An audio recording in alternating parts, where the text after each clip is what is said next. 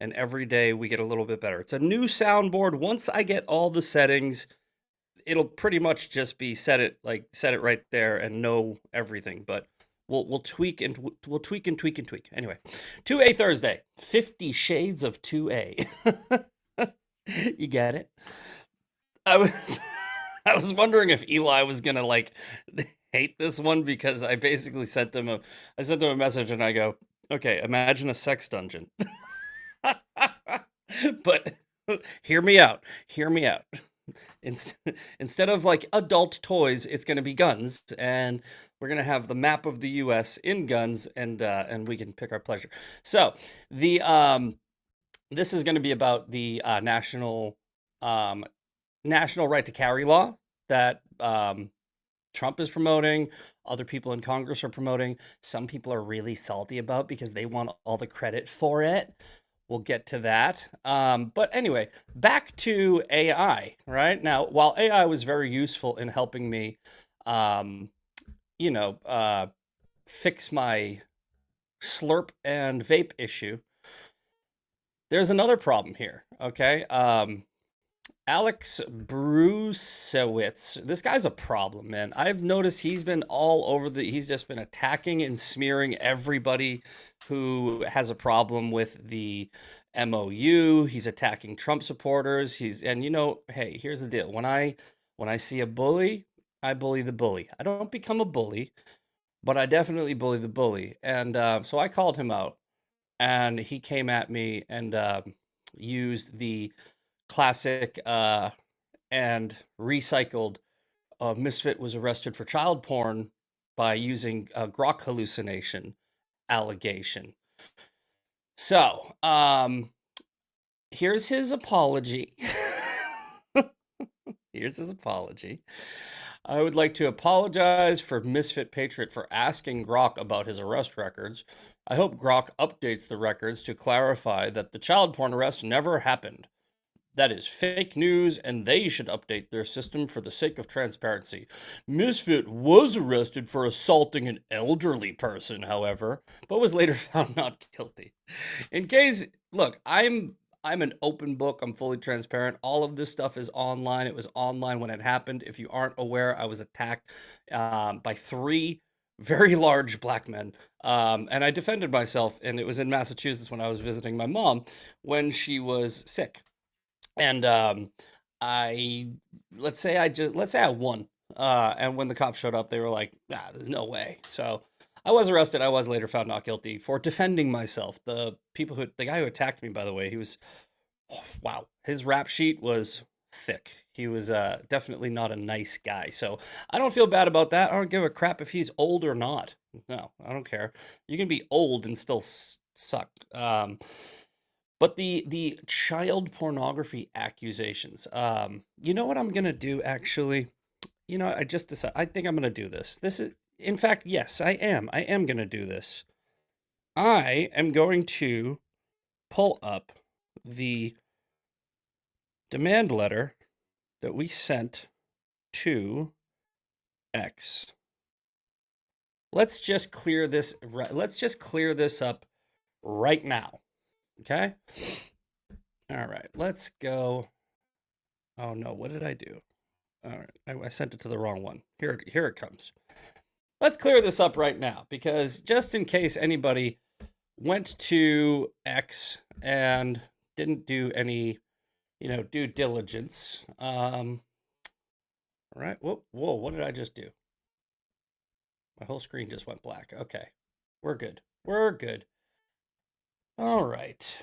Let's add this box here. Let's settle this right now. Preview. Is this it? Yes, here it is. Okay.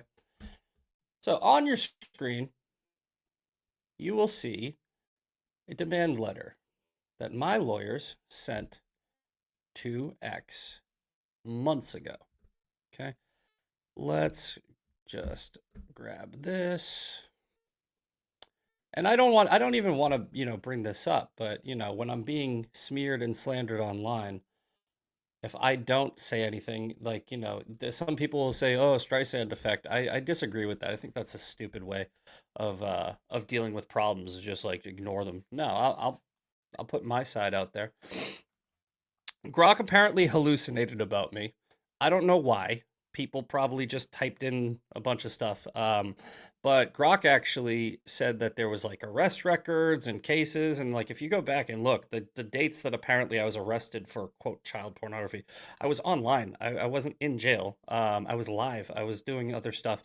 And it's just clearly easily debunked. So it's fake. There's no, you can go look it up yourself. I have no problem with anybody trying to verify this, easily verifiable.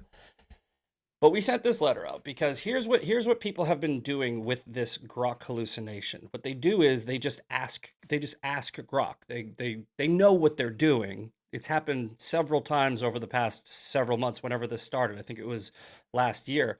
They'll just go, "Has Misfit Patriot ever been arrested?" They know what Grok is going to say because other people have done it. They know that Grok is going to write, "Yeah, he was arrested for child porn." And I'm like, dude. And I've reached out to X. I've tagged Elon in several posts and I've said, "Hey, dude, this is defamatory."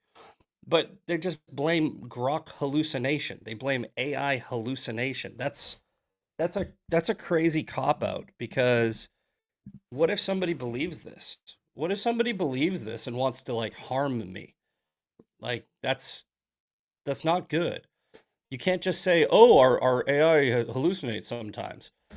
But anyway, I'm going to post this. I'm actually, you know what I'm going to do? I'm going to clip this. You know what? That's a good idea. I'm going to clip this. Um, we're going to tag Elon. We're going to read this live. I'm sure they have it, but I don't think they're taking this seriously enough. So let's make a video. Let's read the demand letter. I obviously cropped out my lawyer's information because I don't want you guys harassing them. Not you guys, but you know who I'm talking about. Dear XAI Legal Counsel, we are the legal counsel for Zachary Bonfilio, also known as the Misfit Patriot. This letter serves as a formal demand that XAI immediately cease and desist from generating, publishing, and republishing false and defamatory statements concerning Mr. Bonfilio. Beginning on or about November 22nd, Grok Artificial Intelligence System and controlled by XAI, generated false statements asserting as fact that Mr. Bonfilio was arrested for child pornography. Screenshots of these outputs were widely disseminated across social media, repeatedly posted in response to Mr. Bonfilio's own content. The statements are categorically false. Mr. Bonfilio has never been arrested for, charged with, investigated for any related offense. False allegations of criminal sexual offense constitutes defamatory per se under applicable Texas law. Accordingly, you are hereby placed on formal notice and directed to take the following actions immediately. Number 1, cease and desist. They haven't done that. Number 2, implement permanent and effective safeguards sufficient to prevent the generation of any further defamatory outputs relating to Mr. Bonfilio, whether in response to direct prompts, indirect prompts, or contextual queries. They haven't done that. Issue a written correction and retraction in the form of reasonably calculated to reach the same audience as the original defamatory outputs. They haven't done that. Remove, disable, or otherwise remediate the system functionality, model behavior, this is the most important one, or reinforcement mechanism that continues to generate, validate, or lend credibility. They haven't done that. Additionally, preserve all your documents, etc., etc. Failure to comply will leave our client with no alternative but to pursue all available legal and equitable remedies without further notice. And that's what I'm going to do, because look, this has been going on since November. They're just going to keep using it no matter what. Every time somebody gets into an argument with me, they're just going to go, "Has Misfit Patriot ever been arrested?" And that's crazy, because there is no solution. So the only solution is apparently we're going to have to pursue legal action. So today I'll be on the phone with lawyers. And yes, Elon, X, AI, I don't know. I don't know who I'm talking to here. This is me putting you on formal notice. You've already been put on formal notice, but reiterating the formal notice that we put you on. If your AI is calling me and accusing me of one of the worst crimes imaginable, and one of these psychos on the internet shows up because they believe it, then you're going to be responsible for what happens. Fix this. It's insane. It's insane that I'm still going through this. Crazy. All right. Well, I just want to get that out of the way, but we are done talking about that. I don't want to make the whole show all about me. Let's make the show about what it's about to a Thursday. What is this? This is a chat. Why is my chat not popping up? Or sorry, why is my border not popping up? Presentation. Great, we have technical difficulties already. Should be Brave browser.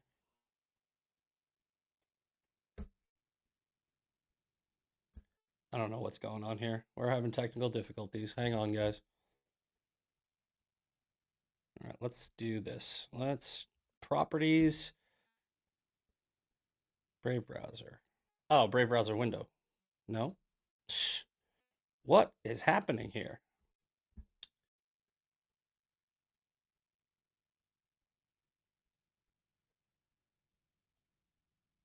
Oh, I don't know why the chat's here. There we go. Never mind. All right. Now, so this guy, Alex, the one that's been running around, causing all sorts of issues. Let's see. Let me show you some of the stuff he's been doing. He's been accusing everybody of being paid for posts, right? The $7,000. Going after Josh Hammer. Everybody he goes after is pro-Israel, but mostly Jewish, right? He's being called out because he doesn't attack Tucker Carlson. He is going after James Fishback, which means he's kind of okay. But yeah, he's going after Eyal a lot, going after Ann Wexler. I don't know what this guy's deal is, but he's definitely creating a lot of issues in sort of like the space of my friends, right? So when I see people attacking my friends, I see it's a problem. So I go to his page, I look at his profile, and it says Trump advisor. Now this is a problem, right? Because he's acting like he's he's kind of acting like Laura Loomer, but even less tolerable. I know some people like Laura Loomer. I don't mind her. She's okay, but she's also a little crazy. She also goes a little too far. She goes a little too heavy. And what people need to realize is when I'm talking, right? I'm talking under my name, right? It's me. I'm not using anybody else's name. I don't really think that anything that I say is a poor reflection on Donald Trump just because I vote for him. However, if I had Trump advisor in my bio, I'd be a lot more careful with what I say because my words would have consequences. My words would be reflective of Donald Trump. All right. So we got this guy. He's I know that he accused me. I know that when he did the whole Grok thing, he knew what he was doing. That's just one of many issues, but whoever is like, I don't think that there's like this like crazy like side. I think that some people just use Donald Trump's name. But whoever may or may not know him in the administration, because here he is in the Oval Office talking to Trump. So I don't know if Susie Wiles or Dan Scavino, somebody, right? Put a leash on this kid because he's embarrassing you. This is all people see when they see this crazy psycho just attacking a bunch of Trump supporters because they disagree with the foreign policy, right? In the MOU. They're just looking at Trump advisor. They're thinking that this guy is speaking for Trump. Ironically, right? He's the CEO of X Strategies, right? And it's so funny. It's so funny because if you look on his website, right? He's here. Where is it? Where's the services? Organic growth and audience engagement. Basically, he literally runs people's social medias and he does consulting work. So he literally gets paid to post for other people. He's a messaging um, a specialist, right? So when he accuses everybody else of being paid to post, I think that that comes from a place of projection. I think this guy's really sort of like he's definitely not all there. I got some messages with him. Let's see here. That's not nice. You said you were happy with my apology. Yeah, this is him sending me. Look, this is what I said. I said delete the post, issue an apology, and then this is what I'm talking about. Have you ever been arrested for assault before? Look, dickhead, I don't give a fuck if you've ever heard of me. Sorry, there's bad language in there. I'll save that. But yeah, I basically I think that this guy's a little off. He's got some issues, some weird things going on up in the cabeza. So if you see him posting anything, honestly, just look at it like a crazy person. Don't just don't associate him with Trump because that's definitely not Trump. Now, moving on. News. The news du jour. The news of the day. The daily breakdown. What I do is I go on the internet, I type in the word news every day, and we break it down. Hence, the daily breakdown. All right, so live updates from CNN. At least 164 people dead after twin quakes in Venezuela, acting president says. More than 900 people have been injured, but the complete death toll is feared to be much higher, given the number of collapsed and damaged buildings. This is terrible. I mean, they're just starting to they were just starting to build back too. Zach, you watched 50 Shades? No, I didn't watch that shit. I didn't watch. Hold on. Zach, did you watch 50 Shades? No. No, I did not watch 50 Shades of Grey, but everybody knows what it is. I have a gun. It's a Chiappa Rhino, and it's a nebula finish, right? So essentially, it's a bunch of different colors. So it looks kind of like rainbowy, right? It's got this finish where it's like purple and yellow and blue, and it's this cool finish. And it's the only gun I've ever actually named. I don't like name my guns. I'm not like this is Susan, but I call that gun 50 Shades of Gay, right? It's a 357 Magnum Chiappa Rhino. You know what? Let's pull it up. In fact, this is great. I don't care. We'll ADD today. We'll ADD here.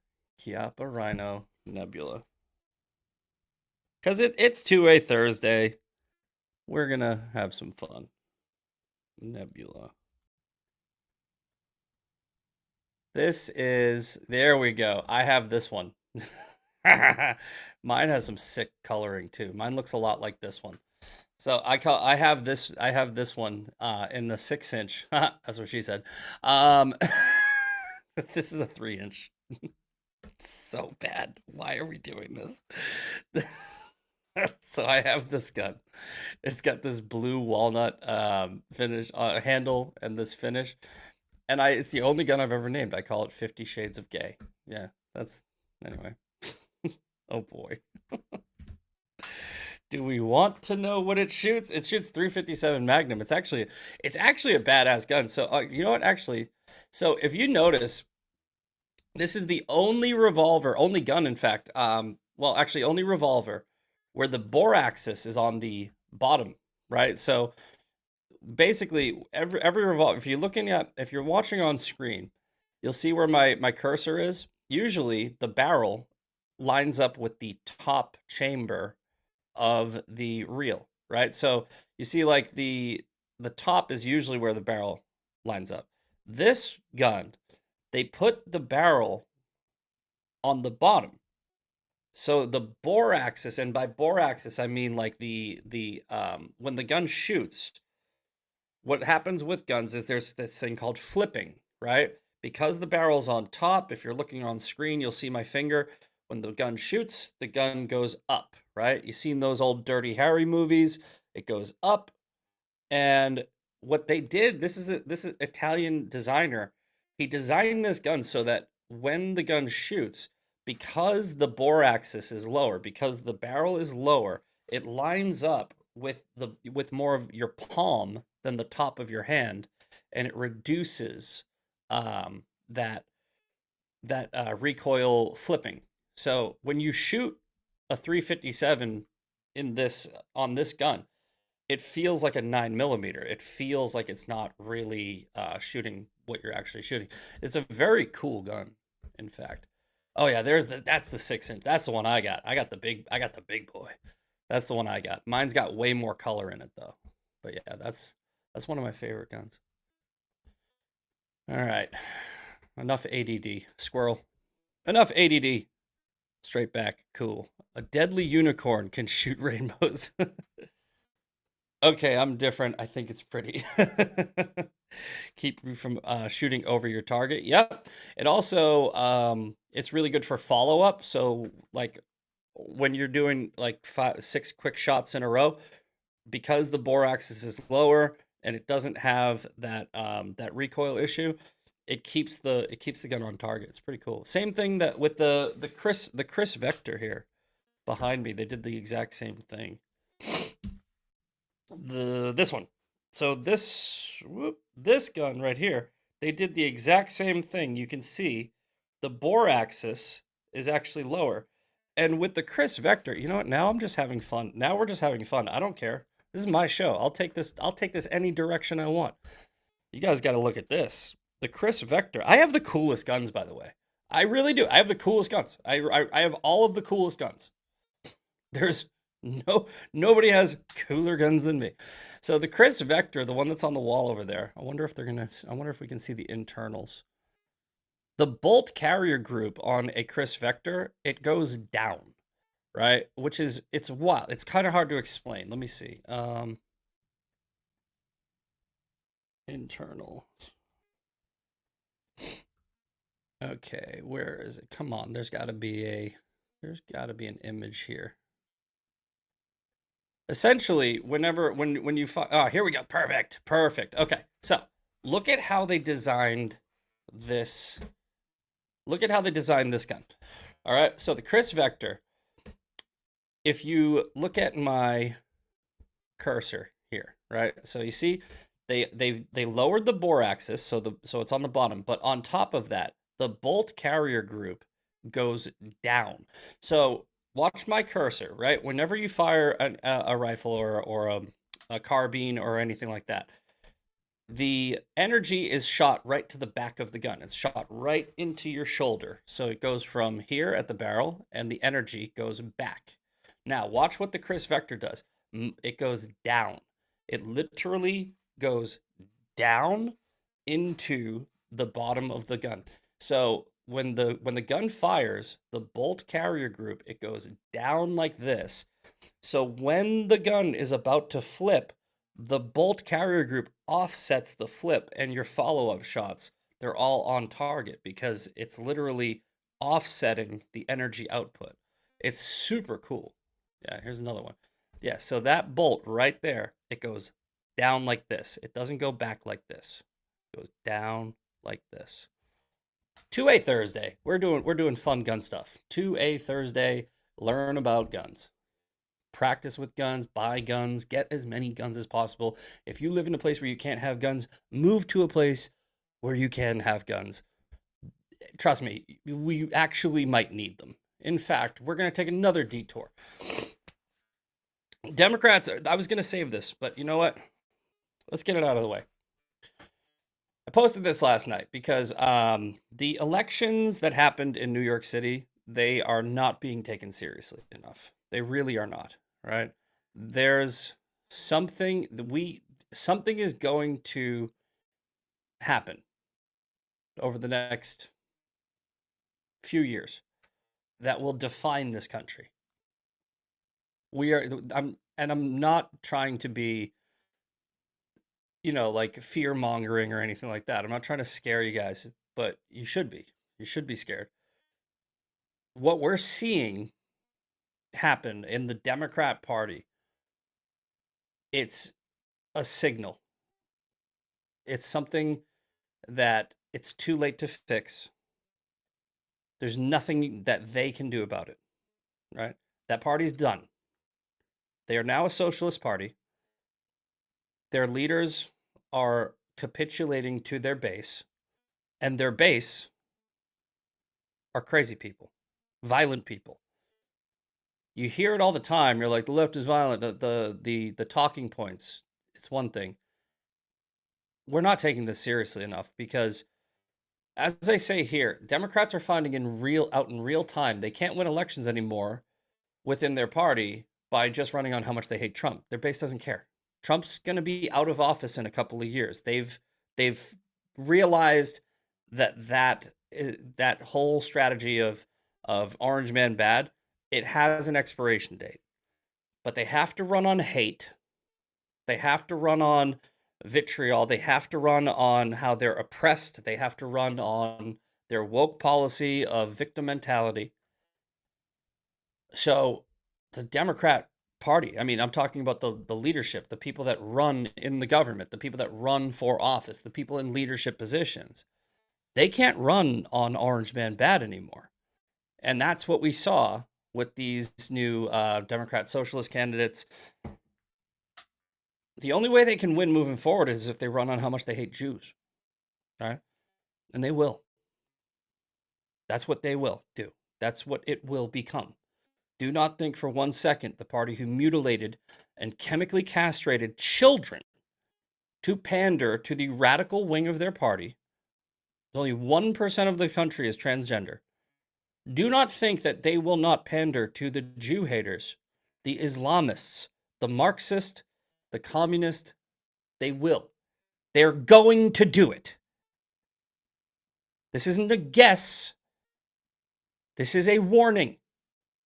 The Democrat Party did not learn from the 2024 election. They did not come back to the center. They went the other way. So if you think that they're not going to pander to that base, that radical base of Jew-hating fascists, Islamo-Marxists, whatever, the people that just said that Dan Goldman, a Jew who can't drink a coffee in New York because he's a Zionist, right? And make no mistake also, because they will try to gaslight you by saying there's a difference between Zionists and Jews. There isn't, right? Not in their mind. Technically, is there a difference between Zionists and Jews? Yeah, of course, right? But to them, there is no difference, okay? They will do this. They will change their entire party's platform from orange. Because let's do it. What's the Democrat Party platform, guys? What is the Democrat Party platform right now? Right now, in the chat, what is the platform for the Democrat Party? And what has the platform been for over a decade? What is the actual platform of the Democrat Party? In the chat, who's gonna get it? Anti-Trump, correct. Orange man bad, correct. Okay, so that's their platform. Their platform is orange man bad, anti-Trump. What are they gonna do when Trump is no longer there? They need to replace him with something else to hate. They've decided what that thing is. Israel, Jews, Zionists, right? It's no longer MAGA Republicans. They're going to do this, guys. This is scary. All is not lost. We can stop them. But if we don't wake up and realize what they're doing and how they're going to do it. They just voted for Graham Plattner. The guy has a Nazi tattoo. He's talked about, he's anti-Zionist. They voted for a guy in New Jersey who was a a character witness, I think, for a 9/11, not a 9/11, a World Trade Center terrorist, 1993 World Trade Center terrorist. AOC, Rashida Tlaib, Ilhan Omar, Zohran Mamdani. That's the party now. They will work together. That's one thing they do better than us. It's not a compliment to them. They move in lockstep. They do not dissent. When they realize that their voters, their base, right, wants anti-Israel, anti-Zionist, Jew-hating, Nazi tattoo candidates, every single one of them will run on it. Or they'll at least ignore it. This is why I spend so much time talking about the woke right. This is why I spend so much time trying to clean up our party. Because they don't. We can see what happens when you don't do that. If you think that the Democrat Party is going to become moderate again, they're not. Also, I have a feeling we're going to see more of this, okay? After 47 years as a Democrat, I cast my last vote as a registered Democrat in New York City. The New York City Democrat Socialists of America is sweeping New York congressional primaries. They have taken over what was left of the Democrat. No, not the New York City Democrat Party, the Democrat Party. Okay? The DSA has taken over the Democrat Party. This is the problem with people. They don't understand. They just leave themselves a little wiggle room, a little bit, where they go, my party is salvageable. No, it's not. Your party is now that. Okay? It's not something you can save. It needs to burn. It needs to fail. You can create a new party and have the same name later, down the road, but this Democrat Party is done. There is no more. They are anti-American. They hate this country. They hate everything about this country. One of the Democrats just won in New York literally said that she works for an organization with the goal and the sole intention is to destroy Western civilization in America from within America. That's your party now. If you love America, you can't be a Democrat. Sorry. Facts. Congratulations, kids. You won. Now it's time for the 82,000. No, more. Stop thinking this is a New York City problem. This is the party. If you keep thinking this is a New York City problem, you're failing to recognize that Graham Plattner is being elected in Maine in your primary. You're failing to realize that a guy who was a character witness for a literal terrorist,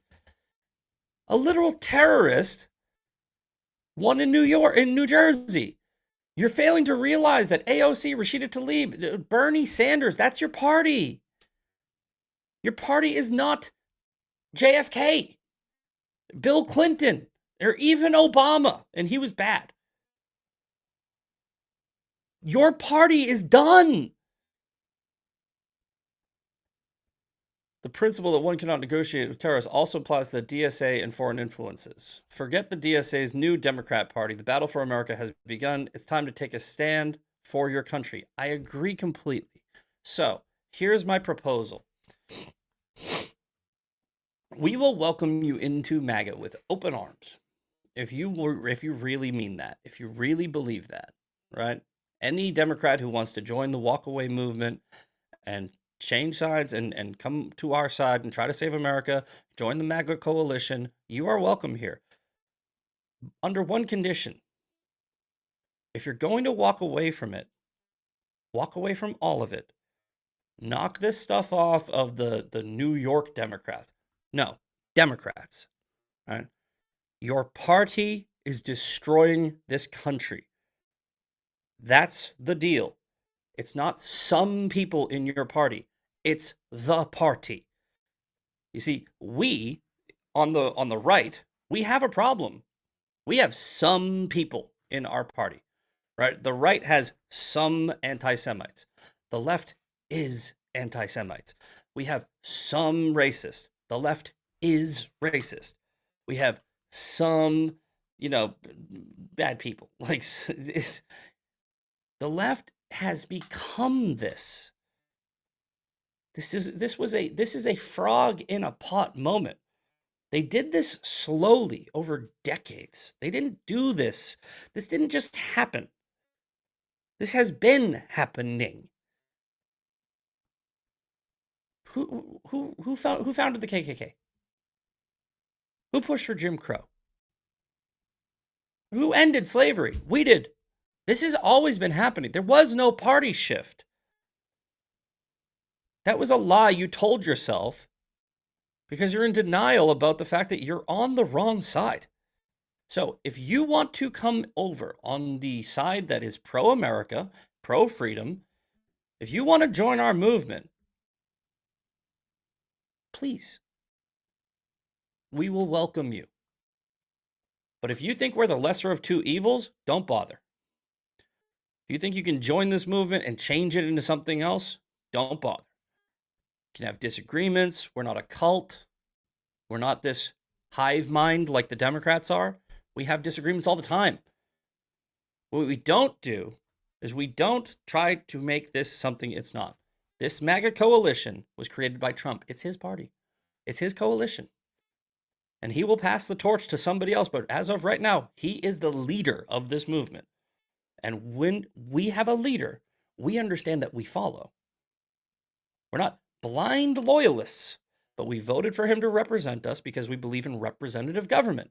He's our representative. If you want to join this coalition, you better get on board with that.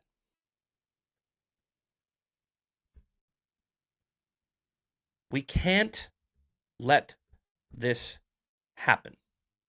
The Democrat Party is no more.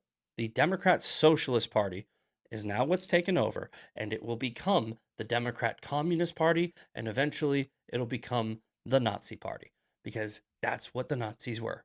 They were socialists. National Socialist German Workers' Party. The writing's on the wall. We can't let this happen. Because it has happened. We've seen it happen. Want to know what's funny? A lot of people think, oh, by the way, this is Alex Bruesewitz. Sorry to detour real quick. I know I was on a roll there. In fact, you know what? We'll get back to that. This has happened. And I want you to pay attention to something, right? Because this is the poem from Pastor Martin Niemöller. Can't say. I'm horrible with foreign names. If you've never heard this poem before, it's very famous, right? First they came for the communists, and I did not speak out because I was not a communist. Then they came for the socialists, and I did not speak out because I was not a socialist. Then they came for the trade unionists, and I did not speak out because I was not a trade unionist. Then they came for the Jews, and I did not speak out because I was not a Jew. Then they came for me, and there was no one left to speak out for me. Guys, how many people realize that Jews were number 4? You think they're coming for the Jews? 4. 4th place. When these people take absolute power, if you think the first people they're taking out are the Jews and the Zionists, you have not learned from history. The first people that get taken out by totalitarian, authoritarian regimes when they achieve absolute power are the people that gave them that power. You are the useful idiots that they take out first. Ask the socialists who installed Khomeini and the IRGC in Iran with the Red Green Alliance in 1979. Ask them how that worked out. Oh, you can't. They're dead. The first people they take out are the useful idiots who put them there. You know why? Because you're unarmed. You don't see it coming. You're the easy target. Don't shoot, I'm on your side, will be your famous last words. Communists, socialists, trade unionists, then, and only then, after they have cleared the board of all of the people who will be more upset because they just realized they were lied to, once you're gone, then they'll go for the Jews. Because the Jews already knew what they were. The Jews already knew they wanted to kill them. They're prepared. We are not taking this seriously enough. If you don't see what's going on here, right, they will continue down this path. There is no saving them. How do you fix? Oh, by the way, I don't like to give problems without providing solutions. How do you save New York? Right? Leave. Now. Right now. If you're a Jew, get the out of there right now. And do not give me your bullshit that it's your home. No, it isn't. America is your home. We have 50 different states to choose from.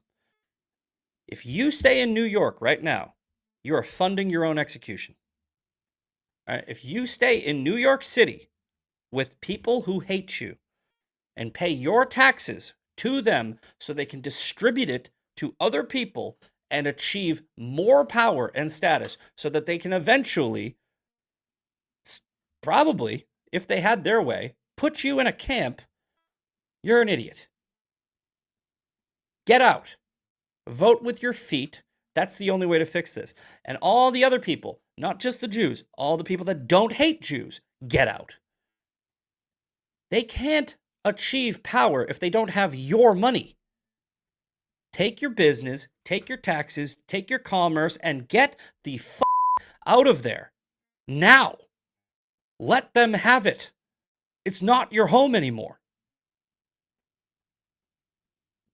Don't tell me that you don't want to let them win by leaving. They win if you stay.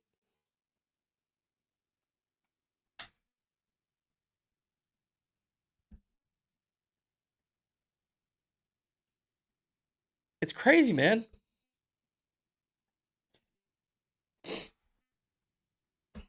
Barely touched on the news, but earthquake. Let's do a couple quick things on this before. I'm sorry, guys. I didn't plan to do that whole long thing, but it's people really. I'm watching these people rearrange furniture on the Titanic. It's like, if you don't wake up right now, all of us, collectively will be defined in the history book. The history book doesn't go back and say some Americans or Misfit was saying the right thing. No, they go, America let this happen. We let this happen. We will be judged collectively. How do you want your grandchildren to remember you? Your great-grandchildren, right? Because we look back on slavery and we can all acknowledge it was a horrible time, right? We messed up. It was a bad thing. It's a stain on this country. We fixed it. Abraham Lincoln created the Republican Party and put an end to it. We need to put an end to this now.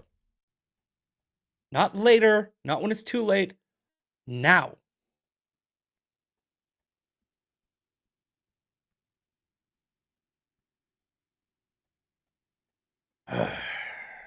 Senate Republicans reject war powers resolution. This is a crazy story. I mean, Rand Paul is a piece of garbage, right? I mean, he votes on that. Like, we need to also We really need to turn it up on cleaning house.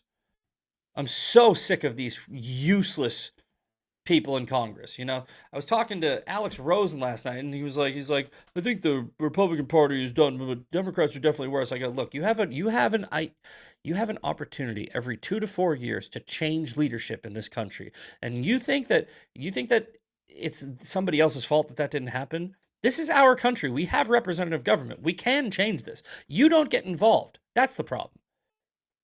The problem is you want somebody else to fix it. You just want to bitch about it. You want to bitch about it. You want to bitch about it. You want to bitch about it. You want to complain. You want to complain. You don't want to do what Charlie Kirk did. You don't want to build a coalition. You don't want to try to get the right people in office. You don't want to do any of that. You want somebody else to fix that problem. They won't. Get off your ass if you want to fix this country. Do something. We're building the midterm cheat sheet. We're building Sway. Sway is going to be, I think, hopefully, I think Sway might be one of the greatest tools that we have, right? If you guys didn't see the show the other day, if you go to sway.co, look at this. We're at 30 people. We're at 30 people in this Misfits coalition, right? These people are all around the country. What do we got? We got how many states here? 1, 2, 3, 4, 5, 6, 7, 8, 9, 10, 11, 12, 13. We got 14 states covered. Go to my Beacons link. It's right here. Join Sway. I will be able to reach out to you in your district, right? So if you go here, you look at this, right? Arizona primary, Andy Biggs, Trump endorsed, right? Maybe not perfect, maybe just the best we got. 2 voters. I can message 2 people about this because I now have a group and I can say, this is your election. Here's what I want you to do. Post this on Facebook. Post this on X. Get off your ass. Just complaining about things. Complain. Nothing gets done. Sway.co/misfits. Join this. I will help. I'm doing something. Yes, I am bitching, but I'm also acting. I'm also doing. I was on Tuesday and my phone was blocked. I did it on my laptop. Good.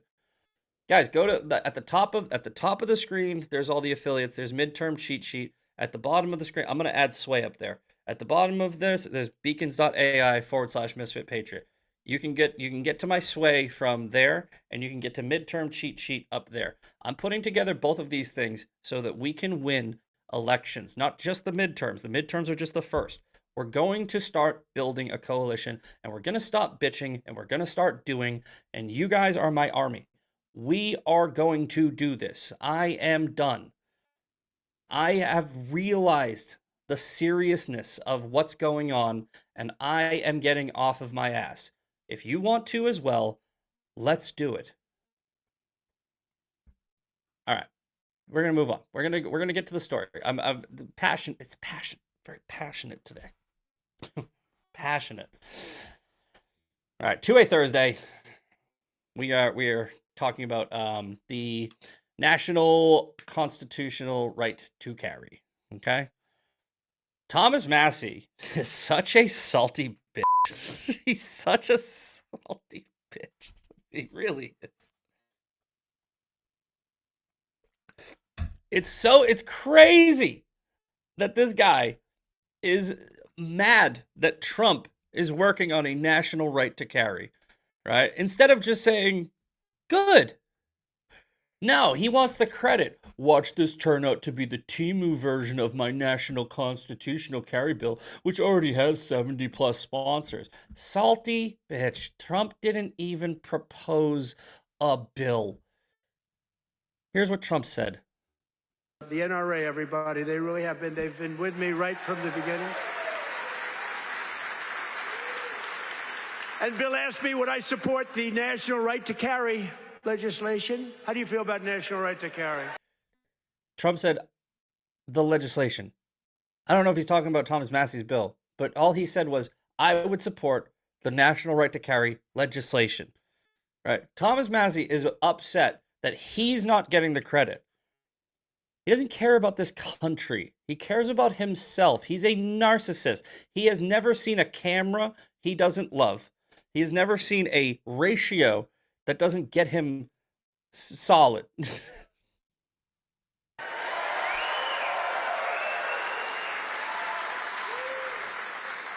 That's my free poll. You know what that is? That's a free poll. I don't have to pay $300,000 to somebody that doesn't even do polling, you know, to give you phony numbers. See, those are real numbers. All right. So Sean goes, did he unblock you? No, he knows. I think Thomas Massey knows you better not friggin' block me from your official account. Thomas Massey blocked me from his unofficial account, which is perfectly fine. But Thomas Massey blocks many people from this account. I told him, I said, I dare you. I dare you to block me. I will have a lawyer up your ass before you even finish lunch. I would love for him to block me from this account because it is unconstitutional. It is a violation of your First Amendment. So while Thomas Massey wants all the credit, right? He's not the only one that's proposed this bill. Mike Lee proposed this bill in March of 2026. Mike Lee of Utah introduced the National Constitutional Carry Act. Wow. See? Mike Lee didn't come out and be like, watch Trump a Timu version of my bill. The founders established the national right to keep and bear arms. Let's see. Read the full text of the bill. Here's the bill. It is 5 pages long. Let's see here. Short title. Recognizing the pre-existing right to self-defense, Second Amendment, Constitution, cites case law, Supreme Court acknowledged, yep, Supreme Court, right to keep and bear arms, pretty straightforward. So yeah, if you want to go read this bill has actual text. I went and looked up Thomas Massey's bill, can't find the text to it. He just proposed it, because that's what Thomas Massey does. Massey's been in Congress for 14 years. He has not passed a single bill because he just takes credit for everybody else's work and then says that he's the most conservative member of Congress. And then he votes against Donald Trump more than anybody in Congress. He's a punk. But as far as national constitutional carry goes, right, here's the thing. Like, you have the right to bear arms constitutionally, by God, right? State laws will try to take that right from you. If you want, you can just carry. You'll fight. If you fight it in court, you'll win, right? It'll cost you a lot. That's why they do that. There is no such thing as a gun law, right? Or like I'm not even being hyperbolic. There really isn't. There are rules that they have used to criminalize activity with a gun, right? So that's how they circumvented your Second Amendment. Right? They make the law about an activity with a gun, not the actual gun. Like, so, but carrying is literally a gun law, right? If you say that I can't carry, and I'm not breaking any other law except for carrying a weapon legally, right? Like, I don't have any criminal record, I don't have any rights that have been taken away from me or anything like that. Not a danger to society. If you just do that and they catch you and you get arrested, if you fight it in court, you will win. 100% of the time. Carl Higbee just did this, right, recently. You will, because there is no such thing as a gun law. And people need to, like, understand that. So if they do get past the arbitrary restriction, it's really just taking away that one thing, right? So I hope they do. Texas's constitutional carry, and then let's say Florida's constitutional carry. I can go from Texas to Florida without a gun license. I can get on a plane, put my gun in a box. But if I want to go to Massachusetts, I can't. That doesn't make any sense. I have the right to carry everywhere in this country, right? If I try to get on a plane, they'd be like, you can't go to that place because that's a gun law.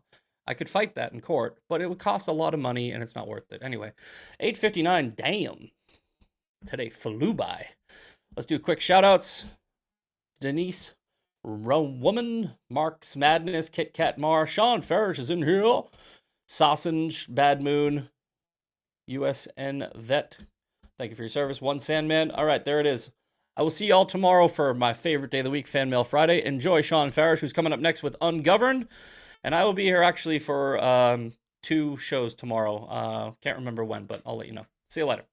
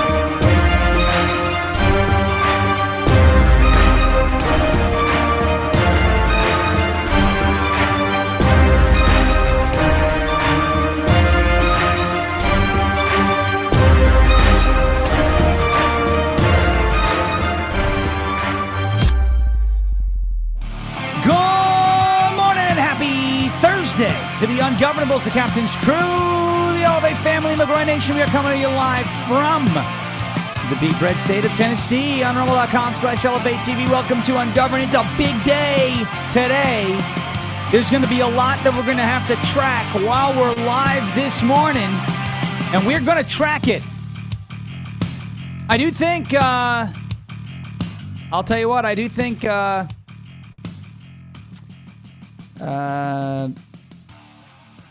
we are getting some decisions from the Supreme Court today. So I'm trying to keep it up. SCOTUS blog. The one that I'm looking for and I'm hopeful about is Watson versus RNC. That is the mail-in ballot case, which is disputing the issue of whether the federal election day statutes, 2 U.S. Code Section 7, 2 U.S. Code Section 1, and 3 U.S. Code Section 1 preempt a state law that allows ballots that are cast by federal election day to be received by election officials after that day. I have high hopes for that decision. And from what I saw, there's about a 60 to 70% chance that goes in our favor, meaning late mail-in ballots, at least in federal elections, cannot be counted after Election Day, if they arrive after Election Day. So we want to we're gonna keep that up. We're gonna keep that being tracked. I think birthright. We may get the decision on birthright today as well, and that one is not going to go our way. I don't think that one's going to go our way. So we're going to keep that going. We're going to keep an eye on all of that in terms of Supreme Court decisions today. That is not going to be what we got the Monsanto decision right now. Let's see. Monsanto's facing billions and claims. Roundup. Okay. That's all right. That's a Roundup case. I don't know much about it, so I'm not going to go into it. I'm waiting for RNC versus Watson. That's going to be the big one. But we're not going to just be stalking SCOTUS blog all morning. What we are also going to do is talk about this huge Democrat civil war going on right now. There is dissension in the ranks over on the Democrat side of things. And you very rarely see this. You very rarely see it. But if, let me see if I could find this, Let me see if I could find this. This is a way back. Let's see. Let's see. No. Let me see here. I got to check this. I'm going to look and see if I could find a clip. Let me see if I could find this clip on, maybe I can't. I don't think I could find it. I'm looking to find it. There's no way those are the only ones that are in there, right? October 12th, 2023. That the Democrats were divided. Yeah, I can't seem to find it. I may have deleted the clip. I don't know but it's there. I remember saying it on October 12th, 2023, that the Israel issue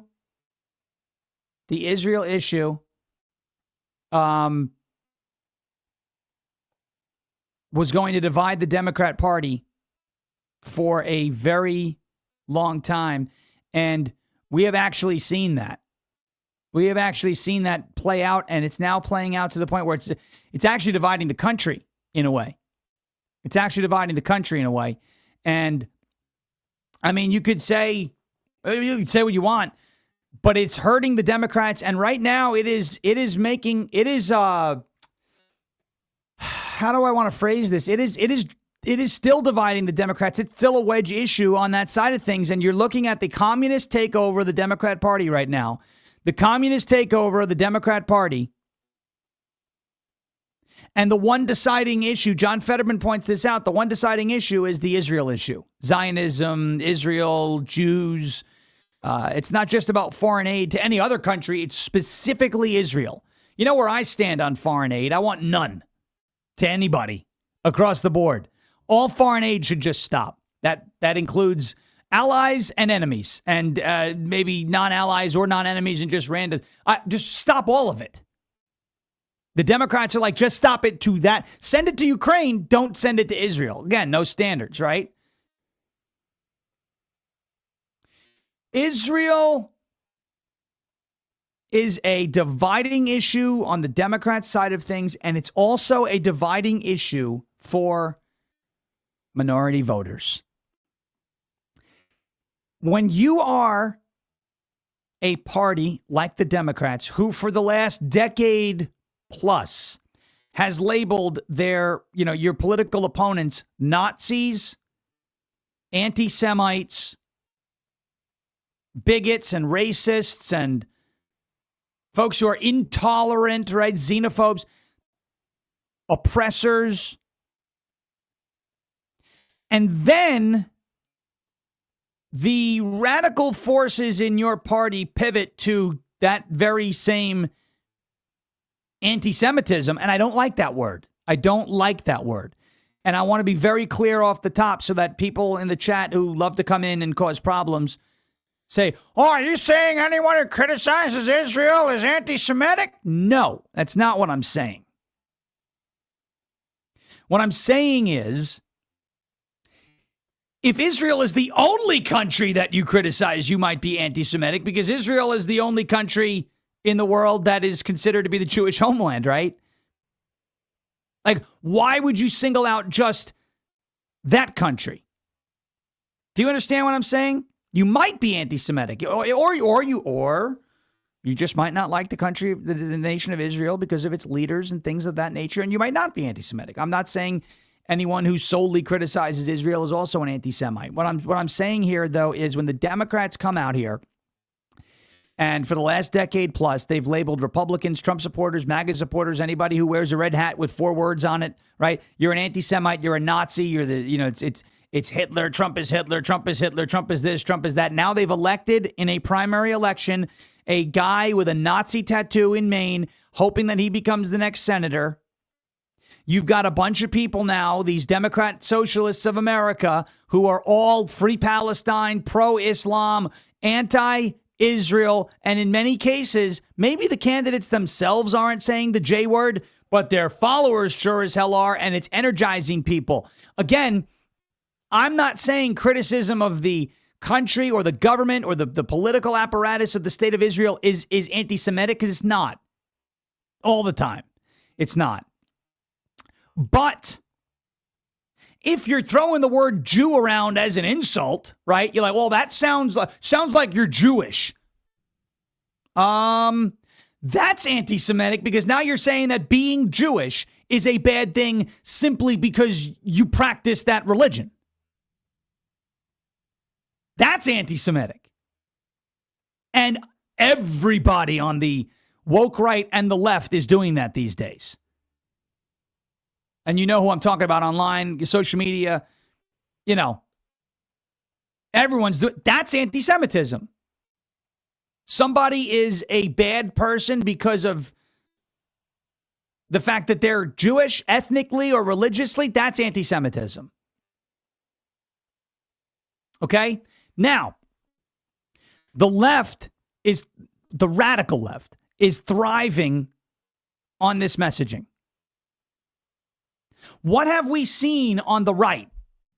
We have seen, and this is why it was so freaking important. And if you were here with us last year and we went through the trials and the tribulations criticizing Andrew Tate, we were early when we talked about Tucker Carlson. We were early on Candace Owens. We were early on Nick Fuentes. We were early on these other members of the quote-unquote woke right, the Haji twins, and these Rudkowski and all the rest of them. We were early. You were here, and we were talking about it, and I was getting crap in the live chat and in comments. Stop the infighting. It is not infighting. Those people are not on our side if that's what they stand for.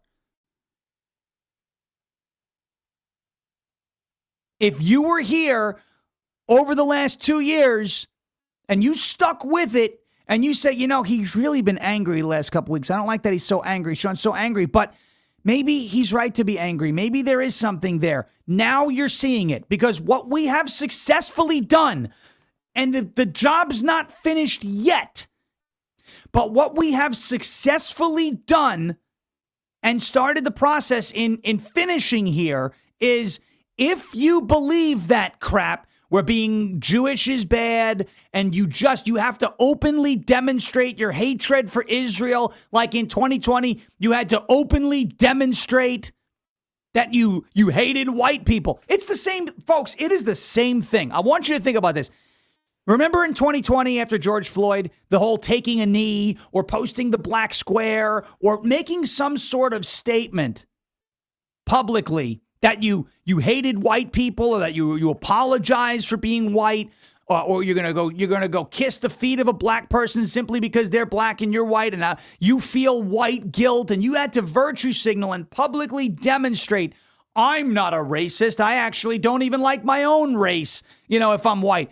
Remember that in 2020? It's the exact same thing right now. Pay attention. The exact same thing right now with Israel. You have to, if you're on the left, openly declare not your criticism of the money that we're sending to that state, not your criticism of some of the laws that are, in place in the state of Israel, not your criticism of some of the tactics that are employed by the IDF, or some of the strategies that are utilized by Bibi Netanyahu, or maybe you don't trust the Mossad. No. You have to openly proclaim your hatred for that entire country, to the point where you have to say now, you don't believe it should exist. It is Black Lives Matter 2.0. And we have been saying that since the campus riots in 2024. Remember, I said Free Palestine's the new BLM. We've been saying it for years here, folks. There's a reason why I ask you to share with your friends, because you were 2 years early. You were 2 years early. We were way in front of this. I was still sitting in front of a freaking poster board on my wall. Remember the old Declaration of Independence with the Betsy Ross flag? And it would fall off the wall, and it was crooked sometimes, and I had a really crappy camera. Remember those days? Remember those days? You were way early. Folks,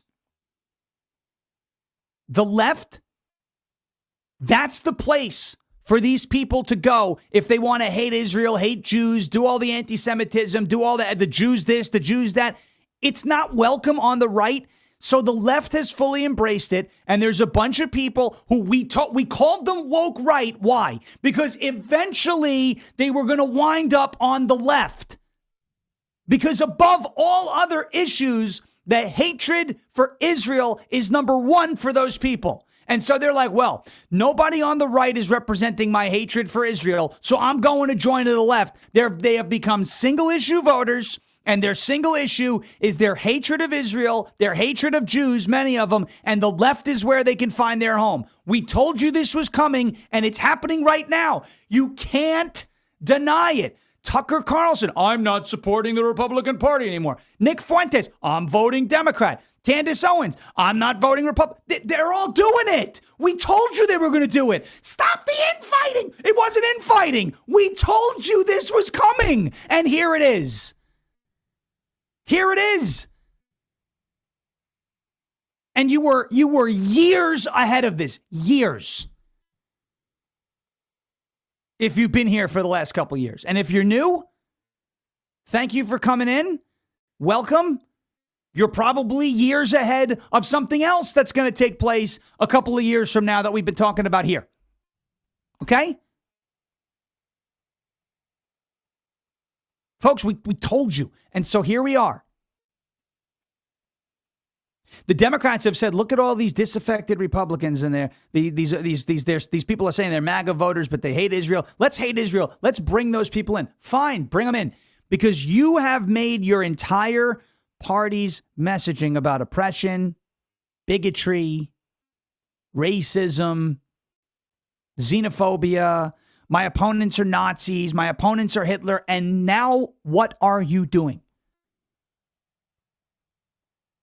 Now you are targeting a group of people on the left. If you're a Democrat, a radical leftist, in this case, it's Jews, and you are going after them. You are trying to take their homeland away from them. You are trying to destabilize our relationships with allies in the Middle East for political points. And you're looking at these minorities who you have trained and programmed to recognize oppression. And they're going, whoa. That's not nice. That's not tolerant. That's not right. That looks like oppression to me. And they are walking away. And I said this the other day. I think I said it last week or it might have been earlier this week. If you are a moderate Democrat, you don't have a home on the left anymore. It's gone. It's over. It may hurt you. It may hurt you to hear me say these things. It is gone. The party of the Kennedy Democrat, the party of the Clinton Democrat, that party is dead. It is gone. The establishment Democrats that tried to keep this, the Democrat Party on the rails, they're getting wiped out all over the place. It's over. Stop living in denial. Remove head from ass, get out from under the rock, take your head out of the sand and understand the party that you once supported is no longer your party. Bobby Kennedy said it. He didn't leave the Democrat Party. The Democrat Party left him. Tulsi Gabbard said that the same thing. Brandon Strzok of Walk Away, when he started that many, many years ago, said the same thing. You didn't leave the Democrats. The Democrats left you. You are now politically homeless. And it is no longer about Trump or MAGA or this or that for you and the Democrat. That's not who your fight is against. You might be a moderate Democrat. You might be a social liberal. You might love gay marriage. You might be more pro-choice than me, right? You might be, I'm not pro-choice at all. You might be, the Dignity Act. I like the someone say, I might like the Dignity. Fine. I'm willing to look at those issues and say, I disagree with that, and that. But if you want to stop this country from becoming a communist hellhole, there is only one choice that you have, and that is to vote Republican in the midterms. Because while Republicans may not be a perfect solution, they are not the problem. They can cause problems. They could get in the way. They could be obstructionist. They could piss us off sometimes, but they are not communists. There is a party in this country, one of the two major political parties in this country, the Democrat Party, that has openly embraced and pushed for communism. And if you don't want your country to be run by those people and to become a communist hellhole, then you have to vote Republican in the midterms. And so to those politically homeless Democrats now, former Blue Dogs, former Kennedy Dems, former Bill Clinton Dems, to you, if you are disgusted by the Democrat Party's not lurch to the left, their full-on sprint to embrace communism, endorsing and electing Nazi candidates like Graham Plattner, making Israel a center point of their campaigning. Why would you be talking about Israel all the time? What can you do? Let me ask you a question. How does stopping military aid to Israel address the affordability crisis? Does anybody in the media want to ask the Democrats that question? Dana Bash, Joe Scarborough, any of you fools. Ask a tough question a day in your life. You don't like what you see here. Jake Tapper, who infamously called Donald Trump Hitler on the air. Next time you get a Democrat on who's in charge of the party, how about you ask him, hey, how does all of this conversation about Israel address the affordability crisis? If we would just have a mother media that would do its job, we'd be getting farther. That's our job, though, okay?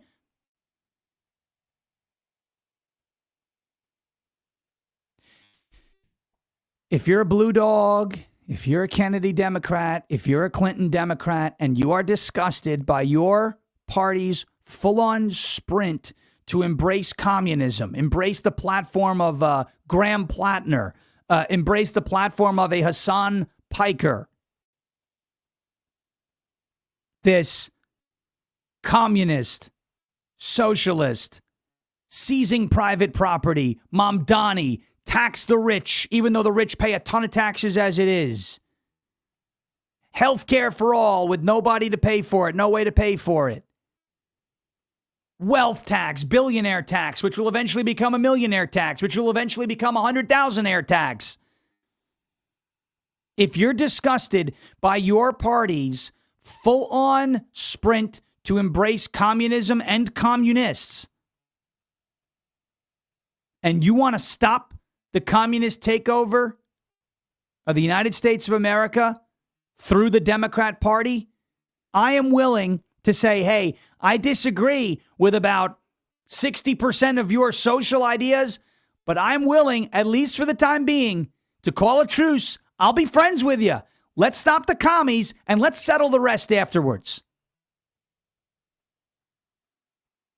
Because if you don't want this country to be communist and I don't want this country to be communist, well, that's enough common ground for me, at least for the next 4.5 months. Consider it an olive branch. All right, quick break, and then we're going to dive even deeper. We also got to check the Supreme Court stuff here. Let's see. Mullen versus DOE. Let's see. Long wait. Could Sotomayor still be reading? Let's see. I want to see if... Did we get Watson? We got Mullen versus the Department of Education. We got Durnell, Amy, waiting for Amy to wait for Alito. 2 boxes and a 35-page dissent. Can't be too many more, or could there? Let's see. I'm looking to see if Watson came out. I don't see it. All right. Give it a second and I'll check and do some more. Before we get into all that, because we went a little long in the beginning, but we are here for 2 hours today. 2 hours. We fill in for the first hour of Jeremy Herrell's show. Rumble.com/LFA TV. And of course, anywhere you get your podcasts. Search Ungoverned, hit subscribe. We'd greatly appreciate it. Let's get to a word from our friends at OFP Farms, OFPFarms.com, OFPFarms.com. I love sharing businesses that are built on faith, family, freedom, and hard work, and OFP Farms is one of those brands. They are a small family farm making handcrafted skincare with goat milk, grass-fed tallow, magnesium, and simple ingredients that your skin can actually understand. Their products are made for the everyday person dealing with dry skin, sensitive skin, sore muscles, tired feet, cracked lips, or just wanting something cleaner and more nourishing than what you find on most store shelves. And right now, in celebration of America's 250th birthday, OFP Farms is offering 17.76% off your entire order. This is their way of honoring our heritage, celebrating the freedoms we've been blessed with, and saying thank you to every freedom-loving customer who chooses to support small farms and small family businesses like OFP Farms. And we love OFP Farms. I went back on the, where is it? Goat Kisses lip balm. I got the eucalyptus. I'm almost done with this one. I'll be trying a new flavor again soon. Here it is. I love it. Oh, right there it is. And you see it on your screen. 17.76% off of your entire purchase at OFPFarms.com. That is OFPFarms.com. Oscar Foxtrot PapaFarms.com. OFPFarms.com. Promo code Sean for 17.76%. 17.76% off America 250 celebration. OFPFarms.com. Promo code Sean. OFPFarms.com. Promo code SHAWN. All right. What I'm going to do here is summarize the first 25 minutes thus far. Jackie in the chat says, I have goat kisses everywhere. My car, work, house, pocketbook, LOL. Everywhere. Okay? Okay. Because of the work that people like Misfit, James Lindsay, myself, Jeremy, and many other people who have called this out, because of the work that we have done, forcing these rabid, Jew-hating people out of our tent, they have one place left. They only have one place left to go, and that's the left. That's why we called them the woke right, because at the end of the day, they were always, always, always going to wind up on the left, because the way they think is not welcome here. It's not about, oh, you would need a blind loyalty to the cult. No, I just don't want to be in a party of people who hate Jews and think Hitler had a point, because that's the type of stuff they're saying. It's not welcome here. But right now, the left is doing their best Scott Stapp, and they are welcoming their people in. Those people with arms wide open, right? They're like under the sunlight. They're like, come on in, come on in.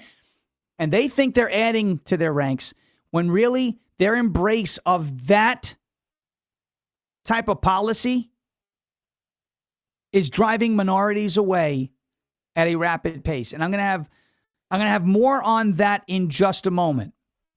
I want to start off with some good, should we start off with some good? Or should we start?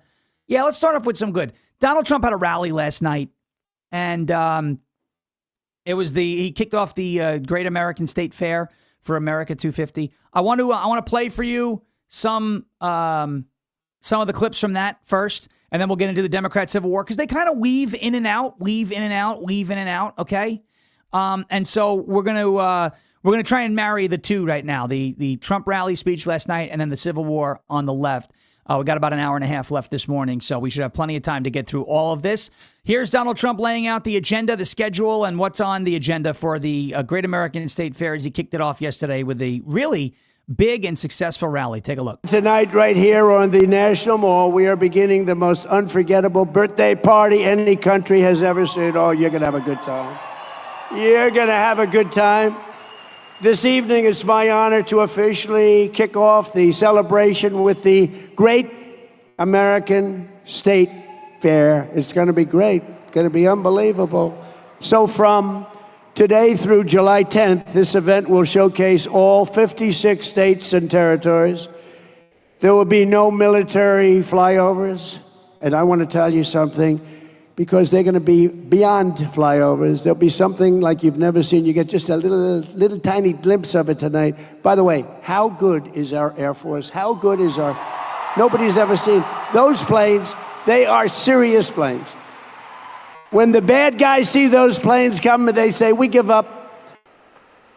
But we're going to have special performances, patriotic music, high-tech demonstrations, unique exhibitions, a FIFA fan zone, which is great, and it really has been big stuff, and even an old-fashioned rodeo. I love rodeo. I don't know how they do it. I don't know how they do it. Then on July 4th, we will have the greatest show of all on the National Mall. Your favorite president will be speaking. So please show up. Because if we have 2 empty seats, you know what's going to happen? The fake news is going to say, he didn't fill out the arena. No, I'll be speaking. I'll be very proudly speaking as we ring in our 250th year with the largest fireworks display in world history, 10 times larger than any that we've ever done in Washington or in the United States. So if you like fireworks, then in August, we're going to have what's called the Patriot Games, a first-of-its-kind competition featuring the greatest high school athletes from all across the United States. And applications are open through July 10th. These are the best athletes in the country, young athletes. And soon thereafter, we'll have a Freedom 250 Grand Prix right here in Washington around the Capitol. That'll be cool. The Freedom 250 Grand Prix is going to be awesome. The events that are planned around America 250 sound like they're going to be pretty cool. Do I want there to be a little bit more? Maybe. But it was a good way for him to kick it off. And that's one thing. Look, that's what we're talking about right now. Republicans are talking about right now America 250. 250 years ago, the birth of the greatest nation ever to exist on planet Earth. Bar none. That's what we're talking about right now. And what are they talking about over on the left? Contrast, right? What are they talking about over on the left? America is a terrible place. It's an effing disgrace. Free Palestine. Jews this, Jews that, communist. We need to burn it down. I know what side I'm on. I know what side I'm on. Here's President Trump last night at the rally that he hosted yesterday, talking about the origin story of the United States of America. Watch. 250 years ago, a new nation was founded by farmers and soldiers, shopkeepers and tradesmen who stood strong to defend their rights, their families, and their freedom from tyranny across the sea, from every city and town, from the mountains and valleys, from the backwoods and rocky shores. They came by the thousands to fill the ranks of American patriots and enlist their lives in the righteous cause of independence. That's what they did. This exceptional nation was forged and won by some of the bravest, toughest, strongest, most extraordinary people ever to stride the earth. Together we stand on the shoulders of incomparable heroes such as George Washington, Thomas Jefferson, John Adams, Abraham Lincoln, Benjamin Franklin, Alexander Hamilton, John Paul Jones, John Hancock at Lexington and Concord, Brooklyn and Saratoga, Trenton and Yorktown, and at Independence Hall in Philadelphia. These real-life legends and American icons poured out their blood, sweat, and tears and risked everything they had to purchase and to live the most priceless and glorious inheritance of any people ever to be on this earth. They all lived by the oath that Patrick Henry made immortal: give me liberty or give me death. For 250 years, every generation of Americans have taken up the same call to freedom, from the storied alleys of Boston to the streets of Philadelphia, from the golden fields of Michigan to the gleaming shores of California, and from Texas to Florida to right here in now beautiful and extremely safe Washington, D.C. Our American ancestors fought and won the most vicious battles. They explored and settled the most dangerous frontiers and let no challenge ever break their spirit or their pride. They were proud to be Americans. They love our country. They look down on us now. They love our people. Americans crossed the Great Plains, scaled the mighty Rockies, tamed the Wild West, and turned this continent into industrial powerhouses like nobody has ever seen. We laid down the railroads, raised up the skyscrapers, built the great highways, invented the airplane, won 2 world wars, defeated fascism and communism. We're going to have to do that again. And led humanity into space. And we did it all in the span of just 250 years. Now we are expanding the glory of American freedom into really into a horizon that's never been seen before. We've never reached so high as we're reaching right now. This is our heritage. This is our history. And this is the destiny of America, to be the greatest, most incredible country ever to grace the earth. We are one people, one nation, marching into one magnificent future under our great American flag that we love and respect so much. All right, there it is. Again, what side do you want to be on? Do you want to be on the side of the guy who's saying we're a great country? We have a great history. We're not perfect. Nobody says America's perfect. I certainly know America's not perfect. We have a history full of imperfections. But there's no such thing as a perfect country, is there? No country is perfect. Why? Because countries are run by human beings, and human beings are all flawed. Therefore, if the countries, these governments, these nations, whatever, are run by imperfect beings, there's bound to be imperfections, okay? But the United States is closer to perfect than any other country in the world, i.e., it is the best country in the world. And I would rather be on the side of the people who believe this country is the best country in the world. It is an example for how other people should live, despite its imperfections. Not on the side of people who say, burn it down, communism, billionaires, Jews, all these people, evil, oppression, reparations, this country's racist, it's awful, it's a disgrace. I mean, you got people like this Chevalier character in New York and Graham Plattner in Maine saying America's a disgrace. America is absolutely not a disgrace. Has this country done some bad things? Sure. Every country has. We've done less bad things than most countries. I'll say that. We are the wealthiest country in the world, the most productive country in the world, the most innovative country in the world, the strongest military anywhere in the world. There's a reason why everybody wants to come to America. And it's not because this country is an effing disgrace.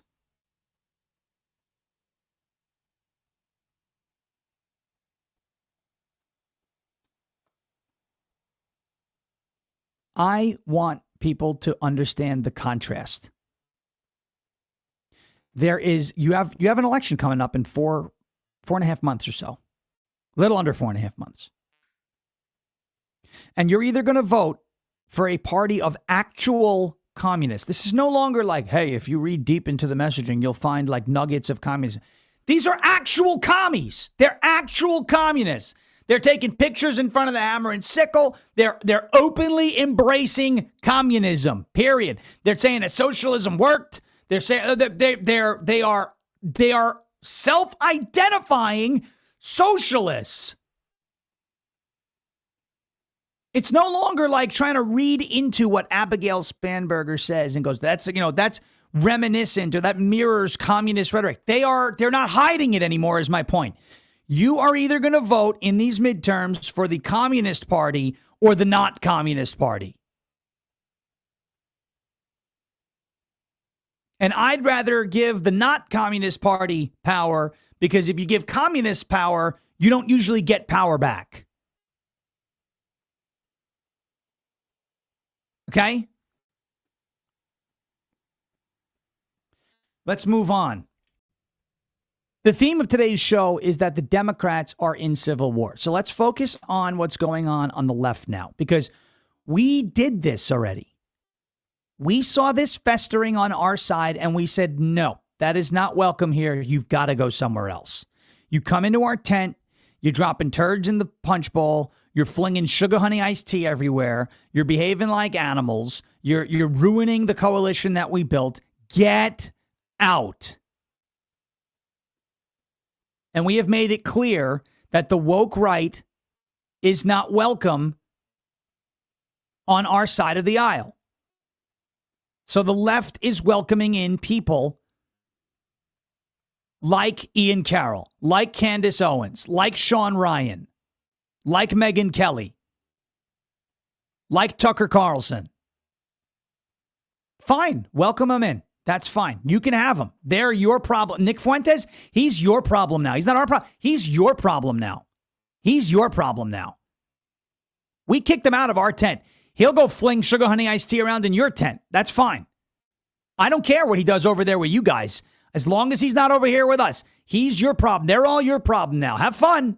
You think it's good? All right. You haven't dealt with these idiots for the last couple of years. We have. You can have them. We policed our own side. We cleaned up our own house. And it's still a work in progress, but we've done it. The left doesn't do that. And they have openly embraced communism, and they have turned off a very large percentage, I believe, of their voters. The establishment Democrats right now are terrified over this new age, this new wing, this neo-Democrat, these neo-communists that are taking over the Democrat Party. They're terrified. Because they're not Democrats anymore. They are openly socialist. Let me show you Dollar Store. Cock-a-doodle-doo. That's Obama impersonator. But Dollar Store Obama, Hakeem Jeffries, he is clearly nervous about the socialist takeover of the Democrat Party and what that means for him and the rest of the Democrat establishment. They are in a civil war and they don't know how to handle it because they're not used to firing on each other. They're used to coalescing, right? The Democrats always stick together. Folks, there's a lot of infighting that is breaking out on the Democrat Party. And wouldn't you know it, it's because of these communists who have embraced the hatred of Jews and Israel and this whole, the Middle East and free Palestine. That stuff is a cancer. We've gotten it out of our body pretty much. It's in remission on our side of things, but it is metastasizing big time and spreading big time over there on the left. Listen to Jeffries. I want to ask about the New York races. Since you mentioned that, are you worried at all about the influence of the Democratic Socialists in primaries there and across the country? Well, there are 4 races in New York City, and I'm standing behind every single one of those races that involve an incumbent, of course, and that's Adriano Espaillat, Dan Goldman, Yvette Clarke, and Grace Meng. And then we're watching closely 2 open seat races that House Democratic leadership hasn't gotten involved in by custom. And that, of course, is in the 7th Congressional District, where Congresswoman Nydia Velázquez and a coalition of very progressive Democrats, including Tish James, the Attorney General, and the public advocate Jumaane Williams, along with the Working Families Party, and many of the unions that we work closely with are on one side of that race, with DSA on the other. We'll see what happens. Ooh. He's admitting to the division. One side or the other. Ooh, who doesn't want to answer the question, does he? I'll tell you what, you think that was bad?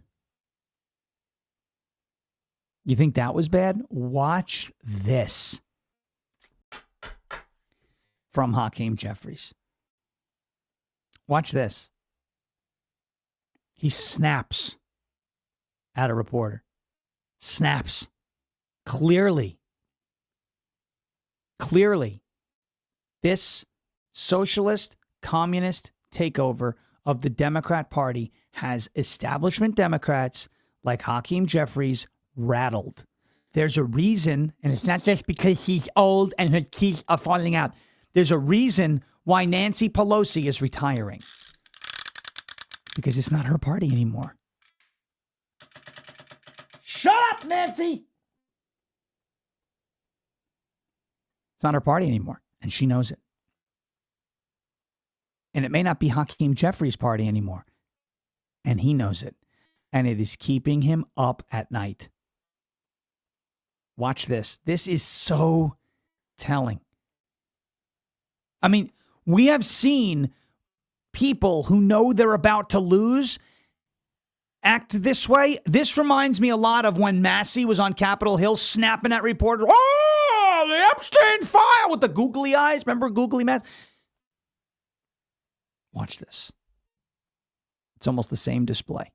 He knows that he is about to be wiped out unless he falls completely in line with stuff that even Hakeem Jeffries, as far left as he is, may not be comfortable with. Watch this. Ask about the results in New York last night.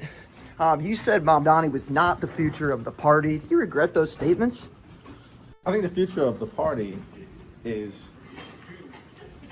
diverse, and it's anchored in the fact that we've got candidates all across the country who are running to take back control of the House of Representatives so we can end the national nightmare that's taken place.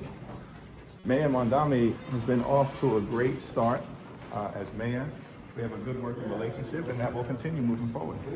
The NRCC dropped off flowers at your office this morning and condolences for the candidates that you endorsed that lost. Do you have any reaction to that? The thing is that the NRCC and Republicans spent millions of dollars trying to pick Mike Lawler's opponent, and they failed miserably.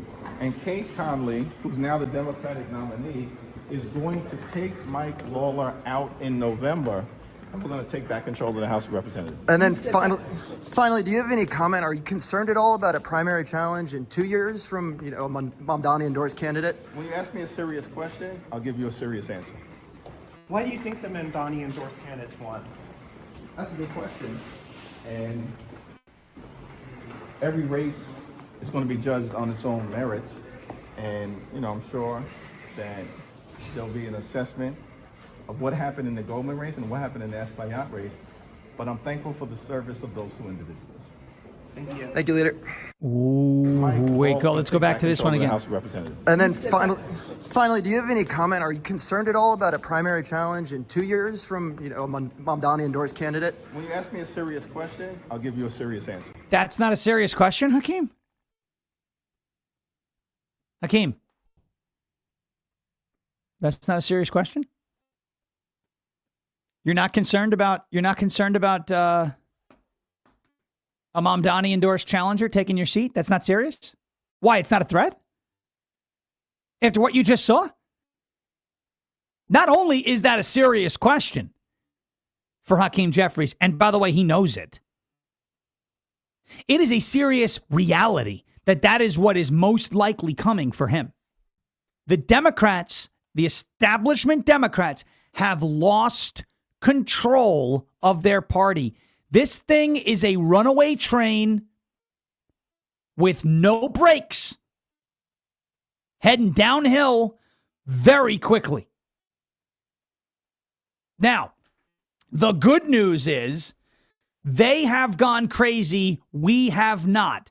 We have given them our crazy. We had crazies. Marjorie Taylor Greene, Tucker Carlson, Candace Owens, Thomas Massey, Ryan Matta, Bobby, so all these people, these influencers, right? These idiots, the Haji twins. You can have them. Here, have them. You want more people? Here's more people. Here, have Fuentes, have Tucker, have these. Take them. Take them. They're crazy. You're crazy. You guys can lay down in bed and make more crazy with each other. We don't want them. They are your problem now. Have them. Have them. I will back the truck. Beep, beep, beep, beep. Back them up. Back up the truck. Dump them on their driveway and drive away. You can have our crazy. We got rid of our crazy. Okay? Because crazy only has one home. It's on the left, not on the right. So they can have it. Crazy has taken over the left. And by the way, let's go to the left and read about it. CNN. This is not some right-wing outlet like Breitbart maybe trying to infiltrate and spark a little infighting and a little rage baiting. No.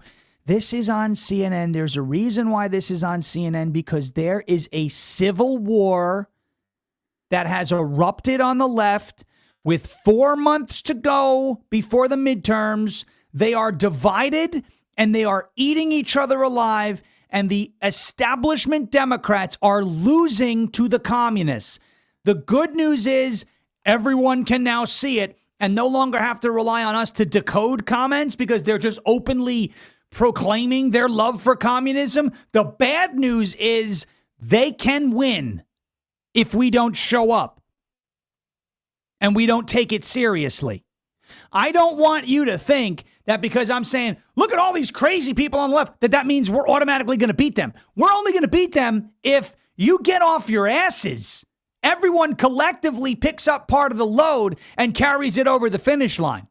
Because if there's anyone with the feet up, the hands behind their head, sipping a margarita deep in the month of August, not doing the hard work, not sending any text messages, not sending any social media posts, not sending any emails, not walking their streets, knocking on some doors, or doing something to advance the football, then we're going to lose, and we know who we're going to lose to. We're not losing to Hakeem Jeffries.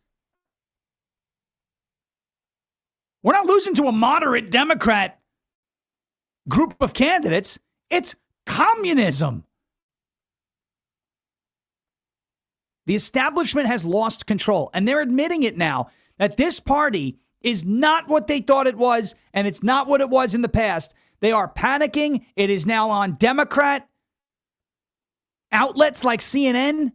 Let's give this a read. House Democrats' anxiety rises after wins by Mamdani-backed candidates. Quote, are we going to let them take over the party? Not my words. Top Democrats insist that they're unfazed that the party's forming a Zohran Mamdani wing after the New York City mayor's stunningly successful primary night. Oh, you're unfazed? Is that why there's this article about you being unfazed? You need an article on CNN to say, we're unfazed by the stuff that's keeping us up at night. We're unfazed. Oh, okay. Okay.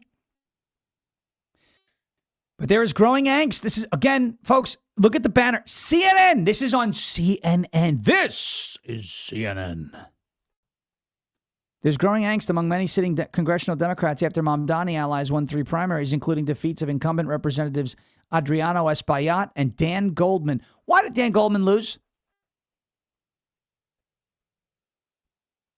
Why did Dan Goldman lose? Anyone in the chat know? You guys hear about what happened to him at the coffee shop? Progressive coffee shop in a blue city. Did you hear about it? Oh, he was denied service because he's Jewish and he supports Israel. Does that sound eerily familiar? Like something we saw in history, maybe like in the 1940s? Speaks got it. J.J. Beach has got it. Liberty's got it. Marx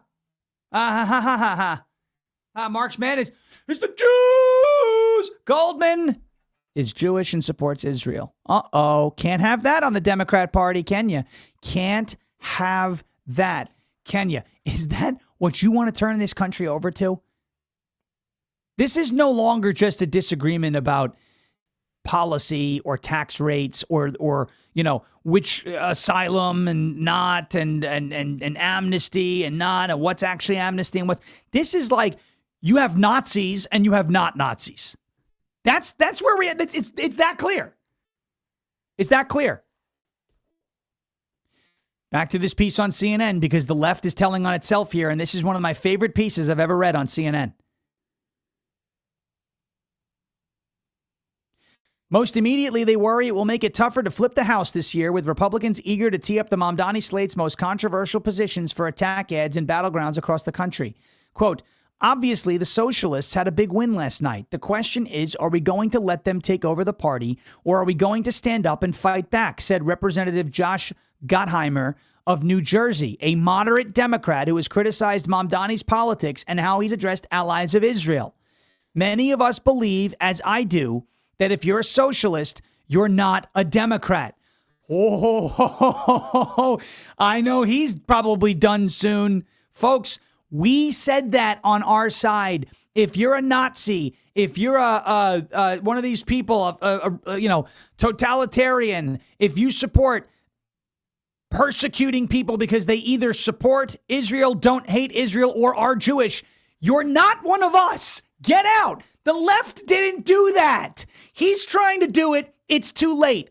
That's what would have happened to us if we weren't out on the front lines highlighting these people and saying, get the out of our tent.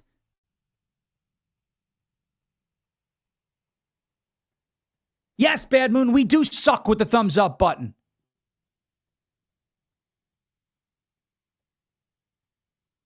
Sitting here flipping out for an hour. We care. We're not even sniffing Mo's butthole at this point. Come on, folks. Show some love. Hit the thumbs up button. Let's go. On Rumble. I don't want to see Bad Moon upset in the chat. I love that guy.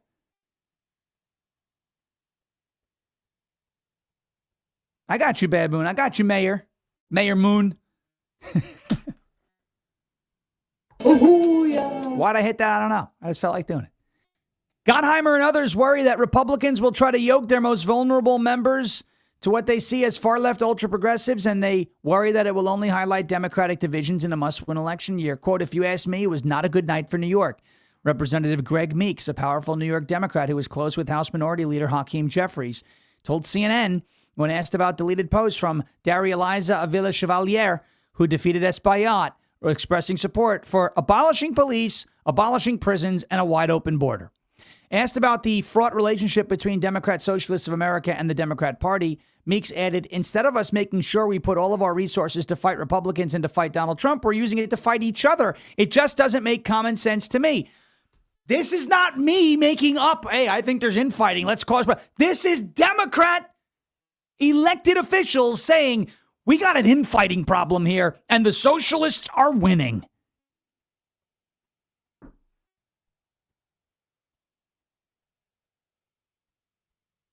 Socialists are winning on the left.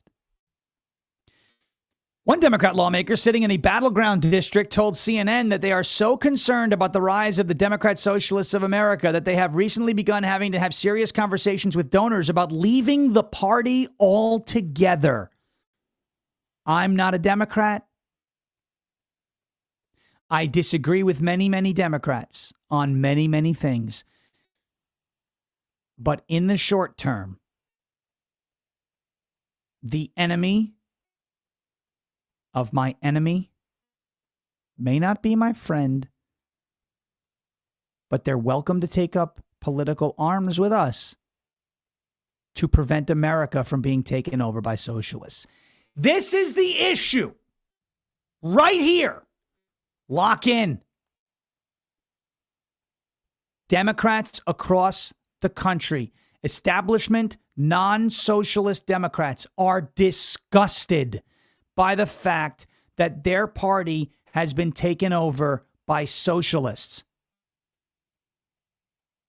If you want your party back, you have to beat the socialists. And you can't beat the socialists from inside of your own tent because you were too chicken shit this whole time to call it out. And now it has grown bigger than what you actually are.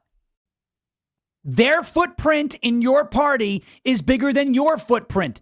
You don't have a chance against them unless you vote against them. In that case, you have to vote with us.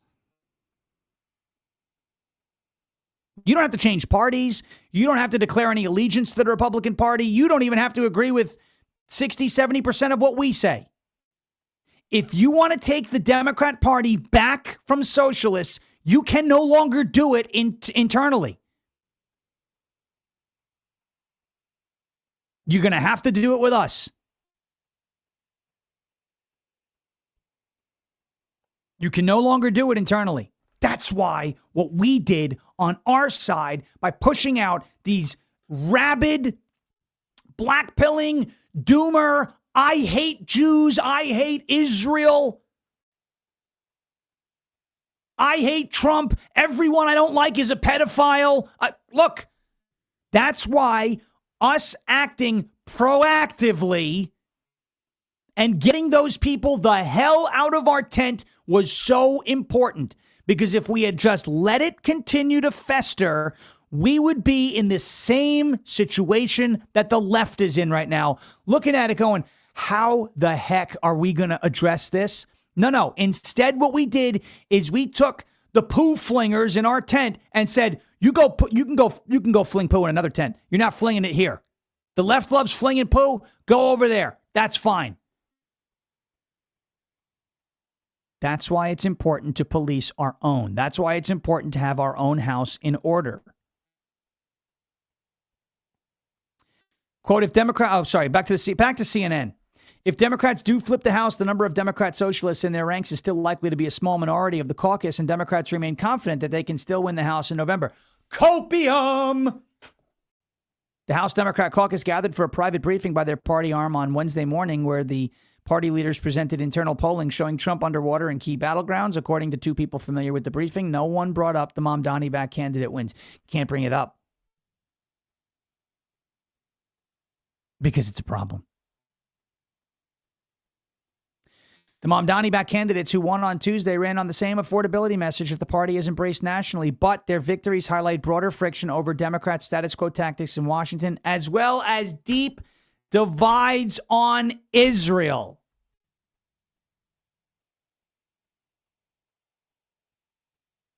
Quote, our party nationally will need to reckon with this fact, given that what you witnessed yesterday was not an anti-affordability or anti-economic policy strategy that won.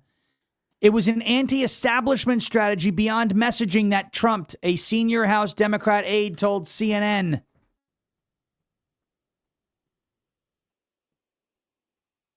Folks, this is a major inflection point. And it is a huge opportunity. It is a golden opportunity for us. Golden opportunity for us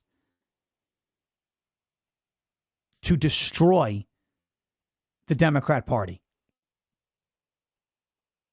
They have stacked a bunch of wood. They've struck a match. They've lit a fire. And they're now pouring gasoline on that fire. And they're burning their own party down. They have allowed the poo flingers into their tent with open arms. And they have allowed, you want to burn it down and build it in your image? Okay, I guess that's what you're going to do. They have allowed this. We can now refill their gas can. Oh, you want more gas? Here you go. Bye. Oh, you need more firewood for the fire that you're using to burn down your own party? Here's some wood. I'm going to arm you. Go ahead. Go for it. And then we show up in November and we beat them. We have to. All right, let's take a quick break and then we're going to get back to this topic. All right, and we get back to this topic. Quick break. Let's get to a word from our friends at CovePure, COVEPURE.com/Sean, CovePure.com/SHAWN. America 250 right around the corner. Saw Trump's rally last night. It was, I would say, fairly entertaining. Some good stuff in there. We played a few clips. We got a couple more clips of Trump on this. We talk about this Democrat civil war that's going on. About an hour left. Annette Smith says, good point, Sean. Didn't see how important that was getting them out. Buy Groypers. Yes, I'm so happy Annette and so many others are seeing this. A lot of people were so confused. Why are we talking about it? Just ignore it. Just ignore it. Remember that? How many of you, and I'm not trying to rub your nose in the crap, right? But like, how many people a year ago were like, just ignore it. Oh, she's irrelevant. If you stop talking about her, she'll go away. No, she won't. Candace Owens or Tucker or all these people. The best way to make them go away is to send them away. Get out of our party.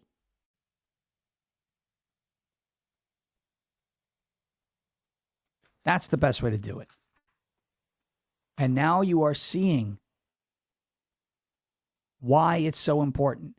Look at what's going on the left with a bunch of radicals, anti-Semites, anti-Zionists, anti-Israel. It's not critical of Israel. Critical of Israel is like me. I am critical, and I would like to scrutinize every dollar that leaves this country. There is a hatred of Israel on the left. Hatred. And you have to openly proclaim it. That's different than saying, hey, I think we might be sending them a little too much money. A lot different. Watch what happens on the left. Look at that civil war that's brewing over there. Look at the takeover of their own party by people who they thought if we just ignore them, we'll be okay. Nope. All right, let's get to a word from our friends at CovePure, COVEPURE.com/Sean, COVEPURE.com/SHAWN, America 250, right around the corner. I am excited for it. 250th birthday. You heard the agenda for the Great American State Fair and the Patriot Games and all sorts of good stuff that's going to be happening to celebrate the 250th birthday of our beautiful country. Here's the crazy part. 250 years later, it's a great country, the greatest on earth, but we're still drinking whatever the government decided to put on our water. Fluoride for your teeth, chlorine to keep things clean. That's not a decision that I want someone else making for me, my family, or anybody else. That's why I use CovePure to purify every drop of water in this house. Over 209 million Americans are on fluoridated water right now, and here's what the science actually shows. A recent study confirmed that fluoride exposure is linked to lower IQ scores in children. That's not a fringe study. That's from JAMA Pediatrics, one of the most respected medical journals in the world. And chlorine. That's not even the worst part. The fact that it's in the water, it's what happens when it reacts with natural particles in your water from plants and soil. It creates chemical byproducts called THMs, which the government itself calls probable human carcinogens. It's linked to disruption of your gut and cancer. Now, there are some states who have moved on it. Utah and Florida have banned fluoride, but that process takes years to fully implement. And in between that time, your kids, your family, they're drinking all that garbage in your water right now. You need something that works today. And that is exactly what CovePure does. CovePure is certified to remove up to 99.9% of contaminants, fluoride, THMs, pharmaceuticals, PFAs, anything that isn't water gets filtered out of your water via the great reverse osmosis technology of the CP16. And I love the fact that it doesn't just serve up empty water. The CovePure actually remineralizes with calcium and magnesium before you start drinking. So don't wait for the government to catch up. Take back control of your water. And in honor of America's 250th birthday, CovePure is giving this audience $250 off if you use my link, COVEPURE.com/Sean. Don't wait. That is Charlie, Oscar, Victor, Echo, Papa, Uniform, Romeo, Echo.com/Sean. Sierra Hotel Alpha Whiskey November. CovePure.com/SHAWN for $250 off to celebrate the 250th birthday of America. CovePure.com/SHAWN. CovePure.com/SHAWN. All right.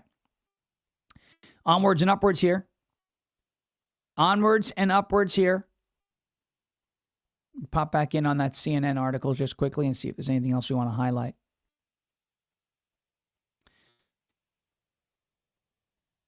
You look at the infighting on the left and the opportunity that this presents us and the lessons that we are learning. It feels good today to know that we were on the right side of that fight in our own ranks. You want the crazies? Go have the crazies. I want to show you actually, I'm gonna highlight something for you right now. Let me go over to X.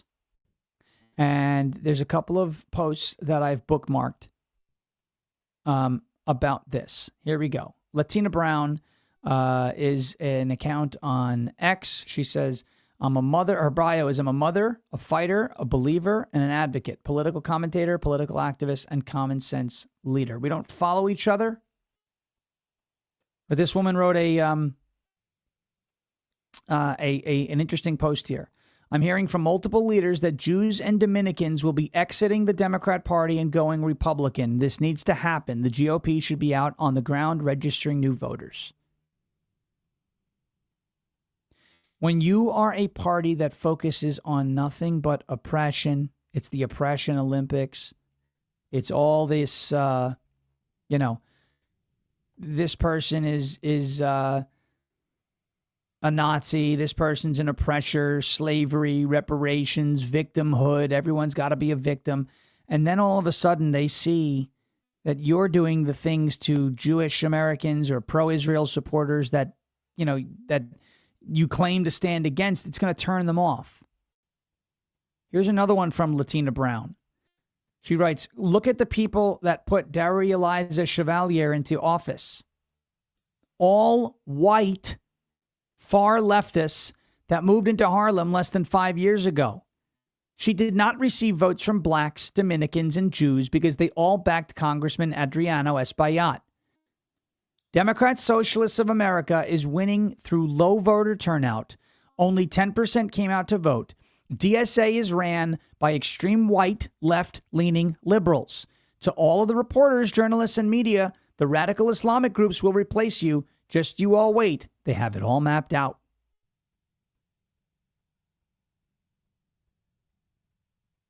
Minorities did not vote for these socialist candidates.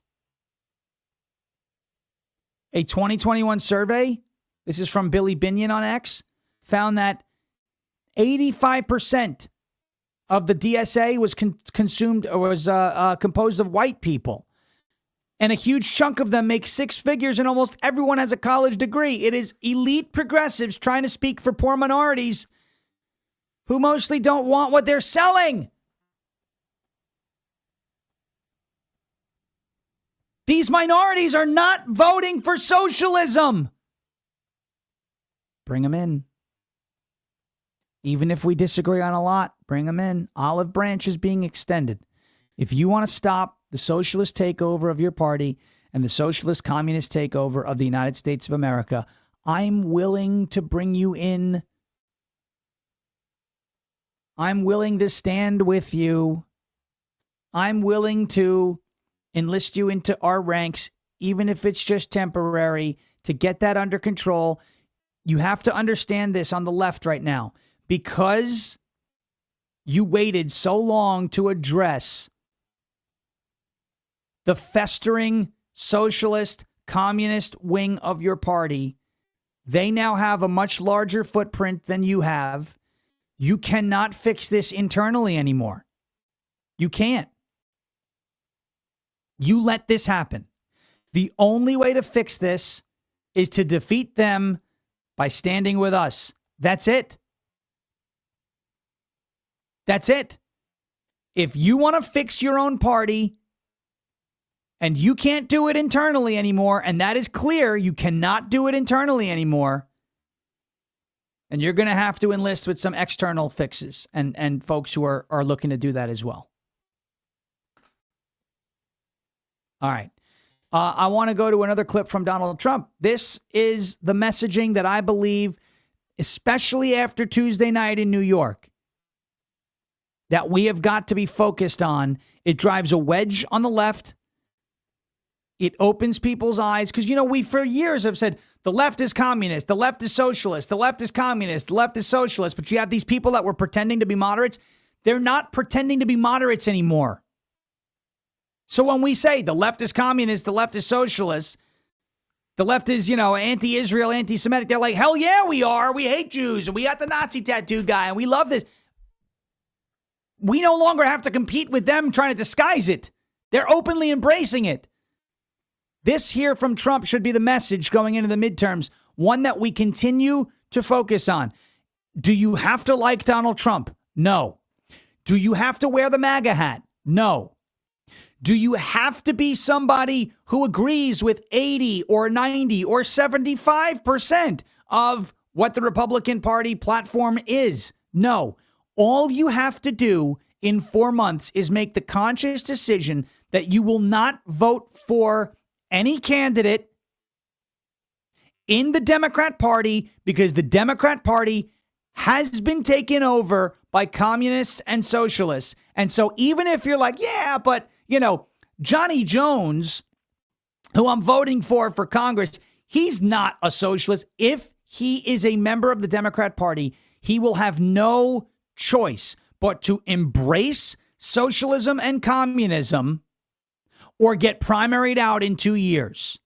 Hakeem Jeffries knows that. That's why he called that question ridiculous. He refuses to answer it because he knows that's reality. He is a hostage. If you are a moderate Democrat elected on Capitol Hill and state office, wherever you are, if you're an elected official and you're a moderate Democrat, you are a hostage to the communists and the socialists that have taken over your party.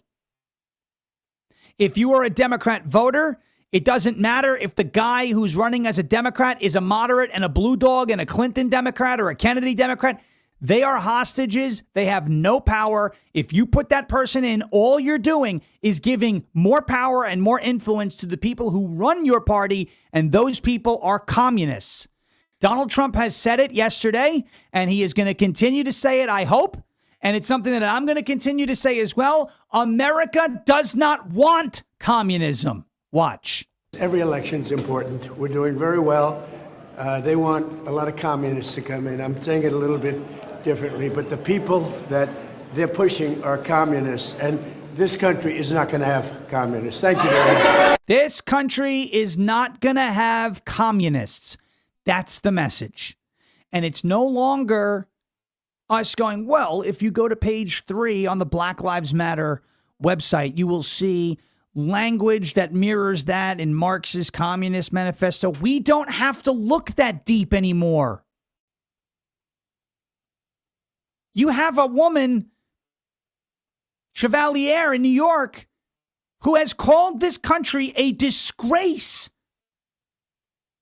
who wants to abolish prisons, who wants to abolish police, who wants to abolish ICE, who believes Israel currently doesn't exist. Not that it doesn't have a right to exist, that it's just not a place. Listen, I'm America first.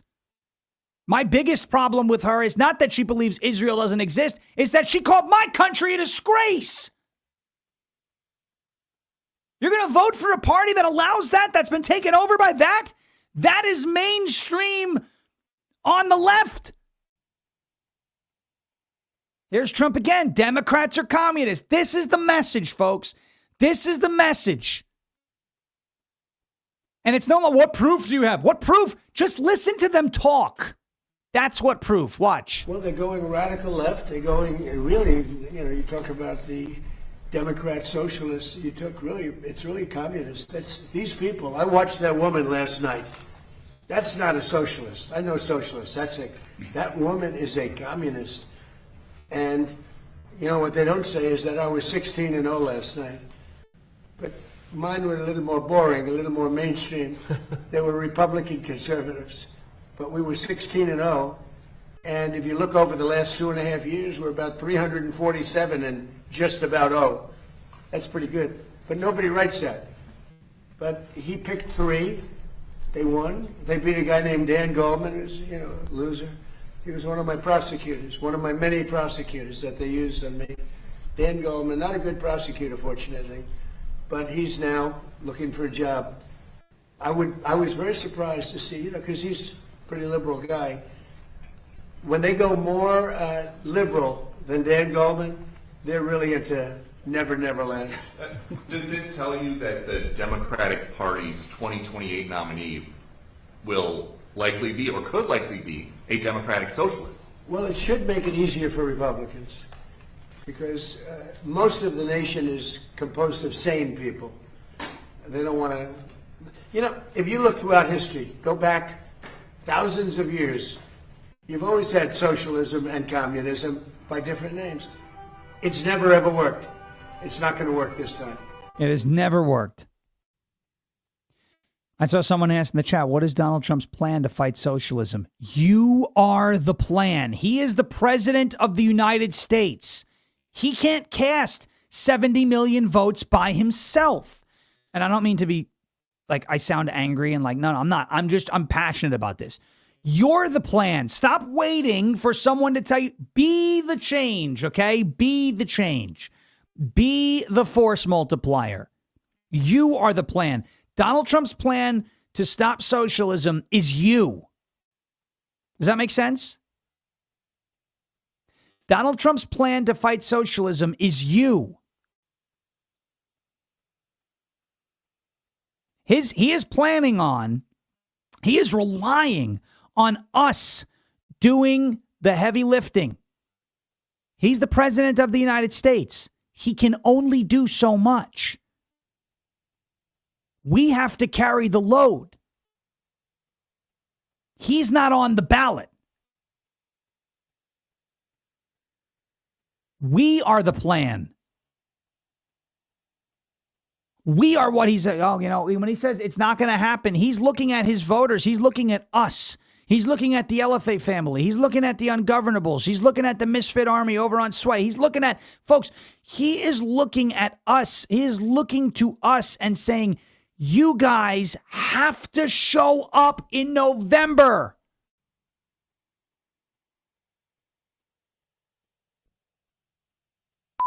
Beach season. Your trips. Vote first. Stop checking out. Every summer we deal with this bullcrap. Oh, I want to just go. Enough. With the feet up. You are the plan. We are the plan. We are the movement.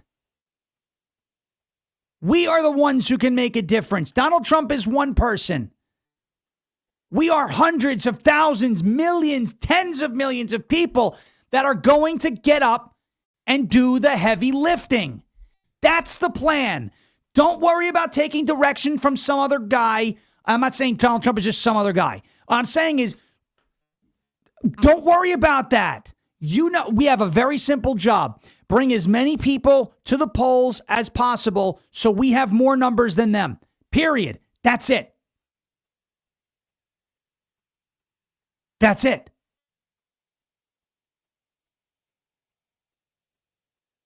That's it. We are the plan.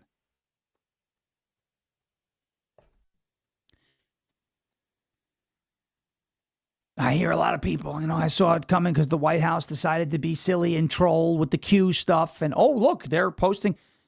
Stop it. Stop that right now.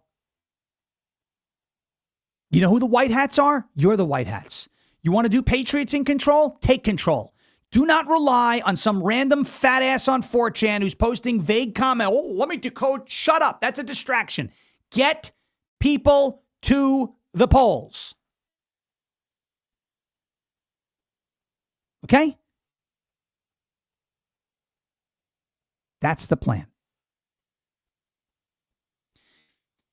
There are not many moderate Democrats left. And over the course of the last year and a half or so, there has been one moderate Democrat who has been vocal about the issues in his own party. Does anybody know who that person has been? Does anybody know who that person has been? Can you name that one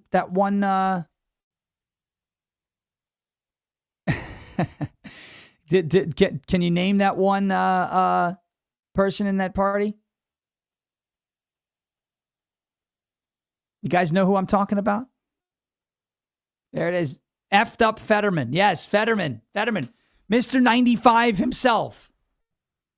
Mr. Goodnight Everybody himself. Mr. Bang Gavel. Right? Yeah. It's Fetterman. Now, John Fetterman is a Democrat. I'm not telling you this whole, he's going to switch party. He might have to at some point, but he's a Democrat, right? John Fetterman is a Democrat, but he's not a neo-Democrat, progressive, communist, socialist, Nazi, whatever you want to call him. Like, he's not one of those people. He's a Democrat, and if I had a beer with the guy, or several, Because let's be honest, he would be very fun to drink with, I think. Because he is still kind of recovering from the stroke, right? And like, I just think he seems like a cool dude. I used to hate him. I mean, you can go back to 2022. I was like, this guy's a loser. He's never worked a day in his life. This guy sucks. Because he was running like they were positioning they were positioning him as some sort of effed up progressive. And he did some stuff in Pennsylvania. He put a cop killer on the board of parole or pardons or whatever it is, in the parole board over in Pennsylvania when he was lieutenant governor. Like, I don't love some of the things that he's done. I don't love some of the things that he stands for. And he votes with the Democrats a lot in the Senate, but he's a Democrat. It's kind of what you would expect, right? But he's been the only one. And I want to play for you a clip here. He was on Will Cain yesterday. Basically saying, hey, here it is, straight up. This is what the Democrat Party is dealing with. This is how divided they are. And this is who's taking over the party. What? Like the guy in Michigan, but all of them have intensely anti-Israel thing. Now, I remain as really the last Democrat in the Senate that's proud to stand with Israel. Absolutely. And now these kinds of places like that coffee house are calling out a Jew that you're banned, just for what reason? I mean, that's what's becoming part of the Democratic Party. And now hating on Israel and essentially anti-Semitism has become like, the center of a lot of these primaries across the country. And definitely that we're witnessing in New York City. But Senator, years gone by, you would be considered a mainstream Democrat. I was very close to Joe Lieberman, for example, a great guy. He would not want to be a part of this movement either. You're like the only person that is standing against it. What about the other people in your party? Where's Chuck Schumer? Where are other prominent Democrats? Why won't they speak out against this madness? I mean, I'm proud to stand with Israel, whether if I'm the last Democrat, here or not. I'm proud to stand with Israel, and I'm going to call out what I'm witnessing all across the country in all of these races. And you have these kinds of candidates that are actively trying to cram as much anti-Israel and essentially anti-Semitism into their platform. And now these are the kinds of people that are winning right now. Now, whether it's a Nazi tattoo or if it's actually someone like a Chevalier going to the pro-Hamas rally on 10/8 after 10/7 and celebrating the 10/7 massacre. Look at these kinds of people and the circles that they're in. Look at the kinds of things that Mandami's wife had liked on social media, the kinds of music that she listens to, these views, that thing, just intensely anti-Israel and intensely anti-Jewish now. John Fetterman highlighting what I've just spent the last almost 90 minutes talking about. The anti-Israel stuff, it's not just, I'll come back to it because it's reminiscent of the Nazis, right? Let me show you one more post. And Batya, her name is Batya Ungar Sargon at BUNGARSARGON. B Ungar Sargon on X. And it's a larger Substack piece that she wrote. But this is what sums up the whole woke right thing, okay? It sums it up perfectly. Listen to me.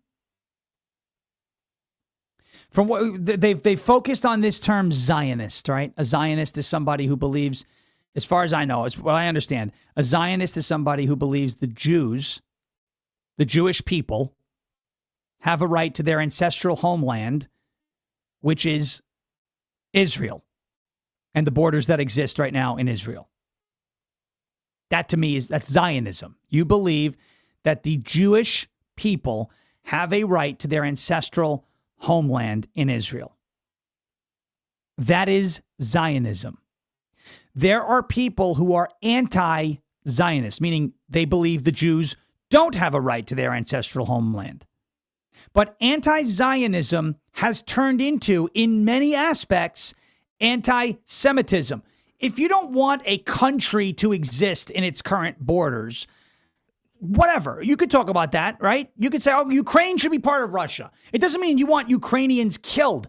There's a difference. There's a difference. Anti-Zionism has turned into anti-Semitism, where instead of saying, I don't like, maybe the West Bank should belong, maybe there should be a two-state solution, maybe there should be this, maybe they're saying from the river to the sea, Palestine should be free, Israel shouldn't exist. And then that breaks into, well, you're a Jew and Jews this and Jews that, and Jews are only advancing the cause of Israel, and Jews, and we wind up with this. And you have seen it all across the social media. Matt Gaetz has done it. Oh, AIPAC handlers. Oh my gosh. Let me shoot more Botox into my face. Matt Gaetz. Marjorie Taylor Greene. Tucker Carlson. Ian Carroll. And so on and so forth. The Haji twins. Owen Schroyer. Alex Jones. All these people who become obsessed with Jews. I'm not saying you can't be critical of Israel. I'm critical of Israel. I'm critical of the money. I'm scrutinous of the money that we send over there. Listen. This is the most important message that I've probably ever said on the show. This confirms and perfectly sums up the reason why we have been fighting so hard on our side. And the weaklings who have refused to speak up, shame on you. Because you don't want to give up your clout? Oh, I don't want to ruin a relationship that I have with... Shut up!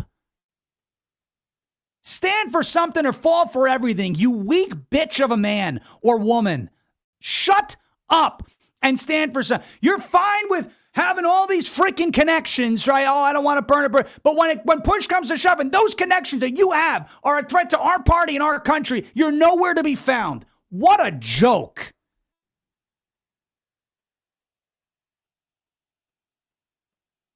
I don't care about the bridges. I'll burn a bridge with anybody. If I think you're being an asshole, I'm going to burn a bridge. I may rebuild the bridge later. But I'll cut you off like this. This, what I'm about to read to you, is probably the most... I'm mad that I didn't come up with this, but this is great that it's out there. Batya Ungar Sargon. B. Ungar Sargon on X. Anti-Zionism has become a gateway drug to the left. Anti-Zionism has become a gateway drug to the left. Meaning, the minute you start dabbling in the anti-Zionism, in the hatred for Israel, which then manifests itself as an overall hatred for Jewish people. Once you start doing that, we look at that and we go, that's not welcome here. But there is a place where it is welcome. And that's on the left. It's a gateway drug. She continues. Anti-Zionism has become a gateway drug to the left for the simple reason that the right continues to police its borders and insist that people who make their Israel derangement syndrome into their entire personality have no place in their party. Mic drop.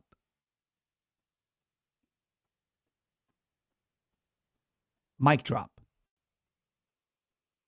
There it is. If your biggest issue is Israel and Zionists, and that's issue number one for you, then you are not America first, and you are not welcome on our side of the aisle.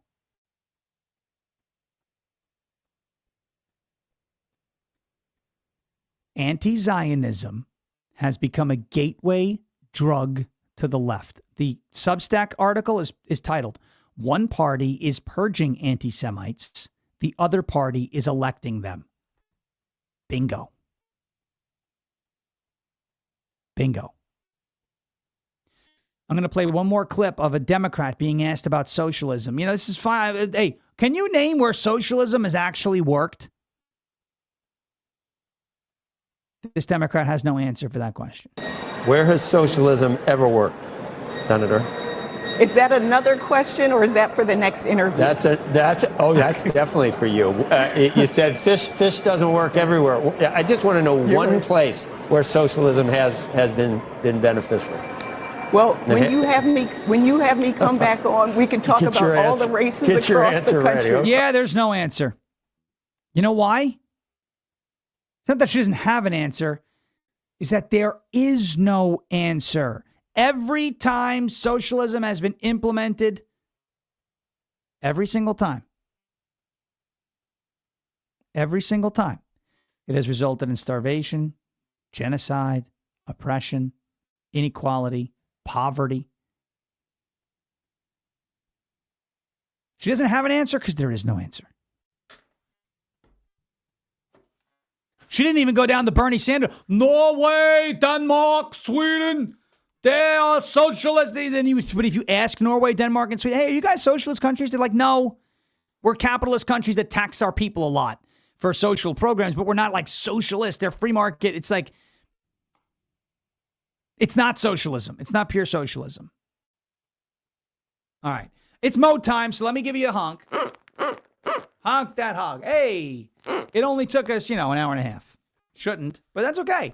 It took us an hour and a half here on Thursday. Rumble.com/LFA-TV. Appreciate you guys and gals being here.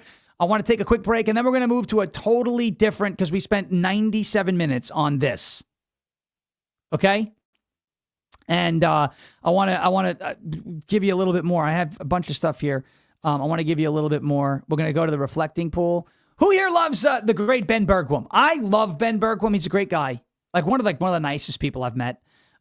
Really cool dude. So I'm going to play a clip from him at the reflecting pool yesterday. So we'll play a little Ben Bergquam, and then we'll jump through a couple of other stories, and then we'll be out for the day before you even know it. 2 hours will be gone. All right, here we go. Let's face it, folks. A word from our friends at Silent. Your phone is a tracking device and a listening device too. But it's definitely tracking you. Your phone is a tracking device. Between government agencies, big tech, corporate data brokers, even cyber criminals, they're all fighting for a piece of your digital footprint, and they don't ask. They just go on and take it. That is why Silent exists. Silent makes Faraday gear that blocks all wireless signals. Cellular, Wi-Fi, Bluetooth, GPS, RFID, and near-field communications. No signal means no tracking, no remote access, and no breadcrumbs. It's the same technology that's trusted by special operations teams around the world, used to block signals, avoid surveillance, and secure communications wherever the mission leads. And right now it is available to you so you can protect your family, you can protect your freedom, and you can secure your digital footprint. Just drop your phone in a Silent Faraday sleeve and it's off the grid, completely silent and invisible to the outside world. From their backpacks to their sleeves to their crossbodies, Silent's patented technology gives you total control of your privacy. Visit slnt.com/Sean to get 15% and free shipping on qualifying orders. That is slnt.com/Sean, SHAWN. Protect your rights, secure your data, and stay one step ahead. Silent.com. Say it. Silence the chaos. Go silent today. slnt.com/SHAWN for 15% off and free shipping on qualifying orders. All right. The Democrats, remember what they were doing? What's the new mascot of the left? I like socialism, communism. We're going to kind of have a little bit more fun, though. What is the new mascot of the left? Let's see if anybody in the chat can say it or guess it. The new mascot of the left. What is the thing that they've just rallied around this week and last week, parts of last week and into this week? What are they rallying around now? Because it's giving Donald Trump a hard time. What is the new... There it is. C. Michaels has got it. Ding, ding, ding, ding, ding, ding, ding. Algae. Yes. Thank you. You guys got it. I didn't even have to give them any hints. Algae is the answer. Algae is the new mascot of the left. A turd is also. But Algie is the new mascot of the left. Look at this. Algie. Is that an Algie and McGroin? What? Algie and McGroin? Go. That's so funny. Thank you. I needed that laugh. Algie. Yes. Algie is the new mascot of the left. Remember, they were talking to the algae? Algie is doing good today, honey. Team Algie. We're sweethearts. Everybody's proud of you. You are single-handedly doing more to fight fascism than any American has. Yes. Let's go, Algie. Yeah, Algie. Woo! Algie! Did you turn around? Okay. So, in honor of that, I have now added a new soundboard drop to my my board. It is Algie! Algie! Freedom! We scream freedom, they scream algae. Which side are you on?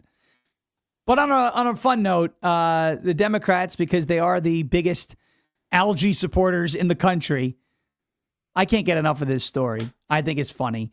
Are not going to be happy with the new news that is coming out of the reflecting pool. The great Ben Bergwam of Real America's Voice, who Brennan calls Big Smile. When she couldn't remember his name. And she goes, that the guy with the big smile? You see Ben, he always has this huge smile. His smile lights up the room. I said, yes, Big Smile. Big Smile Ben Bergwam was down over at the reflecting pool in Washington, D.C. and shows you that the reflecting pool is blue, baby. It's blue.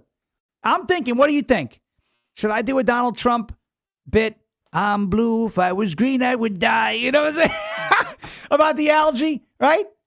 I don't know. Maybe there's a joke in there, too, like, how do we turn the reflecting pool blue? Let's just drop off some mail-in ballots at 3 a.m. Everything goes blue when that happens. I don't know. I'm thinking the wheels are turning. You let me know what you think. But here's Ben Bergwam in the meantime. It's a great little video he shot outside of the reflecting pool, and I love Ben. Ben is a great guy. Watch it. Made it down to the reflecting pond, and it's blue, baby. Yes, God bless America. Smile. The question I have for the liberals, especially the miserable ones out here wearing their algae outfits that are celebrating the algae that they put in there, what are you running for? Do you have any policies other than hating President Trump, hating ICE, and hating babies? That seems to be all the Democrats run on anymore. God bless America. Looks beautiful. You don't have to be a miserable liberal. You too can be happy. Reject the lies, reject the hate, invite Jesus into your heart. Not jihad, not communism. You need Jesus.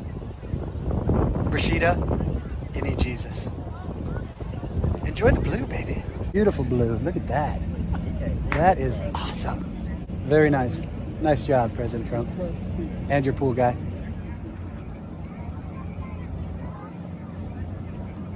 Ben Bergwam of Real America's Voice, the legend, as my wife calls him, Big Smile. I say Big Smile Ben.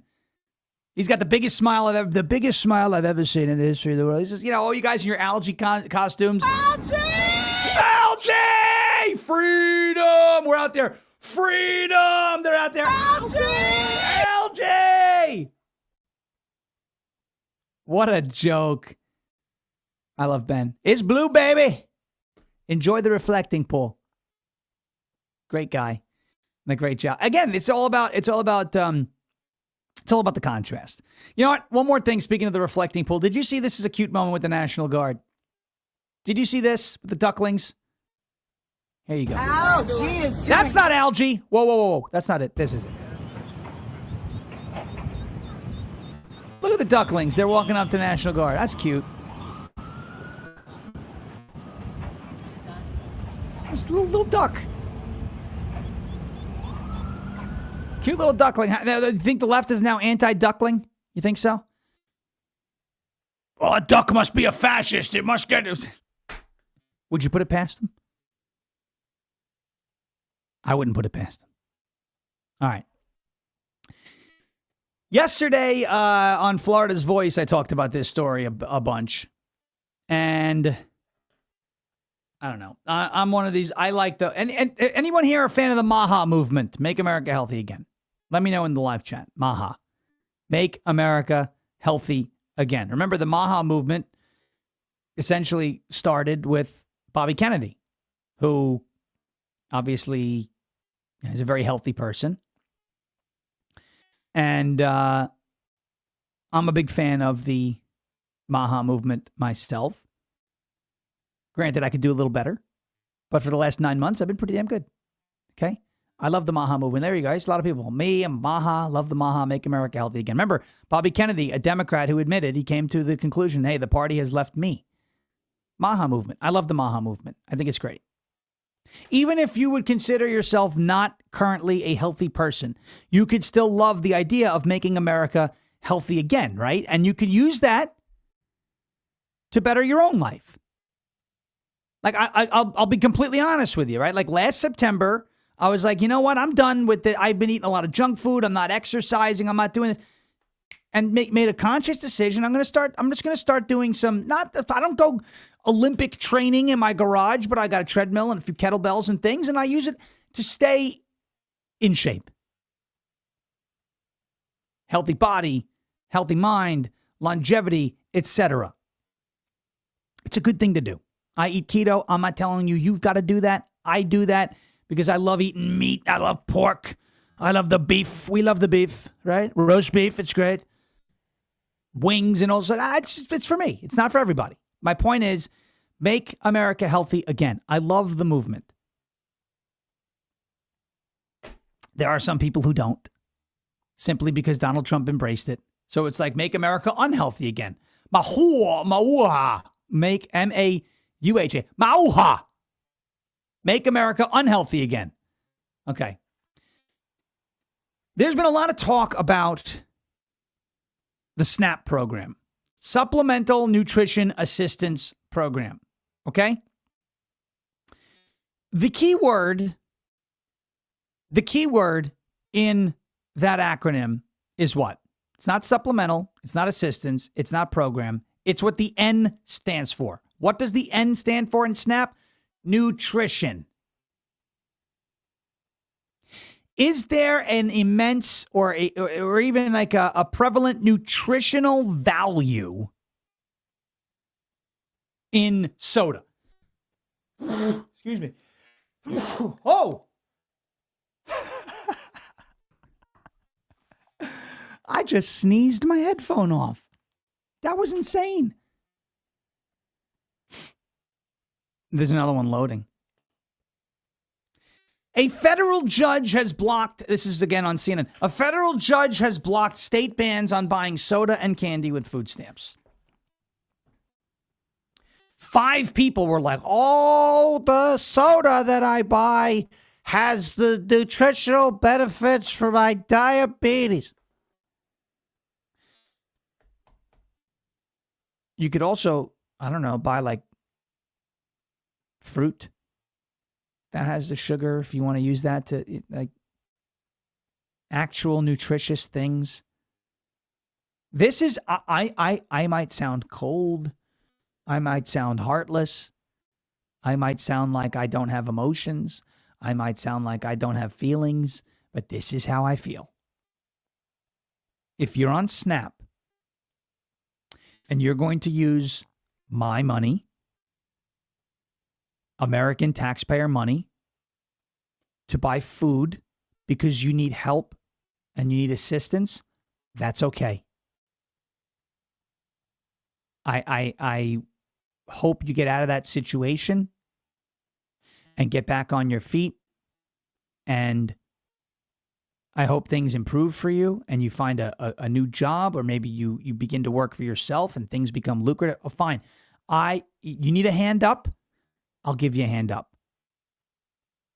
What I will not tolerate, what I will not stand for, are people who are using SNAP money to buy ice cream, to buy junk food, to buy candy, to buy soda.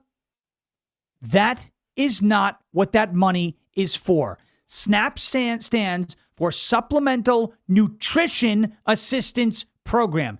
You are not getting anything nutritious when you buy a pack of gummy bears, when you drink a Coca-Cola, when you eat a tub of ice cream. If you're going to use my money, your money, American taxpayer money, to buy food under the Supplemental Nutrition Assistance Program, then you need to buy food that is that is nutritious, that can actually nourish you. You cannot exist on gummy bears. You cannot exist on soda.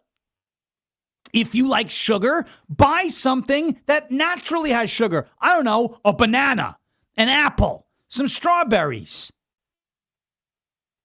Not junk. If you want to buy junk food, this is a free country. You can buy junk food, but you can't use my money to do it. If the money is earmarked for people to spend on nutrition, then they need to spend it on nutrition, not crap. And I have absolutely no tolerance for this. The government can't tell me what I can and can't buy in the supermarket with my own money. With your own money. But if you're going to use my money, our money, American taxpayer dollars, you better not be buying crap that is not nutritious. You better not be buying crap that is contributing to an unhealthy lifestyle, because chances are, and this is not the case all the time, but chances are, if you're in a tough situation, and I feel for you, I really do. I'm not shaming you. Maybe you made a few bad decisions and got yourself into a bad situation. Maybe you didn't. And you're in a bad way right now. Things just are falling apart around you and you're having a tough time. Whatever the case may be, I'm all right with giving you a hand up, trying to get you back on your feet, give you a second chance, build your life back. But think about it. If you're receiving SNAP benefits, you probably can't afford health care either, right? So if you're taking American taxpayer dollars into the supermarket and coming out with chips, ice cream, soda, candy, ultra-processed garbage, not nutritional food, then what's going to happen? You're going to eat that stuff, and your health is going to continue to decrease. And then because probably since you can't afford food, and you need a little help, and that's okay, you probably also can't afford health care. So now you're buying stuff with taxpayer dollars that is not making you healthier, that is making you less healthy or unhealthy. And now you're going to use taxpayer dollars to treat the conditions that are being brought about by the food that you're buying with taxpayer. You're funding, it's like what we do in overseas. You're funding both sides of the freaking war.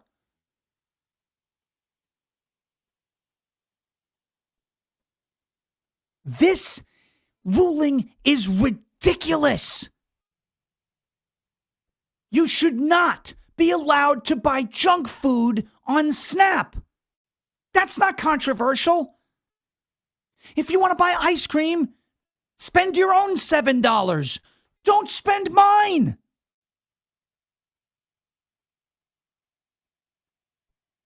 You don't understand. I do understand. I do understand.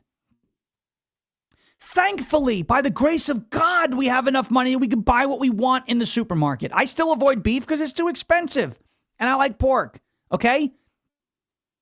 I don't buy junk food. I don't buy ice cream. We have some, but I don't eat a lot. I do, like I said, I do keto. I used to do heavy cream and cocoa powder and make my own ice cream. I stopped doing that too because it was bothering my stomach. I don't buy this stuff. Because I look at it and say, there's no nutritional value. I want to put stuff into my body that's pretty good. And the food I eat's not great. I get the stuff in the supermarket. There's hormones in the meat. I get it. Whether or not that cooks it, I understand there's microplastics. I'm not saying I'm perfect.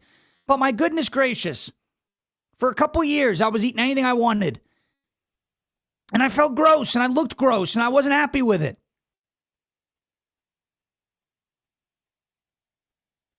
I do get it. If you want to buy ice cream in the supermarket, use your own money. Don't use the government money that came from me, that came from other people that worked hard.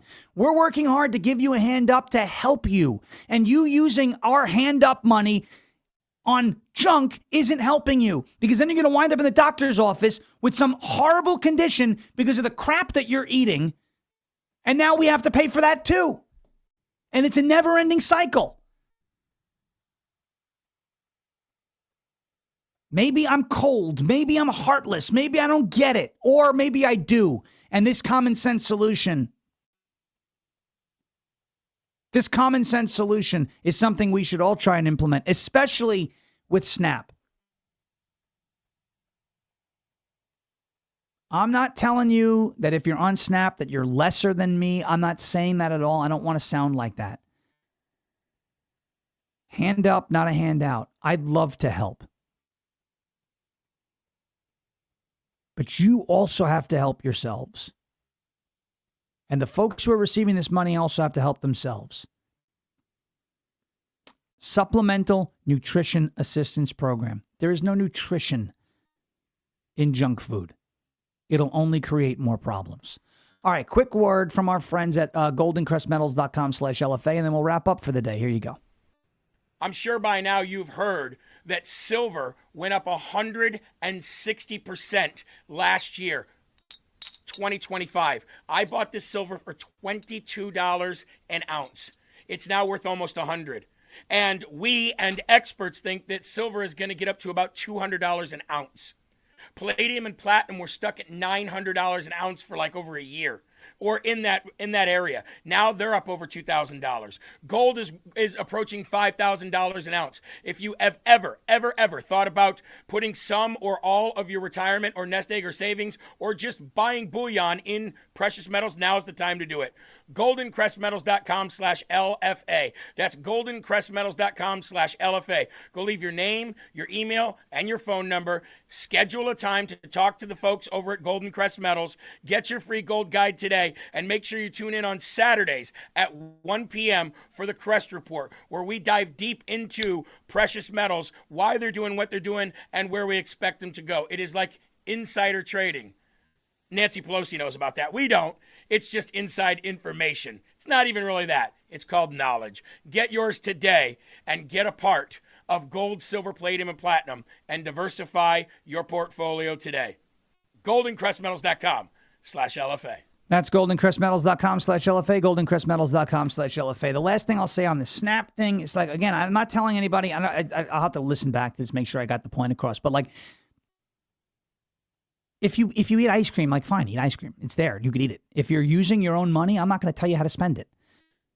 I don't. That doesn't mean you don't have to. What I'm saying is, again, if you get taxpayer dollars, you can't buy junk food with it if you're supposed to be spending it on nutritious foods. Well, some of the healthy foods, they all cost more. Pork is cheap. Chicken is cheap. Eggs are cheap. Some of the produce is cheap. It may not be the highest quality stuff, but it's better than putting ice cream and junk food into your body and wasting our money doing so. And if you get to a point in time where you have enough disposable income where you don't need SNAP benefits anymore, buy whatever you want. But I think that when you get to that point and you're used to eating healthy, you're not going to crave it anymore. I don't crave ice cream. I like it. But I see it in my freezer every day. It's there. We have it there. We want it. And I'm not like, oh, man, I really want ice cream. I want the ice cream right now. No, I'm just like, doesn't fit into my plan. Can't have it. Some days I can. I'll cheat. I'll go off plan. Most days I won't. Discipline. You'll be much better off. But this idea that that you could buy junk food on SNAP, that's ridiculous, and it's got to stop. It's got to stop. All right, ladies and gentlemen, thank you so much for watching and listening today. We greatly appreciate it. 2 hours, it flew by. I know the first 90 minutes were, I want to say, not repetitive, but I would say not redundant. We reinforced the same idea, though. The reason why we forced out those people from our party is because we didn't want to see our party destroyed and taken over by radicals. The only place for the only place that we are seeing all these Anti-Jew, anti-Israel ideas flourishes on the left. We told you that was coming. Anti-Zionism is a gateway drug to the left. We knew that was coming, and it is happening in real time. So if you've been with us for the last, 2 years or so, congratulations. You've been way ahead of the curve. Thank you so much for everybody watching and listening. Appreciate it. I believe Hannah Faulkner and I think Kevin Smith recorded a show together that's going to be airing next from 12 to 1. And then I think Will Johnson is doing 2 hours today here on rumble.com/LFA TV. I'll be back here tomorrow, 10 a.m. Eastern time for 1 hour tomorrow here on rumble.com/LFA TV. And it's a Fairish Friday on Talk Radio 1210 WPHT tomorrow morning from 7:45 to 9:45 right before we go live here. Thank you so much for watching and listening. As President Trump says, we will never give up, we will never give in, and we will never ever surrender. And if all else fails, we'll just become ungovernable. Thank you. God bless you. God bless this one nation under God, indivisible, with liberty and justice for all. Have a great rest of your Thursday. We'll see you tomorrow morning, 10 a.m. Eastern time, rumble.com/LFA TV. Subscribe anywhere you get your podcasts by searching for Ungoverned. Hit that subscribe button. It helps us fly up the charts there. We've seen incredible growth. So thank you. God bless you. We'll see you tomorrow morning. And thank you for your attention to this matter.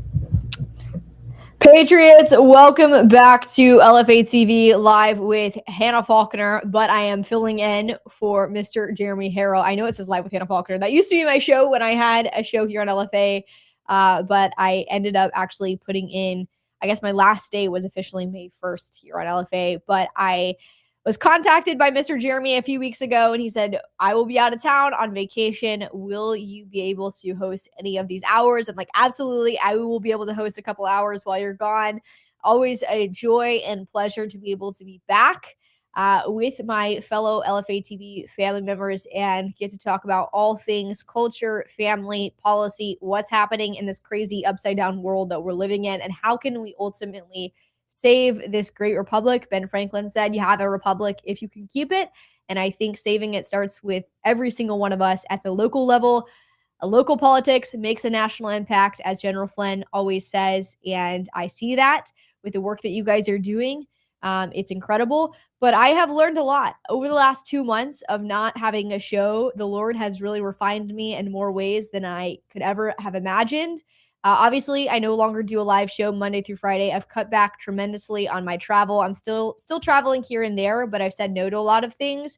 And the Lord has really just refined me in so many ways because, 6 months ago, 7 months ago, maybe even 8 months ago, I was a totally different person in the sense of my view of politics, my view of culture, my view of how we should stay informed and how Christians ought to be involved in politics. And my view was that, like, if you're not paying attention, if you're not consuming the news, if you don't have, the notifications for every single social media platform or news platform, then you're not going to be informed.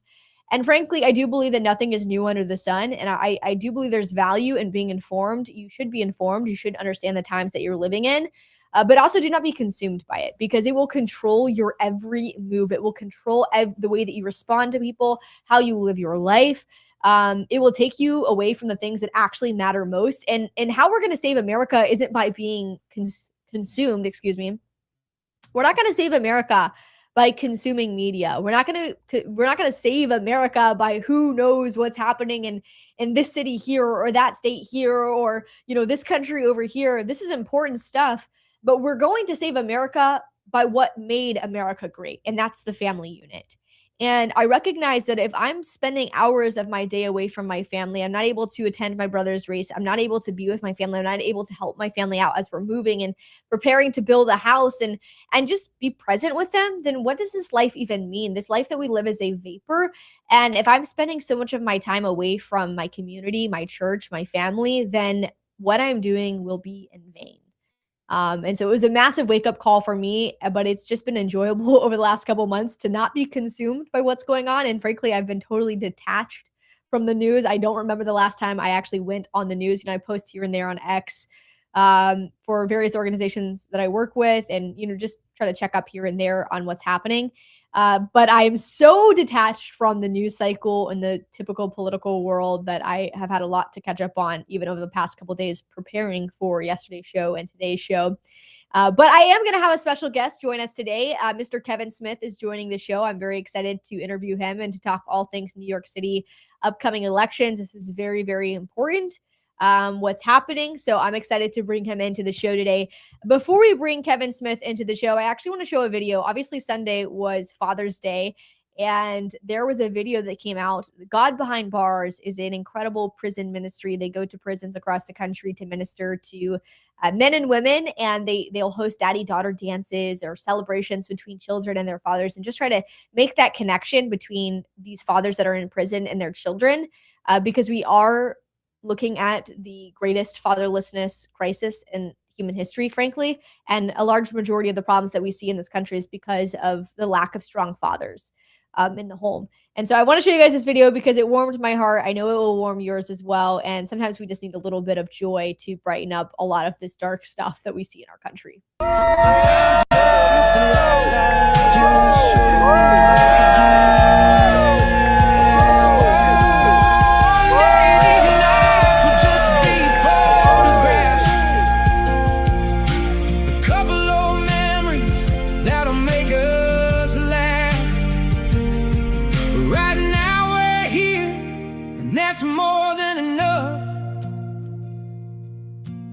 Couple imperfect men learning to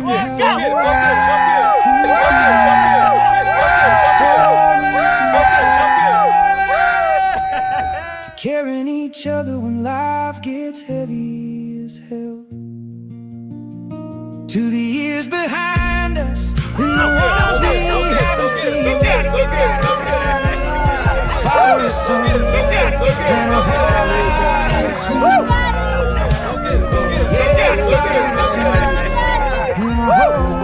in between.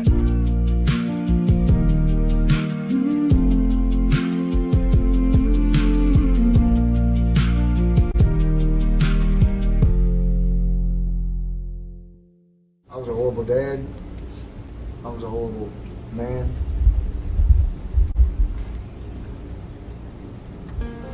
So God has changed my life in every way possible. We get blessings through obedience. Ever since I've gotten my life right with God, I fall short all the time. I'm human, I'm flawed.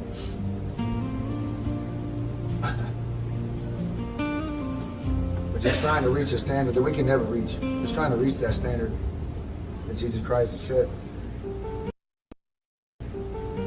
Every day we get better. We get better and we get better, and we learn and we grow. Even in our falls and our weakest moments, we get up stronger. And being on that boat and looking to my left and seeing my son, and then looking to my right and looking to my left and seeing my son with a fishing pole on a boat, and then looking to the right and seeing Camp Jake, and just seeing how far that God has brought me,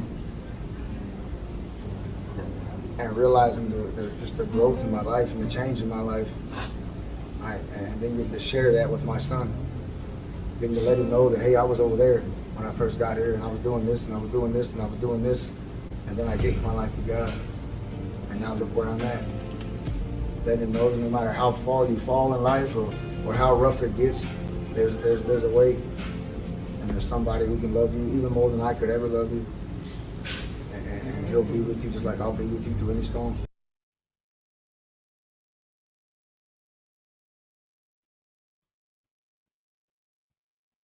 There's nothing better but seeing a father bond with his children.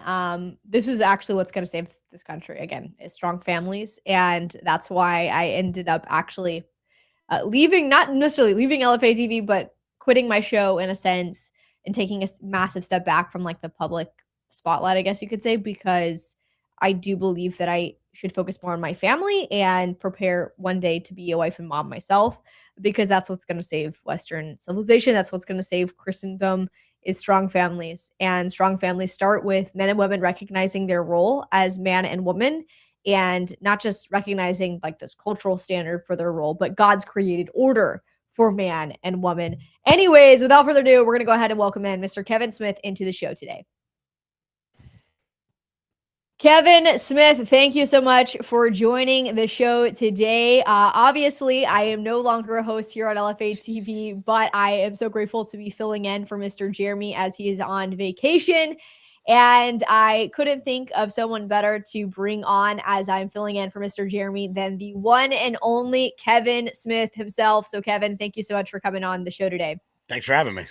Absolutely. Well, I want to know, I mean, we've texted briefly back and forth over the last couple of months, but life's been busy for all of us, especially upcoming midterms and just life in general. But what have you been up to? How's life in Long Island? What's the political climate looking like right now? It's Pride Month, so I can only imagine what you guys are experiencing down there. But what have you been up to lately? Well, it is funny actually that when you bring up the Pride Month thing, because it seems like it has been a little subdued, at least when it comes to the viral, disgusting content that we get out of things like the San Francisco Pride Parade and the New York Pride Parade. Just like I'm not even going to say half of the things we see in front of you because that's just uncomfortable. I feel like I wouldn't say it to my niece, so I'm not saying it to you. But it's I feel like it's a little bit more subdued than it was. I'm sure it's just behind closed doors, which I'm fine with doing that. Just don't do it out in the street. It's been a different sort of vibe, I think, which is weird because normally June is all pridey, and it seems like the biggest Pride story we've gotten so far is from the guy from the San Francisco Giants that wrote the Bible verse on his Pride hat, which I thought was pretty interesting. The big hubbub about that. So it's been a lot less than it has been in past years. I think a lot of people are just focused on midterms. Obviously, here in New York, we were a little bit consumed with Knicks fever for the first half of the month, which was exciting to see, to say the least, as a New York sports fan. But Mamdani picked up a lot of wins on Tuesday night. So right now I'm just focused on local elections. We got two big ones out here in Nassau County on Long Island that we have to win back that we used to have, and securing our little red corner of New York that everyone seems to forget about out here on Long Island. It's interesting talking about the fact that you really just don't see as much Pride videos coming out, like drag shows. Usually, I mean, especially even during like 2020, 21, 22, 23, even 2024, it's like everything was Pride, and it's like all in your face everywhere you go. Men are in women's bathrooms. And I'm not saying that this stuff isn't happening, because it's still happening, of course, but they want attention. That's what these people want. They want attention. They want the spotlight on them. They want people talking about them. And we see a lot of young people, a lot of platforms that maybe, we wouldn't even agree with fully to that extent. But there's a lot of like, I don't want to say gay shaming, but there's almost like a lot of, it's like becoming culturally like, you're weird. Like there's something wrong with you. You're dressing up as a woman. You're dressing up as a man. Kind of what is wrong? Like what's going on? Like there's something off in your brain. Why do you think you're a cat? I'm excited about this because there is something wrong. It's not normal to dress up as the opposite sex. It's not normal to think that you are an animal or whatever you think you are. So I think there's almost like a realistic wake-up call that, this isn't normal and I'm not normal and I need to like change some things.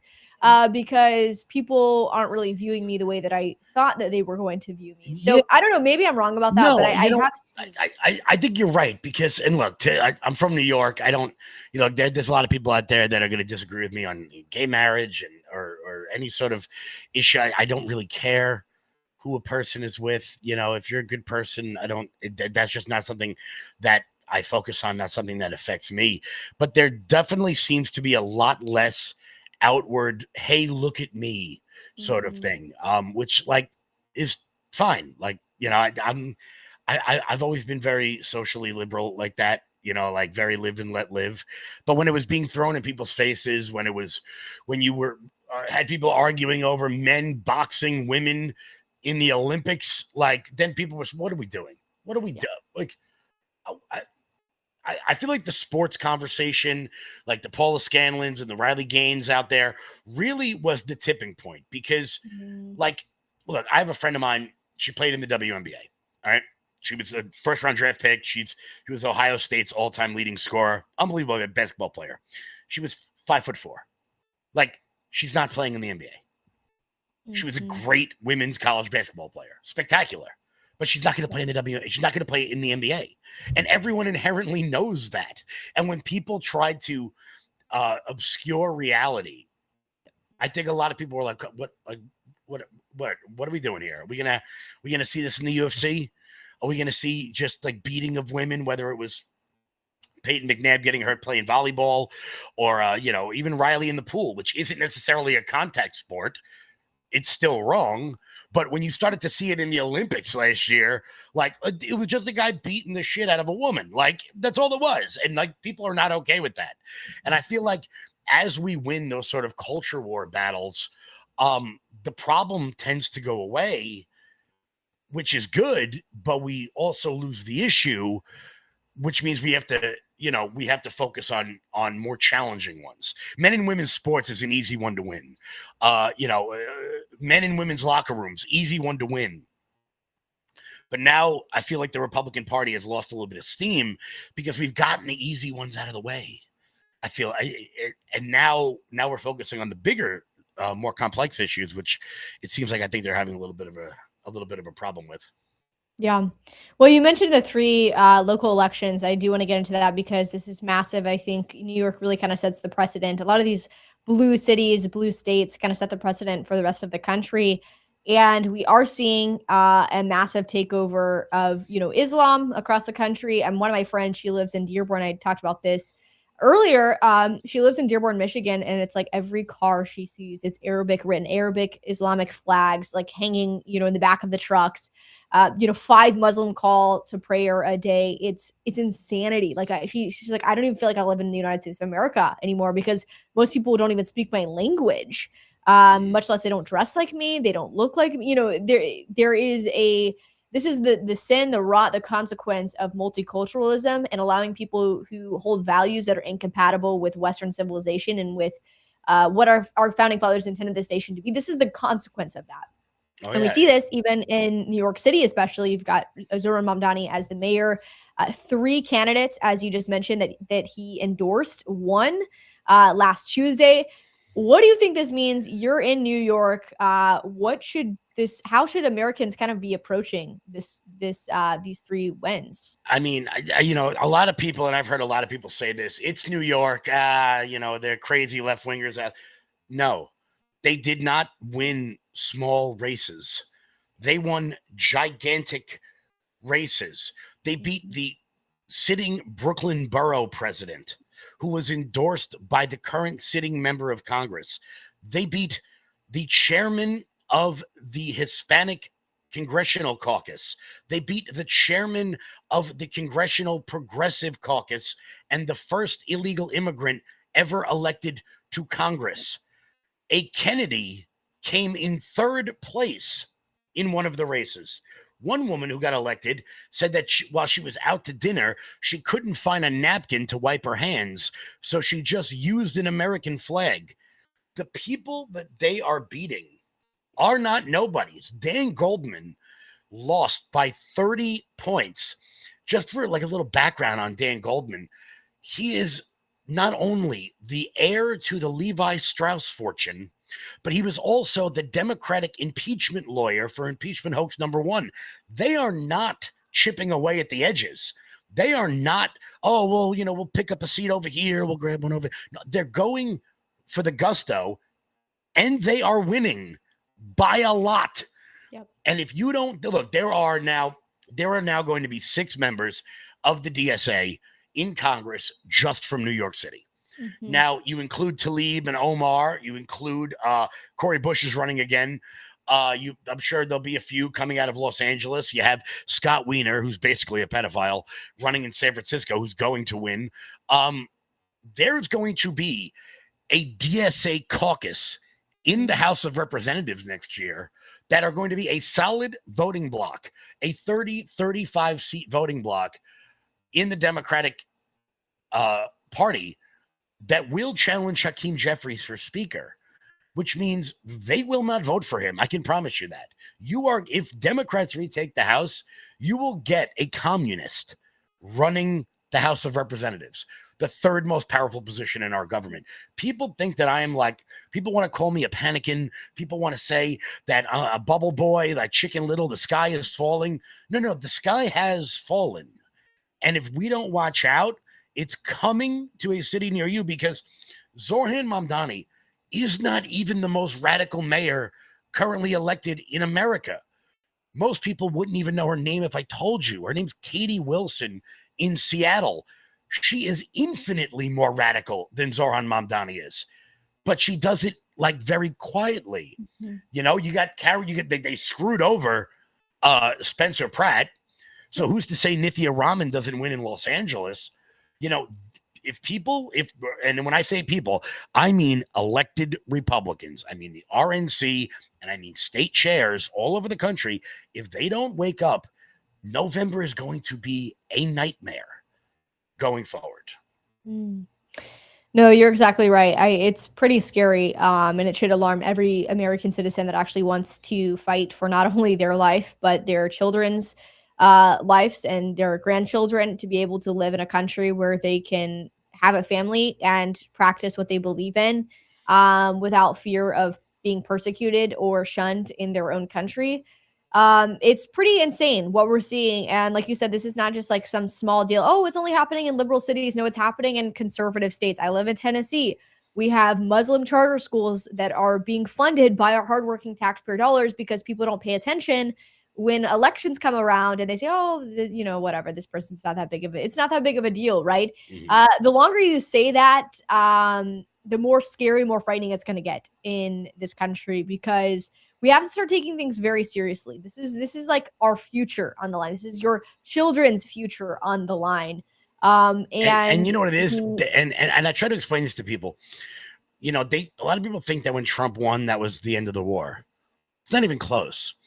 AOC won her race against Joe Crowley, the third most powerful Democrat in America, what was it, 6 years ago? This DSA political project chips away little by little, little by little. And we are losing some gigantic fighters in Congress. Now, whatever you think about their current statements, Nancy Mace, Marjorie Taylor Greene, Elise Stefanik, who I'm a huge fan of, I wouldn't put all of them in the same category. But fighters are leaving Congress. Yep. Who is going to replace them? Are we going to replace? Because right now, Democrats are replacing some of the most progressive members of Congress with people even more radical. And I'm worried that we are going to replace some of the biggest, most outspoken fighters with milquetoast foreign policy establishment, cold warriors who think that we need to fund every war on planet Earth, that we need to fight them over there, so we don't got to fight them over here, kind of Mike Pence crap, which drives me crazy. Because, even with the Ukraine stuff, or even I've been an outspoken critic of the war in Iran. I don't think we should have done it at all. What's happening in Iran has no bearing on my life whatsoever. Young people, particularly every young person I talk to, they have no sort of allegiance to that cold warrior mentality where we got to stop the Ruskies, the Lindsey Grahams of the world. Yep. And that young coalition, that 18 to 24-year-old man that came out and voted for Trump in 24, they are drifting away. They have no allegiance to the Republican Party. It's none of these vote Republican no matter who it is. They're just going to stay home. And that, I think, is going to be the margin of defeat in 2026. I actually want to ask you about this. I've kind of kept my mouth shut because I originally was extremely in favor of what we did in June of last year in Iran, with blowing up their nuclear sites. Historically, I've just been very much so in favor of a lot of this. And then realizing that promises have not been kept on many of these things, and we've been told over and over again, it's going to be over tomorrow. It's going to be over tomorrow, and it's like billions upon billions of hardworking taxpayer dollars is being funded and funneled to these groups, and they're like, well, Iran is like America's greatest threat because they're chanting death to America and they're funding all these terrorist proxy groups. And it's like, no, the United States of America is funding these terrorist proxy groups. And we're the reason why half of this stuff has happened because of our insane politicians who I don't even know what they're doing. Doing nothing but putting Americans last. And that includes those like Lindsey Graham and the warlords that you alluded to. And look, so it's like, it's difficult to speak out. I know I've spoken to bigger names in the industry than you and I who are saying I can't say anything, you know, and I point every one of them to the one person who spoke out against this war in Iran, and his name's Charlie Kirk. Mm-hmm. You know, he didn't want it, and he was right. Iran is not Afghanistan. Those people are not 8th century cave dwellers. Like Tehran is a major first world city. You know, the University of Tehran it is just like Harvard and Yale, and they study engineering over there. Like, it's not a backwards culture in terms of like being part of the modern age. I mean, their religion is a little, you know, explosive, but I think that a lot of people thought that this was going to be like Venezuela, bingo bango, in and out, and it just wasn't. Yeah. And look, for the people out there who are going to in the chat, the chat's been lighting me up about this since the beginning. I don't want, you know, I'm always going to be honest with people. Go to your kids and ask them, how do you feel about the war in Iran? Just say that. Yep. And I guarantee you, if you have a kid under the age of 30, they will not be in favor of this, because the times have just changed. You know, the sort of, even if we look back to World War II, you know, Vietnam, like, why did we do that? Yep. Like, I don't care if South Vietnam becomes, we lost 66,000 Americans, and I still to this day don't have a reason of why we went. This is the same sort of boondoggle, and I worry that it's going to force us into a bad position when it comes to the negotiating our way out of this. Moreover, it seems to me they just want to get this thing over with so they can move on to Cuba. Like, I mean, look, and Cuba makes more sense than Iran. I mean, it's 90 miles off the coast of Florida. So if you want to protect America, that makes more sense than Iran. But I think that a lot of people, there's actually great reporting from Jonathan Swain over at the New York Times about how we got into this thing. And I can hear the chat lighting up again. But Jonathan Swain's a great reporter. He just happens to work for a crappy newspaper, about how we got into this. And I worry that if this thing is not wrapped up soon, it is going. And regular people like the person you see at the grocery store, at your kid's Little League game, they can't get into the complexities of the Shah in 1979 and the hostages and, you know, we're not starting a war, we're ending one. Like, no, we're not. All that mom knows is that gas was at near $5 a gallon for a while. And if they close the strait in 60 days, it's going to be right back up to that again. Those are the things that affect people's day-to-day lives. And I know a lot of people who have been afraid to speak out against it. And, you know, and why would you? And if you speak out against it, you get slammed. And I was anti-war under Biden. I'm going to be anti-war under Trump. I don't want America to be the police of the world anymore. I felt that way under Obama. Why are we doing this? Like, why do we have to engage with and look, if there's strategic, you know, like Venezuela, for example, bingo bango, they're in, they're out. Yep. All right, cool. Look, there are bad people in the world, even with the Iran nuclear strikes. Okay. We did it.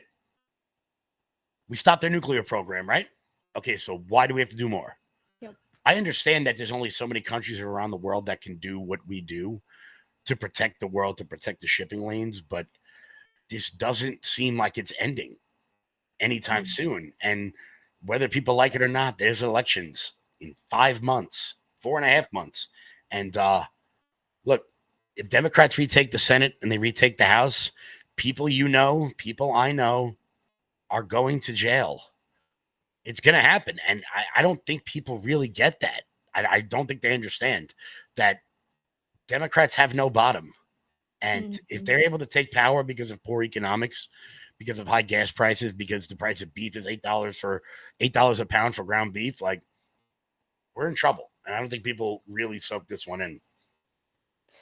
Yeah, no, well, and you mentioned just like the young people in general. I've heard from a lot of older generations that, well, the reason why the young people are saying all this is because they're just uneducated. You know, they're young, they don't know what they're talking about, they don't understand foreign policy, they don't understand history. And I guess I would sympathize with them to an extent that, like, yes, we're young. But historically, what we were being promised has actually not worked. And historically, we've seen the results of what we're doing right now in Iran. And what is the end goal? Because the end goal keeps changing. It's like, oh, we want a revolution. We want a shift in power. And it's like, okay, well, then who is going to be brought to power? Who are we trying to put into places of power? More Muslims, more leaders. They're just less extreme. And it's like, okay, in 15 years, we're going to be doing the same thing. And they're like, well, that's okay. In 15 years, we will go back and do the same thing, but at least it will, stay nice for, it's like, what are we doing? We aren't executing out mass deportations. We still have millions upon millions of illegal aliens in this country. Young people can't get married. They can barely afford to buy a home. They're having to have, 2-3 jobs in order to sustain themselves. They're being lied to on a mass level. We're murdering babies in their mother's womb and justifying it. The list is just, and we're still castrating children. Men are still in women's sports. The list is just like endless of the things that are still happening in this country. I just wish we would focus a little more on domestic policy than foreign policy. Yeah. I think if we did that, look, the bottom line is that when my parents bought a house here on Long Island in 1992, the average home price was 3 times the yearly salary. Today it's 9 times. And I don't live in people think Long Island, they think the Hamptons. I don't. You've been out here. I don't live in the damn Hamptons. It's over there. It's a little ways, but I live in a regular middle class neighborhood. Right. For me to buy a fixer-upper home in the town I grew up in like a lower middle class neighborhood, it's $700,000, and it sells instantly for a house that I have to put $200,000 into. Yep. How people wonder why American birth rates are so low, why marriage rates are so low. It's because nobody can afford to leave their parents' house. It's and not everyone can up and leave. I can't just leave and move to Tennessee like, 200 of my friends or 500 of my friends down in Florida. Plus, it's too damn hot down there. I'm just not doing that. Like, people live in Florida. It's too hot. Like with the bugs and the alligators and the humidity. Get the hell out of here. But I just wish we would focus more on domestic stuff than because it seems like Congress can't get its mind made up when it comes to doing things for Americans. Yep. Now, when other countries need money for their wars, well, then we're all on board. Then we'll just ship money to Ukraine. We'll send money to Israel. It's not a specific country thing. It's a macro thing. It's like whenever someone else needs something, we're there. But when it's time to focus on the SAVE Act, or it's time to focus on banning BlackRock from buying single-family homes, or capping credit card debt, or making student loans expungible through bankruptcy, like every other debt. Yep. No one is anywhere to be found. Oh no, it's like that Drake meme. Like, oh, it's like money for foreign wars, money for Americans, and that is a feeling. How do I say? I don't blame people your age for supporting Zohran Mamdani and Katie Wilson and Jacob Fry and the rest of them, because if you're not invested in the system with a home, with a family, with a good job, then why do you care if the system burns down? If you don't have, if you don't care, you have nothing invested in your neighborhood. You don't have kids in the schools. You don't have, not you. I just mean people in general. You don't pay property taxes in the town. You don't have kids that go to the school. So what the hell do you care if the whole thing blows up? Like, all right, we'll rule over the ashes. And I think that's a lot of what's happening here. And I'm not saying I have the solution, but there's a lot of people out there who are ignoring the problem. Yeah. And when you ignore problems, they manifest and they metastasize. And we saw that last night in the New York City elections. That's right. Well, Kevin, I really appreciate what you're doing. And I just want to kind of end the show off, I guess, with a message to young people from you. What is your message to conservative, Christian, young individuals that feel like, they're kind of giving up, or they cling to people like, Nick Fuentes, and they're like, I know Nick Fuentes isn't the goal, right? They know that deep down, but they listen to him because Nick Fuentes, whether we like it or not, he is highlighting a lot of issues that young people care about, even though he's not it. I get it. He's not it. I don't like Nick Fuentes at all. Yeah. But he is willing to call out a lot of the problems that we see in Congress, in Washington, D.C., that most boomers are not willing to call out. So what do you think, I guess, is the solution? What should young people know? What should young people be doing to ultimately fight for Western civilization and this great country? Well, firstly, I would say start investing early. Compound interest is the ninth wonder of the world, as Buffett said. It's not financial advice. I got to say that for the lawyers. But start investing early. Put some money away. Basic index funds. Just YouTube it. You'll find out. But it's look. I think that what these people want is for us to have so much despair that we turn it off. That we just say, yeah, it doesn't matter, I'm done. And that's incredibly dangerous because they're not turning it off. Young people may not have a lot of buying power based on what they're physically worth money-wise, but the organization that you guys have, I mean, you have more power today with your Snapchats in your local communities than any GOP has. Yep. Doesn't matter where you live. I mean, every election I win, the first thing I do is I go directly to the young people and I say, okay, your Snapchat account, let's go. Give me that.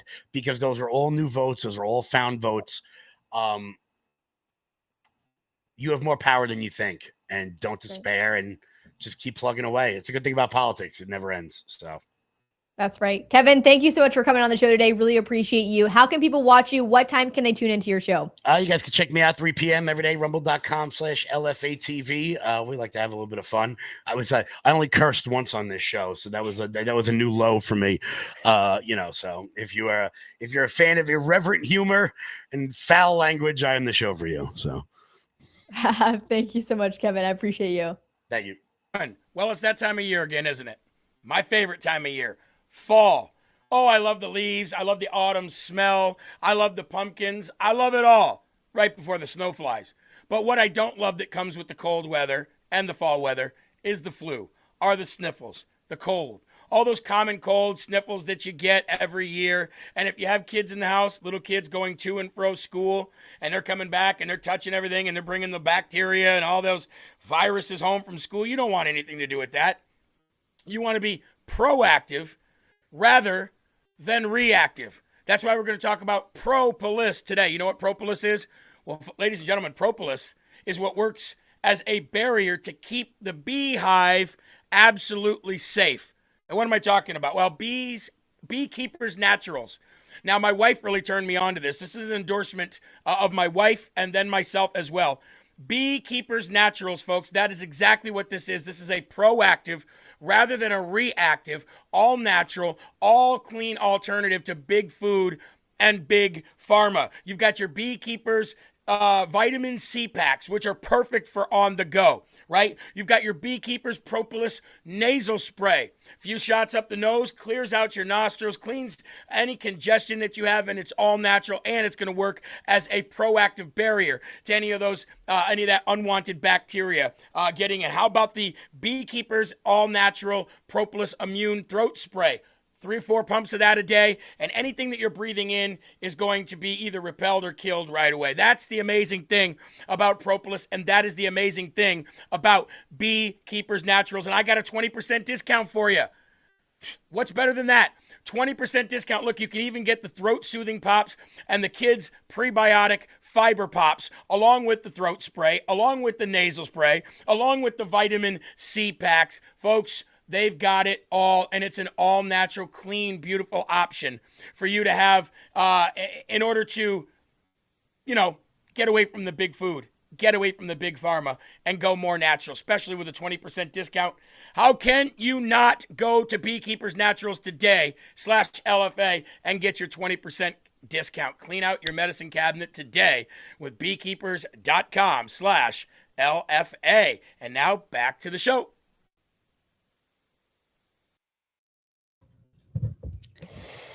All right, everybody. I hope you guys enjoyed that short interview with Mr. Kevin. He is always a hoot. Love being able to interview him and talk to him about what his thoughts are on everything happening. Obviously, he mentioned something that I totally agree with, and that we need to pass the SAVE Act.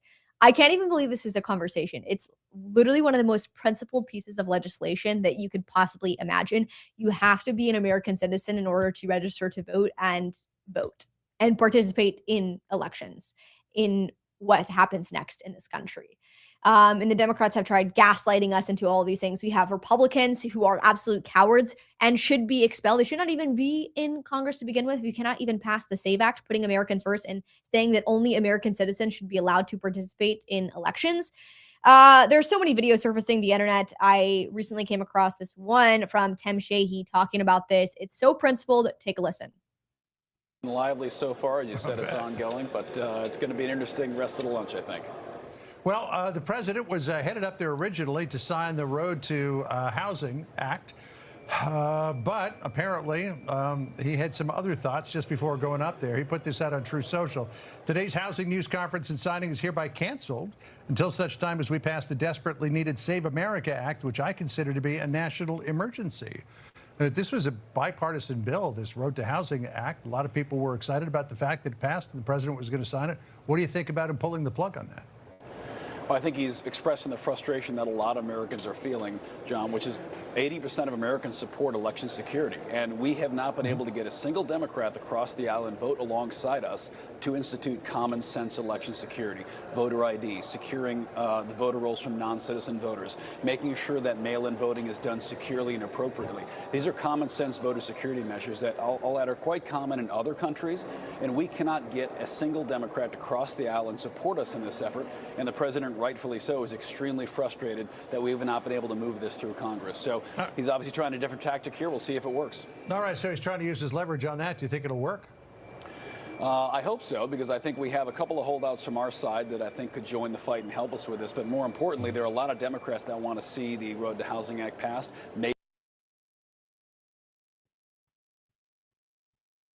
There's a few videos I want to play for you guys from various members of Congress and even the Speaker of the House, Mike Johnson, talking about the importance of passing the SAVE Act. Obviously, President Trump just called yesterday that this is a national emergency. We need to pause everything and we need to pass the Save America Act. I don't like, how are we going to end abortion? How are we going to overturn Obergefell versus Hodges? How are we going to ban gay, drag story, whatever, drag show hours for kids or whatever else? Nonsense that they want. We will not be able to ever get this passed. We will not ever be able to have a true and secure border for a long stint of time because we are allowing illegals and dead people to participate in the voting process because we cannot get the Save America Act passed. This is Mike Johnson talking about the Save America Act.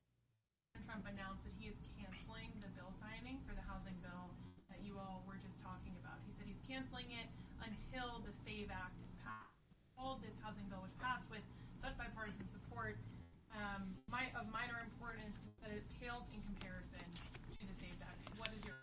Yeah, my reaction is the truth of the matter. I spoke to the president for 20 minutes before I went in and gave that rousing speech to the House Republicans this morning.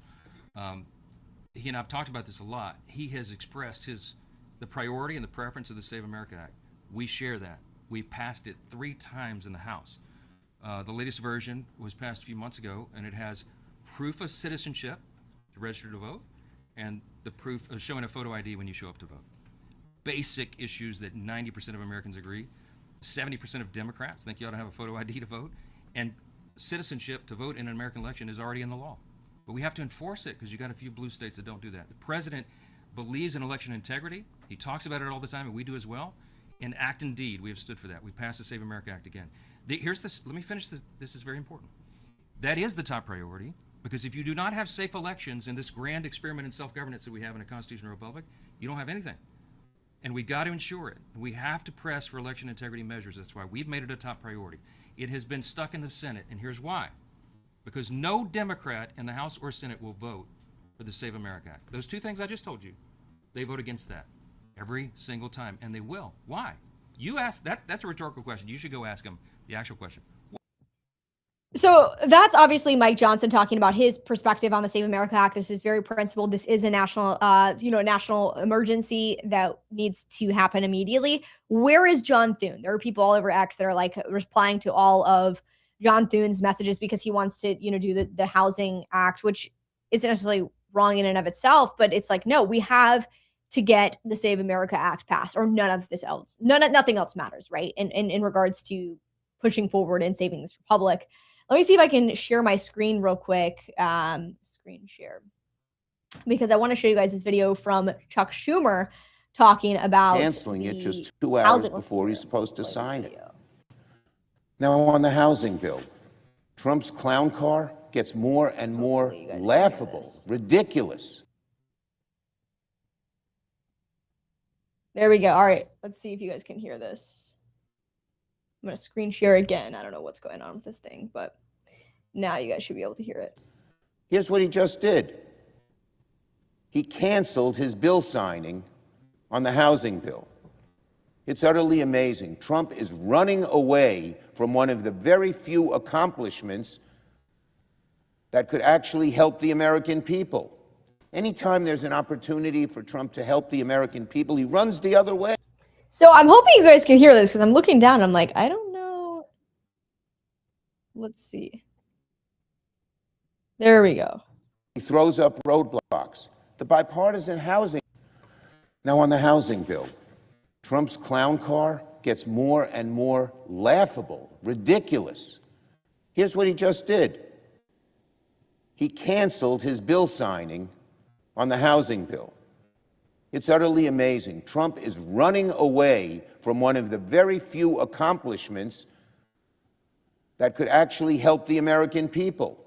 Anytime there's an opportunity for Trump to help the American people, he runs the other way. Comes up with some idiot thing in his head that this may hurt this one or help this one, his pettiness with his enemies, and he throws up roadblocks. The bipartisan housing bill was an accomplishment that the American people want, are proud of, and need. Trump runs away from it. He's not going to sign it. He's petulant. He's angry. And he looks ridiculous, canceling it just 2 hours before he's supposed to sign it and saying we should do the SAVE Act instead. How does the SAVE Act lower American people's housing costs? It doesn't. How does the SAVE Act do anything good? It doesn't. It's a vicious, nasty piece of material. And probably in Trump's ridiculous mind, oh, I don't want to sign the housing. Detract from the SAVE Act. The SAVE Act will not pass, Donald Trump. Get on board with this housing bill. Don't veto it because it's so important to the American people. The passage of our bipartisan housing bill, it was bipartisan, ought to remind the nation how government can deliver when we put aside the partisan chaos we see coming out of the White House every day. Listen to me, Trump, sign this thing. Get something good done for the American people for once. The American people are counting on us to make life more affordable, and lowering housing costs is absolutely essential to that effort. The road to housing puts our country on the right track towards fixing the housing shortage that drives up costs for the American people. Our bill streamlines local zoning and permitting, provides new flexible funding to expand supply, supports manufactured and modular housing, helps convert old office buildings into new housing, stops institutional investors from crowding Americans out of the housing market. Our legislation is going to help build more, faster, better, cheaper housing and build everywhere so we can get more homes on the market. What's wrong with that, Donald Trump? Why do you run away from signing it? when it will be so beneficial to the American people. Trump, the housing crisis in America is too severe to let partisanship get in the way of common sense solutions. The road to housing is an important step towards ending the affordability crisis. It must not be the last. We'll keep at it, particularly if we regain the majority. But now, for once, Trump should sign it and stop running away from it and stop making such a fool of himself. I thank Senator Warren for her leadership on this bill, as well as all of the members of the Banking Committee and everyone else who helped make the road to housing a success. And it looks like even if Trump were to try to veto it, there are probably enough votes in both houses to override that veto. I yield the floor.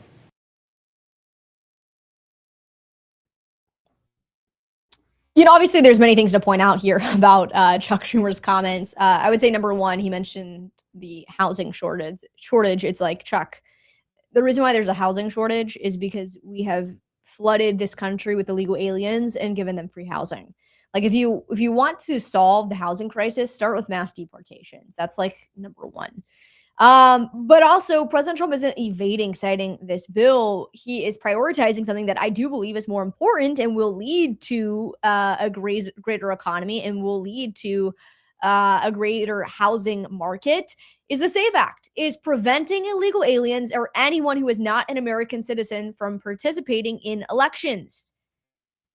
President Trump isn't deflecting. Chuck Schumer, John Thune, who's siding with the Democratic Party, they are the ones that are deflecting from putting the United States of America and American citizens first.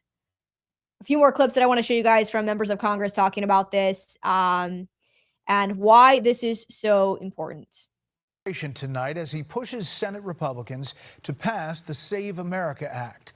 But that is creating another political problem. Chief Congressional Correspondent Chad Pergram shows us from Capitol Hill. President Trump fixated on a singular goal. We have to pass the Save America Act, which is voter ID, which is proof of citizenship. But he's not getting his way. There's no doubt the president is very frustrated with the speed of the Senate, as am I. The president is exasperated at the Senate struggling to approve the bill. I suspect we'll get a talking to. But at the same time, we'll be able to convey back to him. The GOP numbers don't work. Talking's good, SAVE Act's a waste of time. Some Senate Republicans are irritated that President Trump incinerated GOP plans to renew the anti-terrorism program FISA Section 702 and stymied rapid confirmation of National Intelligence Director nominee Jay Clayton. We have very candid conversations. I am very direct with the president. I shoot straight with him and vice versa. And, we at times have differences of opinion. GOP Florida Senator Rick Scott bypassed Thune, inviting the president to Capitol Hill to pitch the Save America Act. My experience in business is that we sit down with people and find out what their needs are and try to solve it. The president is pressuring Thune. John's a leader. That's what being as a leader about. John is a leader, and hopefully he can get the votes. Democrats anticipate intra-party GOP fighting. Trump only will talk to Senate Republicans behind closed doors, and from what it looks like, that ain't going to be pretty.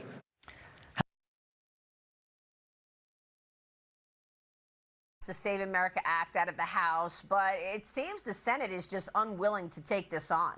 What is the problem with the Senate, and why are they so unwilling or unable to extend and execute President Trump's agenda? Look, you heard J.D. Vance say it best. It is a defeatist perspective to say, well, the votes aren't there, so we're not going to try. But it's equally the fault of the House. And I actually just messaged the speaker and I said, look, we can't allow them to put a Senate bill on the floor that they're going to use in their re-elections without attaching the Save America Act to it. And I know that the president has been very vocal about this. And I do hope that if it does pass, we're going to try to stop it. We're going to try to attach the Save America to it. But he should actually veto it. Because the fact is that they're not doing their job. They are literally slapping the American people in the face. And this is an 80-20 issue. You want to talk about election integrity, you want to talk about national security. This is the one thing that we could do and deliver for the American people that is bipartisan and would help guarantee and secure elections in the future. Absolutely. Congresswoman, it's great to see you this morning. Thank you.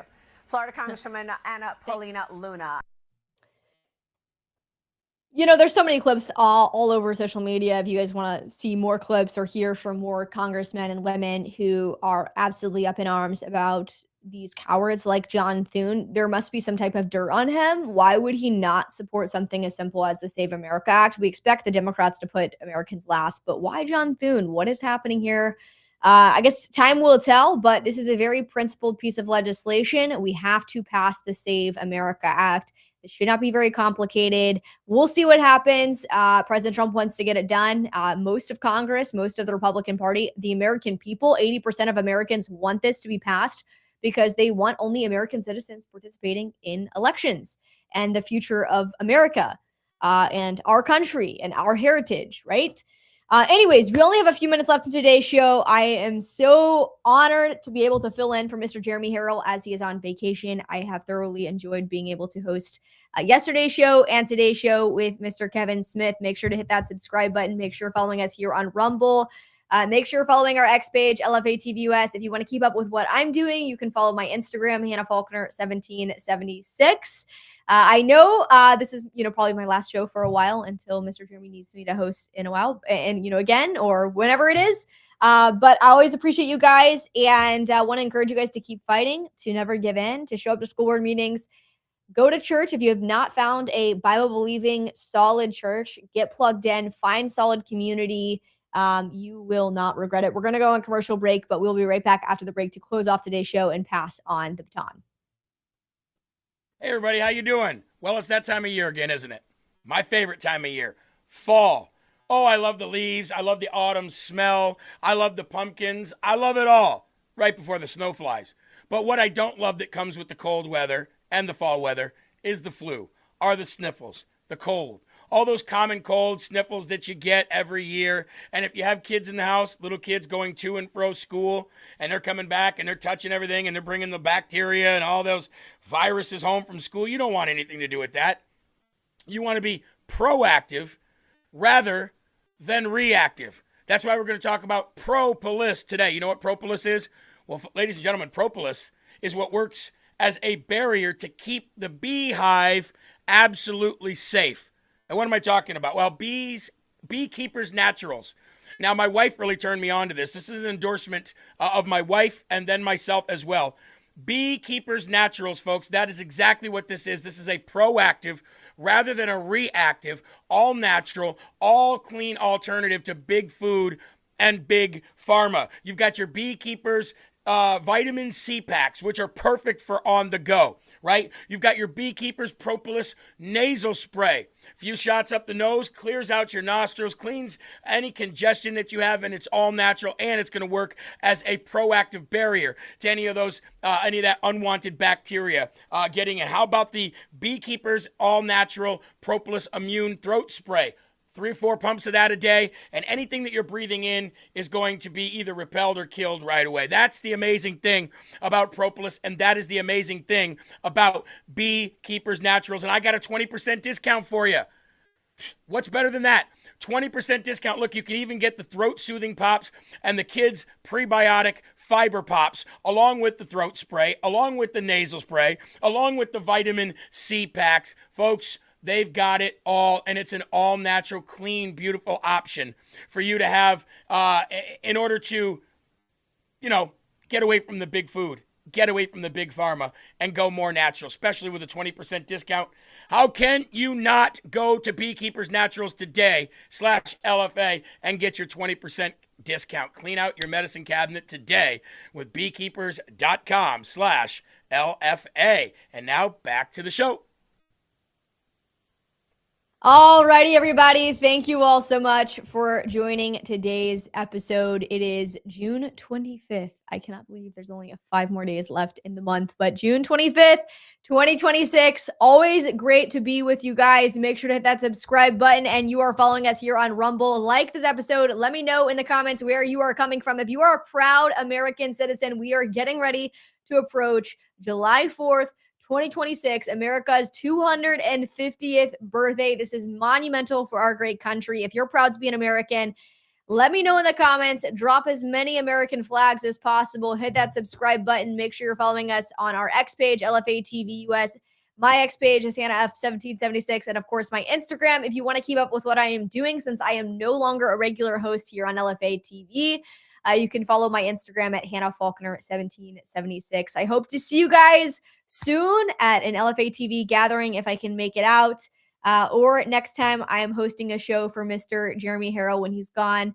If I'm available, I absolutely will always try to help in any way that I can because I am so proud of Mr. Jeremy. Eli, I just want to give a huge shout out, by the way, to Mr. Producer Eli. Mr. Producer Eli. I always say Mr. and I'm like, nope, just say Producer Eli. Producer Mr. Eli, the producer. Anyways, very grateful for Mr. Eli and all the work he does. Frankie, you do incredible. So happy for you and your wife as you guys just welcomed your beautiful baby girl into the world.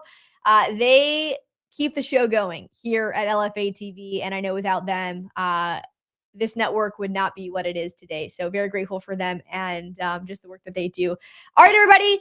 Thank you all so much for joining us. We'll be back hopefully soon filling in for Mr. Jeremy Herrell. If not, follow us on all of the platforms. Stay tuned for the next host. They are up next. I hope to see you guys soon. God bless you all. Have a great rest of your day. And God bless the United States of America.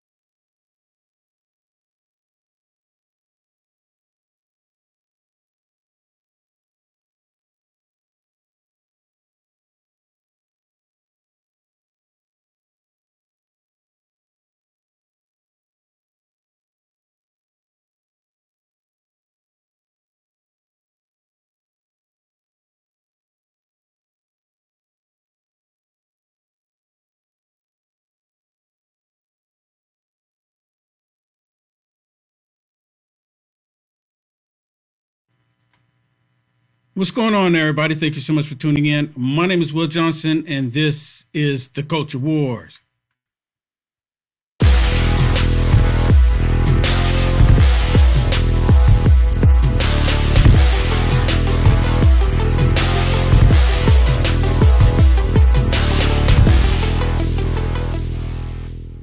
And what's up, everybody? Thank you so much for tuning in.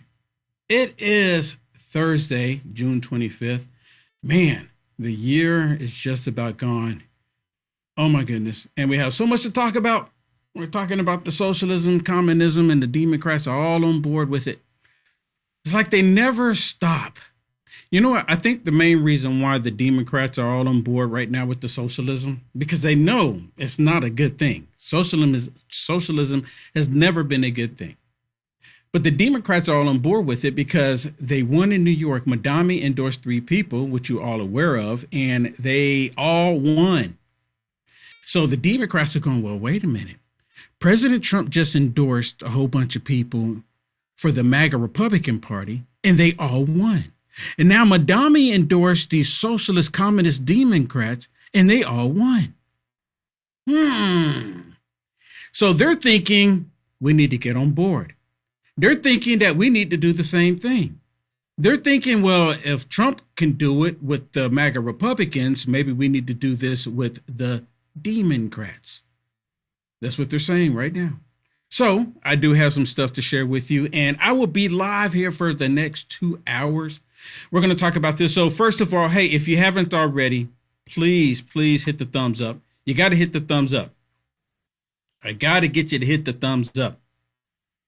Someone says, thank you for the 2 great Rise Up shows. You know what? God bless you. God bless you for that. Thank you so much for that Rumble rant. Thank you so much for supporting the network. I greatly appreciate it. God bless you. Thank you so much for that. Razmi, thank you so much. I really do appreciate it. You know, those beautiful flags. Oh, I love it. I love it. I love it. Okay, let's get into it, because I don't know. I don't even know if the 2 hours that I have with you today right now is going to be enough to get over to discuss everything, to talk about it all. I'm hoping that it will be, but I'm kind of guessing that it's not going to be. But we shall see. We shall see. I'm going to try. And I know I'm not going to make it because it's just too much. It's too much happening. Okay, so first of all, the first thing that I want to share with you is that the Democrats, as I just mentioned, they're actually embracing the whole communist socialist agenda. They're embracing it because they think, well, look how many people came out. And actually, they didn't even have that big of a turnout. A lot of the moderate Democrats didn't turn out in New York to support Mamdani. They didn't do it. Or they're Democrats. They didn't show up for him. And they're actually talking about it. They said a lot of the young people who want mommy and daddy to continue to take care of them. So if mommy and daddy's not going to take care of them, then they're looking for the government to do it. They want to go from mommy and daddy taking care of everything to the government taking care of everything. I don't need to do anything. They come pick me up, take me to soccer practice. That's what they're looking for. They don't want to have to become adults. And these idiot liberals are actually convincing these kids to vote for this socialist agenda. And it's going to be devastating. Now, in Rise Up this morning, I mentioned that I created a short little video. Talking about socialism, and I was asking AI. I was asking AI about socialism. And man, the Democrats, or I started to say something else, the Democrats are ticked off about it. The Democrats are mad that I did this video. And look, this is AI, and AI they trust. So AI answered the questions, and they didn't like the answers. As of right now, today, I don't think AI has a reason to lie to us. I mean, AI may be the death of us all, but, you know, it has no reason to lie to us, right? And then I got to thinking just really quick before I play this, that maybe the AI has picked up on the algorithm on the stuff that I talk about and the stuff that I promote and stuff like that. Maybe the AI is saying this is what Will Johnson wants to hear. Now, that could be possible. But it's not about what I want to hear. What the AI said in the video that I'm going to share with you a little bit later on is actually speaking the truth. But anyways, listen to Jen Psaki. Jen Psaki is having a conversation with these communists, and they're saying that they're basically crushing the establishment. See, that's the biggest thing out of all of this. And I mentioned it so much. Can I pat myself on the back? Is that me being arrogant or something? I mean, you saw the same thing. President Trump came along, created the MAGA Republican Party. So what are they doing? They're thinking now is the time for them to do the Communist Democrat Party. We got the MAGA Republicans, so it's the polar opposite of the extremist Democrats. But anyways, listen to this.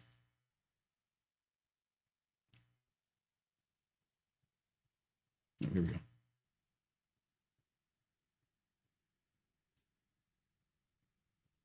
My audio's not coming through for it. Hold on. Not sure why we're doing that, but we'll fix it here. I don't need to have technical issues. Let me see if I can fix it.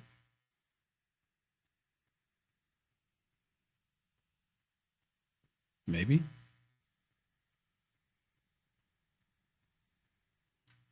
Come on.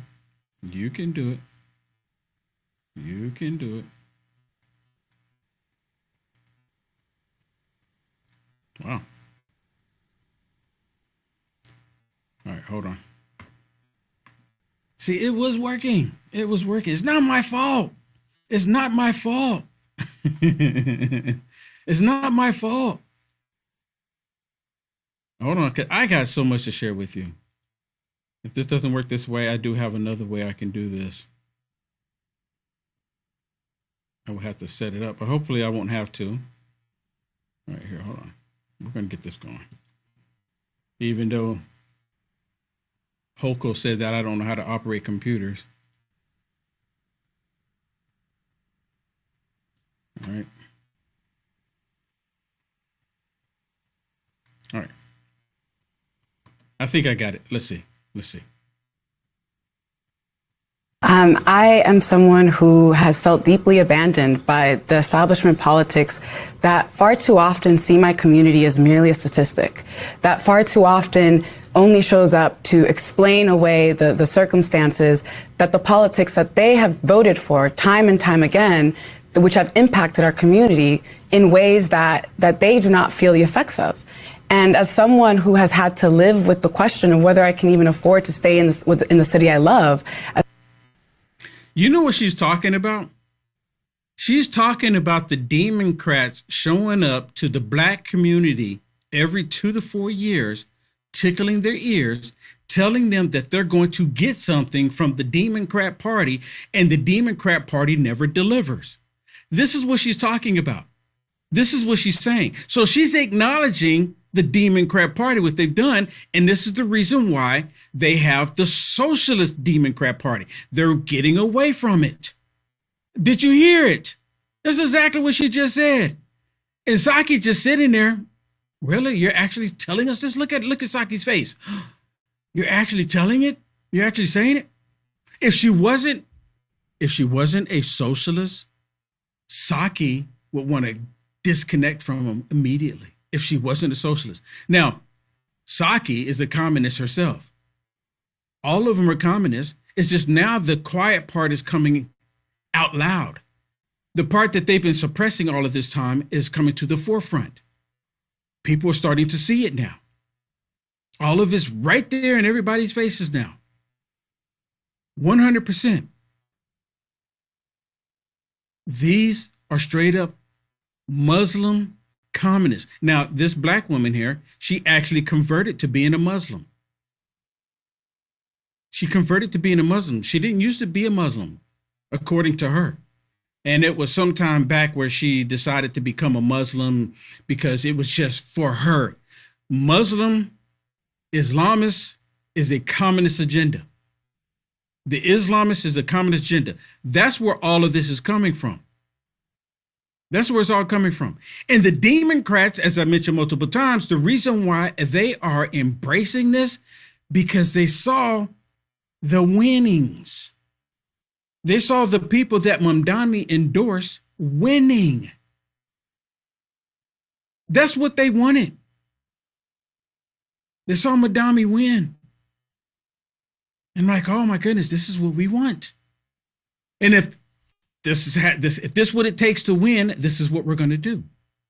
Now, the Democrats know that socialism, as I mentioned, is really bad, and they pushed away from it forever. Bernie Sanders has been the same socialist. You have to get it to Bernie Sanders. He's been the same socialist ever since he started.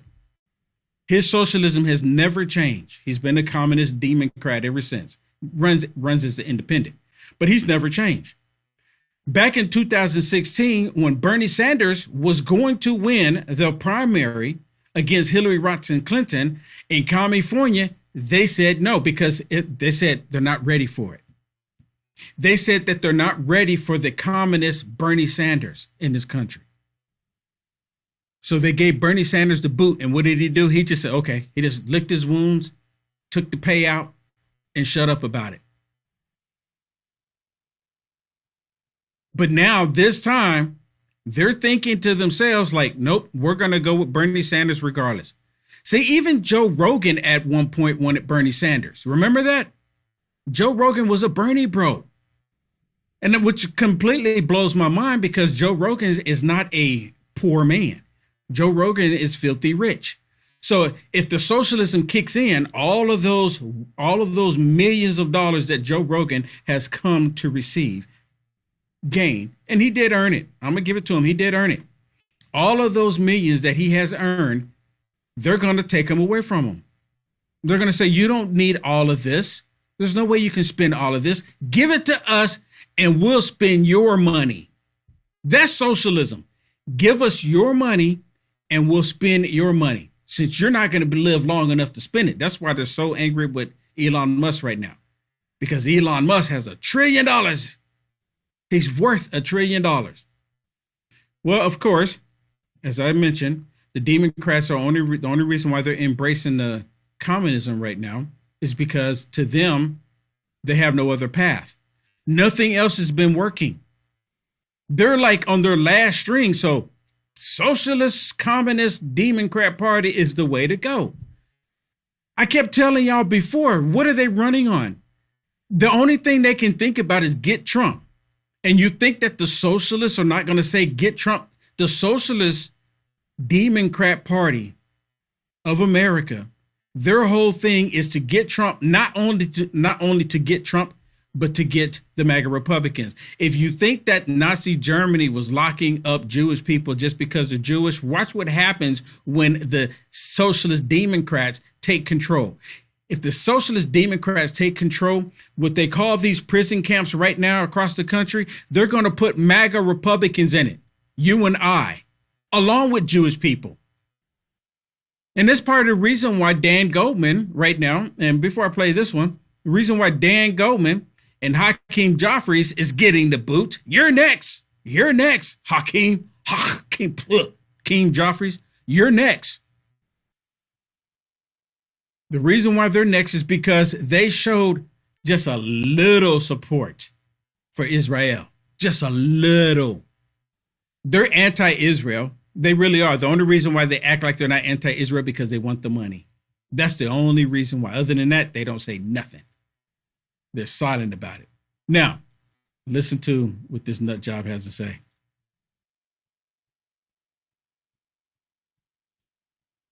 Man, why are my videos not playing here? I didn't have this issue at all when I did Rise Up this morning. I want to speak to fellow progressives today. Yesterday was the beginning of a new, bold, strong Democratic Party. Democrats are winning not just in New York, we're winning across this country, in New Jersey, in Michigan, in Maine. See, he's calling them Democrats, which they are. All the Democrats have been socialists in this country. Every last one of them. It's just now they're not being quiet about it. So technically he's correct. And see, he's just saying New York, the Democrats won. Michigan, they're saying they're winning across the country. Socialism is on the rise. It's like the liberal apocalypse, the liberal zombie apocalypse. The reality is that our platform of a New Deal for our time is resonating. It's a platform that says no to foreign wars, no to genocide. But it's also a platform that says yes.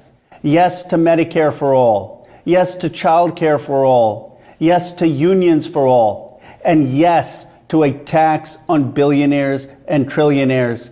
It turns out that when you stand up for the world. Now, hold on. I gotta stop it there. You remember Bernie Sanders used to constantly saying that we need to tax the millionaires and billionaires. We need to tax the millionaires and billionaires. Remember that? He would constantly say millionaires and billionaires. Now we have Elon Musk, which is a trillionaire.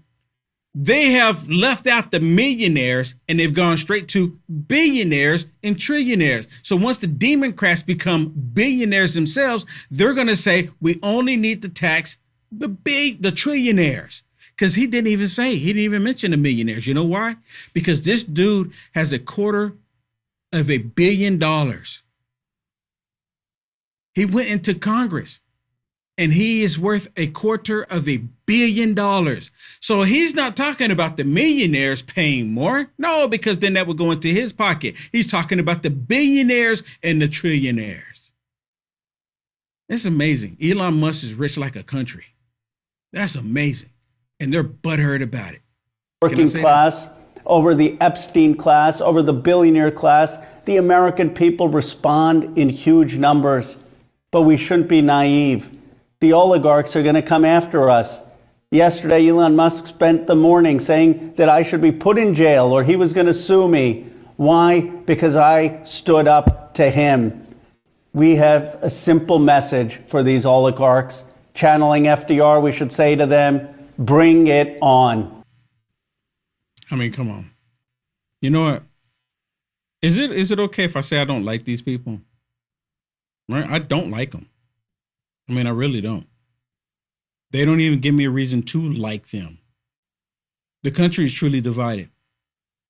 I think we're going to, yesterday I mentioned, and this is just my opinion on this, when the first Civil War took off, it was because of the Democrats are just so pure evil.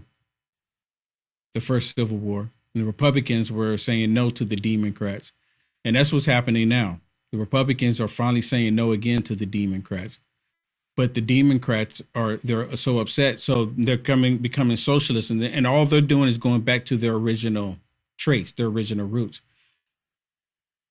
And if this continues, I can say that, with confidence that we're probably going to end up straight up in a physical civil war.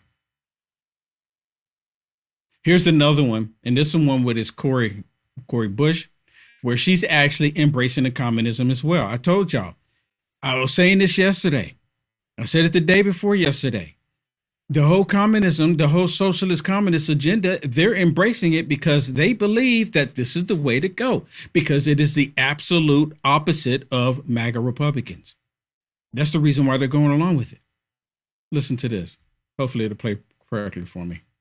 Congresswoman, good to have you tonight. First, what's your reaction, your response to what you just heard there from Andrew Yang about the impact these candidates will have on the party at large?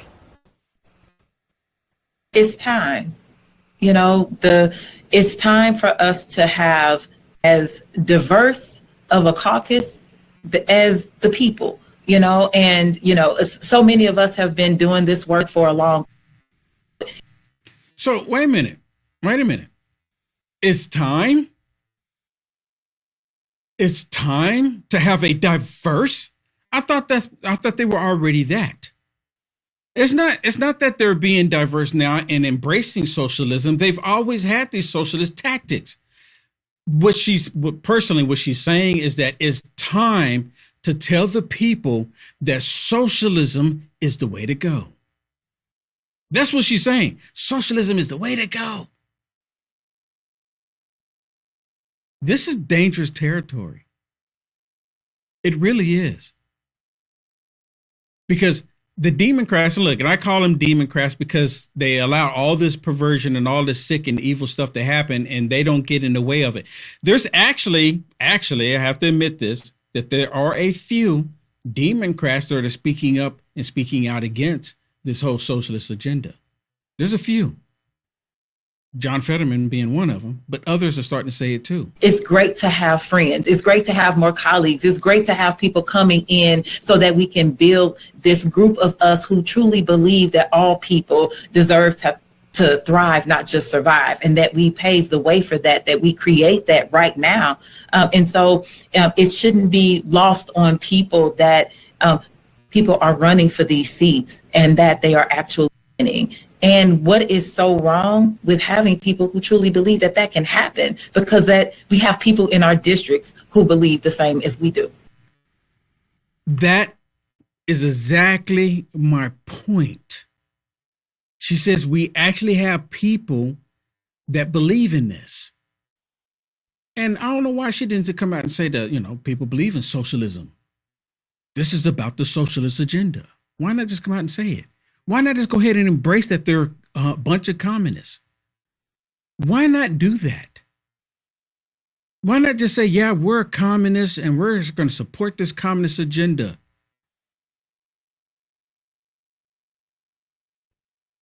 For them, the main agenda right now is trying to convince people that the socialism that we're seeing, the socialism that we're experiencing, has always been here.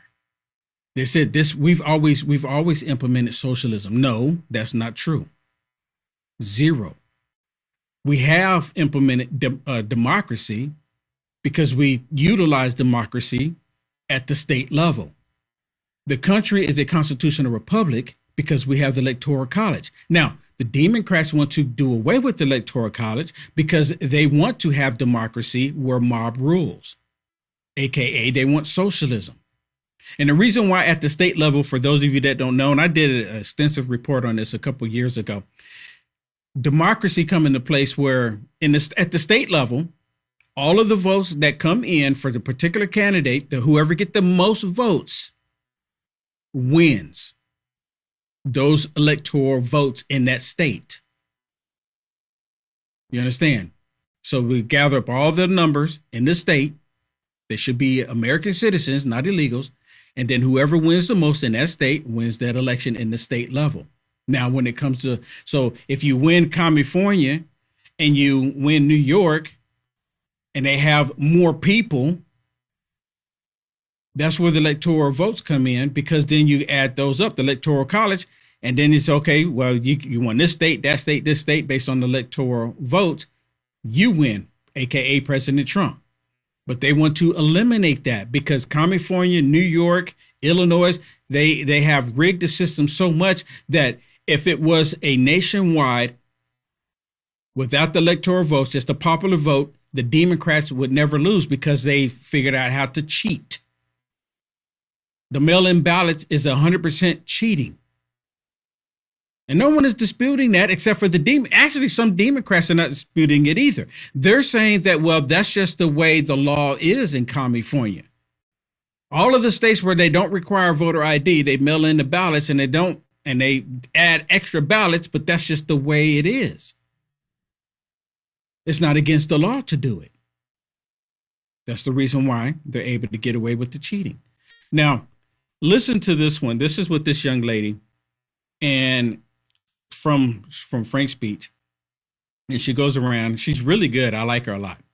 She goes around and she has these conversations with the Democrats, and for the most part, they do talk to her. Every now and then, they don't talk to her. Like Mad Maxine Waters is one with her. Mad Maxine Waters. Everyone is saying, "Don't talk to her. Don't talk to her. You can't talk to her. I'll take your car, your information, your phone number, and we can schedule an appointment so you can have a conversation with her." They're never going to do it, and she knows it. But anyways, listen to her ask this Democrat questions about them becoming socialists. Oh, hold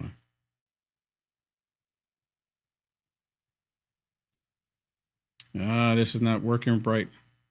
It's like irritating me. Hold on, we'll get it.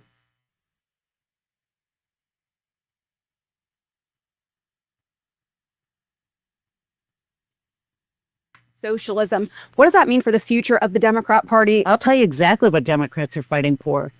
The right of every single American to make their own health care decisions. That's what the Dobbs decision took away. That is what these extreme laws that Republicans have championed and passed in states around the country are doing to women.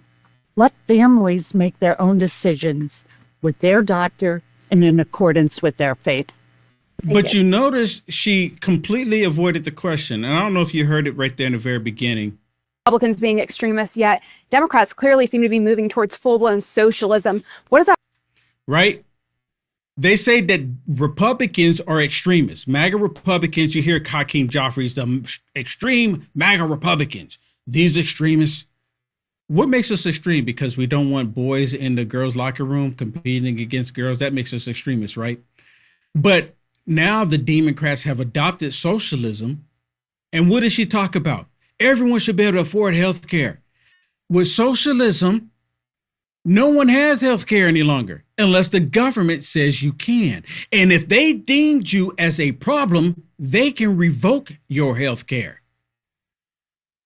That's what socialism does. Socialism is a total control, totalitarian. Totalitarian. That means that we don't like something that you said, so we get to take it from you. We get to take it from you. And of course, you got Warlock.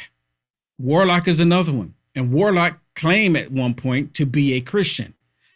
Satan has his bishops, his pastors, his deacons as well, and Warlock being one of them.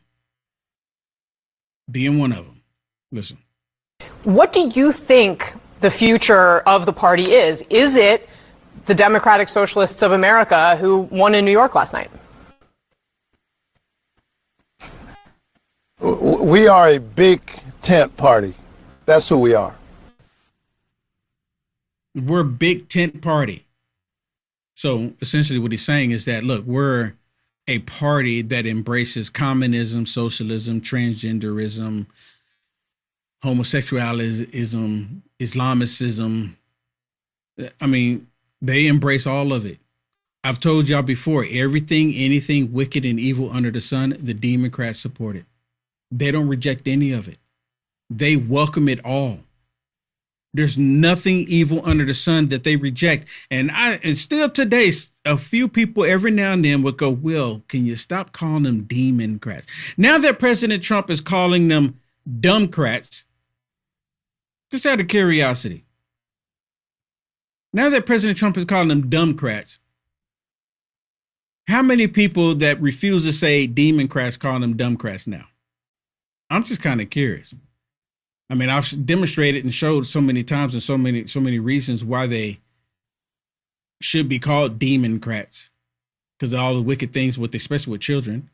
So how many people, I'm just kind of curious. I'm not mad at you if you don't want to call them Democrats. I mean, look, it's just an expression that I use for them because of all the evilness that they do. But I'm just kind of curious, how many of you that didn't want to call them Democrats are now calling them Dumbcrats? I mean, you don't even have to answer. I'm just kind of curious. I would like to know if you would answer it, though. Well, thank you. You say both? Let me see. Both. You see it right there? Both. Right there. Democrats and Dumbcrats. Still use demons? Yeah. See, I think President Trump is calling them Dumbcrats because President Trump is being nice. Yeah. I mean, I like the Democrats, because it's all demonic. Again, like I just mentioned, President Trump called them Dumbcrats because he's being nice. He's playing the game with them. I get it. I wish he would just come out and call them Democrats because he's mentioned it multiple times that these are sick people. He said they're sick people. And that's another way of him being nice, not calling them demons, calling them demonic. President Trump is such a nice guy. I mean, he really is. So, Hakeem, y'all like how I do that? Hakeem Joffreys. He told me that I need to keep his name out of his mouth or else. I mean, he did. I mean, he told you too, but Hakeem Joffreys. Listen to what he says about the whole socialist agenda. And remember, we had a group of white liberals at the event after the socialists won. A group of white liberals saying, "You're next, you're next, you're next, you're next." So Hakeem Joffreys, what do you think is going through his mind when these white liberals are telling him that he's next? And see, that's part of the reason why I asked our great producer Eli to create the thumbnail. Let me show it to you one more time. Y'all see that? And of course, they got the Hamas flag, the trans flag, and that red flag is the Communist Socialist Democrat Party of America. That's their flag. I went out there and looked it up earlier. That's their flag. And see me and President Trump and I over there like on Friday. Oh, because they just got the boot. Oh, snap. Eli does a great job with these thumbnails. Oh, my goodness. Phenomenal job. But so I was wondering, were we going to get a statement from Hakeem Joffreys? And sure enough, we did. I remember last time you were on and you said almost the same thing that you just said, and we all nod. And I know it takes time from the interview and everything, but it doesn't really answer the question that Andrew said. We all agree with what you just said, but it totally shifted from what we're talking about is whether when the Democratic Party includes someone in that tent that believes these things, I don't think any of those things are going to solve what you just talked about or an answer to any of our problems that you delineate so eloquently. They were saying, you're next, about Hakeem Jeffries. You're next, you're next, you're next. You can't think this is a positive development in New York politics, can you? And they'll just, Dems will be Dems or something like that. I don't see how you can say that. You need to reject. It's not. You need to reject those things. I think. First of all, I've clearly rejected those things. That's number one. Two, and my record speaks for itself. This is not a Dems will be Dems situation. Donald Trump is the president of the United States of America right now. Are you kidding me? Hold on. It is 100% Dems versus Dems. It's demonic Democrats fighting against Democrats. And the socialist Democrats are upset with Hakeem Jeffries because he's not violent enough. Because he went along and he worked with the government to open the government back up. They want total control. You either give us it all 100% or we're shutting it all down. These socialist communist Democrats are actually running to shut the government down until they get what they want, till they control everything. They've actually said it. They said, once I become a senator, we're going to shut the government down. We're going to shut it down until we get what our demands, until we get our demands. I mean, dude, straight up saying it. And now listen to him. He just actually detonated a bipartisan housing bill that would help build housing in this country that is affordable for everyday Americans who are. Hold on, let me say this really quick. Because, they keep saying that President Trump just blew up the whole deal that will allow people, American citizens, to get into free housing and homes and stuff like that. The key detail that they're leaving out, and I haven't even read it, and I'm pretty sure it's in there, that they wrote it into the bill that it would go to illegals. Illegals, people who've been in America, came unlawfully, illegally here. So then that way they become residents right up under President Trump's nose. And President Trump said, I'm not doing this. And the fact that these Republicans went along with it is sickening. I'm telling you, look, I haven't read it. I could just be talking at the side of my neck, but there's a reason why President Trump squashed that. And when the Democrats are advocating for it, there's something else in there underlining the fine print, and President Trump saw it and said, nope, not doing it. Not doing it. Drowning and suffocating in Donald Trump and the Republicans' failed economy. He's the president right now. And so I'm happy to talk about primary elections, one of the bluest cities in the country. At the end of the day, listen, our focus is going to be on ending this national nightmare in this country that America is suffering. A reckless and costly war of choice that skyrocketed gas prices, the failure to lower costs, which Donald Trump promised that he would do, and a whole host of other challenges. You see that? Hakeem is a total joke. He's 100% a total joke. And he wanted the gavel so bad. And he's supporting these people that's actually going to give him the boot. They already said, you're next, you're next. Played it yesterday. And it's gone viral and then some.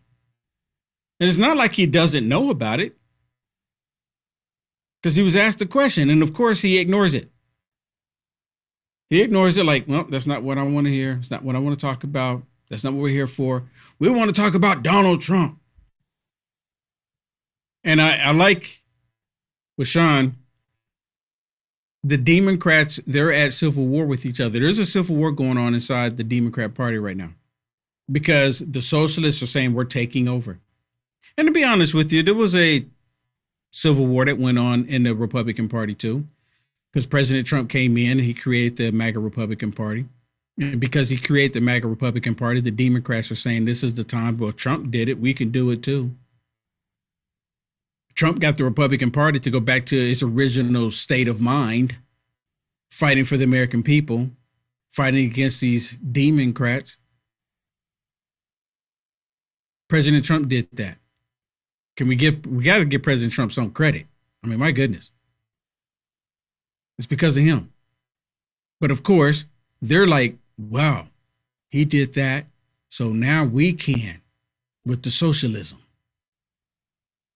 That's what it all comes down to. All comes down to the socialism.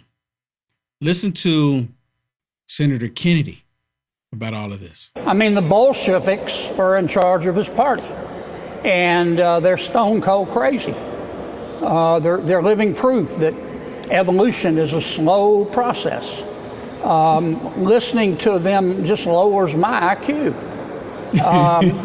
As one of your guests said earlier, it's like something out of a grad school coffee shop. And I'm sorry for America, but it'll be the best thing that happened to my party. I mean, because most Americans are going to listen to these pencil necks and say, well, you know, Republicans aren't perfect, but the other side's crazy.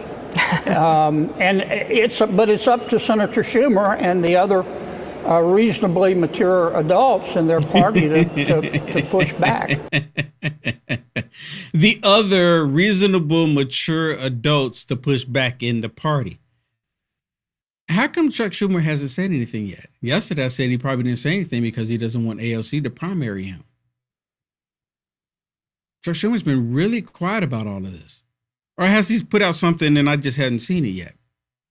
But, I mean, Senator Kennedy, he always has those one-liners, and he's so spot on with them.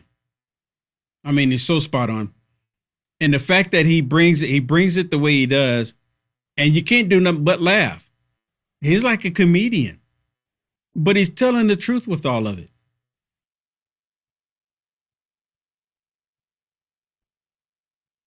They continue down this path. I truly believe that not all of them, but a great deal of Democrats are going to say, I can't go with the whole socialist thing. They thought it was bad the way they were targeting their children just as normal Democrats.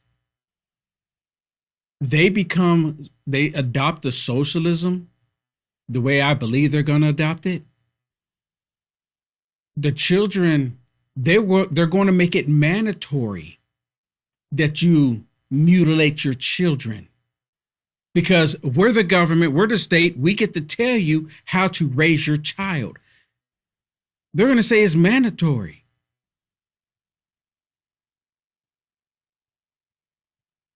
Now, I told y'all that I created a video talking about how they have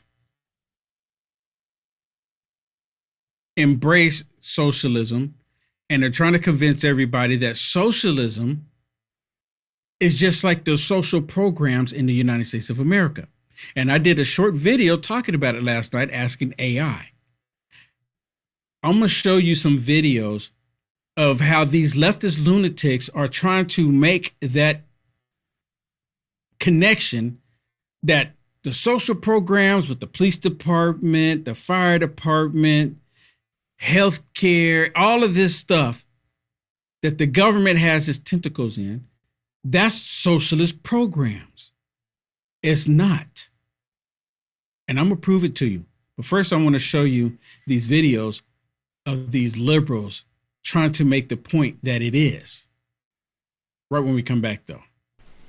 Remember when you were younger and you used to hear stories, whether it be in Greek mythology or whatever, about the fountain of youth, people constantly looking for something out there that would help them live forever or live longer? Well, kind of got something like that with Fatty 15, and it's not mythological. No, Fatty 15, this is an empty jar right here, but that's your size that you get. That's a 1 month supply. You get a 3 month supply on this deal. Fatty 15 contains something called C15. If you don't know what that is, it's an essential fatty acid that is necessary for your body's cellular generation, meaning that if you have any damaged cells, it will repair them. It'll also change the way your cells age and you will live longer. C15 does exactly that. Again, if you don't know what C15 is, definitely do some research, but it's Fatty 15, and in each and every one of these capsules that you get in Fatty 15, you're going to elevate your cells, you are going to repair your cells, and you're going to live longer. That's what it does. does. It slows down your aging process for healthier hair, healthier skin, balanced metabolism, deeper sleep, and 3 times more cellular benefits than omega-3 fish oils. Fatty15.com/LFA, promo code LFA. Save 15% now. That's fatty15.com/LFA, promo code LFA. Thank you very much. Back to the program.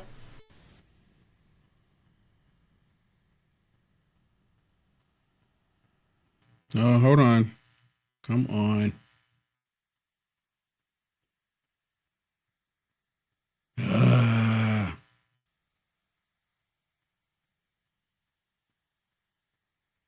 Countries and leaders that have embraced socialism has had such a tragic end to it, and the people are the ones that end up suffering the most. Social Security is a socialist program. Medicare is a socialist program. SNAP benefits. So to really how you define socialism, I think people tried to exploit it as to what it's being described as today. I don't know. Desperation, lack of knowledge. I don't think they know the impact it could have. I don't know, ignorance. Anything goes as long as it's not a Republican, is the way people feel, I think. How are they going to do all the stuff that was promised for you people when they voted for him? How is he going to do all that? Isn't that what we fought in Vietnam? Communism, which is kind of like the brother of the cousin or other of communism and so. Yeah. The brother or sister, whatever you want to call it, of socialism is communism. It's straight up communism. And these are people in New York. And that's the question. And you heard the do. Now, I mentioned this yesterday, the Witches of the View, and I got to share it with you because it's going to prove the point. The Witches of the View came out and they said they're basically saying the same thing. They're giving a pass to the socialism. Why? Because they're saying, oh my goodness, we have a pathway to win. All they can think of is winning, gaining power. And it's also they can implement the perversions that they want. And they don't want anyone telling them no. No one telling them no. So as long as they can implement the perversion, they'll be perfectly fine with it. And what do I mean by perversion? The whole transgender thing. I think that New York is the nation's cultural and political capital, and that's just a fact. And I think the Democratic Socialists of America is a force to be reckoned with at this point. Yes. I really do believe that. You mentioned these other candidates that you didn't mention Brad Lander, who ran on basically a democratic socialist platform. He ran on building more affordable housing, protecting reproductive rights, the fight to protect and stand up for the LGBTQ plus community, Medicare for all. Who did he unseat, though? Who did he beat? He beat another Democrat. He beat Dan Goldman, who led the impeachment against Donald Trump. Yes, but you took out a sitting progressive liberal who was a liberal hero 2 years ago. But because he believes in Israel's right to exist, he lost his seat. But because perhaps it's time for change. Perhaps it's time for change. The Democratic Party, for a very long time, has been searching for an identity. And Are you hearing this? See, I was just talking about this earlier. They don't know who they are. They don't know what to do, what to run on. Well, we can get Trump, get Trump, get Trump. And this is the whole birth of TDS. Get Trump. Nothing else matters. Get Trump. So now they think they have, now we have a foundation to stand on. Socialism. Maybe it's time for a change. I mean, I wonder, no, this is Witches of the View. They're dumber than a bag of rocks. Are you kidding me? No one, who in their right mind would support this crap? Them. I see a great parallel between, to your point about the right, I see a great parallel between the rise of the Tea Party in 2009. And wait a minute, let me take it back. This is not the same. The rise of the Tea Party in 2009 when Obama was in office. This is not the same. She doesn't want to make the equation for some reason with the MAGA Republicans. She's talking about the Tea Party. The Tea Party, that was not the same. What's happening here, you have socialists that's rising up against Democrats. That's what's happening here. The socialists are rising up against Democrats because the Democrats are not going far enough. The Democrats, they didn't condemn Israel the way they wanted them to condemn them. It's not the same thing. It's not the same thing. President Trump is not going after Democrats. Obama, he was purposely going after Republicans. There's a difference. A great parallel between the rise of the Tea Party in 2009 as a rebuttal, basically, to President Obama's policies and the financial crisis, and the Democratic Socialists of America's rise in 2016 in reaction to Donald Trump, in reaction to health care, in reaction to the loss of health care. One thing I would say is I just read a fascinating article. She's trying to make a connection saying that they're going up against President Trump, but they're telling their own party. The Tea Party, let me ask you all of this, because maybe I missed it. Was the Tea Party against the Republicans, or were they against Obama? Was the Tea Party a movement that was grown out of the Republican Party because the Republican Party seemed like to be weak in the knee, no backbone, spineless? But did they go after Republicans the same way? I guess there would be slightly similarities, but the Tea Party, it was because of Obama. The Socialist Democrat Party is being created because they believe that the Democrats are not violent enough. The Socialist Democrat parties, they're trans Tifa members. They're all wanting to sexually transmit. They want all transition kids. Not all Democrats join in the whole transgender, but every single socialist, communist Democrat supports transgenderism. Every last one of them. And as I just mentioned, some Democrats don't support it. Some don't. Well, publicly, they say they don't support it. So if they're going to say it publicly, why not be? Maybe they do privately. I don't know. Well, here's another one. It was a big night for the political clout of New York Mayor Zohran Mamdani. All three of his candidates that he endorsed won last night. They won their races. And apparently people at the White House are losing their minds over this. I'm not sure I get why, because they're in Washington. We're here in New York. I don't know why they're mad. But take a look at the clip. We used to have a country where you had a center-left Democrat Party, really a center, I would say a center to center-left with many members who were actually center-right. Then you had a Republican Party, right, a conservative party. And over time, the Democrat has abandoned all of that, and they have instead adopted this radical, revolutionary, and in many cases violent ideology that wants to tear America down and destroy everything that we know and love from top to bottom.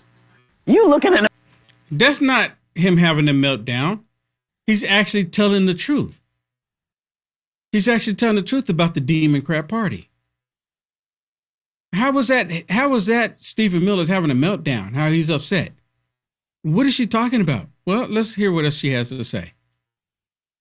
Mirror right now. Yeah. You talking about yourself. I mean, this is crazy. Is last night's election an indication that the party needs to shift more left? Or is this, a victory here? And because everyone hasn't voted in the country yet, we don't know what's what. So what do you all I don't think that New York is a bellwether for the whole country. No. But obviously New Yorkers are not watching Fox constantly.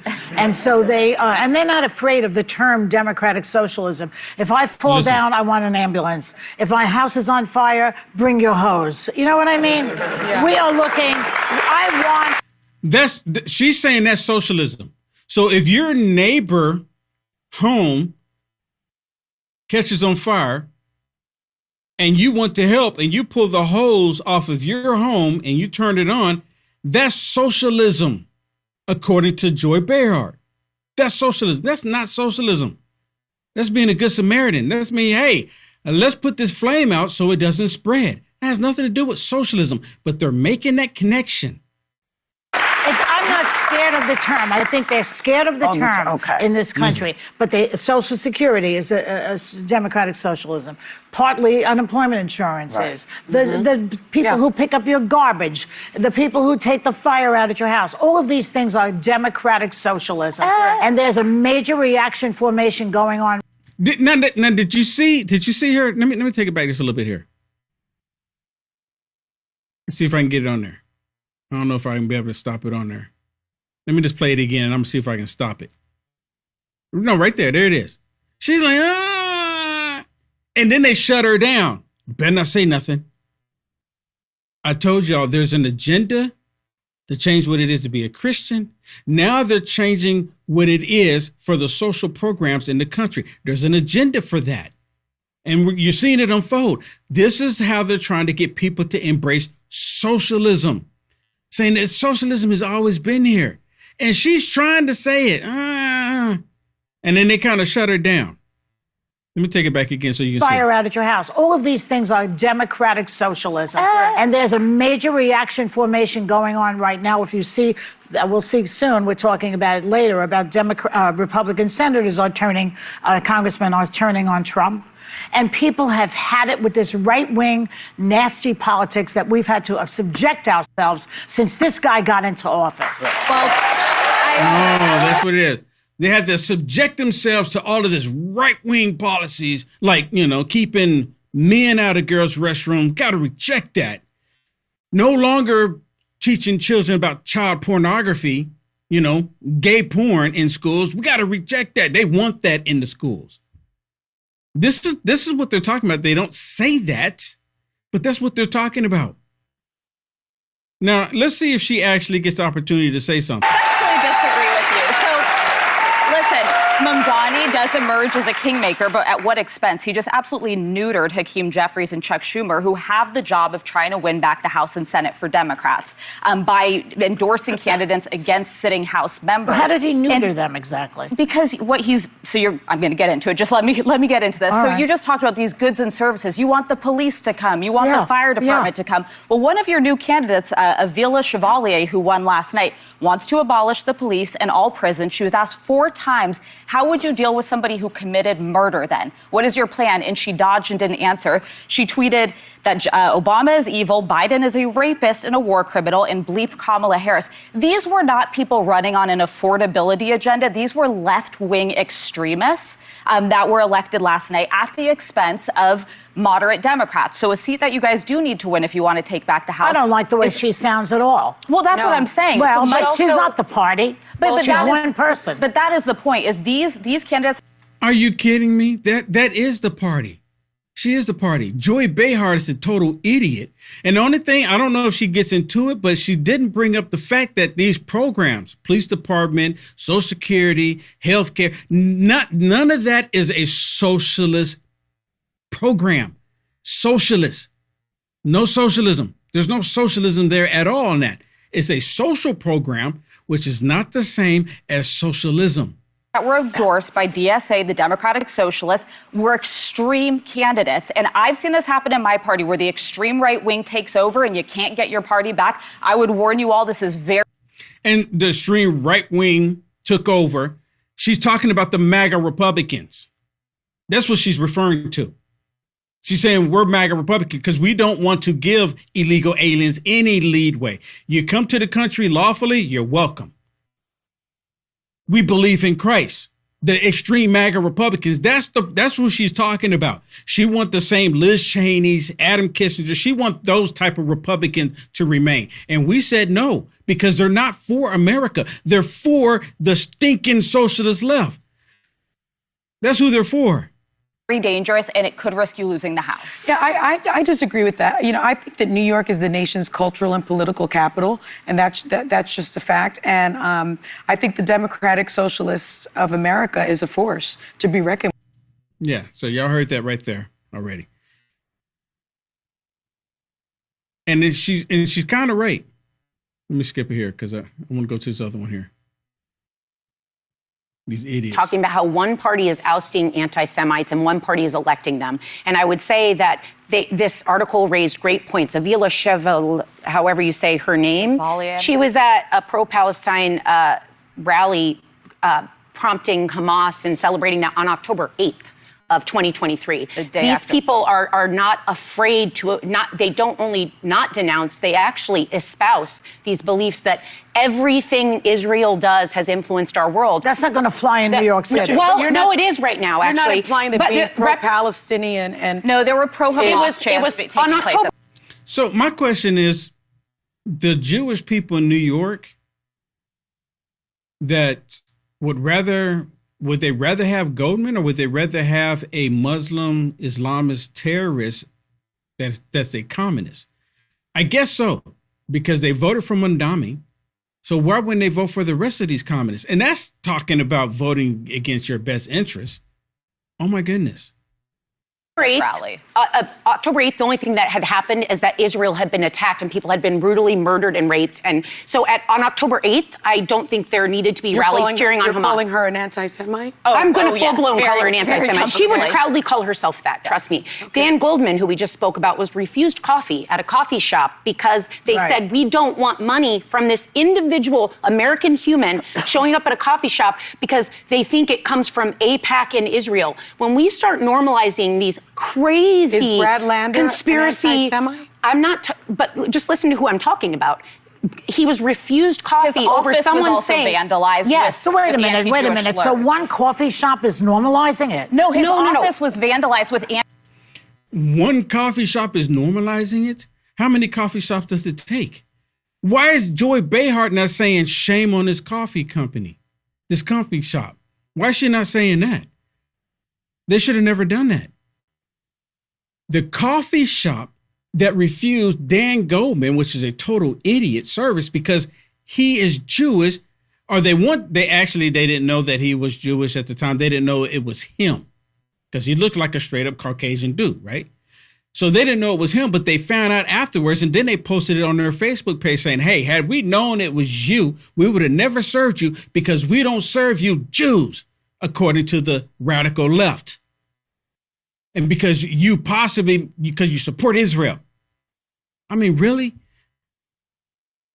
If you're a conservative and you have a business and you have someone that's liberal that comes into your establishment and to purchase something or to get a service from you, do you turn them away, deny them because they're Democrats? Or do you say, what's the job? Thank you for your business and let them be on their way? Personally, I think you're going to say thank you for your business and let them be on their way. You're not there to try to convince them. They shouldn't be there to try to convince you. Well, some of them do, that you need to change your values. They might walk in and say, how come you don't have any gay flags or trans flags in here? Do you need me to fix your tires? I mean, your tires are not going to be turning rainbow colors as they're going down the road unless they get really hot. Do you want me to fix your tires? That's what you're here for, right? None of that is irrelevant. He went into a coffee shop to use the restroom. The story is I think it was his daughter wanted to use the restroom. So while he was there, they let him use the restroom. He said they were kind. Oh, yeah, by all means, she can use the restroom.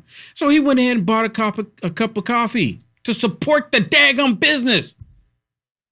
And I don't like Dan Goldman. I mean, Dan Goldman is a total demonic Democrat idiot.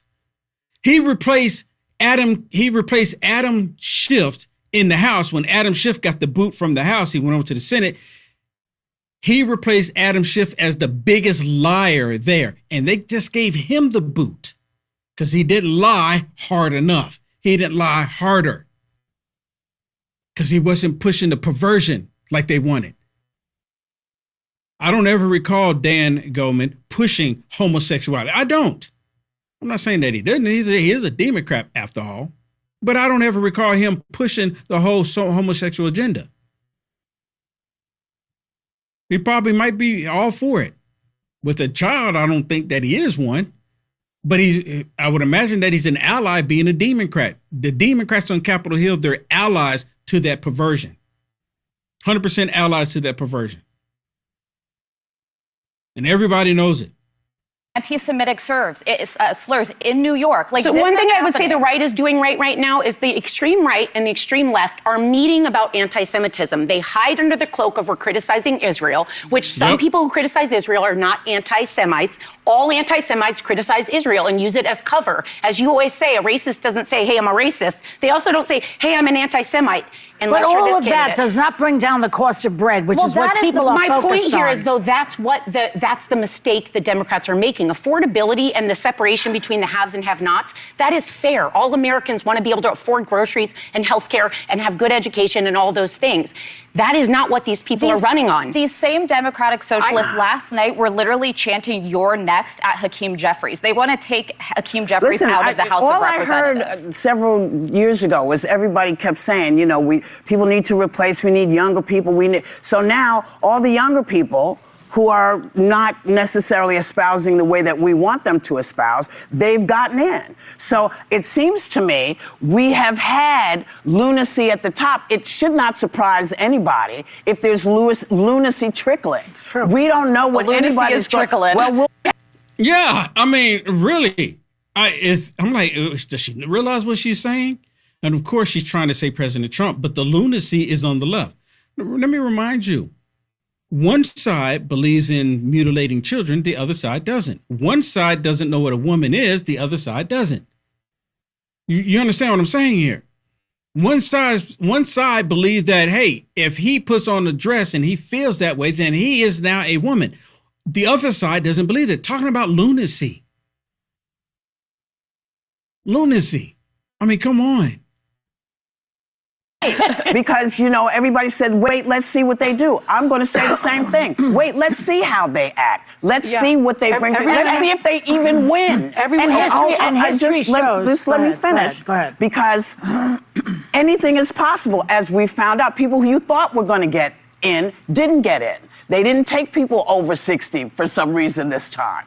They let all the older folks go. So let's see who these people turn out to be. I don't know who they say they are. I'm going to wait, like everybody has asked me to do with every candidate that wins. Everybody says, well, let's wait and see what they do first. And then, and I recall a lot of people talking about Mondani and what a terrible mayor he was going to be and what an anti-Semite he was, and he has proven to be quite the opposite. He's proven to be a kingmaker, a leader, great for this city.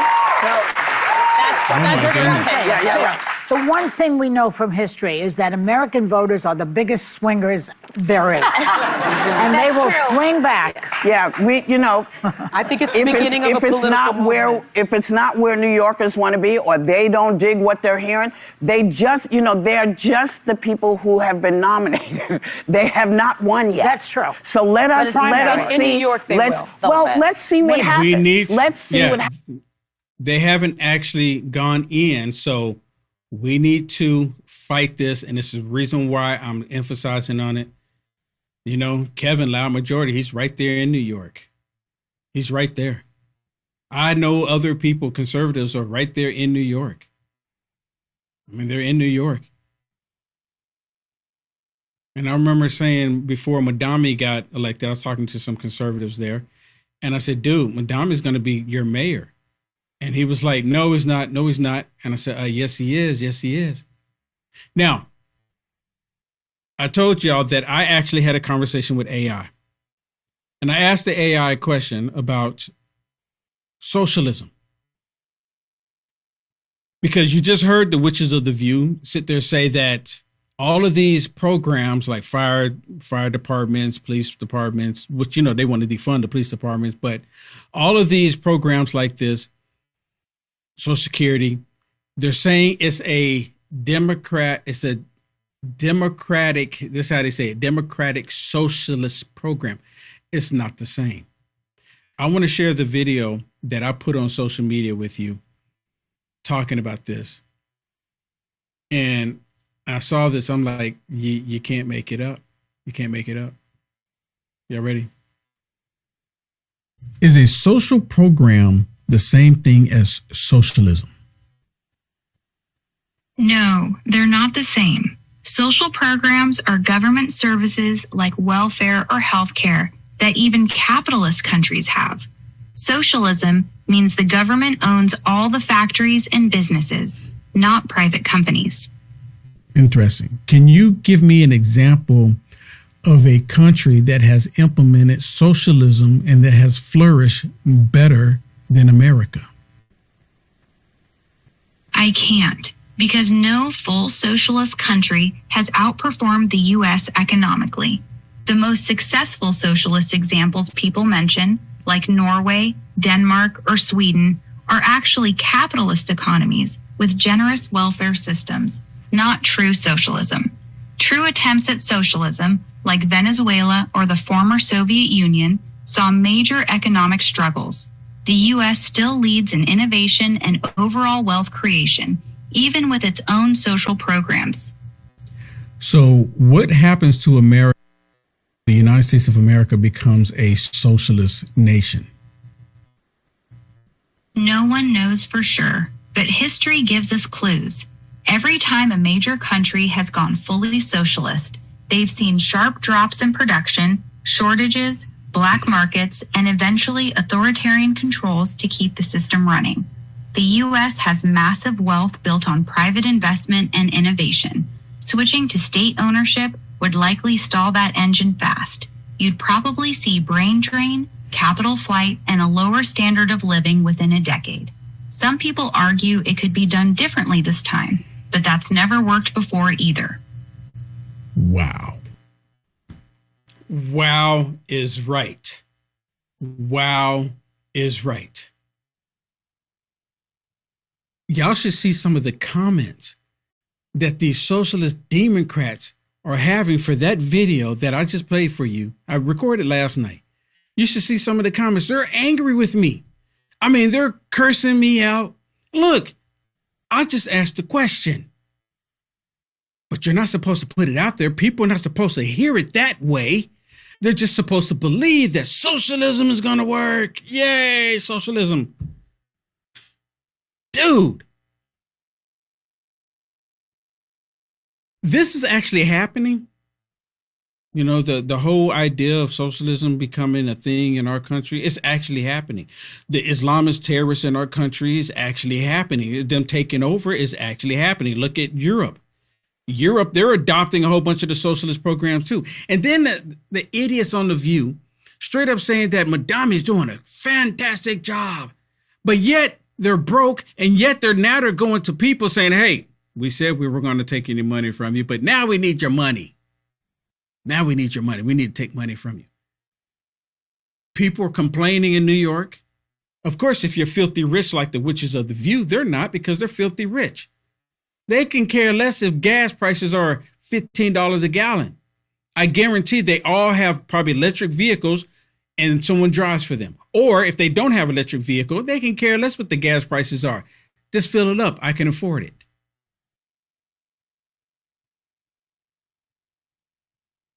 This is actually happening. It really is. And for me, I just look at this stuff and I'm like, man, you got to be kidding me. You got to be kidding me. Like, let me show you this one. Even Abby, another one.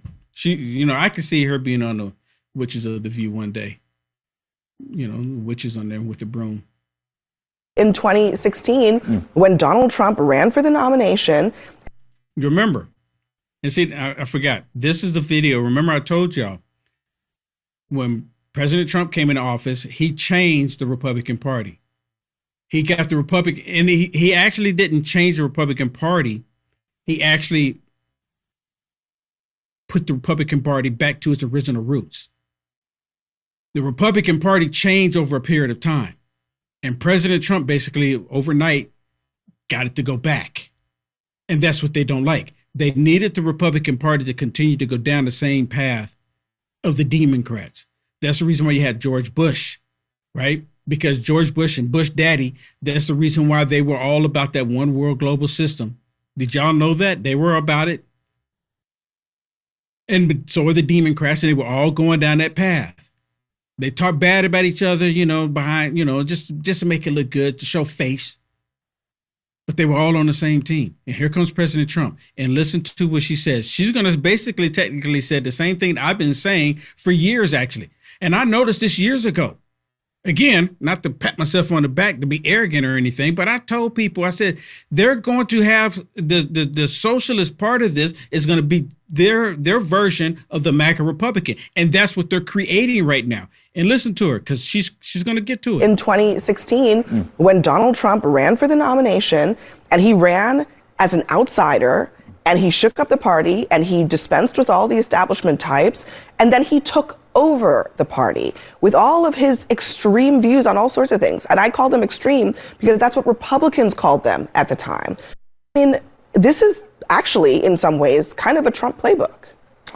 Well, except Trump wasn't trying to, bring about the downfall of Western civilization like some of these socialist candidates are in the Democratic Party. So let's just be clear about that. And so, I mean, look, I'm not a Democrat, but I've been amused at the infighting in New York City today, and some of it is pretty powerful constituencies. I saw a video last night in one of these victory parties of a room full of young white socialists screaming at a television with Hakeem Jeffries, who's poised, by the way, to possibly become the first black Speaker of the House, going, "You're next, you're next, you're next." Not a great party. Yeah. You're next, you're next. And it's not a great look for the Democrat Party. I thought they want to make sure that black voices are heard. So they're getting ready to shut down Hakeem Jeffries. It's coming. It's coming. Instead of Hakeem Jeffries getting out there, speaking the truth, saying, look, we're not the party of socialism. We're not going to go for it. We're not going to do it. He just takes it from the backside. He just takes it, bends over and says, okay, yeah, okay. Sorry to be so graphic. Well, Peter Doocy, he had the great privilege to ask President Trump about the whole socialist thing that's going on right now. And of course, I want to hear what President Trump has to say about all of this. Up here, hold on, sorry. I have to hear what President Trump had to say about all of this. And it's good. It's good. Does this tell you that the Democratic Party's 2028 nominee will likely be, or could likely be, a Democratic socialist? Well, it should make it easier for Republicans because most of the nation is composed of sane people. They don't want to, if you look throughout history, go back thousands of years, you've always had socialism and communism by different names. It's never ever worked. It's not going to work this time either. It's never worked. It's never worked. Even when asking the AI the question, AI said it's never worked. There's nothing in history where they can go and refer to it and say, well, look, right here, it worked beautifully. And it worked exactly the way it's supposed to. Every single country that they implemented that crap collapsed. None of it exists. And of course, they're ignoring it. They don't want people to pay attention to it because we can do socialism better. The first time I heard that, I was in California at a Bernie Sanders event. Not inside, I was outside. And I was talking to radical lunatic liberals outside because they saw me with a MAGA hat on and they want to come over and ask me, dude, do you know what that hat represents? I said, yeah, freedom. And they said, no, it doesn't. It represents white privilege. It represents white supremacy. And you being a black person should know better than wearing that MAGA hat. White female liberal. And this was when I was living in California. My buddy Ben Bergquam was there with me that day when that took place. I'll never forget it. And that's before the whole thing of the white feminist liberal coming out being the savior of black people, trying to tell me and everybody else how you're supposed to think and what you're supposed to believe. Amazing. Amazing. Okay, I'm going to take another quick break and I'm going to come back. And I have this young man on with me. His name is David, and he is the Republican, the GOP Texas vice chair. I'm gonna have this young man come on with me. It's an awesome interview right when we come back. So don't go anywhere. And then I'm gonna address some more of this stuff with the whole communism issue. We'll be right back. It's finally here, our second annual mega sale. This sale only comes around once a year, so take advantage of the best offers ever while you can. For example, save 50% on our Giza Dream bed sheets, as low as $29.98. And for the first time ever on TV, MyPillow mattresses and MyPillow mattress toppers, as low as $99.98. And you save 50% on our Lux Pure 6-piece towel sets. Regular $69.98, now only $39.98. And our best-selling standard MyPillows, regular $49.98, on sale for $17.98. Wait on it, mega sale, only $14.98. So go to MyPillow.com or call the number on your screen. Use this promo code to take advantage of our second annual mega sale. But wait, there's more. To make the mega sale even more special, when you order right now, your order's going to ship absolutely free. So David Covey, Republican Vice Chair of Texas. Yes, sir. So you're new to this position, yeah, correct? This is only, let's see, this is, I was elected last Friday. Nice. 1 week on the job. Well, congratulations. I'm glad. Actually, I'm happy to actually interview you. I'm just north of Austin. Okay, a little town, yes. Round Rock, Pflugerville. Oh, yeah. My brother is in Cedar Park. Okay, nice. Yeah, it's very beautiful out there. So Yes. So tell me, as the vice chair of the Republican Party of Texas, what does it look like? What are your day-to-day things that you address? Are you really geared up for the up-and-coming midterm election? Are you working to do everything you can to get Republicans, the GOP, to win this election? I think it's extremely important. The reason why I say that, because I call them, just to be clear with you, you may not call them that, being the vice chair and everything, you probably have to, try to get along, but I call them Democrats. Trump calls them Dumbcrats. And I think Trump this close to calling them Democrats, but Trump is being nice. He's such a nice guy. Oh, yeah. I call them Democrats because of all the evil things that they do. But so they're wanting to turn Texas blue. Right. And we have people from California, people from New York, people from these blue states come to Texas because they see how much better it is to live in Texas. The problem is they're bringing their ideology with them.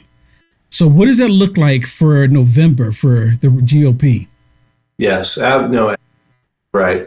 We've seen a lot of new movers into the state, and as we look at them now, there are some conservatives. Some of them are moving here because they know that Texas is red. It's conservative.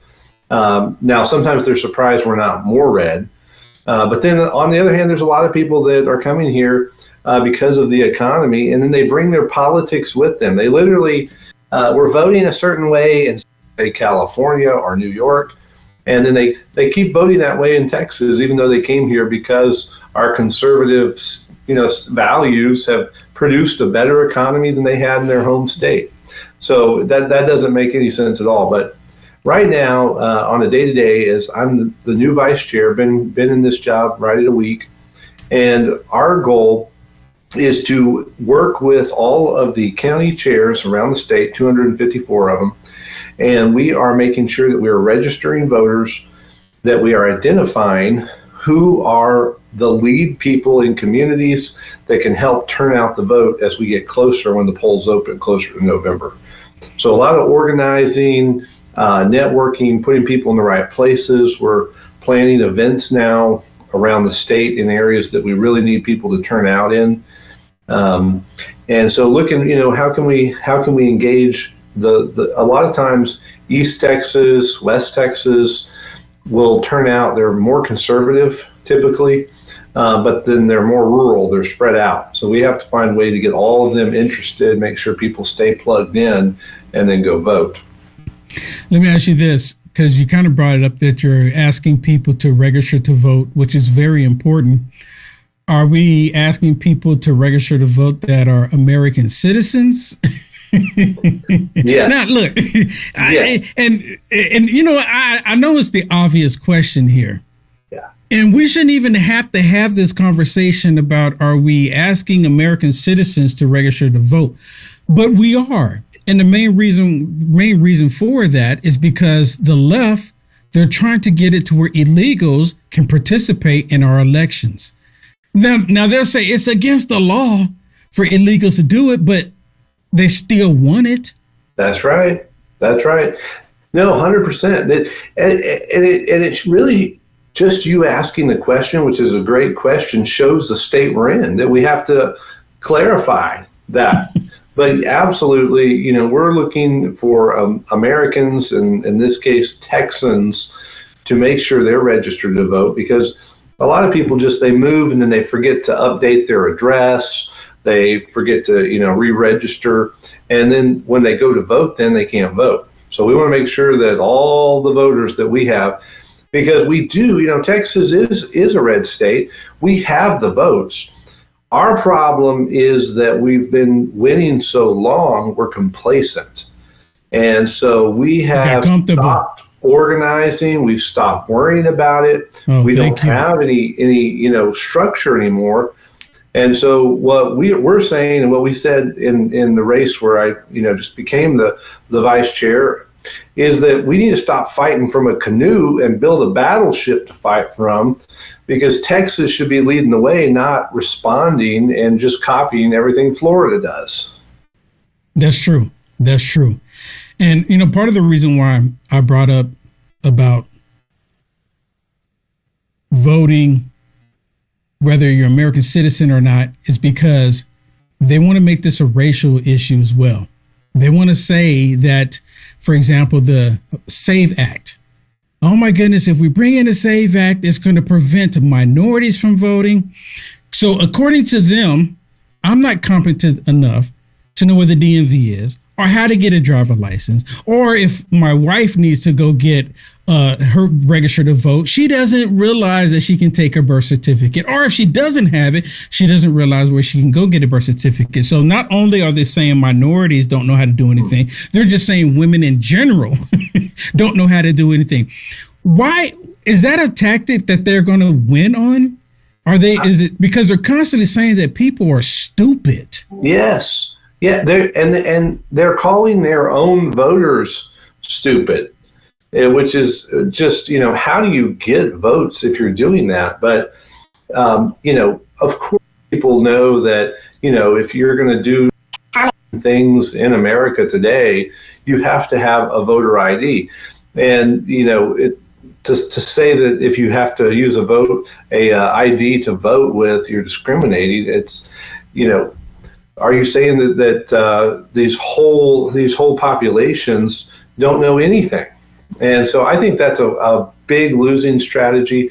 I think you're counting on people being emotional and not logical and saying, agreeing with them just out of emotion and out of the regularity of agreeing with them, when really, look at what they're saying. They're calling, like you said, minorities and women like they are stupid, and they're not.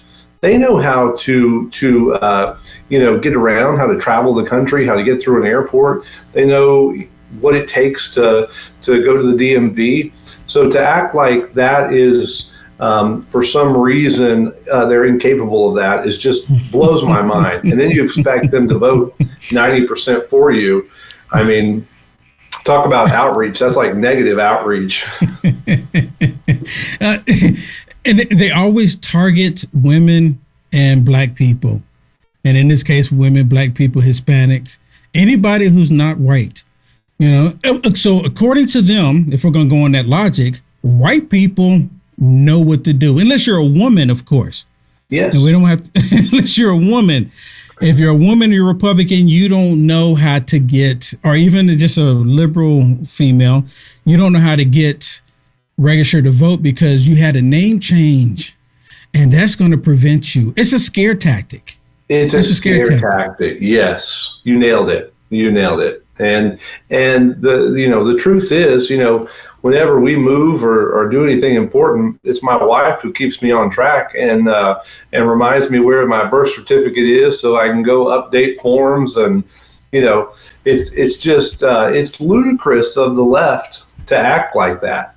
And, yes. and then turn around and say, by the way, you owe us your vote. We're not asking for it, but you owe it to us. Yes. And that's absolutely. One thing I noticed about the Democrat Party is that they believe they own everything. That's right. They own the narrative. They own reality. At one point, they want, and they still want to own people. This is what the left is all about. Let me ask you this, because you have James Tallarico going up against Ken Paxton. Now, I voted for Ken Paxton. I was happy to vote for Ken Paxton. One of the things with James Tallarico is that the left, again, they bring color into all of this. They try to say that they're for the minorities, fighting for minorities. They want to give black voices a voice, which to me is denigrating in itself again, because why not just give voice to the American people?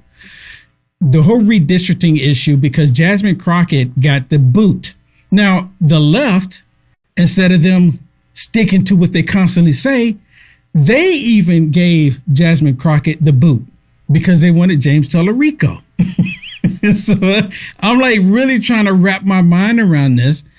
And the whole redistricting, they try to say that it's racist to do it. Now, it was lawful for them to do it here in the state of Texas. And they got upset about it because they realized that they're going to lose 5 seats. The GOP has never, ever, and you can correct me if I'm wrong, has never, ever did any redistricting based on color. They did it based on the number of people. Am I wrong in that, or am I just wrong? That's correct. And it's, we always talk about it's representative government. And what that means is that the government should represent the population. And so when more people move to a certain area of Texas, then that area gets more representation. Or if we move, they moved out of Texas and moved to another state, then we would get less and that state would get more. And so that's just how representative government works. But to your point about the left choosing James Tallarico as their candidate, that is very funny, considering they've already tried this. They want to be the party for minorities, and so they choose a white guy to run, and he's not even as intellectually smart as Beto O'Rourke was. Tallarico, and we call him low T Tallarico. He's just he's bland. He's vanilla. He's as vanilla as you can get. And we can call him that, and so it's kind of beta light. They tried a real smart white guy. Now let's just try a real soft, dumbed down version of it and see. It's like you guys can't even put up a candidate for what you say you stand for, and so I think it's going to be a very crushing defeat for the Democrats. Now that said, he is raising a ton of money, and money can buy a lot of media and change minds. So nothing we can let our guard down on. But as long as we get the facts out and show the distinctions between the two candidates, I think we're going to be just fine. Yeah. They're pouring, you're right, they're pouring a lot of money into him because they're trying to get their message across that James Tallarico is the one to go with. And I think part of the reason why they're going with him, or went with him rather, is because he claims to be a Christian. He says there's 6 genders. God is non-binary. He was asked one of the favorite thing that he thinks about the most, that he loves the most, is transgender kids. So he wants to mutilate little boys, mutilate little girls, put them on puberty blockers. This dude, me personally, is pure evil. But so that explains why they love him so much. He's trying to change what it is to be a Christian. Everything that is pure evil in the Bible, he's all about it. He pushes it. Mm-hmm. And there's a verse somewhere about they're going to call what is good evil and evil good, and that is exactly what we're seeing. Where he's flipping it over, and he even talked about, he uses the story of Mary and Jesus to say that abortion is allowed and is okay to kill your baby because the angel supposedly asked Mary about having Jesus, and it's completely twisting the scripture, using a miracle and something that just was there to save lives, and saying that is now the reason we can kill lives. And I'm totally with you. It is a spiritual warfare, and what he's doing is taking the most holy things and trying to drag them through the mud and flip it around and justify evil things. Frankly. He's perverting it. Yeah, he's perverting the scriptures. Yes. I mean, he's technically a false prophet. That's right. And he tried to come across as a light in the world. Like he's the one that's loving. He's the one that's compassionate. He's the one that's trying to bring everyone together. And I think part of the reason why the left went with him is because he's young, he's Caucasian, because they constantly say that they're against it. But we're in Texas, so they just automatically think, well, it has to be white in order for us to win. Right. So that's their mindset, because they know, look, they didn't want Jasmine Crockett. No one wants it. I mean, she's a loud, angry black woman. I'm going to say it. She's loud, angry. She's nasty. She's despicable. They didn't want her either. They disowned her. And it won't go through her head that they gave her the boot. Let me jump really quick from Texas up to Maine, because I got to bring this up. I got to get your opinion on this guy. And we're talking about Graham Plattner. He actually has a Nazi tattoo on his chest that, of course, he just got modified within the last, few months or so, because, all the heat and everything that came from it. 20 years he had this thing on his chest, looked at it every day in the mirror, and he didn't know it was a Nazi camp tattoo. All of a sudden, he did. Oh, now I know what it is. Now I need to fix it. What does this say about the Democrat Party? Because they're constantly saying that the Republicans are fascists. Republicans are neo-Nazis. President Trump is Hitler. They constantly say this rhetoric, but he gets a pass. He apologized. Yeah, it's a double standard. And, both sides will have their bad fruit, and you can't blame them. But here, I mean, this guy has been central to Democrat leadership. He's been championed. He's been, made this hero, and it has been having, these views that are would be inexcusable if they were held by anyone on the right. And so it's a complete double standard. And I think it does give us a glimpse into Democrat leadership mentality, and probably a truthful look at where they actually are. But ultimately, people like that who have those kind of racist views have really don't have a place in the conversation, because they have gone so far, and it's so uncivil that it should be condemned anywhere. But it's, there's the picture of Bernie Sanders and him holding their hands up in the air, together, and you're like, this is kind of where the Democrats are, unfortunately. I've looked at the Democrat Party like this for years. I think now I think a lot of people are gravitating to the socialist part of the Democrat Party, and the reason being, I blame Trump.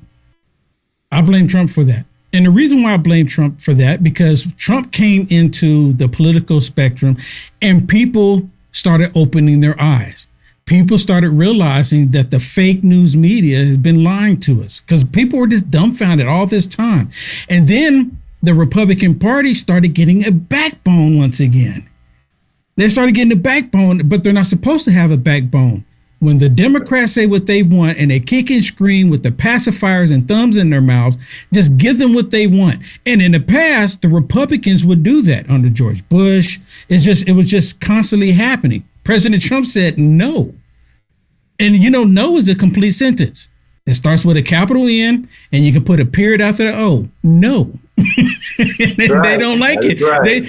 They don't like it. They're not accustomed to being told that they can't. And President Trump has really dismantled. He's dismantling the Democrat Party big as day. Now, back in Texas, we have a Sharia law issue, and it's becoming a major issue. And I don't know if you can tell me what the GOP, or is the GOP even paying attention to it, or because they're wanting to implement the Sharia law, create their own locations in Texas of all places. How is this happening? Yeah, and the sad part is a lot of this has happened with the help of local elected officials who are just happy to take money to help advance projects that support the Islamification of Texas. And so the good news is that the Texas Republican Party just made it a priority, a legislative priority, to stop Sharia law in Texas. And so this is going to make it, raise the level, the profile of it. But as I've gone around the state talking to groups in the last 6 months, this is one of the top 2 issues that people are concerned about, because, the abuse that accompanies Sharia law for women, especially, is just incredible. And it's an evil system that should have no place in Texas. And so if people want to come to Texas and follow our Constitution, follow our laws, and adapt to our way of life, then they're welcome to. But you don't come in and bring a foreign substance which is anti-freedom, it's anti-God, it's anti the order that God created, and it wants to put, say that some people are basically subhuman, and that's wrong. And so we're going to be fighting that, and we're going to make this a big issue and make sure that people are held, our elected officials are held accountable to stop this from growing, because it's growing and spreading like wildfire. Yeah, when I first heard about this, it's north of me, kind of close to Dallas, and I couldn't believe it that they have this compound that they're trying to set up, and they're not allowing Texas State Police to go into that location. How do you do that? How do you get the idea that say, nope, you're not allowed here because your law of the land stops here, even though we're in Texas? It's almost like this. I decide to grab the American flag and go stand out on the corner in America, waving that American flag, and then people telling me that I can't do it. That's right. It's the same thing with police officers going to a location in Texas and there's state police and they say, you can't come here. Something's wrong with this picture. And if you tried to do that in any other country, they would bust the doors down and drag you out, by your hair. But here, we just kind of, okay, they got their own police. We're not going to go in there. And that's not Texan. That's not Christian. That's not following our laws. That's what we, when we're sworn in, any elected official, you swear to uphold the laws of this state and this country. And that means you're not following the laws of another country or another religion that override our laws. And so it just doesn't have a place. It goes the same thing with immigration. When they migrate lawfully to the United States of America, the whole point, to my understanding, of migrating here is that you want to assimilate. You're not trying to come here and bring your own ideology, which you're fleeing from, because if it's so great there, why not stay there? It's like, why are you leaving if it's great? Yeah, exactly. It's like they're all leaving California and coming here, but then they want to bring the same thing. Why did you leave if that way of living is so great? Stay there or either assimilate. They want to implement the Sharia law, and it's not that I'm hateful towards people who live a Muslim life, the community, what have you. If you want to practice your religion, by all means practice it, but you cannot implement that that is the law of the land here when we already have a constitution. We already live by the laws, the state laws. We have a Texas constitution, like you just mentioned. We don't. If you want to change it, then maybe become legislator. But that's a problem too. That's the problem, because we're seeing that happening across the country. And Muslims, their ideology is the same. Me personally, is the same as the Democrats, because of the whole communist thing. Islam is a communist movement. And you have Madami, Bernie Sanders, AOC, the whole lot of them wanting to bring in socialism, which is AKA communism. It's just a gateway to it. It is. And they're wanting to do that. And so more Americans need to speak up. And I think New York, they're trying this, they're seeing the negative effects. People are leaving New York like crazy because taxes are going up. Yep. The city services are not happening.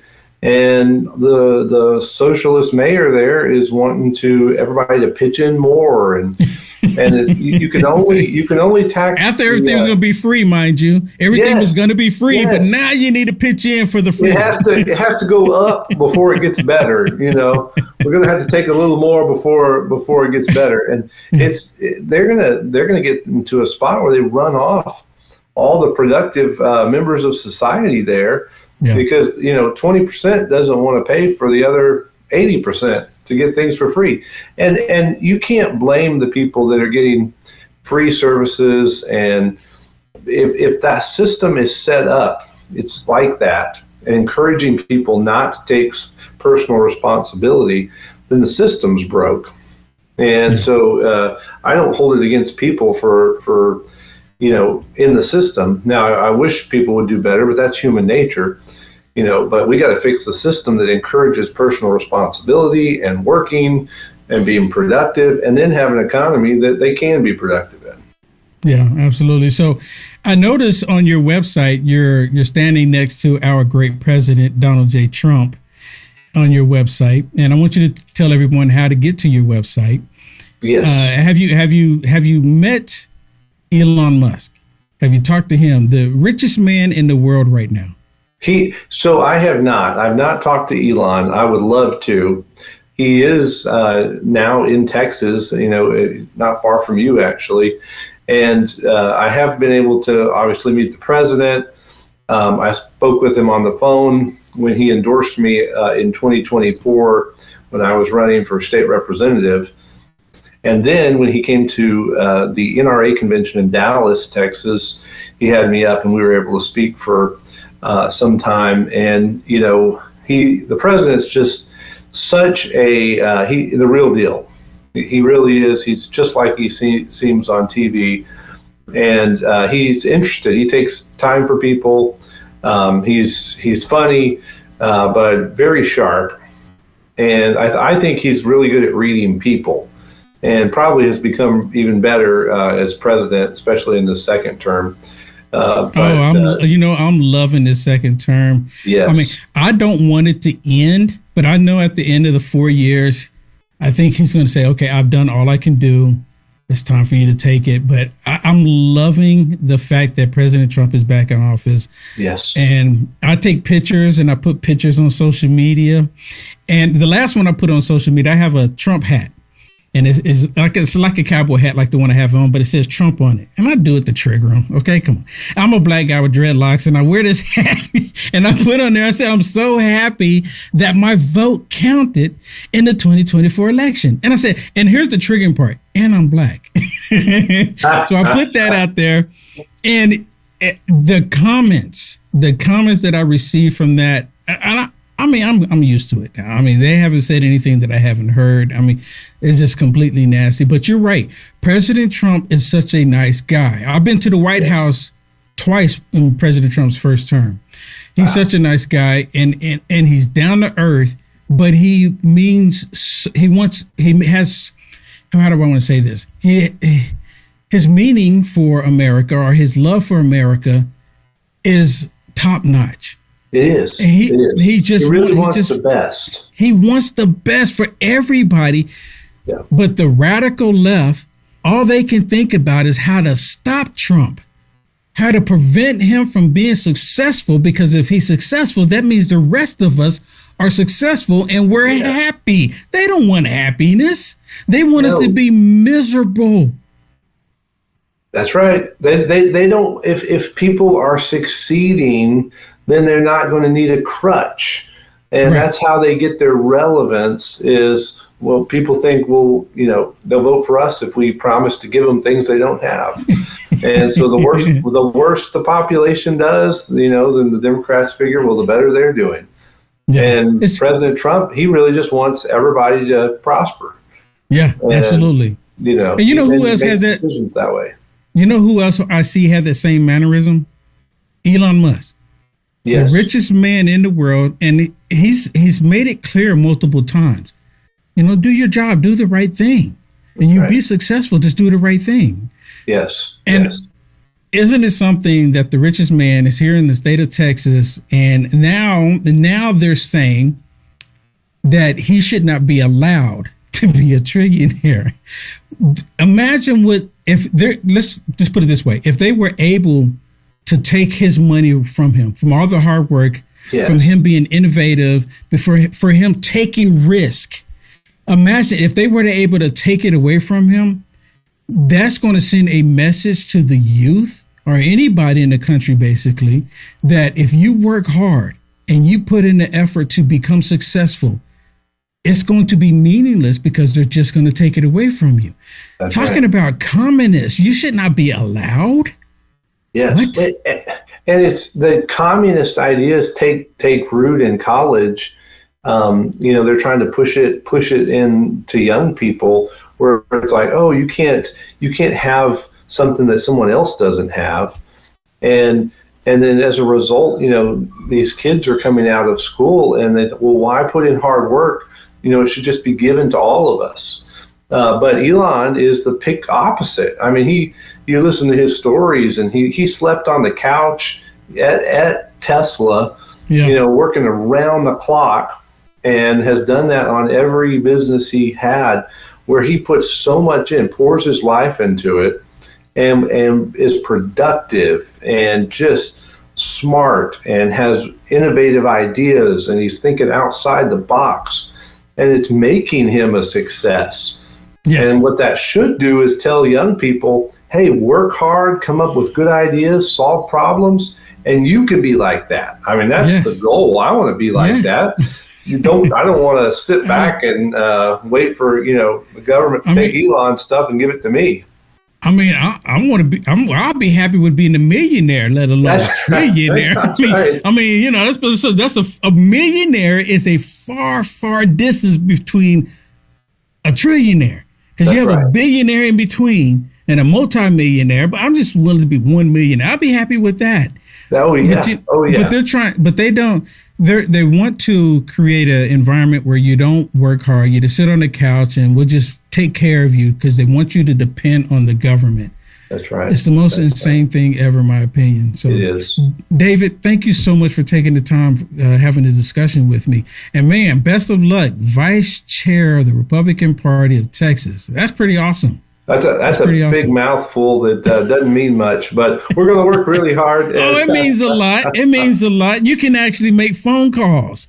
So that means a lot. And I really appreciate you taking the time and coming and talking with me, and knowing that we're in this together and we're in Texas, and we got to beat James Salarico. I mean, bottom line, we got to get Ken Paxton in there, because these people are going to come after our children, and we got to protect our children, our grandchildren, our neighbors' children at all costs, because that's what it's really about.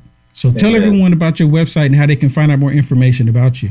Yes, you can go to Covey for Texas, the number 4, coveyfortexas.com, and find out more, reach out. Love to talk to people, love to meet people. Always glad. Appreciate all the work you're doing here on the show, educating people and just talking about these important issues. So wish you all the best, and I hope I can come back on sometime and talk again.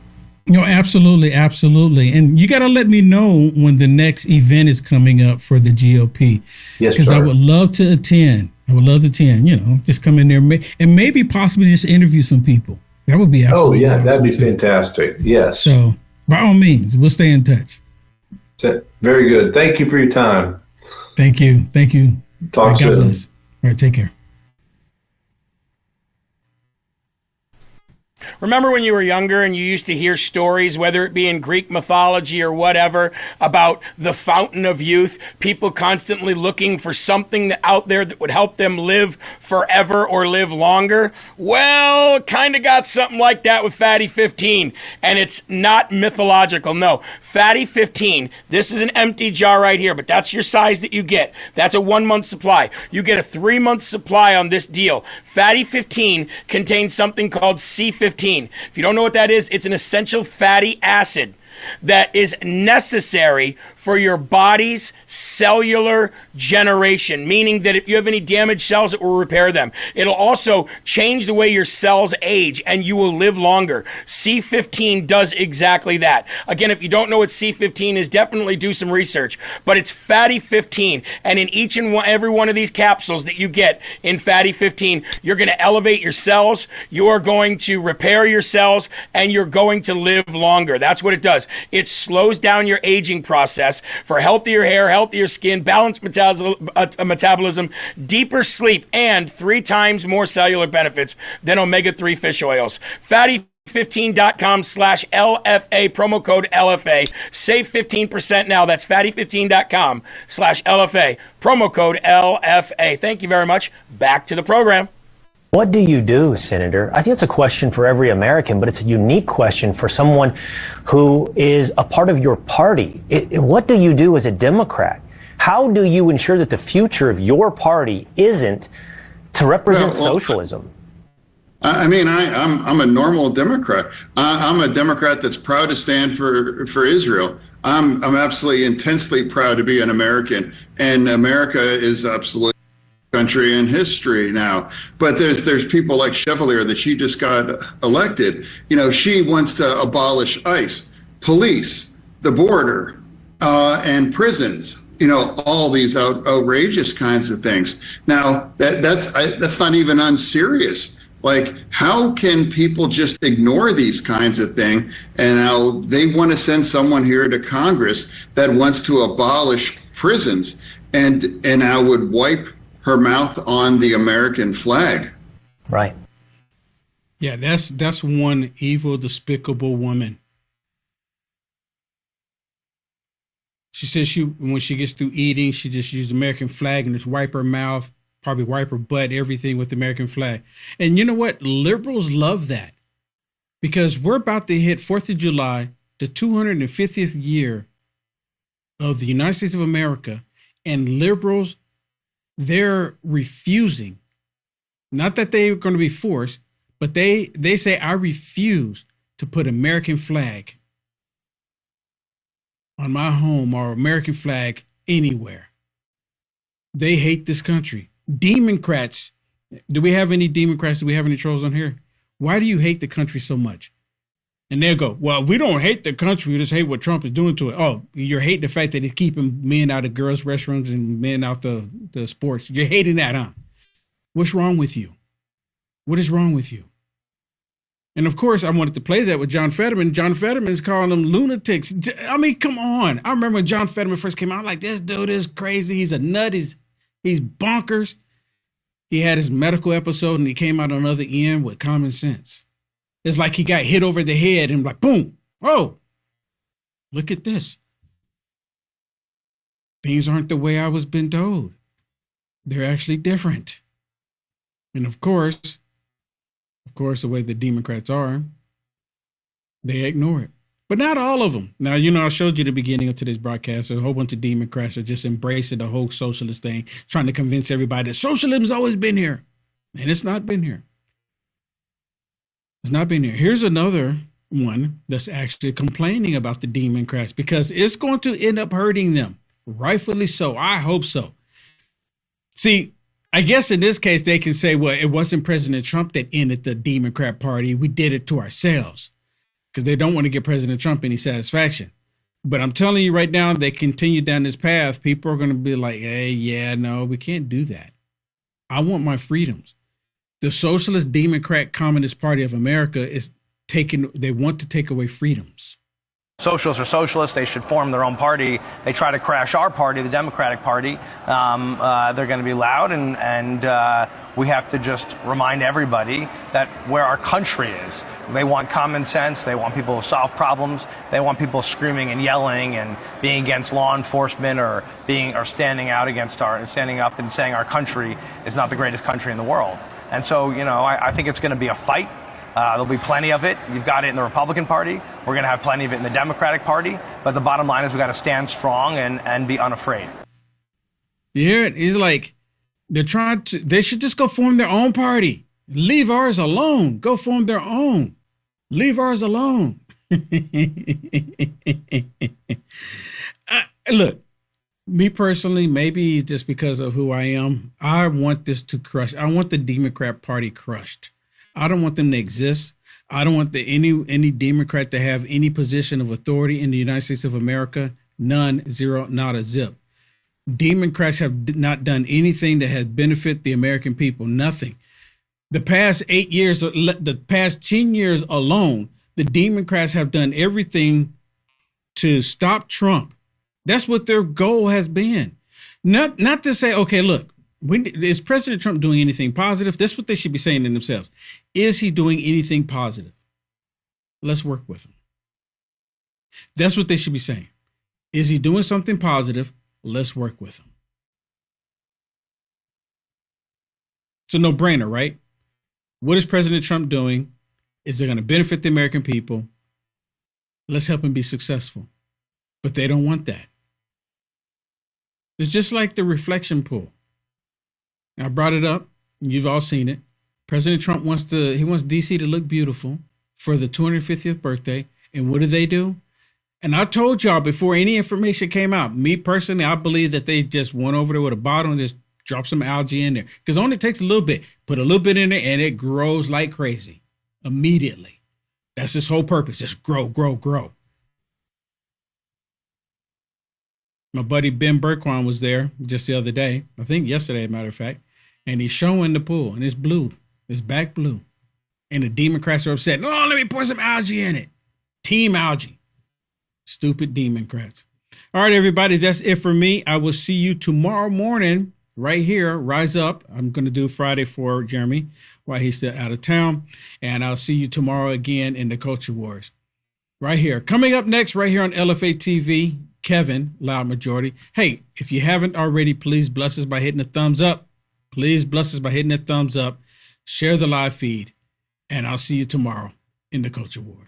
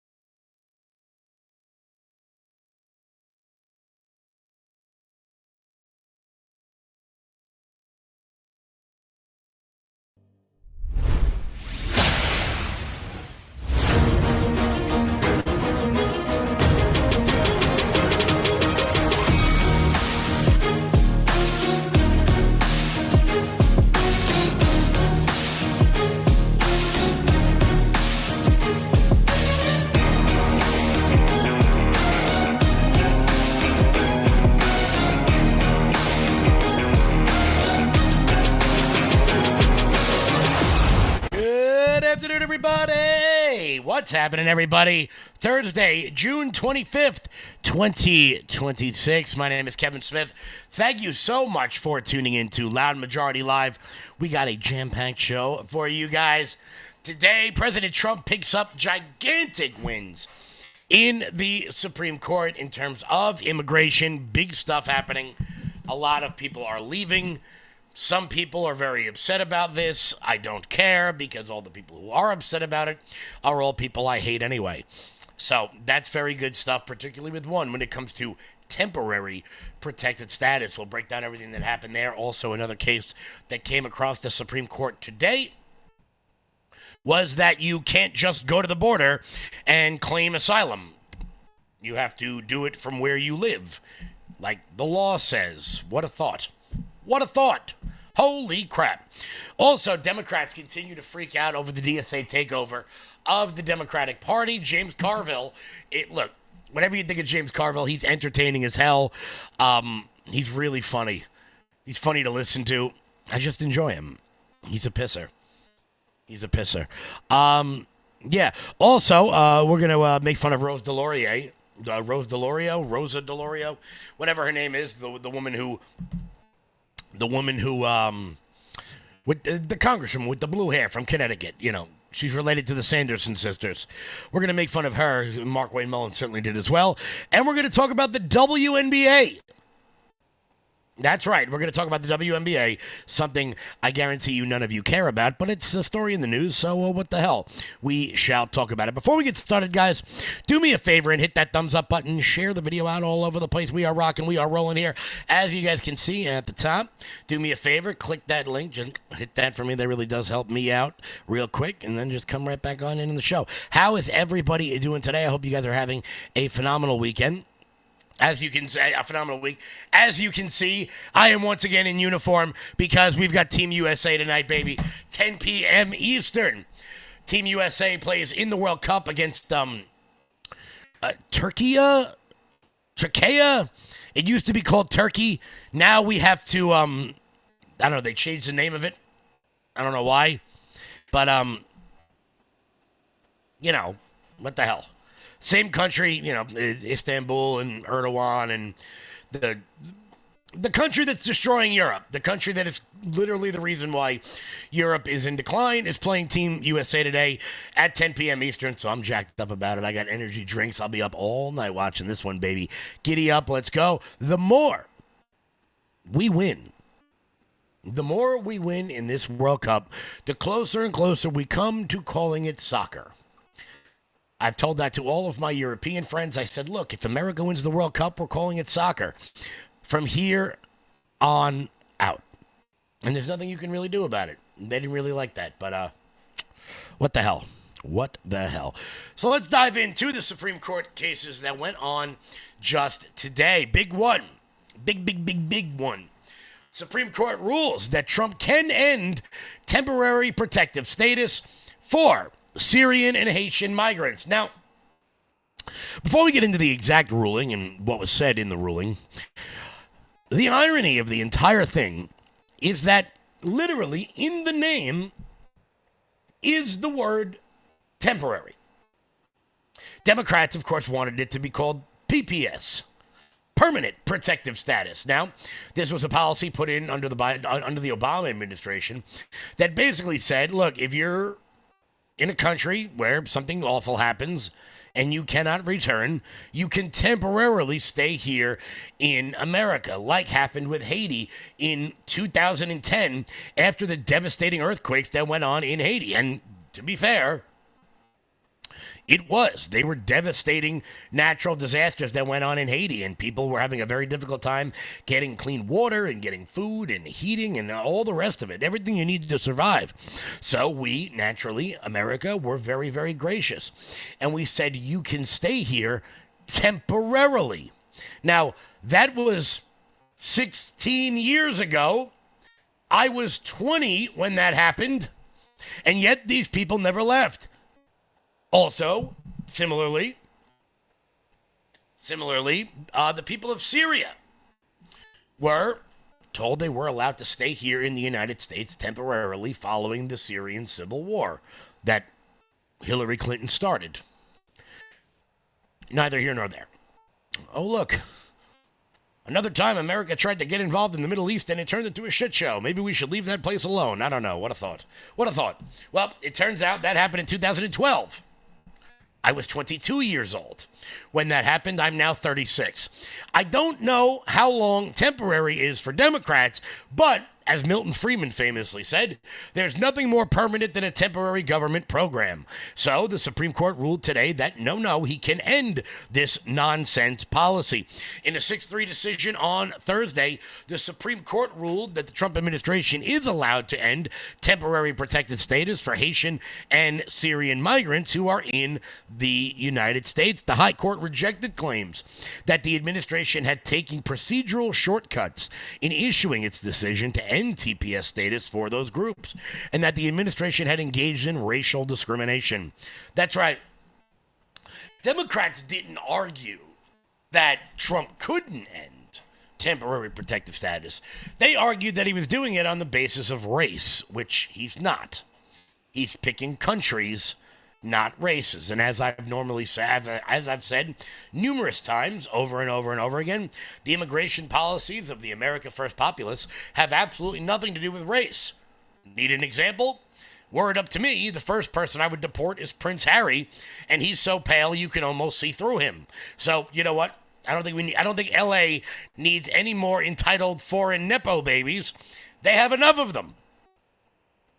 So we should definitely send Prince Harry back immediately. In fact, I think we should trade Britain, Prince Harry, for Tommy Robinson straight up. We'll even throw in Piers Morgan too, if they insist. If they insist, we'll throw in Piers Morgan. He kind of goes back and forth. He can stay on that side of the pond. Justice Alito, who delivered the opinion for the court, wrote, "In these cases, we consider whether respondents who challenge the termination of protected status from aliens from Syria and Haiti are entitled to orders postponing the termination during litigation. We hold they are not." He said that the defendants in the Haiti portion of the case have claimed that TPS has not been terminated for predominantly white nations, and therefore infer that the reason for the termination of TPS for Haitians was having a predominantly non-white population. Now, nobody assumed that but Democrats. As a matter of fact, the race of the people involved in this is completely irrelevant. As previously stated, let's deport Prince Harry. Let's do that immediately. Can you name one white person you would do? Yeah, I can. His name is Harry Spencer. I think that's his last name.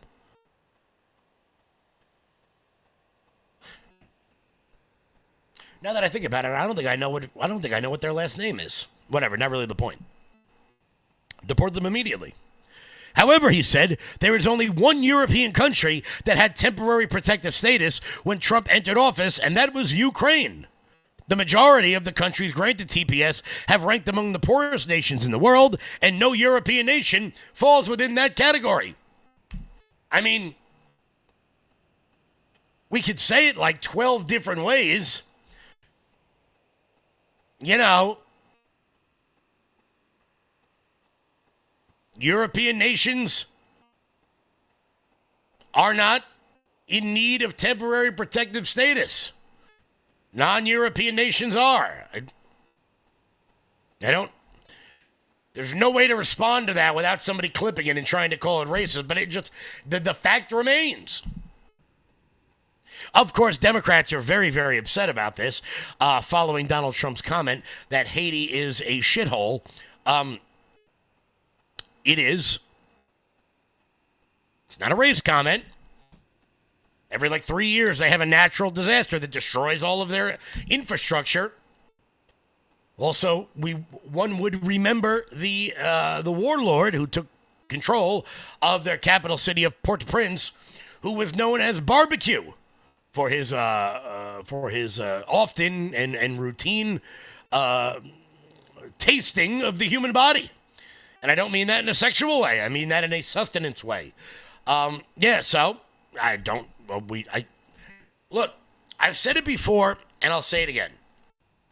I am not suggesting that there are not places around the world that suck. There are. Most places around the world suck. That does not mean you get to live here. Perhaps, and this is an argument on immigration that I've only heard myself and Douglas Murray make, maybe those places around the world would not suck if America didn't import all of their talented people. Congressman Mike Lawler has routinely said that we need to keep all the Haitians here because we need them for our healthcare system. No, we need to make college more affordable and more lucrative to Americans to get into the healthcare field. We do not need to import third world labor to take care of our old people. Or maybe we should take care of our old people. Live intergenerationally like most first world countries do. I don't know. I don't know where you live, but I know where I live. And I can tell you one more thing the neighborhood I live in does not need, and that's another old folks' home. I'm sorry, an assisted living facility. They're popping up like weeds, left and right. And look, there is no doubt that our population is absolutely getting older. Perhaps it would be the responsibility of those people in this country to, I don't know, take care of their parents instead of being selfish assholes. I don't know. Wild thought. Give it a whirl. The Japanese have been doing it for 1,000 years, and it's worked out pretty well for them.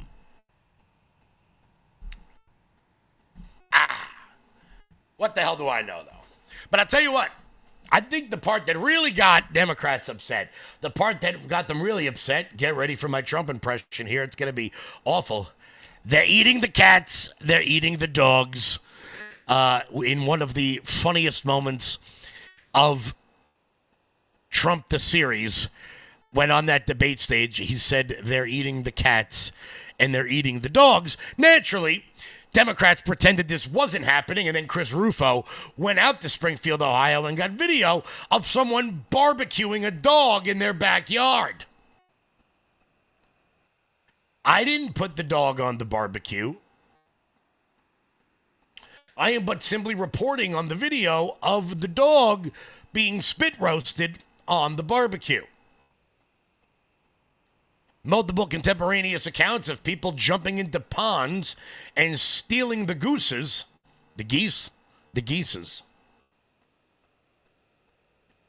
I'm not saying this happened. I am but reporting on what the good people of Springfield, Ohio have been reporting. Naturally, a natural migration pattern around the world is from Port-au-Prince, Haiti to Springfield, Ohio, a town most of you have never heard of before. Very odd. Very, very odd. Naturally, Democrats are apoplectic about this. Alan, I want your reaction to what Fallon just laid out for us there, and the concept here that the court is ignoring the history of this administration's remarks about Haitian people in particular. I don't think there is a single American who can say they actually forget what we heard from the president, what we heard from Vice President Vance about Haitian people, just some of the most disgusting and racist remarks you can imagine. They're eating the cats, they're eating the dogs. I know that you work with a number of Haitian clients. Break down for me just how devastating all of this is about to be. Very devastating, and I hope we stop talking about it as the Trump administration won or someone won, because right now America lost. There are going to be a lot of jobs that are open and a lot of people in home health care industries that are not going to receive any service because their providers are going to be removed from the United States. There are a lot of people who are going to die and suffer because of the account of this. So I wish this court was more of a court of equity than they say they were a court of policy right now. So I am the chair. Hold on. Let's not let that one go.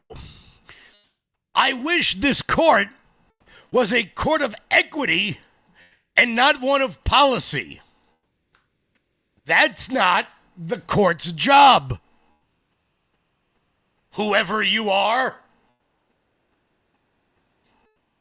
Also, MSNBC hosts I know you're very upset about TPS going away. Now you may have to clean your own homes and raise your own children. Of the Haitian Bridge Alliance, which is the United States organization that represents these Haitians before the Supreme Court. And we have made the argument that not just his comments, but also in the writings, and just recently even the discovered emails from Kristi Noem about the clear conversations they've made about Haitians and Black immigrants in general, when you even look at the refugee policy. And this court has said, even with that information, there's nothing for us to do here, which seems to be extremely problematic along party lines. And today, you've seen something that I haven't seen in the Supreme Court in a very long time, is that you've seen the justice sort of read dissents that are 35 pages from the bar. So even in the Supreme Court, you see not the harmony that generally exists there in peaceful dissent, in saying that this is outside the norm. And because it is outside the norm, because it isn't about just policy and procedure, this is about people and human engagement. And the concept that people keep saying that the problem is that it's temporary status and it's been longer than temporary, well, change the word. Don't put people's lives in danger because you feel that that arbitrarily moves something. And as stated before, there are... Yes, sweetheart. Words do mean things. Breaking. Words mean things. I know that some Democrats would rather words not mean anything, like, man and woman. So rather than... See, you just want us to just change the rules now. Of course, TPS only became a policy because of the wording temporary. What a thought. What a notion. We live in a backwards world, everybody. We live in a backwards world where, according to Democrats, my family, who came here like 300 years ago, are colonizers, but a Haitian family that showed up last week fully welcomed in as Americans and not colonizing anything. They're eating the cats. They're eating the dogs. That's funny. That's funny shit. But as I said it over the course of the last several days on this show. Democrats will not stay in power unless they import more human beings into this country for a myriad of reasons. Number one, Democrats aren't having kids. They spent the last 30 years aborting and sterilizing them. Factual matter. How can we have a child in this sort of economy? I don't know. Your great-grandparents had like 12 during the Depression, and somehow they figured out a way. Because it turns out they weren't, sociology majors at Wesleyan. They had talents and skills, and they could do things. They were resilient. They were, they didn't have to leave the house only after taking, a Xanax or being on some sort of Prozac. It turns out they just figured shit out because that's what people did. But alas, Democrats will do. I mean, right now, Michelle Wu, Michelle Wu, the mayor of Boston, is going on some ridiculous tirade about how this is not fair. And I know, and I don't know how the city of Boston will survive without an influx of Haitians. Oh, wait a minute. That's right. I know. It actually won't survive because come 2030, they're going to have to redistrict all of that when they lose all their congressional seats. Right. So now, just to be clear, 350,000 Haitians are up for deportation. And I'm sure that's going to be incredibly stressful. And we're probably going to get more videos out there of things that look very bad. But I'm sorry, temporary means temporary. And it is time for you to go. None of this hardship, none of this would have been necessary if we had just had control over our borders to begin with. If we didn't import, and I mean this, 2.5% of the total population of Haiti. That's insane. Maybe Haiti would be doing a little bit better if all of their nurses and their engineers and their H-1B recipients didn't live here. Maybe they'd be doing better as a country if all the talented people didn't leave to come to America. Naturally, Republicans who represent high-income neighborhoods, Mike Lawler. He doesn't want this because his constituents need people to clean their houses and get the slime out of their pools and mow their lawns. But most people out there around the country are far more concerned with what's going to happen downstream, like myself. What can I say? I'm an immigration hawk. Today's a great day. We'll get to the next Supreme Court case in just 1 second. Before we do that, here's Jeremy. Hey, everybody, if you're not familiar with, then let me introduce to you Armor Colostrum. Now, I didn't know what colostrum was up until a few years ago. I'd never even really heard of it. And then my wife turned me on to Armor Colostrum. And what colostrum does is it helps regrow your hair. Not going to lie, that's the reason that I started looking into it. But then I started noticing some other things that I could benefit from. I used to get acid reflux very badly. I used to bloat very badly. It felt like I was 10 or 15 pounds heavier than I was until I made Armor Colostrum a part of my everyday schedule. And now things have changed so very much. Let me introduce to you what Armor Colostrum actually does and what it looks like. In a study measuring immune cell response to toxin, Armor Colostrum performed 32% stronger and faster than other colostrum companies. 400 plus bionutrients activated in your life, in your body, to help regrow hair, strengthen your gut health, regrow your nails, toenails, and fingernails healthy, get rid of fungus, stop bloating, and more. And now you can get yours right now for up to $18 off each and every purchase at tryarmra.com. Promo code LFATV. Click the apply button once you've entered the code and watch your discount fall off. That is tryarmra.com/LFATV. Order now. Guys, head on over to tryarmra.com and use promo code LFATV. That is tryarmra.com and use promo code LFATV. I got to show you guys this. This is actually hilarious when it comes to the TPS case. Right now, so I keep Fox Now on in the background. They usually break to, live news all over the country when it happens. They do it. It's just like they throw to their local affiliates all over the country. You got to read the little lower third of this one. Check this out. Oh, can I make this smaller? Here is Michelle Wu speaking. Look at the little chyron at the bottom. Ruling will impact thousands of Haitian and Syrian migrants. Yeah, that's what the rule, yeah. Lord. However will we survive? But that wasn't the only case today coming out of the Supreme Court that seems to make complete and utter common sense. Let me get a sip.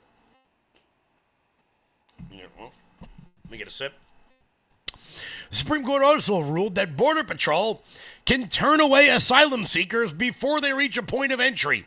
Yeah. Just like if you saw someone coming up your driveway, you could stop them before they got into your kitchen. Crazy notion that we even have to have a ruling about this.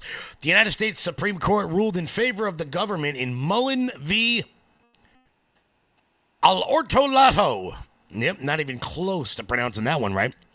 That says that migrants who seek asylum in the United States but have not yet arrived in the country does not have to be considered for asylum. In other words, if potential asylees are in Mexico waiting to petition for asylum, the government does not have to vet them for that purpose as they are not yet in America. Stands to reason. Makes a lot of sense. The Supreme Court struck this from the Post-Millennial. The Supreme Court struck down a lower court ruling which had said that these migrants who were en route to the United States and were turned away before reaching the border must be considered to have, quote, arrived in the United States for the purposes of federal immigration law and were therefore permitted to apply for asylum. The Supreme Court references the massive immigration surge experienced in the United States in 2016, where far more migrants than could have been processed were arriving at ports of entry. The Department of Homeland Security at the time, in an effort to deal with the onslaught, metered those arriving, and Custom and Border Patrol would turn away those who were in excess of the number of people immigration agents could process. The immigration advocacy group sued the government in 2017. That's right. This court case has been going on since 2017, saying that those who are seeking asylum and were turned away illegally. Those migrants who were turned away were given class status, meaning they could bring a class action lawsuit, the ruling for which would apply to all persons who qualified during that part. The Supreme Court basically said, yeah, no, you can't do that. That's right. That's right. Huge wins for President Trump on this. The Supreme Court, however, said that not arriving in the United States, even if that lack of arrival was due to being turned away by border agents, is previously that. Not arriving. Aliens, the court said, may only be considered to have arrived when they have, in fact, arrived across the border. The metering policy was discontinued after the lower court ruling and has not yet been reinstated. This is going to be a big deal for the sort of one dry foot, one wet foot policy that you guys will remember. Basically, like Cuban immigrants will get on a raft and they'll float over here from Havana. And then basically, if they make it to the shore, they can claim asylum. You can't do that anymore. Seems to make sense. Now, we are awaiting the Supreme Court ruling that is going to really throw everything into, let's look. I'm not sure how the court's going to rule on birthright citizenship. I'm really not. I tend to think that Roberts and Gorsuch will vote with the Democrats and keep birthright citizenship in, it's a feeling I have. However, if they don't, people are going to lose their shit. They're going to lose their minds. They are going to become so apoplectic. Right now we're watching live footage outside of the Supreme Court, and there doesn't seem to be a lot of protesters out there, which is pretty exciting. Although if birthright citizenship goes away, I can promise you people are going to lose it. They are going to get loony. But this is what Democrats want. And because elected Democrats have not been able to deliver on the radical agenda in which they promised, as we've been talking about on the last several days on this show, the DSA has taken over their party. And it has left some, run-of-the-mill, normal Democrats left out in the cold. One of them, of course, is James Carville, who decided, obviously you guys know James Carville, Clinton strategist. If you're like a politico, like me, like a politics nerd, look, I don't agree with James Carville, but you cannot question his talent. Basically made the Clinton presidency what it was. Came up with the very famous line, "It's the economy, stupid."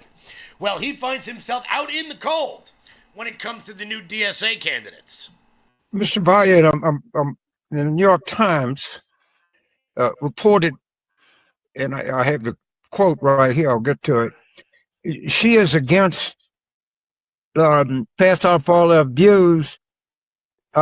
She has attacked interracial relationships in the American flag. Lady, I ain't in the same party as you. I'm sorry. I just not. And I actually do think it's time for Democrats to talk the S word, schism. I really do. Everybody's always said, no, we're coalition, we're big tent. And there's just some shit that I can't be in the same tent with. And we talk about what Madame was 3 for 3 last night in Manhattan. They call it the Commie Corridor. Fine. Jason Crow's service pack, vote bets, 10 for 11. You wouldn't know Jason Crow exists. Okay. No, you wouldn't. You wouldn't know it. You wouldn't know Abdel Sandberg exists. You wouldn't know. I want to be very specific. I understand the free press for being here because if they nominated David Duke or something like that, we'd be the same way. I understand all that. to the extent I understand the Times, because they are the New York Times, so they have to cover, they are the hometown newspaper. But the idea that we must neglect everything else that's going on, all of these other primaries, all the recruits Jason has, all huge, phenomenal successes we've had, and declare that the party is now under the control of the Democratic Socialists of New York City is insane. But and understand, these people do not like Democrats. Not only are they not Democrats, they wish Democrats poorly. So I just cannot.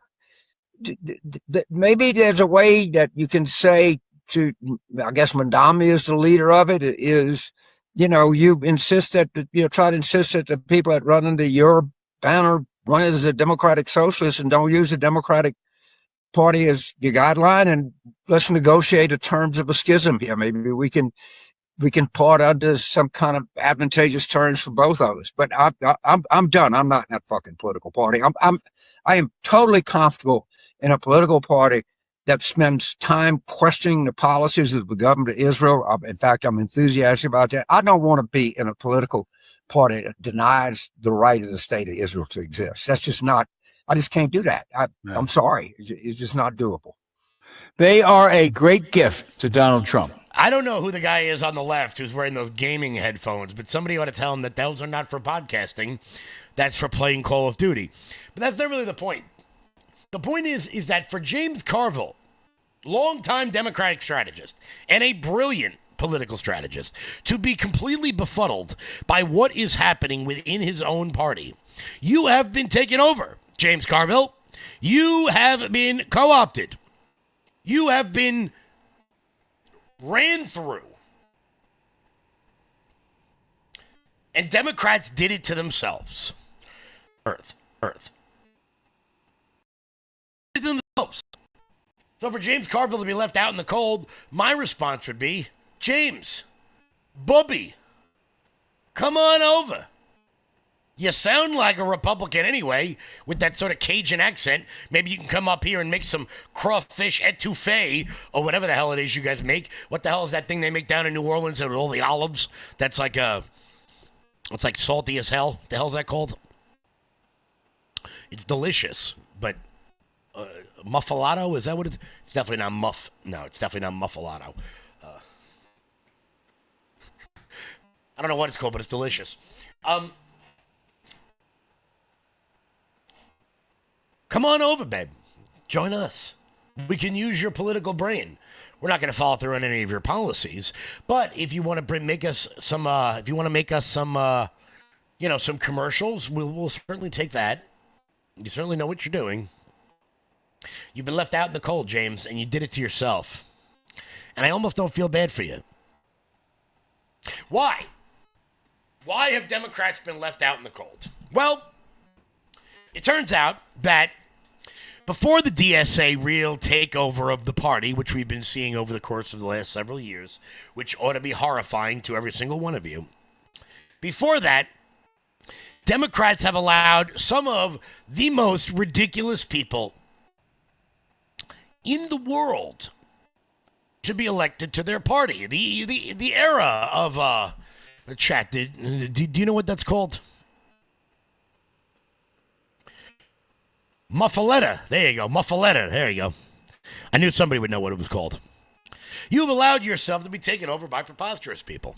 One of them, of course, being a member of Congress from Connecticut, who we have made fun of on this show aggressively and repeatedly because she's ridiculous.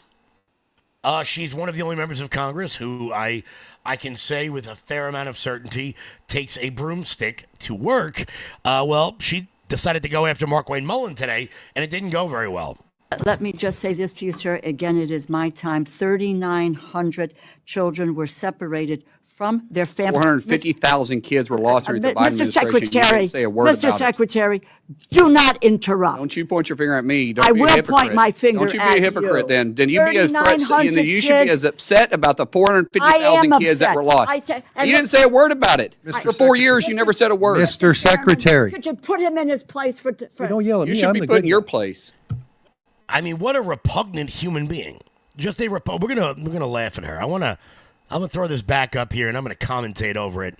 We're gonna sit in silence until it gets to a certain part, because I gotta tell you, I don't know exactly what this look is. She's a member of Congress, so she makes plenty of money. I don't know what the thrift store sort of sash and these rings, I don't know what all is happening here, or what, like, she's like a gypsy.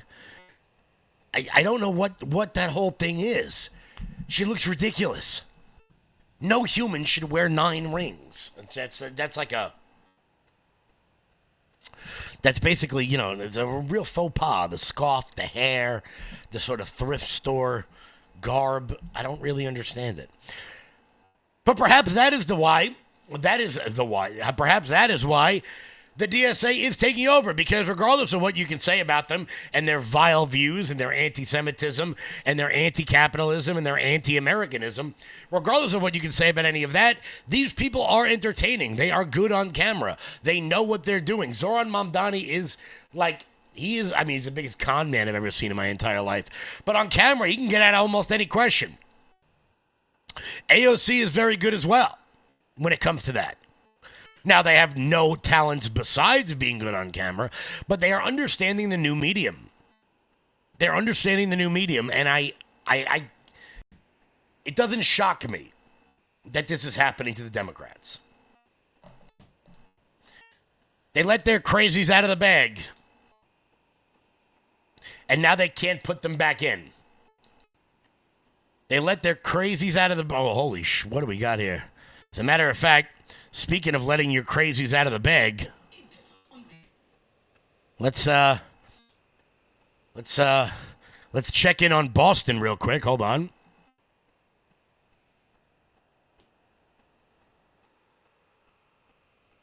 Country need to stand together and to say enough is enough. This is not acceptable. This is inhumane. Yes, we have seen a lot of bad, terrible news coming from the Supreme Court. We have seen a lot of horrible news coming from the White House, but this one is going to fall. And my strong message to the Supreme Court is that you must have a conscience. This role that you are playing is not a simple role for you to make decisions.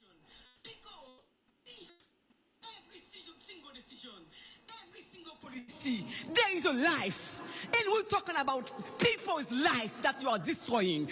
You cannot go to sleep. I dare you to go to sleep tonight and sleep well when you know that more than 350,000 people are not going to be able to sleep. I dare you to go to sleep tonight. So again, I'm going to sleep like a baby tonight. I'm going to sleep pretty good tonight. And look, I don't want to put too fine a point on it, but when you think Boston, it's not really what I,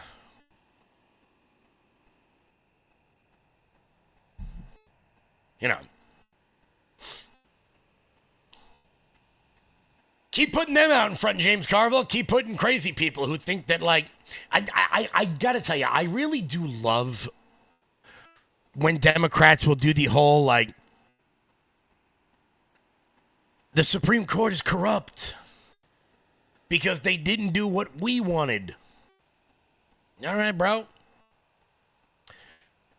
Ish happens. Sometimes things happen. Although I will say it is nice. It is nice to see that at least one branch of government that we put conservatives in charge of is actually, doing what we put them there to do. I mean, the Senate is all, but John Thune, tits on a bull.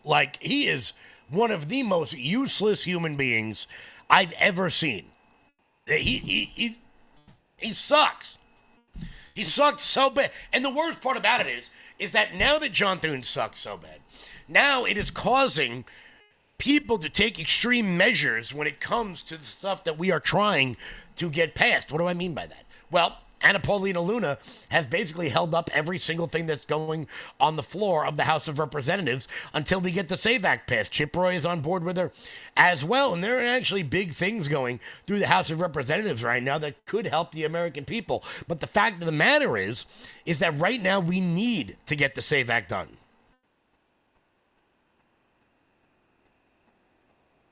The SAVE Act must be passed. We get these deportations, we get internal migration, we get the SAVE Act, we're good. We're good for elections moving forward. Because I can promise you, if Democrats ever get in control again, we're in a lot of trouble. We're in a lot of trouble. We're going to get to the next one in just a second. Before we do that, Mike Lindell. I'm excited to announce that we're having our first ever mega sale on overstock clearance and brand new products. For example, save over 50% on this season's flannel sheets. Queen size only $59.98. Kings only $69.98. They sell out fast every year, so order now. Save 20% on our brand new My Crosses. They're designed in the likeness of the one I've worn every day for over 20 years. They come in men's and women's, and they're made right here in the USA. Get our 2025 six-piece My Towel sets for only $29.98. Our initial quantities are extremely low, so get them now before they go. And our best-selling standard My Pillows, just $14.98. So go to MyPillow.com or call the number on your screen. Use this promo code to take advantage of our first ever mega sale. But wait, remember that $75 free shipping rule? Well, that ship is sailed because right now, every order ships absolutely free. Guys, head on over to MyPillow.com and use promo code LOUD. That's MyPillow.com, promo code LOUD, for up to 80% off everything on the website. That's MyPillow.com, promo code LOUD. Also, big congratulations to Mike Lindell. Dominion dropped their lawsuit against him today. Just dragging him through legal proceedings for 5 years for absolutely no reason. Dominion has dropped their lawsuit against Mike Lindell, according to reports. So big shout out to Big Mike Lindell. Giddy up. Let's go. Thank you for always being a sponsor of the show, guys. Go to MyPillow.com. Celebrate by buying some slippers or something. And when you do, use promo code LOUD so Mike knows that we sent you. As I said before, Democrats are coming for you. Powerful Democrats are coming for you. We've seen the electeds, and we know what they're going to do. But their bloated hacks in the media are doing their bidding for them. There's a man that used to write for the New York Times. His name is Paul Krugman. Now, he was an economist for the New York Times, and, I got to tell you, he had a pretty impressive career. He spent more than 25 years writing about finances and the economy for the New York Times, never once being correct. Not one time was he ever correct about anything. But he managed to keep his job somehow. He must have been banging somebody. I don't know how. He says that once Trump leaves office, we need a, quote, de-magification in this country, similar to... We need much more. We need to defang Trump as much as possible and make sure that neither he nor anybody who follows in his footsteps has power after the next two elections. But beyond that, we really need to do a thorough purging of the United States. We need a demagification, and that is, I'm not going over the top by using a word that's very similar to the denazification that we pursued successfully after World War II in Germany. And we need something. It's not just the MAGA ideology, but the whole structure of hugely unequal power, hugely unequal wealth. A demagification, sort of like denazification. Well, first off, Paul Krugman.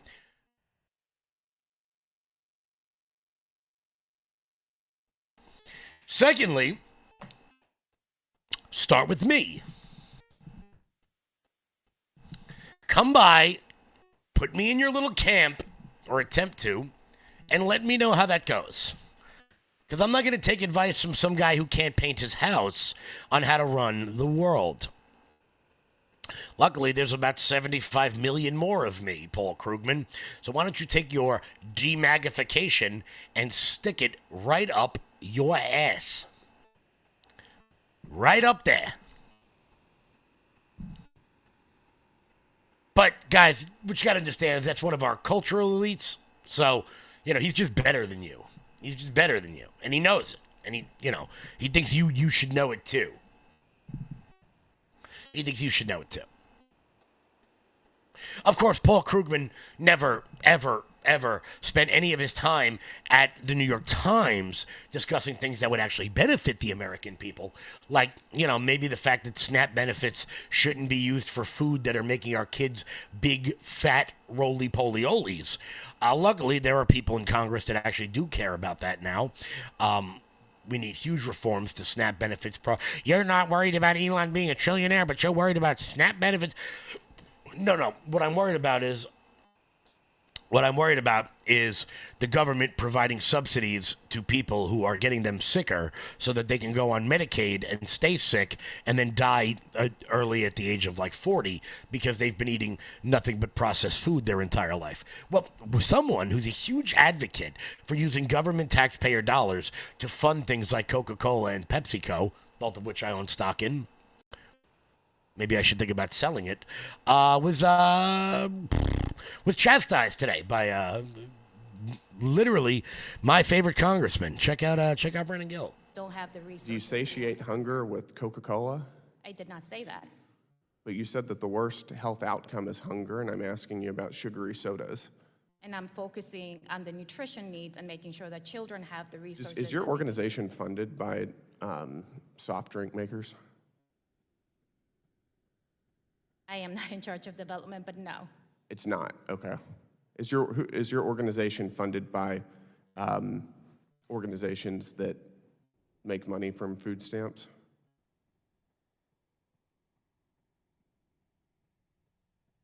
Do organizations who profit off of food stamps fund your organization or businesses? I mean, I can't comment to that. Happy to talk about the resources that need. Does General Mills fund your organization? I don't have access to that information. I do. It's right here. They do fund your organization. Do they profit off of food stamps? Retailers are the major beneficiaries. Do you think that that's a conflict of interest? That's where EBT dollars are utilized. Yes, and they're profiting off of your advocacy. Do you think that that's a conflict of interest?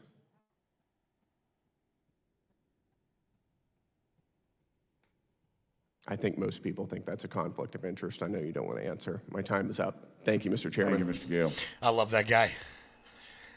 It's just, I love his, what I think I love the most about it is his sort of aw shucks, folksy charm.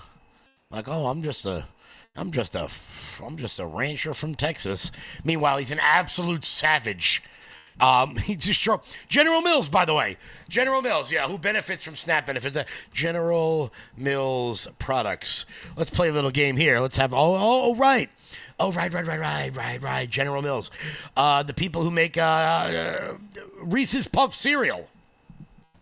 That's right, kids. You can use SNAP benefits to feed your kids disgusting sugar at 7:30 in the morning, which, of course, is what they did to my entire generation, which is why most of the people my age grew up to be big, big fat asses.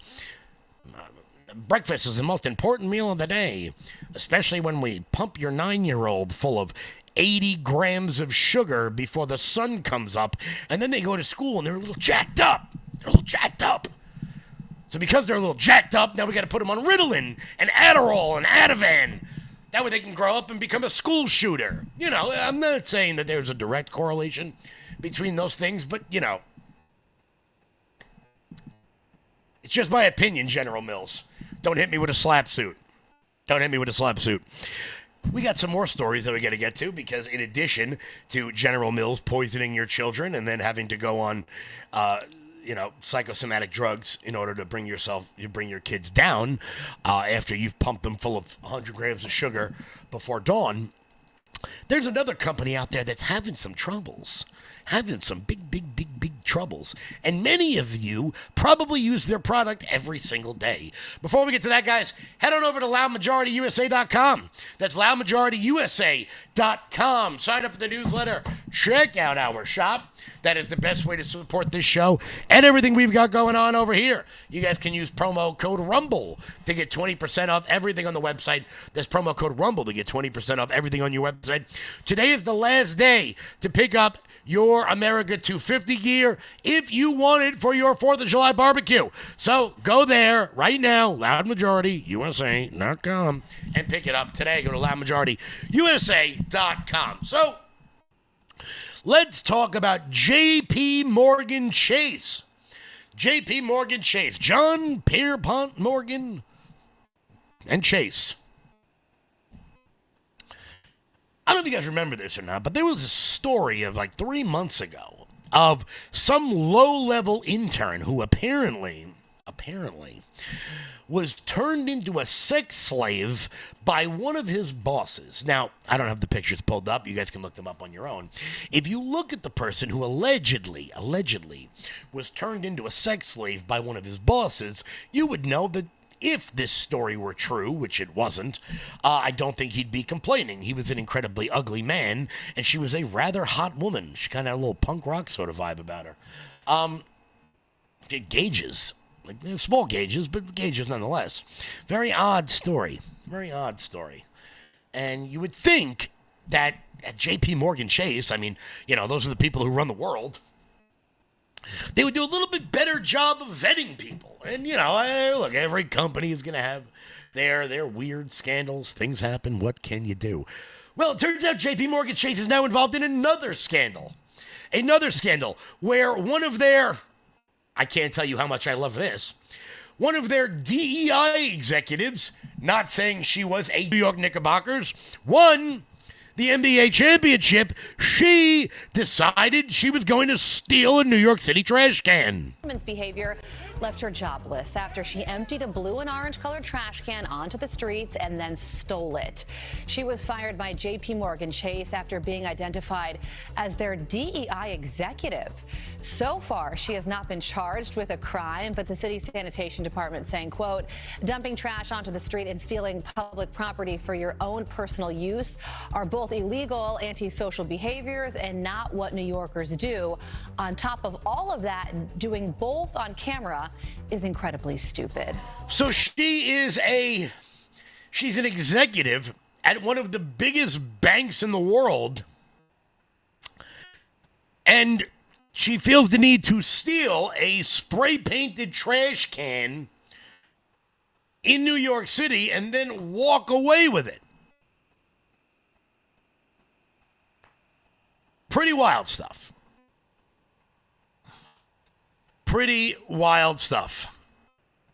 I don't know what the hell they're doing over there at J.P. Morgan, but of course the irony of the whole thing is not only was she on camera stealing said trash can, but she was then caught on the subway with the trash can.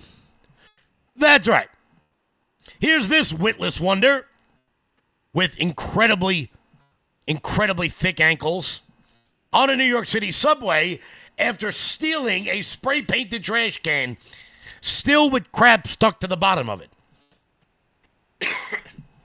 I mean, you couldn't go to Lowe's and just buy one and a can of spray paint, you lazy, just dumping. I guarantee you, this one, she's probably, now that she's fired from J.P. Morgan, she's probably going to get a job working for Zoran Mamdani.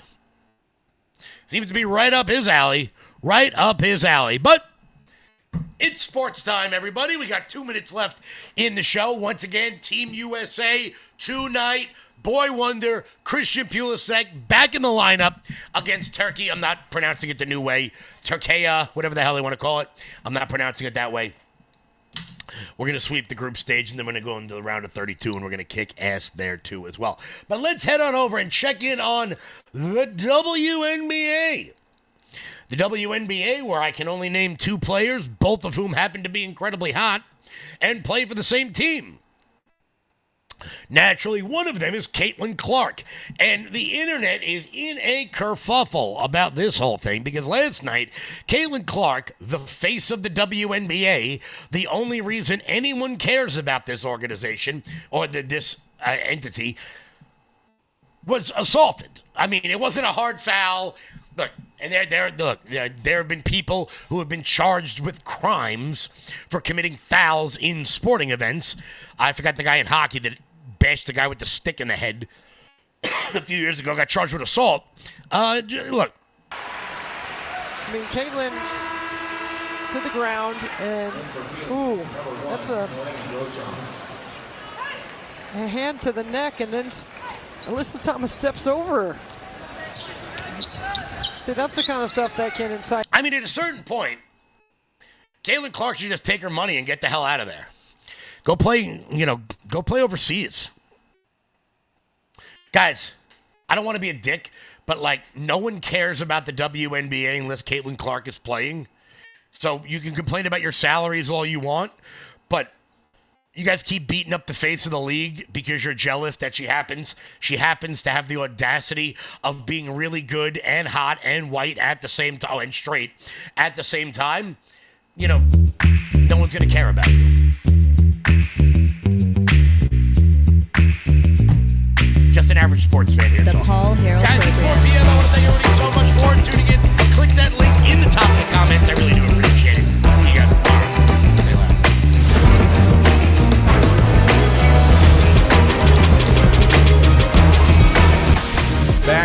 Back to full steam ahead here on the show. Really do appreciate you being with us. Rob Spencer, Rob, how you doing? Oh my goodness, I'm so honored to be at Full House. It's been a while, gentlemen. It has been a while since we've all been here to play and talk about all of the things that are going on. It's also been a pretty eventful 24 hours since the last time we were here. I was mowing today. I was mowing some of my apartments before the rain came in today, and I listened to our show from yesterday, kind of like a psycho. You know, like I like to listen to it. Eric may have a few thoughts on that. Eric's got a few thoughts about the show from yesterday. It was labeled explicit. I know. Just so you know. And, listen, I gotta clean it up, bro. I really got fired up yesterday, and I let a few cuss words fly. And what happened was, unfortunately, we were labeled as explicit, and that was not the intention. I'm going to try to, dang, shoot, crap. I'm gonna say cleaner words today, folks. We need a dry erase board up here. We need to check off a swear box. Shoot. Honestly, what I needed right there. Oh, fiddlesticks. Fiddlesticks, biscuit. So if you like, my daughter loves Bluey, the show Bluey, and they say, "Oh, biscuits." Yeah. That's a great show, by the way. It is phenomenal. They tried to cancel Bluey a few years ago because there was no gay stuff on there. And so they said, "Oh, since there's no gayness on there, we're going to cancel it." And even Democrat moms were coming out. Even these liberal moms were coming out and saying, "We're not doing this. We're not canceling Bluey. It's the only bright spot that we have." If you ever watch Peppa Pig, oh, it's bad. Yeah, and then Bluey back to back, you're just like, "Thank God for Bluey." I will say there was a reference. There was kind of a gay reference in one of the latest Blueys from a while ago. I don't even know what season they're on. It was like with the one where they move or whatever, and there was just like, it wasn't any of the main characters, but it was some reference to one of these kids having two mommies or something like that, I think. So I think they did eventually get something in there on that, but they did resist for a while. Just FYI. Somebody said. I kept waiting for the character to show up on Bluey, that's like the It's Pat character from SNL. Oh yeah, like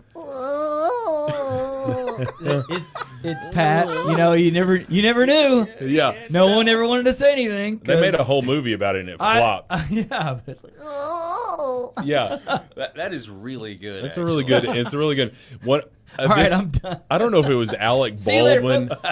I don't know who it was. There was a skit with Pat back then, and I don't know if it was Alec Baldwin or whoever, but was like a barber, and you put the thing around and you get up, and what do? They take that little brush and they sweep you off or whatever, and he gets around Pat's crotch, and he's just like, and he keeps on. He's like, I think you got it. I think you got it. Trying to figure it out. Yeah, trying to figure out, like, is there a hump in there? You know. So anyway, We do definitely need a swear jar for Rob right here. I think you're right. A little piggy bank. We could Listen, man. start a fund. Listen, I grew up. Give that money away to charity or something like that.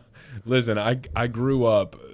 My friends, I've said it multiple times. My wife is so offended anytime Ethan, you know, like she thinks about sorry, I shouldn't have said my son's name, but anyway, like she gets so upset that I can't believe he would do this or whatever. I'm like, oh my gosh. I try to put it in perspective, you know, about him and stuff. And so I was like, do you understand he goes to public school? Mm-hmm. She went to a private Christian school. Right. And I said, he goes to public school. He hears worse than this every single solitary day, you know. And so anyway, I try to put it in perspective. And honestly, when I'm really upset at him and I let a couple of cuss words fly, he's listening to me. That's probably the only time he's listening to me. Kids do. He's like, Dad's mad. I better listen to this. They're very perceptive. Yeah. But you mentioned Pat. I thought this was a good segue because it's Pat. I don't see what's on the screen there, but this what the that this may very well what be. the heck is this? What? Well, somebody says transgender people in 50 years, and it's this. I mean, that really is the future for a lot of these people, and they're gonna realize it. Yeah, cursing is a big deal in Arkansas radio, not many other places. Eileen says that in our chat, and that is true. We are in the Bible Belt, and so it's just a different scenario here. But also, the more importantly is that, you know, our podcast and stuff might get labeled as explicit content, which limits the reach. Well, I tell you, and I took the necessary measures to keep the podcast in good standing. So. What did you do? Did we get a strike? Well, it was labeled explicit, and you know, we just removed that particular episode. I shall be tame today. Dag nabbit. So, pickles. Here it is. Here's the deal. President Trump, since the last time we talked, decided to sign the memorandum of understanding. Here it is. There he goes. You see that there. And I believe one of the foreign ministers of Iran has since tweeted a document with more signatures on this as well. So after he did that, he went out to the car. You signed the deal? It's signed. It's signed? You signed it. It's signed. I just signed it. The stories made in the sign? All right, so he signs the deal. In the meantime, Vice President J.D. Vance was at the podium today. He's actually making a lot of rounds to promote his book. Yeah, he's on tour. He's on tour. He did a good job. Yeah. I've got a few clips of J.D. Vance, kind of laying down the law here when it comes to Benjamin Netanyahu. Listen to this. Israel has the right to defend itself, but fundamentally, the Israelis, just like everybody else, have to respect this peace process that is fundamentally good for them and good for the entire region. What the president has grown frustrated sometimes is that we seem to be right on the cusp of a major breakthrough in the agreement, and then all of a sudden there's a major explosion that goes off in a civilian population center in Beirut, and a lot of people who have nothing to do with Hezbollah lose their lives. That's not acceptable. That's the sort of thing that we've asked for closer coordination so that we ensure it doesn't happen. And our message to the Israelis, just as our message to everybody else, is fundamentally, we want this peace process to be good for you. We do not want Hezbollah attacking Israel, but in order to ensure that that happens, we have got to actually build the kind of regional framework that can cut off the money to Hezbollah, cut off Iranian support for Hezbollah, and also ensure that Lebanon's territorial sovereignty is respected by all parties. Okay, so that's cut one. Any comment? Eric, we haven't even gotten your take on the memorandum of understanding yet, because I know this is your first episode in this week. Yeah, great to be part of the conversation. There you go. We're glad you're back, I don't Eric. trust the MOU any further than I can throw it. Well, with your bad knee, Ed, you shouldn't throw anybody. That was from Ferris Bueller's Day Off.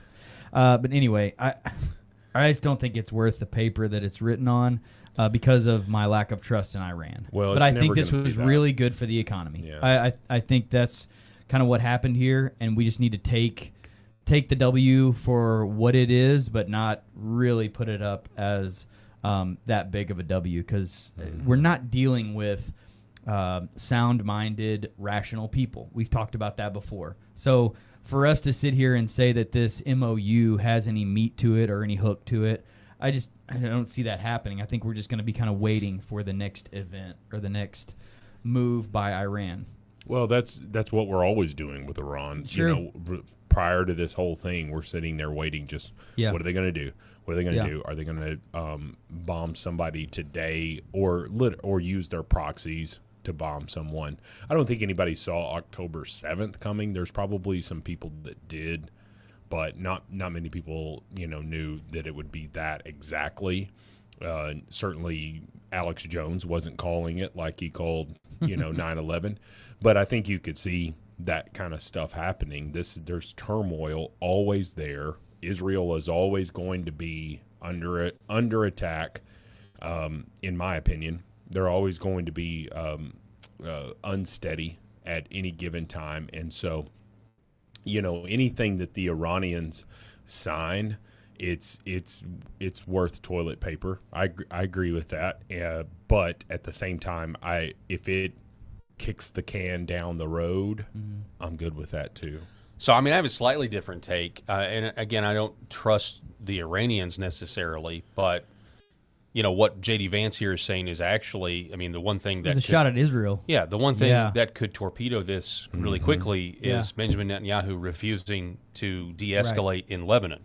That's actually what I'm waiting for. That was what I took from JD's comments from the podium too. Was that it was a shot at Israel, saying, what sucks about this is that every time we try to make some progress, they go after Hezbollah and end up knocking down some apartment building with a bunch of civilians in it. That's because it makes us all look stupid. Right, and that's because Israel has different goals than we do. It's disproportionate. We talked about it on the show yesterday about how there's just been a change in tone and tenor over the last couple of. Certainly over the last last 3 weeks, and wait till this next clip of JD. You want to know a shift in tone? Okay, this is the shift in tone that has got. Did he fill in for? Must have been another fill-in for Caroline. Okay, I didn't see this. Still on maternity leave. Good. Listen to this. Now I saw the Axios report. That Netanyahu is fuming. That's not reflective of the conversations that I've had with him. But maybe he's saying something to somebody else that he's not saying to me. What I will say, and this does bother me, is that you've seen people within Bibi's cabinet who have come out and attacked the deal and in some ways very personally attacked the President of the United States.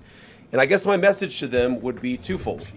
Number one, Donald J. Trump is the only head of state in the entire world who is sympathetic to the nation of Israel at this moment in time. And he happens to be the head of state of the world's superpower. If I was in the cabinet of the Israeli government, I might not be attacking the only powerful ally that I have anywhere left in the entire world. Wow. And the second message I would give to some of those cabinet members, Bibi, to his credit, has not gone down this path, but to some of these cabinet members in Israel who are attacking the President of the United States, the other thing that I would say is that over the last 3 months, 2/3 of the defensive weapons that have protected your homeland have been built by American hands and paid for by American tax dollars. The problem for Israel is not Donald J. Trump. And anybody in Israel who thinks their biggest problem is the President of the United States needs to wake up and smell the reality of the situation that country is in. Thank you all. That's how he ended the press conference with that. You can tell there's some frustration built up there. There is. Yeah. Well, so JD is really good about not speaking in absolutes, and he was speaking in a lot of absolutes there. He's like, if you think that the United States is the issue, you need to wake up and smell the reality of what you're dealing with. That's pretty dang definitive, in my opinion, about a shift in this administration's goals when it comes to Israeli peace and the actions that we're willing to take versus ones that we're not. And President Trump said yesterday at the G7 that we're 4 weeks until our oil reserves are gone, that there's essentially going to be a global depression. There's now reports saying, hey, if we don't end this thing now, that Trump's legacy is going to be the start of a potential global depression. Obviously, President Trump doesn't want that. Now, there was a lot of people that actually said, hey, this is what happens You know, it is what it is. There were people that said don't do this because of the cards that Iran had. There was this idea that Iran's another Iraq. And then there were people saying, no, it is not another Iraq. And what we talked about yesterday is the topography of the land is the topography of the land. You have the problem here. Mm-hmm. And now we're seeing, hey, we've got to get that oil flowing, and we've got to get this thing, starting back up. And so, Israel and the United States probably had more of a cohesive agenda at the start, which is why Benjamin Netanyahu decided to go into Lebanon when he did, and now that's being cut off because we're trying to get the peace. And now the administration is essentially signaling, hey, get on board or get out of the way. Mm-hmm. But I do not know how this ends, because this is a very sketchy topic. But J.D. Vance is right, because if the Israeli cabinet, now he gives Benjamin Netanyahu the out. Does. Benjamin Netanyahu's not necessarily saying this, but his cabinet is. I don't know who's telling the cabinet to say these things, but he's saying, look, the president is your only guy. Everybody else has turned their back and doesn't want anything to do with Israel's Greater Israel Project or whatever they're trying to accomplish there. And Mark Levin is obviously unhappy. Here is... You got to read this tweet in his voice, though. Okay, here's a novel idea. This was an hour... I saw this an hour after I saw the J.D. Vance clip, so I'm assuming that he saw J.D. Vance. Yeah, he was watching. Here's a novel idea. Stop bullying our ally and cozying up to the enemy, you big dope. So this is an interesting thing. That's so good. So he is now saying that... I'm just going to go ahead and assume that this is about J.D. Vance. That J.D. Vance, and I guess by extension this deal, is cozying up to the enemy. And I get people don't like the memorandum of understanding. I get that there's aspects of it they don't like. But again, as J.D. Vance has said on these podcasts, what are the other options? Nuke them. Yeah. Where United States loses all moral authority for all time. The country is over at that point in a lot of respects, right? Or you send in ground troops where we take thousands and thousands of casualties and get it involved in another 30-year war. That's not going to fly either. I'm not on board with either of those. This is the only, they were, okay, if you believe the official narrative, they were about to get a nuclear weapon. Okay, if you believe that, okay, whatever. Now they're not. Now they're apparently they're not going to have a nuclear weapon. But they do get to keep their ballistic missiles. So now the goalposts are moving, and now everybody's upset that they're going to keep their missile defense system. People are upset by that. Listen to this. Let's just be honest, though. Let's just be honest. And we talked about this yesterday. I was listening to it no more than 3 hours ago while I was on the mower. We talked about how you throw the world at them. This is Trump art of the deal. Like, I ask for the world, and then I negotiate, and I ended up getting what I want. And ultimately what he wanted was no nuclear weapons in Iranian hands. Right. Now, all of this other stuff is just gravy, in my opinion. But what he was trying to say is, we played a clip from Ben Shapiro on Fox News yesterday. Yeah, towards the end of the show. Yeah, and that's what we were talking about here. And so Ben Shapiro was like, well, when we set out, we said no nuclear enrichment whatsoever. Now we're moving that goalpost. This is not how Ben said it, but we're moving that goalpost and saying, well, as long as they don't have nuclear weapons. Well, that's just negotiations. Because what's the other option, Paul? Eric, it is just blowing Iran off of the face of the planet.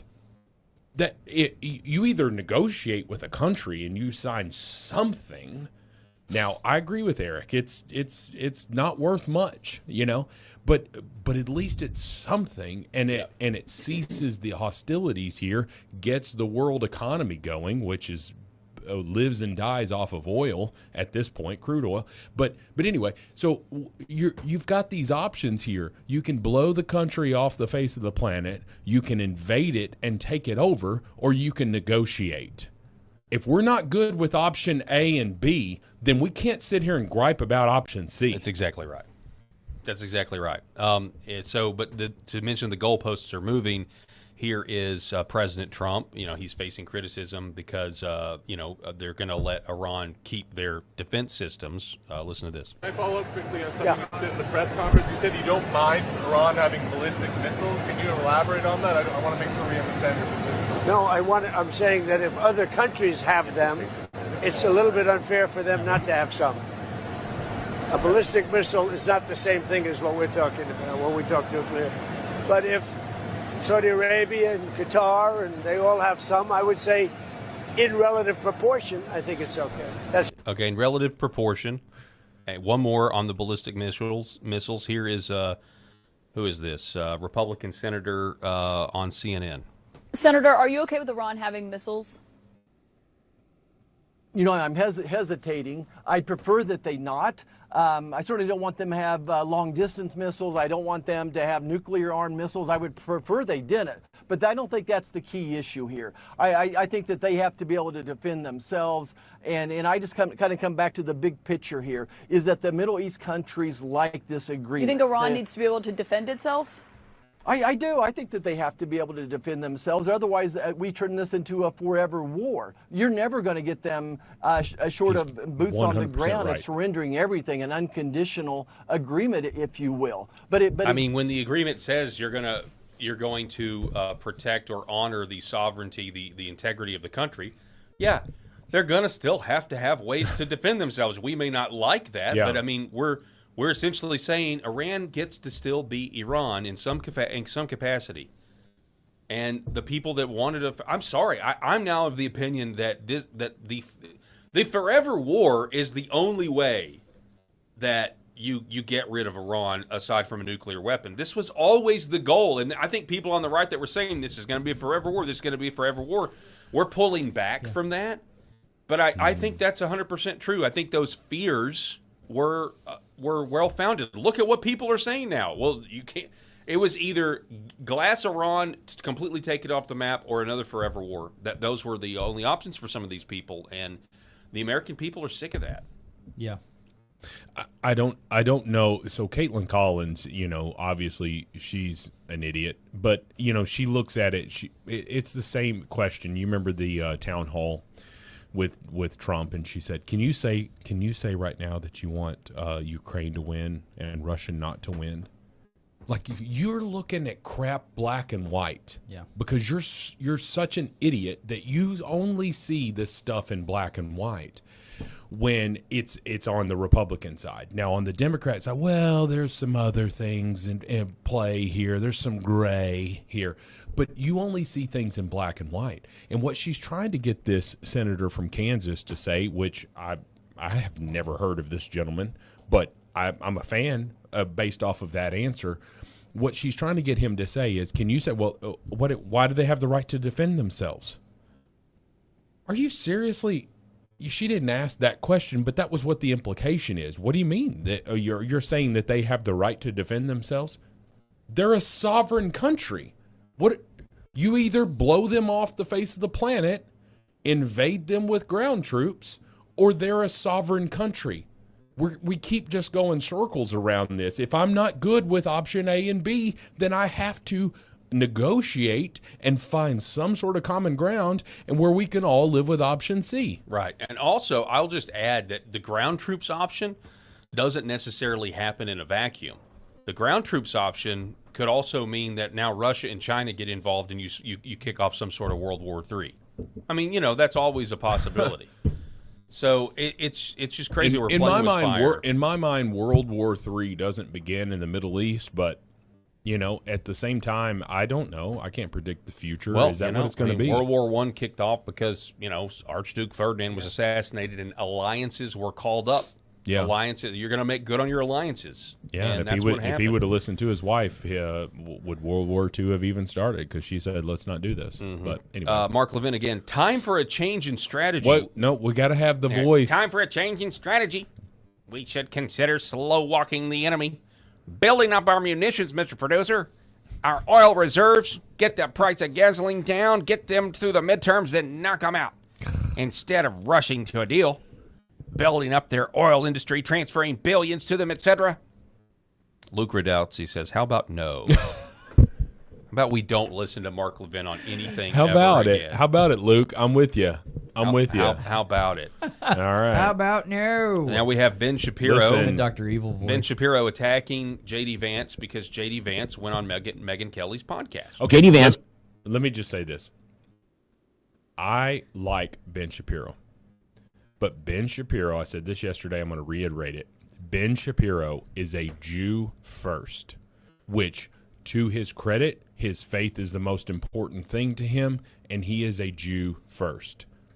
I can't besmirch him for that, but I can say this. If you are attacking J.D. Vance at this point, I don't have any reason to have any negative thoughts about J.D. Vance. J.D. Vance is a refined Trump, in my opinion. Actually, the people, somebody said politically speaking, I saw this earlier, politically speaking right now, they were saying J.D. Vance needs to send all the neocons attacking him a box of flowers because they're actually solidifying him as the 2028 as the guy. Yeah. I love J.D. Vance. And yet the neocons don't like J.D. Vance. Yeah. So it's going to be they're actually helping him right now. The 1A, 1B choice that that's what I'm saying. Like the 1A, 1B choice that we have in a couple of years, honestly, next year.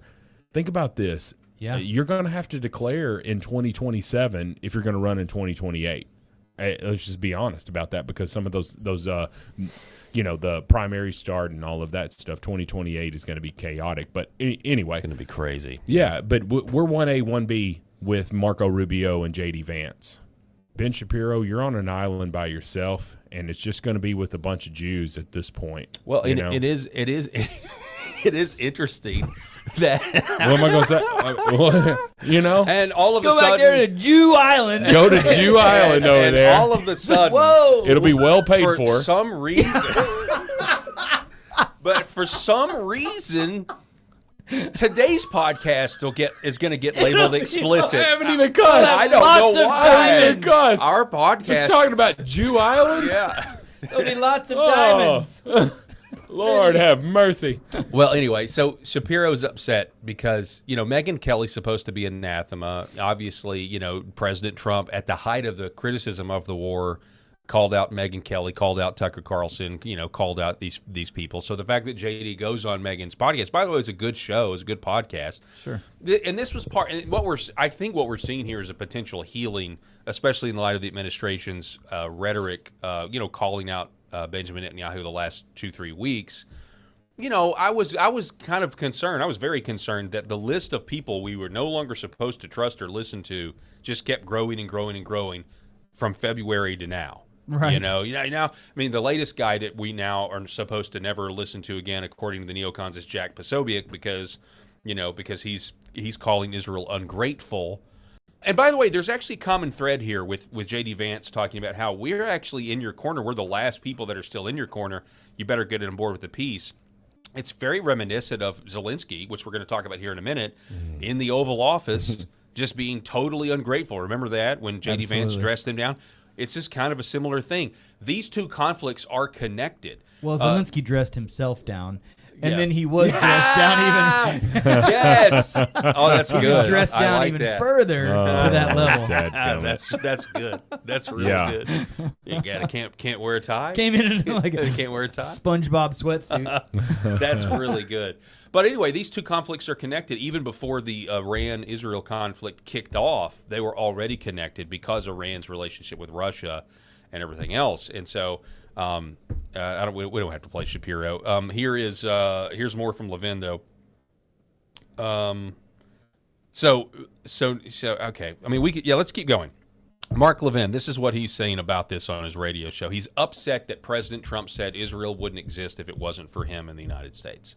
He said this a couple of times in different ways over the last 48 hours. I strongly disagree with something the president said today. I heard him say one other time too, which is, if we hadn't attacked Iran, Israel would not exist. It would have been destroyed. That's simply not true.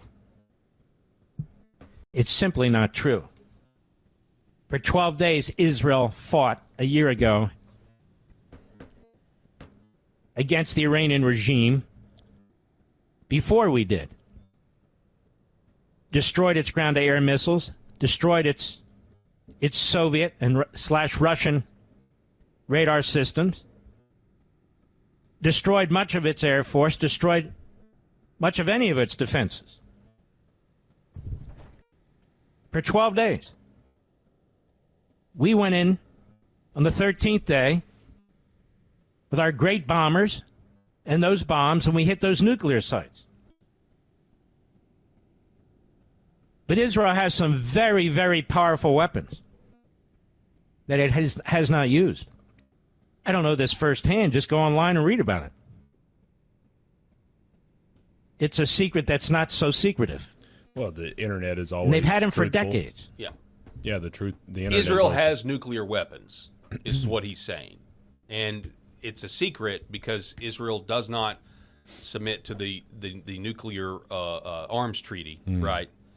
They don't have to because they've never officially come out and said they have nuclear weapons. But I will have you know that in the last Mission Impossible installment, which I recently finished watching, Oh, very good. they when the AI is taking control of all the nukes, it goes to the U.S. nukes, the Russia nukes, the Pakistan nukes, and boom, Israel's Star of David right there They're on there. a nuclear weapon. Okay. So yeah. They've got nukes. Thank you, Tom Cruise. Yeah, thank you, Tommy. thank you for confirming this secret that is not such a good, not such a well kept secret. But everybody knows that if just like if the U.S. decided to support nuking Iran, or we nuked Iran to end this, we would lose all moral clarity, moral high ground forever at this point with the status the way it is. Likewise, if Israel decides to nuke them, that's the same thing is going to happen to them, but it's going to be a lot worse in terms of stability. Well, I've always said that I really think since World War II that nukes have been about deterrence rather than a threat.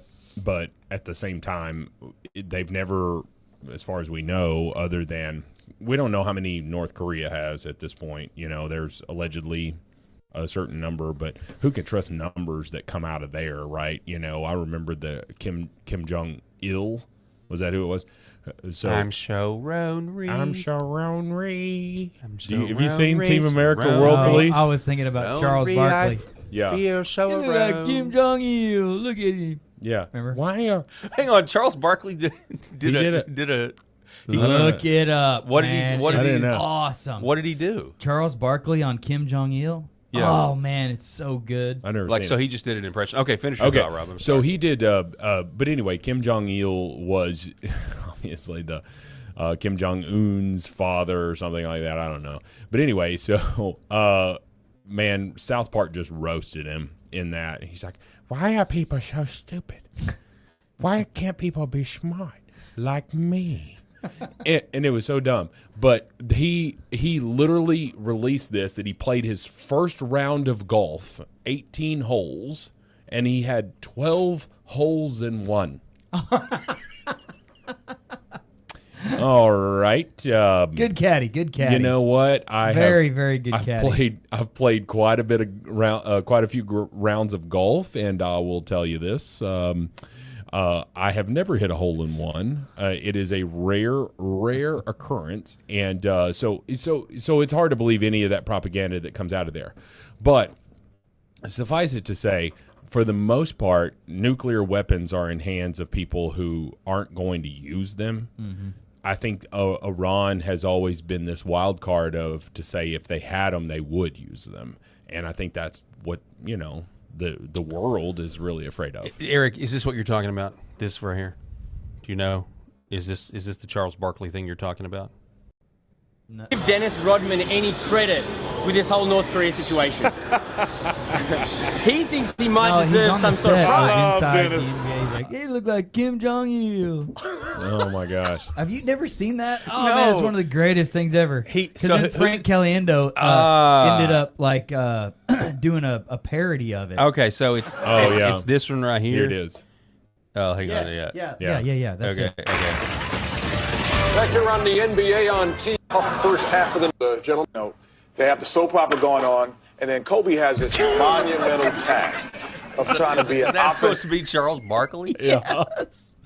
But he's Before trying. Ozempic. Listen, he's trying to do it without blackface, because if he does it with blackface, look at then that. yeah. So We he's need to just be trying all over Kim Jong-il. Kim Jong-il is nuts. He's going to blow up the world because he's a knucklehead. Okay.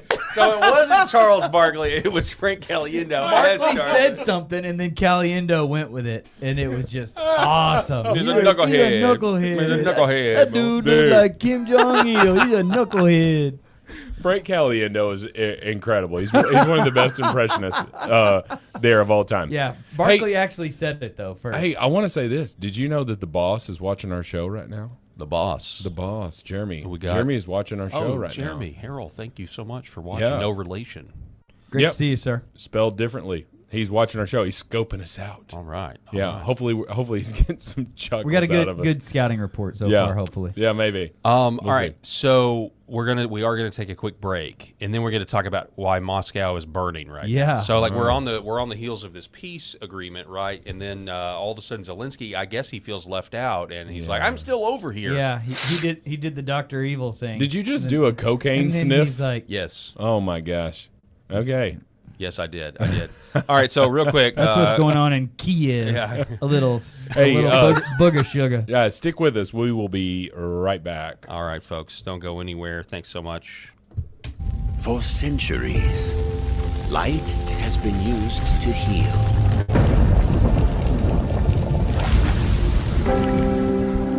Awaken the body with Red Vive.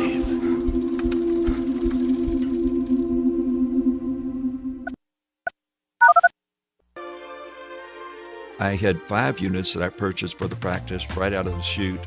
Well, those went the first week that I got back to Houston. So then we ordered another 5 and then another 5. And I think over the next, 6 to 8 weeks, we had ordered like 35 units. And they're gone. They're still gone out of the practice. So we're excited about moving more of these units for our patients because they need them. And so when you bring in new technology and your staff's thinking, oh, this is another thing that I need to handle during the day, I think it's a good idea to give them a little incentive.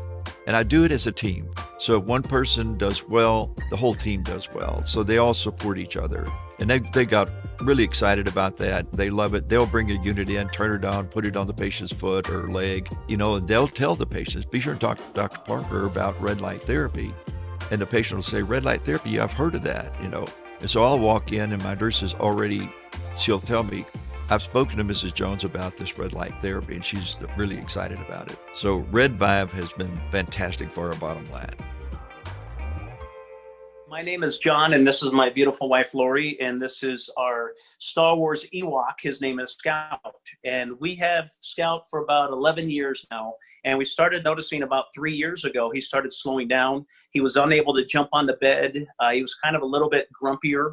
And when my daughters, Macy and Mariah, would take him on walks, he would walk for about, 30 yards, and then he'd lay down, and they'd carry him the rest of the way. So I heard about Pet Club 24/7 and about the products from a gentleman that I really trust and share a friendship with. And he mentioned to me that they have products that are going to help him with his arthritis, help him build his immune system. And I said, okay, no problem. Let's try them out. And I kid you guys not, within about 2 to 3 days, we started noticing a little difference. And then we took Scout on a walk probably about a week after we started using the products, the mush puppies, and he would walk the entire way. He would walk at least a mile, and it's just been completely amazing. He's a new dog. He's 11 years old, which is around, 80 years in dog years, and he's just happy. He's more energetic. He's not the grumpy old man he used to be, and we're just so thankful. And it was perfect timing because we lost our boxer Yankee about 1.5 years ago, and it was really hard on us. So I'm so thankful for Pet Club 24/7 for the products that they offer. Imagine if you could have your best friend around one more day or one more week or even one more year. I'm so blessed and thankful that we were able to find this company and find these products for Scout. So thank you guys. Give it a shot. We appreciate you. God bless everyone.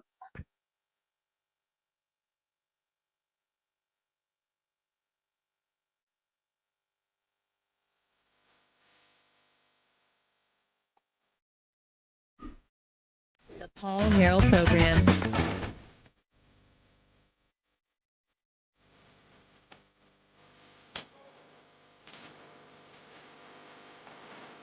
And we're back.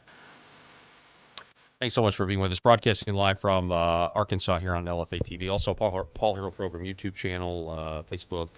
Really appreciate you guys being with us. We can't do the show without you watching, so thank you. All right, so we talked about the peace agreement. It's been signed. We'll see what happens on Friday. Pray for J.D. Vance that he remains safe and unharmed. Because isn't he supposed to be signing this thing? Yeah, in Switzerland, I believe, is what the plan is. Yeah. So he's supposed to be signing this thing. But now we're going to move on to this. We basically, this happens, and then the peace deal happens, and then Moscow is on fire. These were some of the images here. Look at this. It's pretty wild stuff. I mean, this is not like the outskirts of Moscow, I'm told. I mean, this is like in the middle of Moscow, and apparently there was just like a big swarm of drones. Yeah, big swarm of came drones in and just lit things up. That probably ticked off. Look, see this right here? Do you see this? They literally blew the fuel. Yeah, that's right. The oil tank. It was the oil. Yeah, watch this. Boom! There it goes. Why are people just standing around watching this? Jeez. Run, bruh.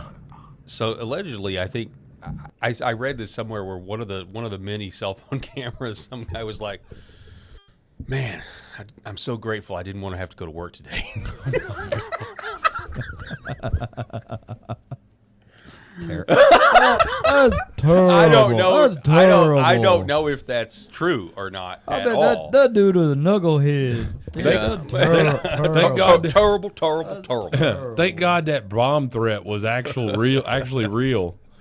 But that's pretty nuts, man. Like that's crazy. And so then we have so we got another clip here. So then they're shooting. So here's one of the drones coming in, and that's Russia's defense system. They're taking it out and then blowing up. I gotta be honest. It kind of looks fake. Like AI? It looks fake to me. You think that's fake? It looks fake to me. Watch how quickly it falls to the ground. That's pretty slow to me. Yeah. I mean, I don't know. Y'all are wrong. I don't know. I mean, is it sad that we have to question every I don't know. single Everything. video This, now? Well, I mean, it could be. I mean, with a the headline world we like live in. "Wild footage shows Ukrainian drone being shot down." Audio or video evidence of any sort of crime, right? I know, is basically non-existent anymore. Null and void now. Yeah. Check this out, though. The Ape of Gold Street writes, "I don't think people understand the stupidity of striking deep into Russia. How stupid that is, deep into Moscow. The odds of World War III just rised significantly. Have no doubt Russia will not consider this a strike from Ukraine. This is a direct result of NATO interference. NATO European countries have enabled this by backing Ukraine with intelligence, weapons, weapon manufacturing, and money. This is simply made possible because of them. This is absolutely nothing to cheer for. The Koch actor is gambling with World War III more than ever, and somehow he is backed by our European leaders doing so. Total idiocy. European people need to understand this because they will soon get stuck in war if not. These are idiots." The Koch actor. Yeah. Sorry, I was trying to figure that one out. Yeah. Like, this cocaine. This man starred. He was an actor. He starred in a show where a school teacher. He played a school teacher that becomes the president of Ukraine. Yeah. Through a series of unfortunate events. Yeah. Anyway, it's amazing how that worked out. A couple of things here. Donald Trump is in perfect position to just say, "Have at it." And abandon NATO because NATO was not there at all for him, like he asked during the Israel Iran conflict. He even talked about pulling out. Today, Pete Hegseth says that they are not paying their NATO dues until the Europeans pay what they're supposed to pay, not what they can, but what they are supposed to pay in full. So it's a very interesting situation. I also feel like Zelensky knows that if there is peace between Israel and Iran and the United States, that peace with Russia and normalization with Russia is much easier than, say, Iran. And if you normalize relations with Russia and you get peace between Russia and Ukraine, guess what? Zelensky is out of a job. Very similar to Benjamin Netanyahu, because there's people that think that if there is truly peace in Israel, that Benjamin Netanyahu will be convicted on corruption charges. Well, he's got one of the lowest approval ratings, of You mean Zelensky? No, even Bibi has got just an extremely low approval rating there. So at the very least, he's out of office. Is the world prepared to see the punitive response from Russia to this? I don't know because this could get real bad real fast. Has Putin got truly ticked off in this entire war? And we talk about tipping points all the time. Is this the straw that'll break? He's savvy. I'm not going to sit here and say that. I mean, you can try to discount him. You can call him evil. You can say all this stuff, but the man is smart. Yeah, he is smart. Former KGB, and the whole Western narrative that we get is that their military equipment doesn't work. It's like, no, actually, it's the largest standing army currently in the world right now, like military ready army on the ground, ready to go. It's the largest one in the world right now. They got a lot of Russians. A lot of Russians have died. Even more Ukrainians have died. Yeah. He's not, he's certainly not going to give up the land. We've established that because he spilled a lot of Russian blood to get what he has gotten. Yeah. I think he's actually showed a lot of restraint in terms of what he could have already done. He hasn't done that. He hasn't marched into Kiev yet, right? So I don't know. I don't know. He could have ended this war in 30 days. I mean, depending on how much destruction he wanted to do. But we talked about it on the show. Like, Paul, his goal, I don't think he wants to destroy the country. He wants the country. Right. He wants it back. He wants to reassemble but look at Moscow the USSR. now. That's the thing. Oh, I see what you're saying, Eric. You're saying if you've done this to Moscow, we're about to just light up Kiev. He's about to go on tilt. It's like World War II with Stalin saying, no one invades Stalingrad, at all costs, to the last bullet. And this is because that will sink right into the heart of Russia.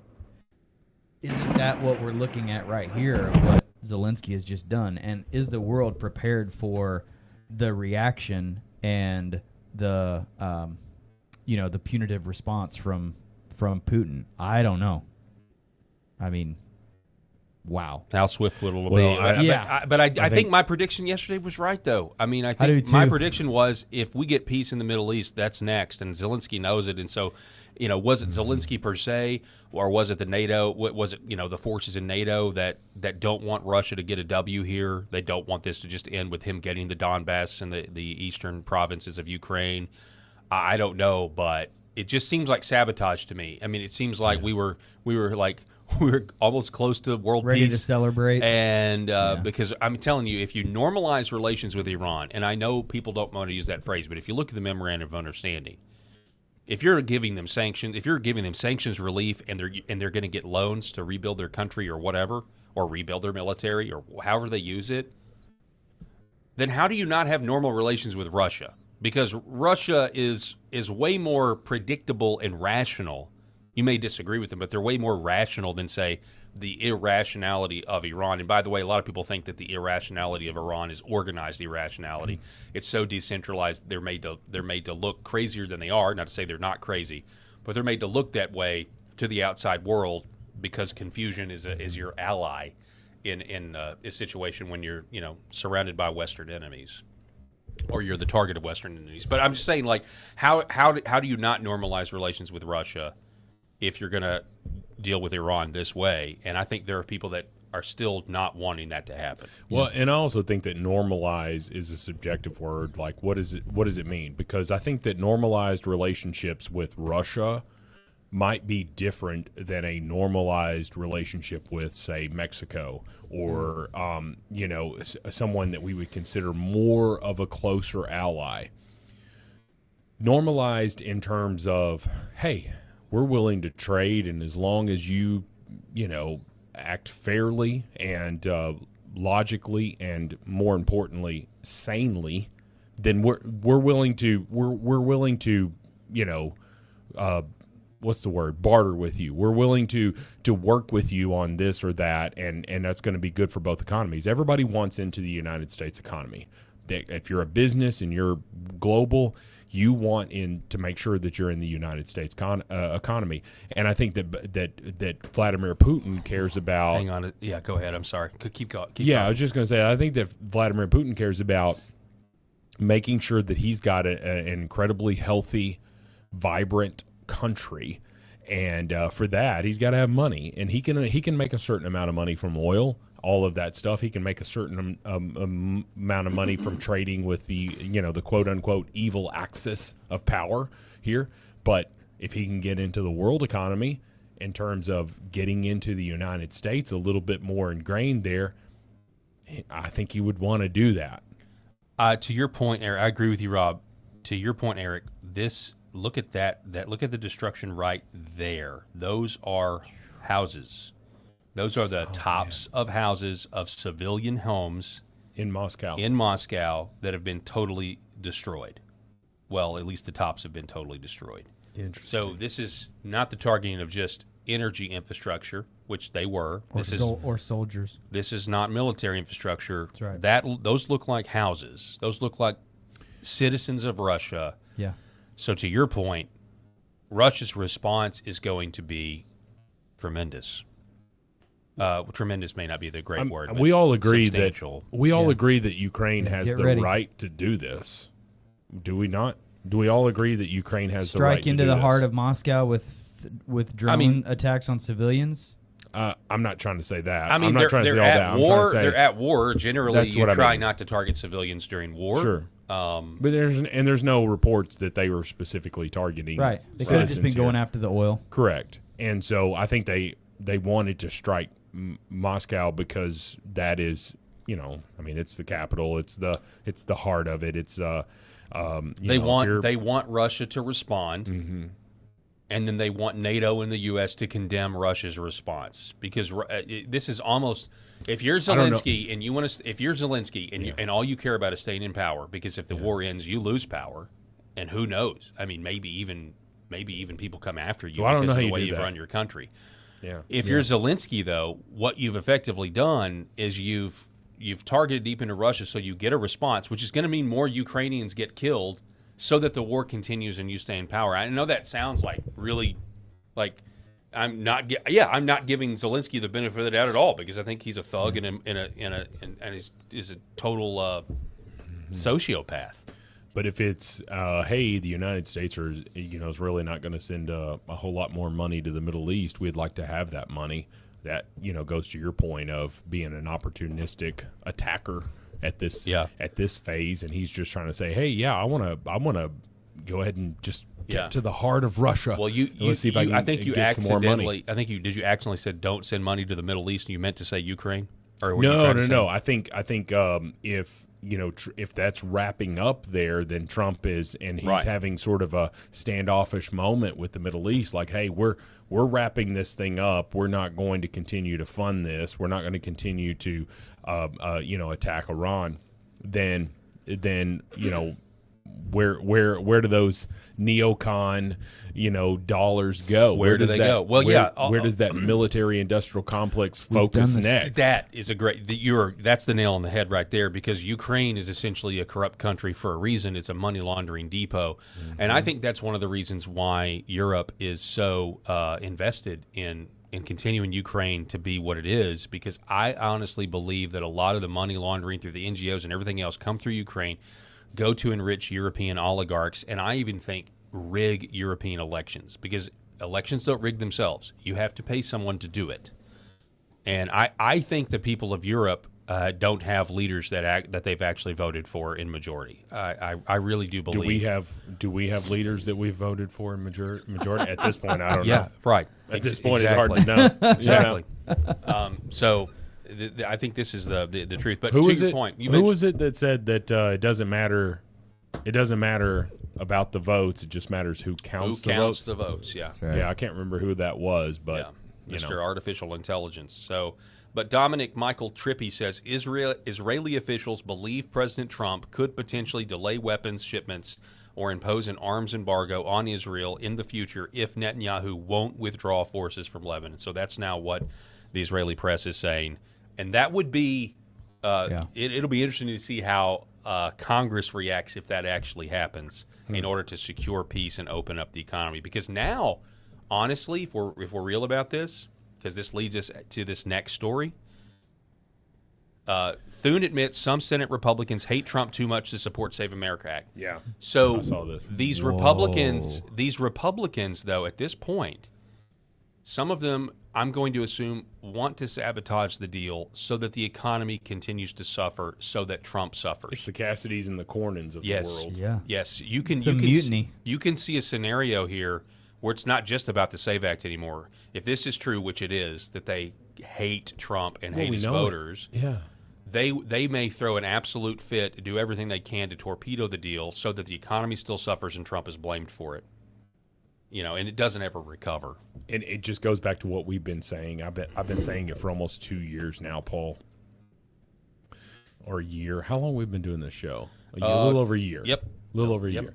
So we've been doing this for a little over a year, and I've been saying it the whole time. I don't think that the Republicans mind not being in power. I think that they like it in terms of, they can push some legislation that sends money to their donors, and that money in turn comes back to them.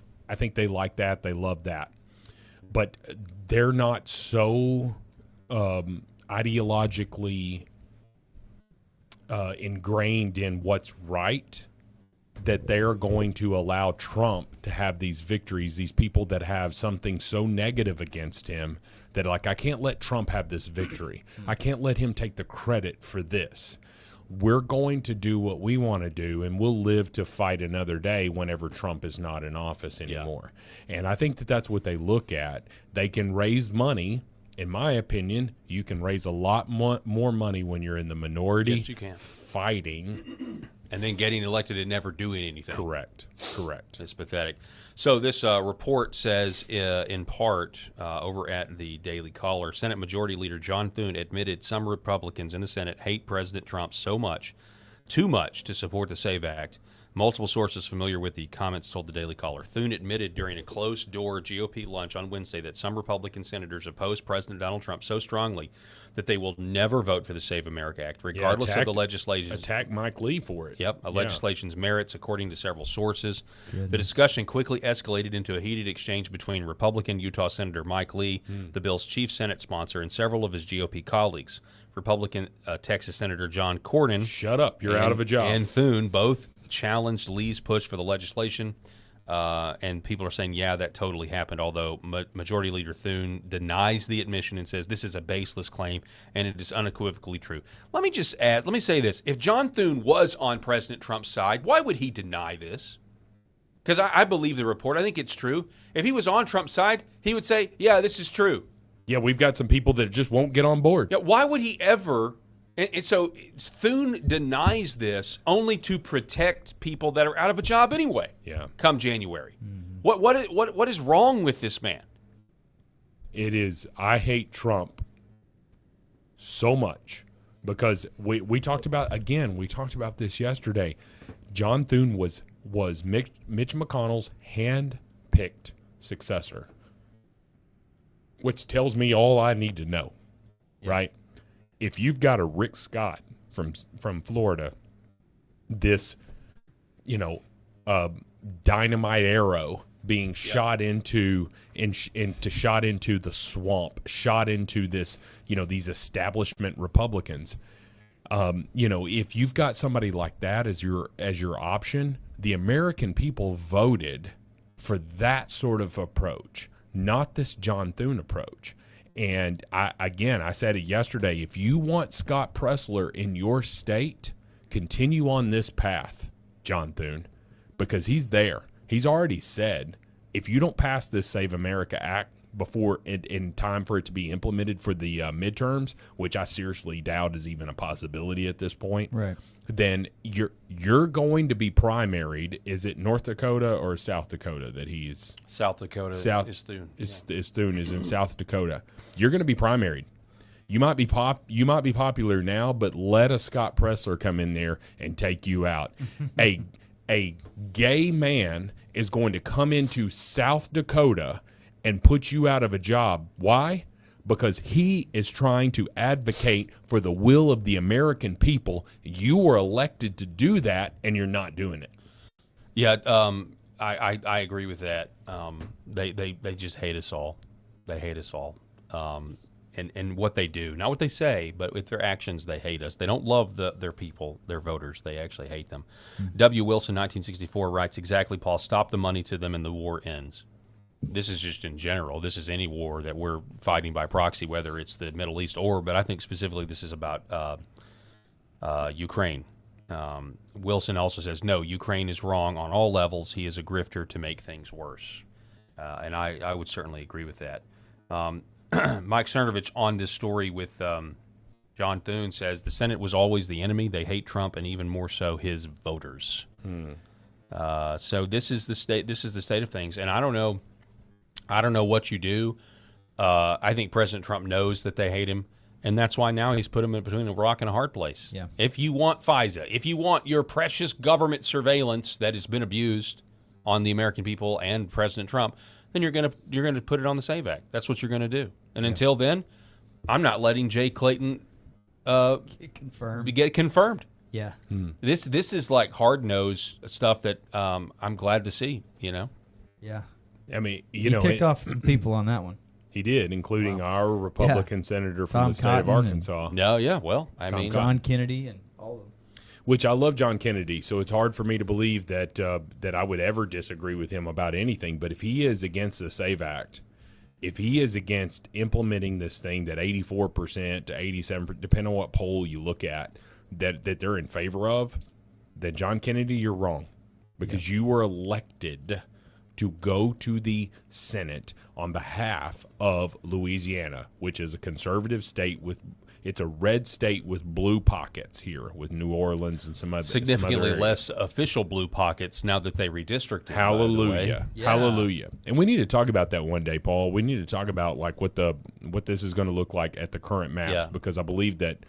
Was it Georgia was shot down? There's some other places where these maps were not being implemented. So we have like what could have been, and versus what will be, but it's going to take another cycle, 2028, before it actually materializes. Very frustrating to have that, and it may be too late, because what if the Democrats come in and they just get just a really big majority and the Save America Act doesn't get passed? What do we do? What do we do? I think you're wasting this opportunity. Again, I said it yesterday, the only big, strong piece of legislation that they can hang their hat on leading into the midterms is the big beautiful bill. A lot of stuff in there. Don't want to discount that whatsoever. But I say this, what have you done for me lately? I mean, if they want to win the midterms, they pass the SAVE Act, but there's Republicans that don't, like you said, Rob. Mm-hmm. If they want to win the midterms, they could codify banning child genital mutilation, codify it, standalone bill, pass it, Trump will sign You're it. going to get conservative and liberal mothers. And honestly, we could champion that from now until the election. Yeah. Hey, look at what our country was going through with the woke sex religion. They were cutting children up and calling it health care, and now the federal government has banned that. Special place in hell. Not just the executive order that was strong, but they've actually banned it. Yeah. But they won't do that. But if they did, they would easily have something to be like, hey, this is a real world thing. We have saved kids' lives. Mm-hmm. And they haven't done it yet because the donors, I'm told, don't want to actually ban child genital mutilation for some strange reason. It's not strange. There's too much money to be had there. Like, hey, let these parents hack their kids up. That's what they're doing, because it's worth a lot of money to these people. And again, I say this as clearly as I can say it. There is a special, extra warm seat for you in hell if you will participate. Ooh, I'm censoring myself. Participate in child mutilation surgery. It is something I can't believe that we've done, and honestly, this is one of the reasons why public executions, I believe, have to be brought back. And T. Mitchell in our comments says that after you're tried and convicted, of course, if we keep having representatives not represent our values and not enact the will of the people, martial law is coming soon. I mean, it could be. We were talking about a version of this. Me and Eric were before you got here today. Actually, we'll rehash that later in the show. Brianna Morello, this is an interesting decision. The Supreme Court, in a unanimous decision, has struck down the federal prohibition on guns for people who regularly use marijuana. What do you know about that? What do you think about that? Being high and armed, with your pew pew, and well armed. Yeah. Yeah. Well, listen, I like beer, and I'm not banned from having a gun. You know, I don't understand why you have to. So in Arkansas, we have medical marijuana, that's legal. And if you have a concealed carry license here in the state of Arkansas, which is not necessary to have a gun, as we both know. You mean the license? Yeah, correct. The license is not required to have that, and I can't remember when that changed. Was that always a thing? Oh, I know the story. You know this? You covered this? Yeah, really. Yeah. You want to know? I had a concealed carry permit for a long time because it was required, but then now when I went to renew it, they're like, "Nah, you don't need that." It's a really funny story. Save your money. You don't need to take that test again. It's a really funny story how Arkansas got constitutional carry and basically eliminated the permit process, which was a giant revenue generating thing for the Arkansas State Police. Yeah. Because you guys didn't hear anything about it, did you? Until it was, years later, right? Yeah. Until I went for my renewal and thought I was going to have to do fingerprints again and do all that stuff and pay the money. So we do have an enhanced carry license that allows you to be able to carry in like courtrooms and stuff like that. So that is still a thing. But we have constitutional carry because back when Arkansas, it was during the Obama administration, Arkansas still had a Democrat governor by the name of Mike Beebe. Yep. And Republicans were kind of growing and I think we had just taken the majority, actually, in the House. So there was a Republican state representative by the name of Denny Altis, who... Altis, okay. Yeah, Altes. I believe that's his name. And what he did was he got into the gun statutes and changed one word and essentially decriminalized. It basically made. Are you sure it's Altis? Yeah. Okay, because I met a guy at our realtor banquet. His last name's Loggins. Oh no! That you're talking about Tim. That's Tim Loggins. He had a lot to do with getting legislation later clarifying this. But this was back in 2013, 14, somewhere in there. This was a long time ago. Okay, this was a long time ago, and it actually took. So I know I'm rambling, but this guy just changed a few words. Okay, and everybody was quiet about it because they said this is a typical tactic in the Arkansas legislature, and I'm sure in other legislatures. Yeah, this bill is just to clean up some language, da-da-da-da-da. Yeah. And it got passed through one committee, got passed through one chamber, got passed through another committee, got passed through another chamber, and it was signed by Governor Mike Beebe, and then everybody shut up. Nobody said anything, and everybody waited till July. Session ended in April. The law doesn't take effect till July, and everyone is just twiddling their thumbs. And then it passed, and now the law basically said, essentially it decriminalized possession of a firearm too. There is no law that says you, Rob Spencer, can sit on your front porch and drink sweet tea. There's no law that allows you to do that, but there's no law that says you can't. And so you are now in Arkansas guilty of possession of a firearm if the government can prove that you have the intent to commit a crime. Now think about so just carrying a gun in Arkansas, you are only guilty of possession of a firearm if they can prove that you are intending to commit a crime. So they'd have to have the Minority Report people essentially or hooked up to the brain scanners or something like that. Pull you over and there's a text message on your phone. I'm on my way to kill you. You know. Yeah. Like so everybody tried to pretend like this wasn't happening. This was years we had, and so then there were court challenges. There were people arrested, for carrying a gun. Everybody was like, open carry's a thing. We couldn't get Arkansas State Police to admit it was a thing, and then we finally got court rulings where people were charged, and the prosecutors were dropping cases left and right, and then eventually you had a judge. A judge ruled against it and said, actually, no, this is legal. This is constitutional. Like, he was not in violation of law just for having a weapon. Yeah. So in Arkansas, you can carry concealed and you can carry open. And it was all thanks to a brave Republican legislator who changed a little bit of language and got a Democrat governor to sign it.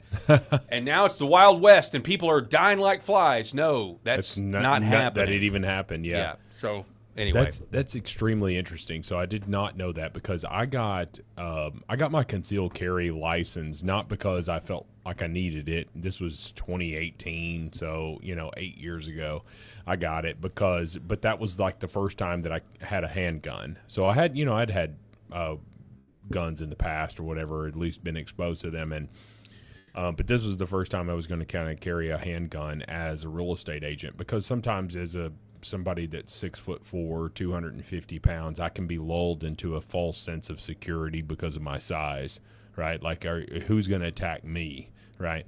But if they see me as gettable, then they're going to do that. But anyway, criminals, right? So I want to make sure, that, it's one of those things where I was protected. And so I got my concealed carry license, and, mostly because I wanted to take the class. But my whole reason that we went down on this side note here is that their only restriction is that I'm not supposed to carry my gun if I go into a bar, right? And so if I go into a bar, and I'm not talking about a restaurant that has a bar. It's just if it's just a bar, right? Okay. If I'm not supposed to carry my gun in there, because what happens in there? There's alcohol and all of that stuff. But I've been a beer drinker my whole life. I'm a beer drinker. That's probably why I can't get rid of my gut. It's just because I like beer. There's no restriction on me having a gun if I've just had some drinks with lunch or dinner or whatever. There's no restriction on it. There have been a lot of people who have gotten rage behind them while they were drinking and shot and killed somebody. Yeah, we all understand that. I've never heard of someone being high on marijuana. Yeah, that's been like, I'm extremely angry. I'm going to shoot you. Because it's usually the opposite, right? Like, give me a bag of Cheetos. Yeah, it's like, listen. Yeah, they might go rob a convenience store. Give me all your snacks. Give me all your snacks. Some snacks. Right. Well, I've got some money here. I don't want the money. Nope. Just the Cheetos. No, and I can't stand the smell of weed. I can't stand it. It's called skunk weed for a reason. Like, it's just awful. I can't stand the smell of it. I don't like the time that I tried it when I was 20 years old, which is, so 26 years ago. Like, I didn't like it. I didn't like anything about it. My whole point of it is there's no reason in my mind, just because you have a medical marijuana card, that you should not have some sort of give legal... up your right to protect yourself and your family. Because what's next, right? What's next? And they're saying, well, if you got a misdemeanor traffic violation... Misdemeanor. Yeah, misdemeanor. Yeah, that's what that sounds. Is that what like? I sound like? I don't know. But obviously, like if you're a felon, you can't have a gun. Right. If you can't have a felon. But I also think that there should be certain levels of felonies. Because you could have a felony, like if you embezzled money. I'm not advocating for that, but let's just say you lose your you lose your right to a gun, and it's just like, okay, but that's not the same as felony beating your wife. Yeah. Or whatever it's called, assault. Yeah, a or lot battery. of times the laws don't make sense. Let me give you an example. Yeah, I'm just trying to say Let me give you an example that laws don't make sense. You remember when all the rage was, especially all the Yankee states? They're like, oh, you better quit, hands free. You better quit, doing this when you're going down the road. Better do hands free, or texting while driving, or on your phone while driving. And you know what we did? We put giant iPads in all the new cars. Yeah. Now explain how that makes any sense at all. You got a 30-inch screen up here. It just doesn't make any sense at all. Like, don't text and drive. Don't have the phone in your hand while you drive. And instead, now we have the biggest distraction you could have. Well, and even more importantly, Paul, it's not just the screen. Is that with every year that passes, there are fewer buttons. Yeah. Like, you've got to go. So I've got a 2024 F-150 Raptor. It's got like heating and air and all this. It's all buttons, and I love that. My wife has a 2025 Ford Expedition. It has put everything into like the screen. There's all these buttons just to do the tilt of the steering wheel whenever I drive and it. It's all electronic. Yeah. It's all electronic. It's all touch screen, which means that my eyes are off the road while I'm pointing and pushing at this screen, all in the matter of convenience and safety and all that stuff. You just give me a button. Yeah. Give me a button, because if I know where that button's at, and I know that it's the second button from the left, right? Because I drive my vehicle every day. If I know that is the second button from the left, then I can push that without even looking at it. Yeah.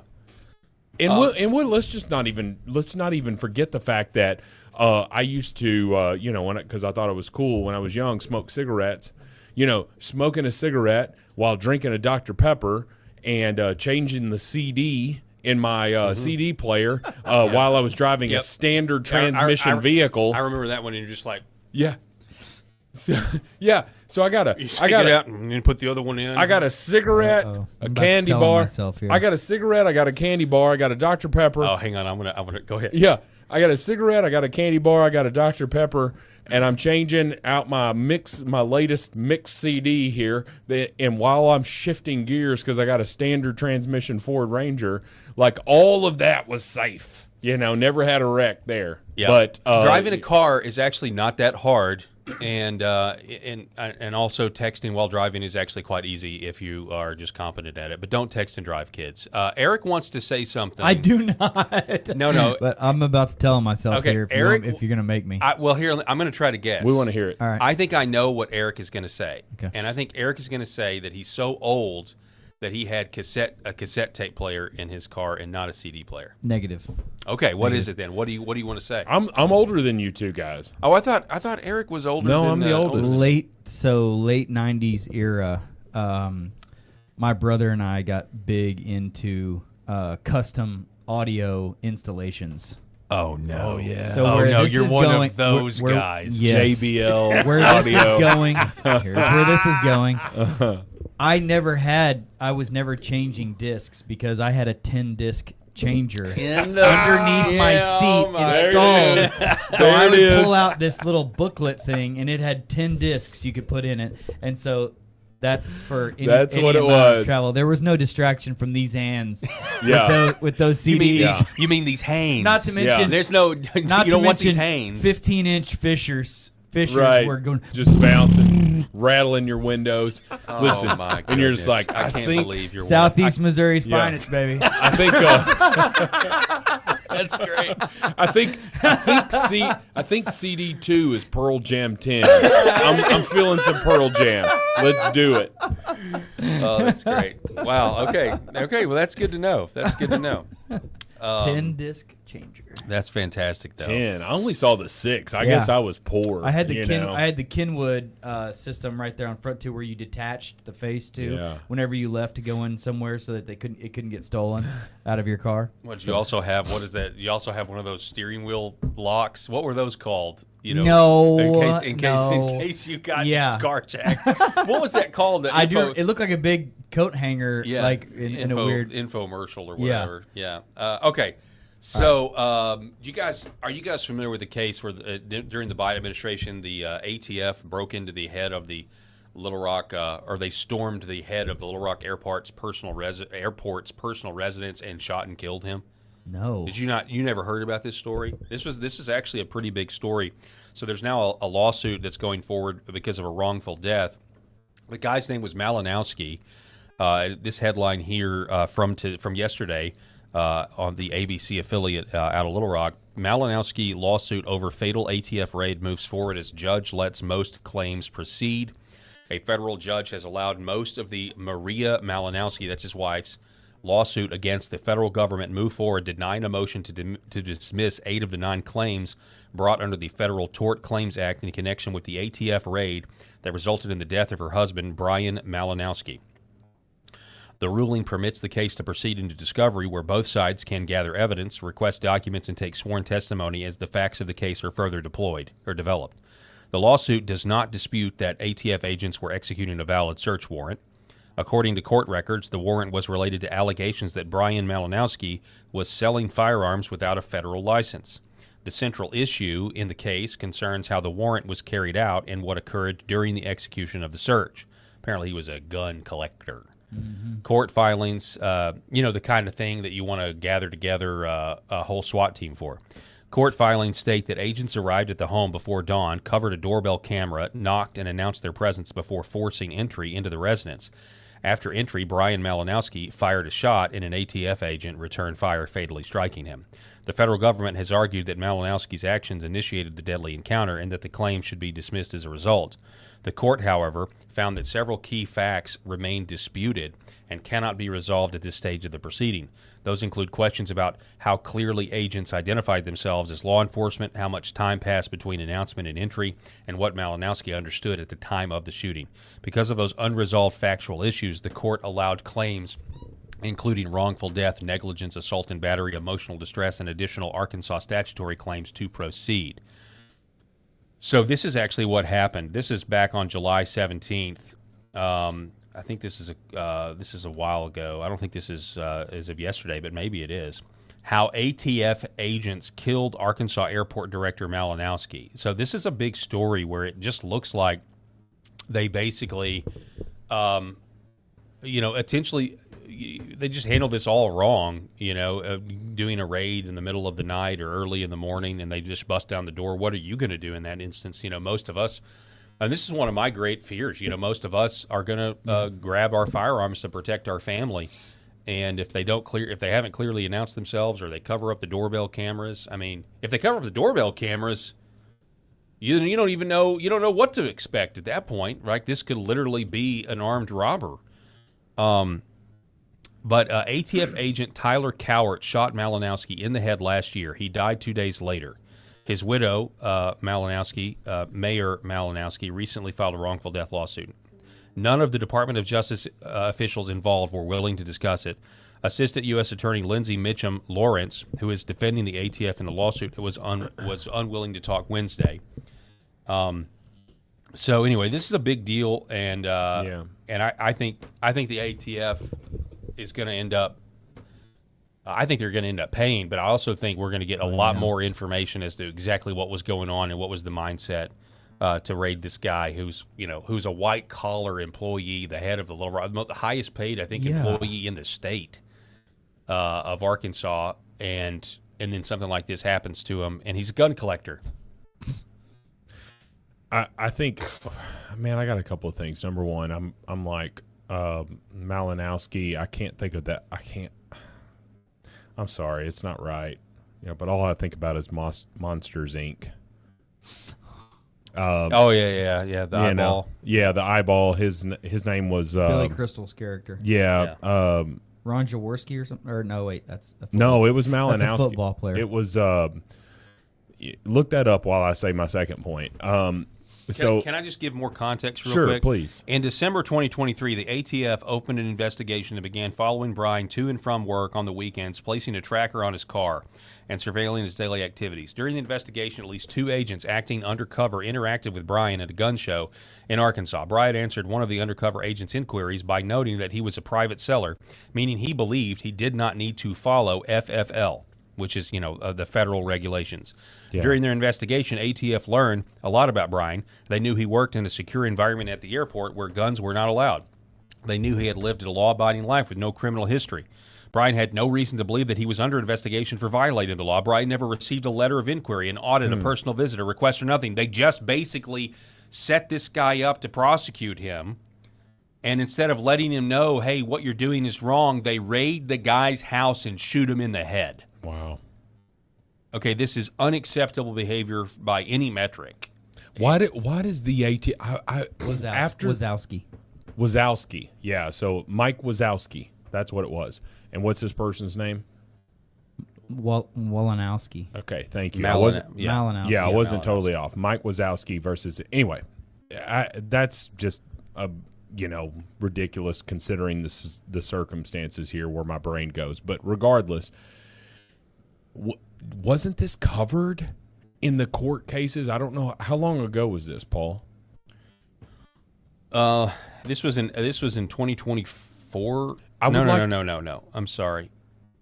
On April 11, 2024, less than a month after the ATF raid that killed Brian. So it wasn't. Yeah. So it was in the Biden administration. 2024. I would like to know what that is in terms of the court case where it went to the Supreme Court that said. And I'm just trying to remember this off the top of my head, that these agencies do not have the power that they think that they do because they are to serve under the Chevron doctrine. Chevron. Excuse me. Thank you. Like, they don't have that power, and what they're doing is the ATF has all these rules. When they're coming up there and trying to say, "Oh, we just want to check to make sure this is not a shoestring purchase of these these weapons. We just need to. All we got to do is just see that you got them, and then we move on. What authority do you have? I purchased these legally. I had a background check. It went in there and it said, "Hey, I just bought a Beretta A300 and for home defense shotgun, and I had to go through a background check to make sure that I had it. That's all I needed." That's all I needed because that's what the law says. But if the ATF shows up on my doorstep and says, "Hey, we just need to make sure that you have this. We want to make sure that you didn't buy this and sell it to somebody else." What authority do you have? The Supreme Court said you don't have that authority, and so they're raiding why is the ATF raiding anybody? Why does this organization have this power? Why does it even exist? And keep in mind too, this was a search warrant. It wasn't even an arrest warrant. And so that's another thing on this. And what I think was going on here, and I haven't paid enough attention to this case as I should have, even though it happened in my home state. On April 11th, 2024, less than a month after the ATF raid that killed Brian, the ATF announced a new rule to close the gun show loophole and expand the definition of what it meant to be engaged in the business of selling firearms, newly requiring anyone who sells a gun at a profit to register as a federally licensed firearm dealer. So you know what this was, don't you? This was the FBI hoping to get a big profile arrest from some white collar airport director. Yeah. The media was going to run with it nationally and federally. We got him, the gun show, and then the next month they're going to say, "See, this is why we need to close the gun show loophole." It's just ridiculous. That's why they targeted him. All of it is about that. That's why they targeted him, and that's why it's dead. That's why he's dead. That's why he lost his life. They were literally creating news. They were creating news out of thin air to then justify clamping down on your gun rights at gun shows, and a man is dead because of it, because the left and the Biden administration are full of communists. Yep. And these same communists, many of them have still not been fired. They're still in the Trump administration today, and I hope that the ATF and the federal government have to pay out the you-know-what, because this is incredible. But just looking at this and looking at the timeline, the FBI and the ATF and all these organizations, we've been saying it for a while, you don't exist to solve crimes. You exist to create crimes and then cover them up when you get caught. And that's what's going on here, and it's disgusting. I agree with you. I don't know that I can add It's another false flag. It's like the SPLC. It's another false flag. Yeah. We are being false flagged by these intel oligarchs constantly, and law enforcement oligarchs. And they've been caught. I don't know that I have anything else to add to that other than create the problem to justify the solution. In my opinion, if the FBI is doing a background check on someone, the ATF has no value. Yeah. I do not know why this three-letter agency even exists. Yep. For centuries, light has been used to heal.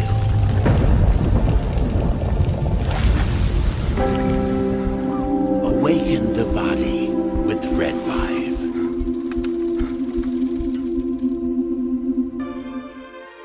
I had 5 units that I purchased for the practice right out of the chute.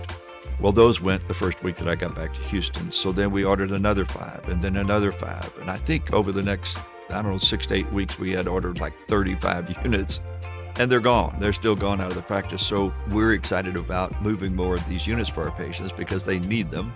And so when you bring in new technology and your staff's thinking, oh, this is another thing that I need to handle during the day, I think it's a good idea to give them a little incentive. And I do it as a team.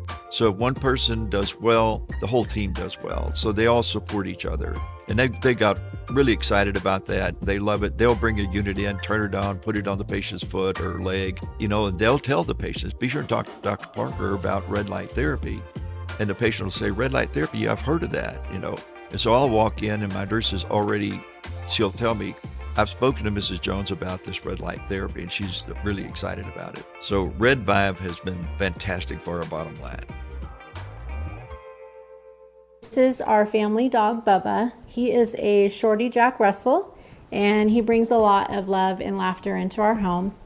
We just want to thank Pet Club for making healthy food and treats for our animals. Bubba has been on Pet Club food for a little over a year now. He really likes the Sequoia dry food, and then I put a scoop of the Sequoia wet dog food in there with some hot water and stir it up, and he absolutely loves it. And he likes the mush puppies, but his ultimate favorite is the antlers. Those keep him busy for a really long time, and he really likes them. It makes us feel really good that the food and treats that we give him have healthy ingredients in them, because we want him to be around for a really long time. Our previous dog was a lab, and his name was Titus, and we fed him in bulk, and we would just get his food from the big box grocery stores. And unfortunately, that food wasn't very healthy for him, and he ended up getting cancer and passing away. So we didn't want to make that mistake with Bubba, so we were really fortunate to find Pet Club and find some really healthy food for him to eat. So we would just like to thank Pet Club, and we just really appreciate the healthy food that they make, so we can keep this guy around as long as we can.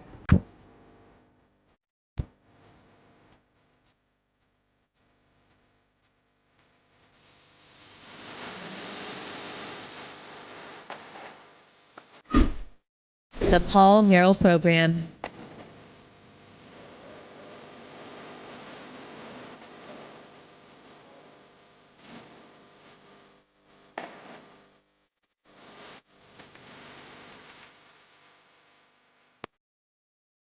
And you sent this to me, and it's forgive the video. Oh, sorry, this is John Stossel. Forgive the video quality. It's just going to be in the small portion of the screen.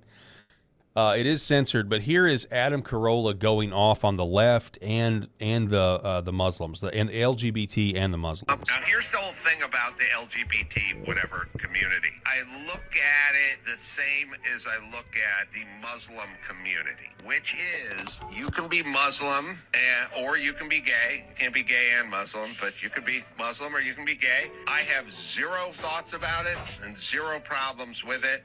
And I'm also going to say, as much as these assholes would argue this point, America's extremely tolerant to people and their different ideas and their different proclivities and their different ways of life and their different ways of expressing love. We don't want to be force-fed your bullshit all f***ing day. Yeah. That's what we push back against. We don't push back against Muslims. We push back against mandatory Muslim recognition night at the WNBA or whatever the f*** you're planning next. The LGBT community, fine. You guys have an agenda. And so the thing is go be gay, go be trans, go be whatever the f*** you want. But now you're going to insist that we got to fly the gay flag in front of the courthouse, and now you can f*** off. Because I don't want to be part of it. You understand? I'm going to be indoctrinated into your bullshit. And by the way, like the Muslims, it's not...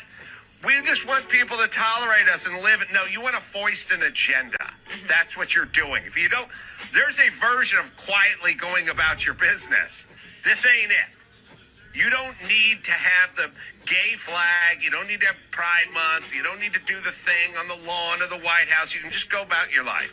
And then people push back, and then you get to claim that they're homophobic and you feel threatened. No, it's because you won't shut up about it. All these groups, they're there to agitate. They're not there to be left alone and peacefully practice either the religion or sucking. So you look at the whole gay thing. They go, we just want to be left alone and be married and have the same rights as whatever. Yes. Every time you give them something, what do? Well, we want some 9-foot he-she with his tucked between his legs to read to your kids Cat in the Hat. And you go, what? I don't want to do that. And they go, you're and then homophobic, are you? After some people accept that, then they're like, well, we actually want to transition your 12-year-old. Yeah, and blacks, gays, all those groups are all doing the same which is, you're fine. We're in a good society. Go do whatever you want. Oh, no. They keep pushing. They keep agitating. I'm telling you, when people step back and look at these moments, it's not going to be about just give them what they want. Mm-hmm. What they want is capitulation by you, but it's also They're just going to keep going. All they want to do is complain about everything, and they want to be victims all the time. So they're going to keep pushing until some point you go, no, I don't want those books in my public library. And they go, oh, okay, now we're fighting, because that's the plan. Now here's the... That's it, man. That's where the silent majority is. Mm-hmm. But I'm ready for you. My critique on this is really just why are they not stopping? He said many times there. By the way, it's really, it's comical, and I agree with the sentiment. Like, this is what's happening. And I would agree that certainly over the last 20, 30 years, that's people have just had just do what you want to do, put your head down and be quiet about it. My question, it's just starting out, is why are they not being quiet about it? Do you know? I mean, do you have just off the top of your head, like, just, it doesn't have to be right or wrong, just generally, like, why do you think this contingent of people... Well, I'm certainly not going to speak for gays and Muslims as their ambassador or anything like that to see why pride and persistence for them is so important. I mean, that's tough because, I mean, I think for a lot of them, they would probably have different answers to that. And so it's hard to put all that into one and paint that all into one. Yeah, I'm going to paint with a broad brush. Let me tell you why. Let me tell you why they want... When I saw this, I thought, man, Paul's going to love the libertarian mindset here. This is so I gave libertarian up on libertarian a long time ago. Yeah, right. But originally, years and years ago, that was you. Mm-hmm. So let me tell you why they don't want to stop. Because they know deep down that they are wrong. When they lay up bed at night, alone or with their gay lovers or wherever, I don't know, and they're I haven't done this in a long time, but when I was younger, I would do this. You lay at bed and you would try to watch the fan. You ever focus on one of the fan blades? Yep. You ever done that? Done that. When they lay at bed at night and they're trying to fall asleep and they're looking up at that fan, they know they're wrong. And they won't stop because validation from an authority, which in this case, the only authority that they want to even recognize that exists is the government, whether they like the government or agree with it or not. They're not, whether they believe in God or not, they know they're not getting an approval from God on their lifestyle and the way they're living. And so they desperately want man's approval.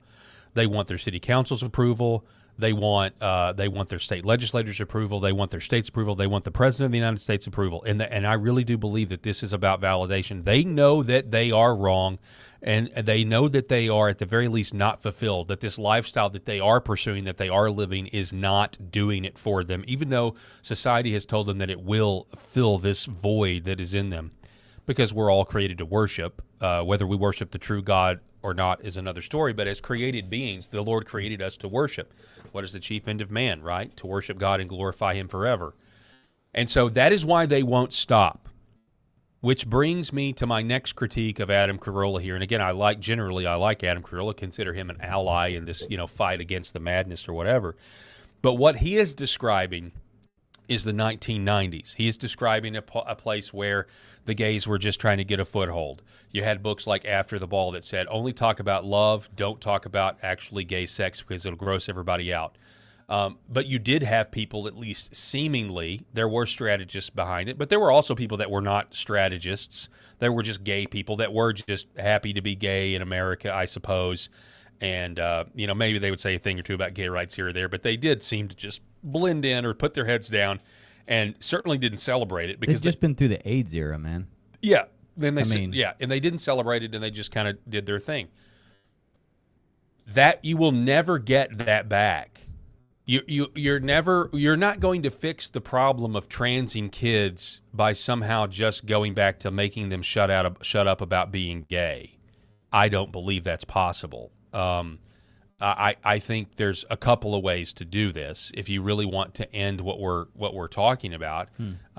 Granted, we can look back and say objectively that the 90s were a less evil time than now when it comes to this sexual perversion question. But it's got progressively worse because we're on a slippery slope. And now we have some people that want to crawl up the slippery slope, which I am all for. Crawl up the slippery slope. But they want to pick and choose. They don't want to go all the way to the top to level ground. Going all the way to the top to level ground on the sex issue would be, well, let's just say there's several plateaus.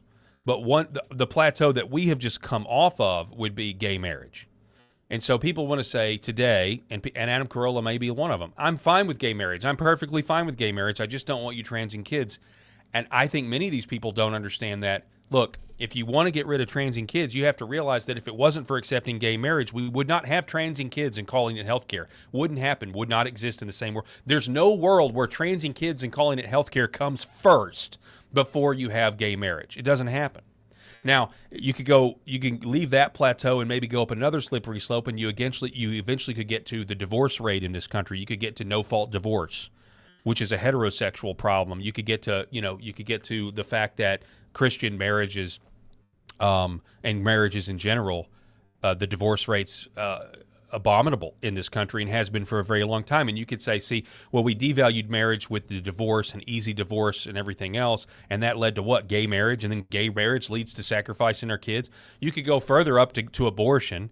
You could even say maybe abortion was the next plateau, or maybe abortion and easy divorce came later. I don't know, but I guess my point is we're never going to get the 90s back by just suppressing or somehow getting gay people to go back in the closet without admitting that we have violated God's standard. And so you can do that by creating more Christians, and obviously God is who creates more Christians, but the gospel spreading, biblical churches going forward, and evangelizing by simply being biblical churches. By the way, that's the best way to evangelize, is to plant new biblical churches, in my opinion.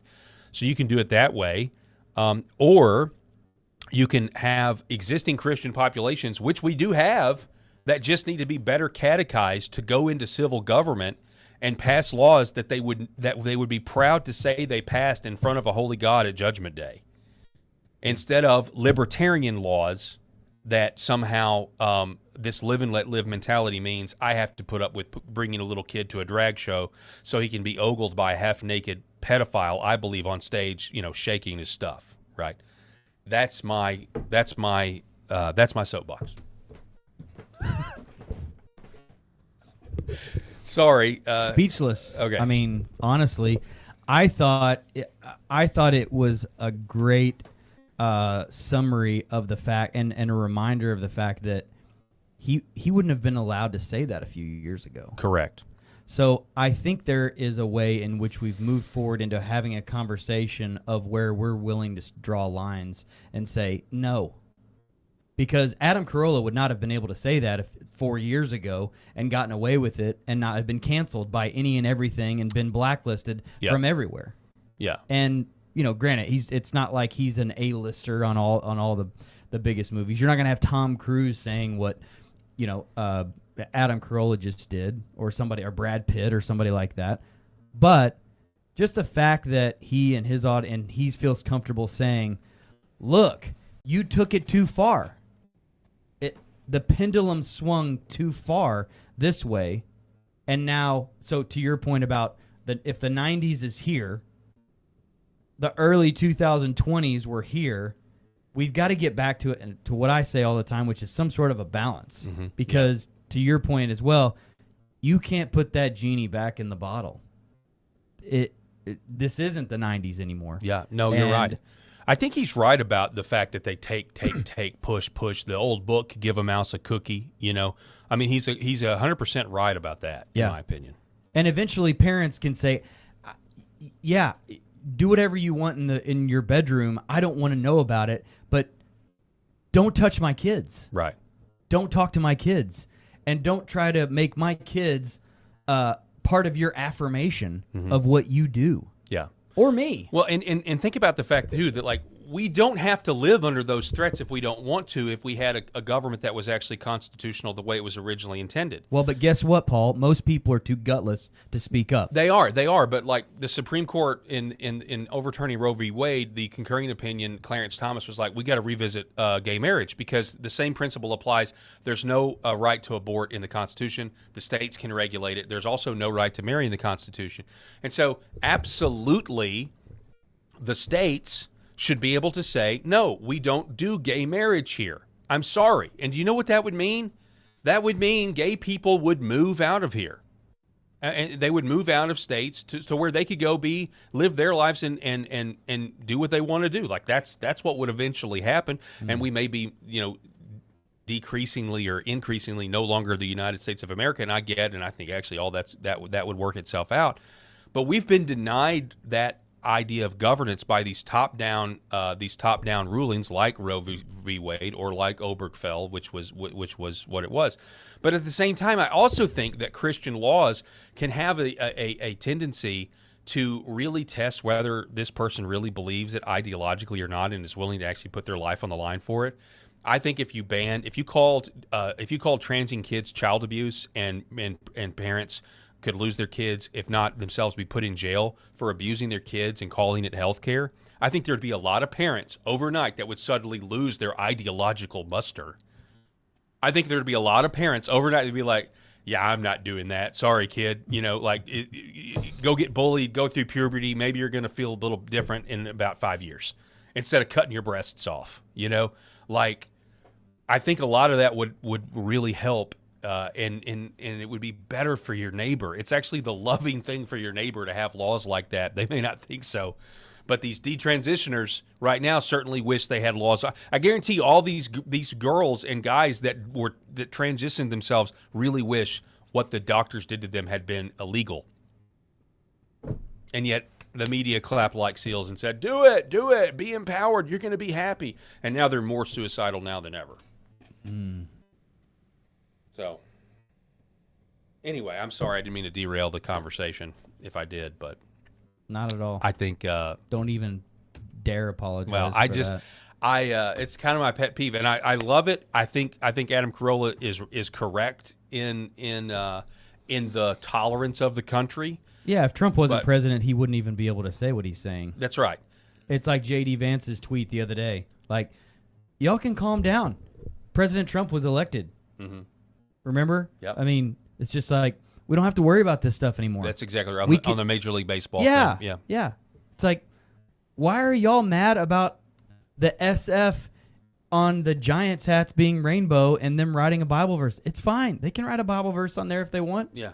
Trump's president. Yeah. This is America. Lighten up. This is America. Right. I think I would love to talk to Adam Carolla about this too, because I would want to know. Hang on, let me call him real quick. I would want to know if he's like actually thought this through, because at the end he gets to fighting. So the point was in the 90s, it's not the 90s anymore. Now it's push until it gets violent. Right. Until it's like we've got to do something. I would love to talk to him and other people like, what do you think that actually looks like? Because that does appear to be the goal, because this is actually just gay communism. It's just like, it's sex-based communism based on the LGBT is really what it is. Class warfare, but based on like sexual preference or lusts. Mm-hmm. And it's really strange. It just goes to show you nothing is new under the sun. We just reinvent it and relabel things. But I would love to know, like, surely he's got to know that if it does come to an actual blows or civil war, no pun intended, gays, if it does actually come to that, the solution to that won't be the 90s. It's going to be much, much further. The solution is going to be, the last anti-sodomy law in the country was. I was going to say, are you talking about like what, the 50s, the 60s? Yeah, I mean the last anti-sodomy law out of Texas was ruled unconstitutional in 2001. Out of Texas, or 2003, I think, actually. That's my point, is if it eventually comes to that, I think people are going to be like, never again. Because the slippery slope is a real argument. It is not made up. We're living the slippery slope. We have lived it. So, yeah, the pendulum does need to swing back the other way, but does it swing back in a balanced way? I certainly don't think so until it goes all the way back. That's my point. So I know we got to go here in a minute, but I do appreciate you being with us. Great to be part of the conversation, Paul. Great show, sir. I want to give a shout out to our sponsors, Red Vive Health, New Horizon Real Estate, Gateway Sight and Sound, Pet Club 247, and Sherrod Chiropractic. I'll be back here Friday holding down the microphone. We may have a guest. I haven't checked my email yet, but otherwise we'll be going through the news. Regardless, we'll be going through the news. God bless everybody out there watching. We'll see you tomorrow.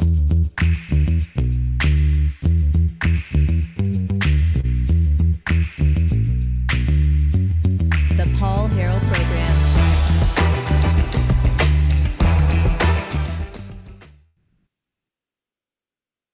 For centuries, light has been used to heal.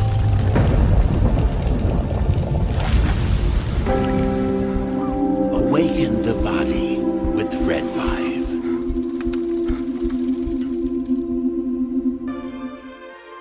I had 5 units that I purchased for the practice right out of the chute. Well, those went the first week that I got back to Houston. So then we ordered another 5 and then another 5. And I think over the next, 6 to 8 weeks, we had ordered like 35 units. And they're gone. They're still gone out of the practice. So we're excited about moving more of these units for our patients because they need them. And so when you bring in new technology and your staff's thinking, oh, this is another thing that I need to handle during the day, I think it's a good idea to give them a little incentive. And I do it as a team. So if one person does well, the whole team does well. So they all support each other. And they got really excited about that. They love it. They'll bring a unit in, turn it on, put it on the patient's foot or leg, and they'll tell the patients, be sure to talk to Dr. Parker about red light therapy.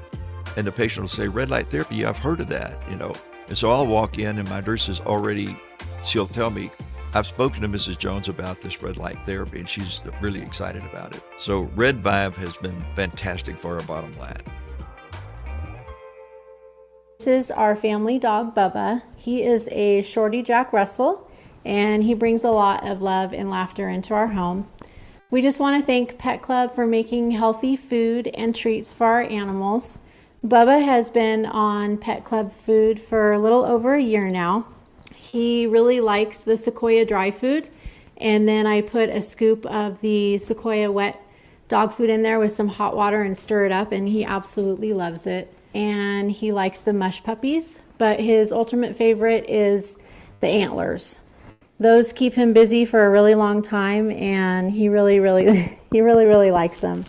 It makes us feel really good that the food and treats that we give him have healthy ingredients in them because we want him to be around for a really long time. Our previous dog was a lab, and his name was Titus, and we fed him in bulk, and we would just get his food from the big box grocery stores. And unfortunately, that food wasn't very healthy for him, and he ended up getting cancer and passing away. So we didn't want to make that mistake with Bubba, so we were really fortunate to find Pet Club and find some really healthy food for him to eat. So we would just like to thank Pet Club, and we just really appreciate the healthy food that they make so we can keep this guy around as long as we can.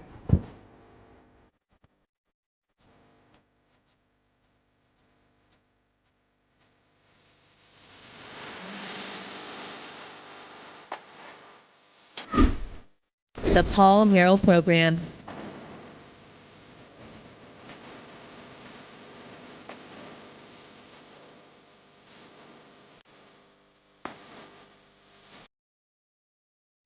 So Europeans have discovered that America is not what I didn't This has even been realize. incredible. I didn't even realize. I mean, you assume that the liberal media or the media is going to lie to them, but I didn't realize that they lied to Europeans about us the way that they're saying that we did. So that's kind of been an eye opener to me. But people have absolutely. I've got several of these TikToks. They are absolutely loving this country, and I actually think there's going to be a lot of them that want to move here when they go back home and they realize they live in communist countries now. There's going to be a lot of Western European people that want to move to America. You know what? And I'll take them. If they're falling in love with America and the American way, I would take them as immigrants. Yeah, and yeah, I would agree with that generally. Yeah, I mean, look, I mean, you mentioned Ellis Island earlier. Yes, and this whole idea to assimilate, and obviously when we're talking about from the third world, any sort of assimilation is the exception to the rule at this point. I mean, that's just self-evident at this point. But with the Ellis Allen thing, these are all people from Western Europe that had already sort of figured out how to get along. I mean, they had already fought wars with each other in Europe for, what, hundreds of years, if not more. So it's like, it's not really, it wasn't that big. This idea that, oh, well, Ellis Island means we were a melting pot. Not really. Not really. we not like they're trying to say, well, melting pot is now. It's not the same thing. But so they would be welcome here because they value, I think, just basic Western civilization ideas already. So here's just a few of these clips. Actually, just had the best restaurant experience that we'll probably ever have in our Now, lives. keep that in mind. The best restaurant experience that we've had in our entire lives. So what's the restaurant? What do you think? It's like a Ruth's Chris, or what do you Something think super it is? fancy. Something super fancy. It's not to be dramatic. Let me see. Put your wipers on. Yeah. Liberty Restaurant, Scottsboro, Alabama. I love it. Has to be the best restaurant and diner experience you could ever get. And I feel like I was going to say in the South or like in Alabama, but I feel like in the whole of the USA and the world. She's oh my not gosh. exaggerating. She's No. not even exaggerating. No. So we went in and the people working there were nothing but kind and lovely and welcoming, like straight over to us with a big smile, and like that southern drawl. Like the lady was calling me baby, and I was like, oh my gosh. And they were really, really friendly serving us, and then we were ordered desserts and we were talking about the desserts, and then the lady, we got none of their names either, which I feel terrible about, but the lady was like, oh, this is another dish that I would love you to try. So she gave us a free dessert. We tried that there. It was amazing. And then one of the other ladies working there came over, gave us a souvenir, which was a fridge magnet for free. And then she took our YouTube name, our Instagram name, and was like, oh, I'm going to tell everyone else here about you. And then they gave us a marker and was like, can y'all please like write on our wall, like we get people who aren't from town to write on the wall about their experience. And we were like, yeah, of course we can. At this stage, Scott and I were like, oh, we need to leave like a massive tip, like really, really pay them for their service and their kindness. And then when we were leaving, Scott was like, okay, can we pay now? And the man was like, no. I'm pretty sure he was the owner. He was like, no, I've taken care of your ticket. I've covered it, and yous aren't paying. And we were like, no, please. Like, And my jaw dropped. I was like, no, that's too nice. Like, it's too much. Literally, we were like, please. Like, we don't even have cash to leave a tip. We were like, please. And he was like, no, like, it's covered. It was just insane. That's so great. I don't know if you've got this one pulled, but the guy that goes to Texas Roadhouse. Oh, and he's like, I walked in and they gave us these chips, or what do they give? They give popcorn, not popcorn. They give you peanuts and that's rolls. Peanuts and rolls. So they give him these peanuts, and he's like, all we wanted, and then they brought us over the rolls, and they said, I'm sorry, I didn't order any rolls. And he's like, oh, they're free. They're free, and and if when you run out of those, we'll bring you some more. He's like, and they were the best rolls I've ever had, and I thought, man, we get so spoiled here in the United States because we just don't. Now, I'm sure that there's amazing food when you travel the world, like these unique dishes and all of this stuff. But, the guy was like, he said, also, people back home, they're going to say, yeah, but you had to tip. And he's like, no.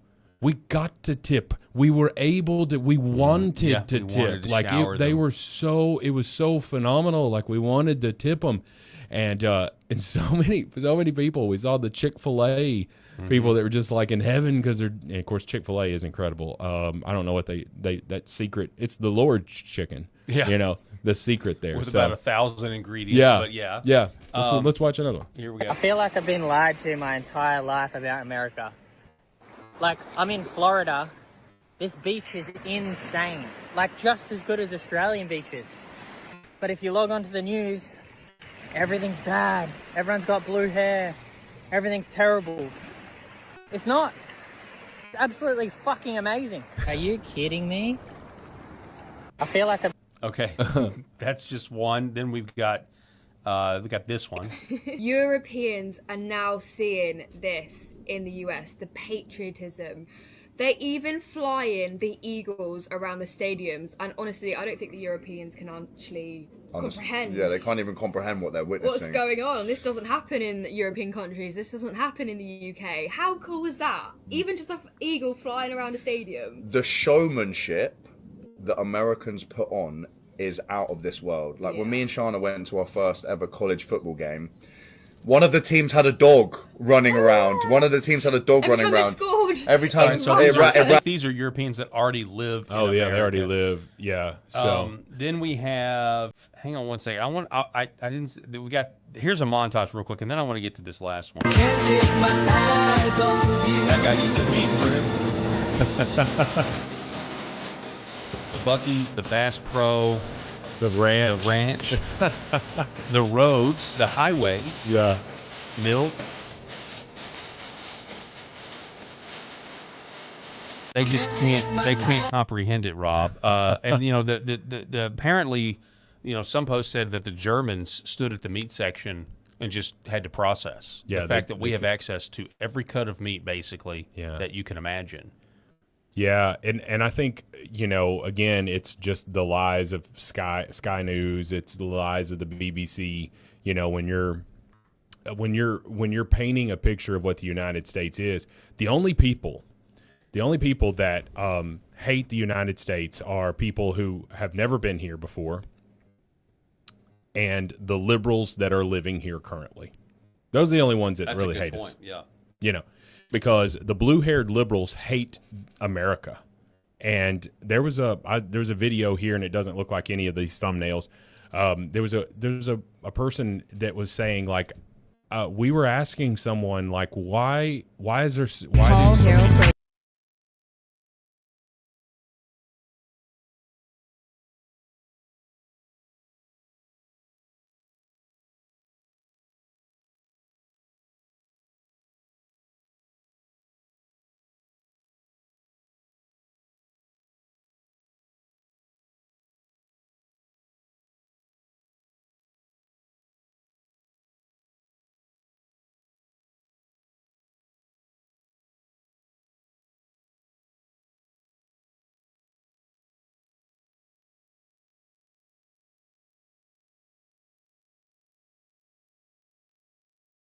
Everyone's an important piece of the puzzle and has a role to play. When you're on God's team, no one sits on the bench. On God's team, there is no bench. Yay, welcome! I am so excited to be with you today. If you're new to Flyover Conservatives, our slogan is wake up, speak up, and show up. And you want to talk about Americans that are patriots, that are waking up, speaking up, and showing up? That was this last weekend in Tulsa, Oklahoma at the Reawaken reunion. That was so much fun meeting a lot of you at that event. It was so cool. We had our meet and greet on Thursday night, met a lot of people that listened to the Prophetic Report, loved the Flyover Conservatives. Amanda Grace was there. Mel K was there. Obviously Clay, General Flynn. It was a really, really great night there. And then we did a bunch of interviews. So we had our studio right beside the stage. So as they came off, we had a lot of speakers come over and we did interviews. You can find those interviews by going to the Flyover app. So there's Laura Logan right there, really great friend of ours. That's Alfie Oakes. Such a great interview. Obviously, Dr. Brian Artis, you guys love him. Mel K right there. There's another picture of Mel. That's David and I on stage talking about Charles Carroll. really great thing that David brought up about that. So we just had a ton of fun. Dr. Simone Gold.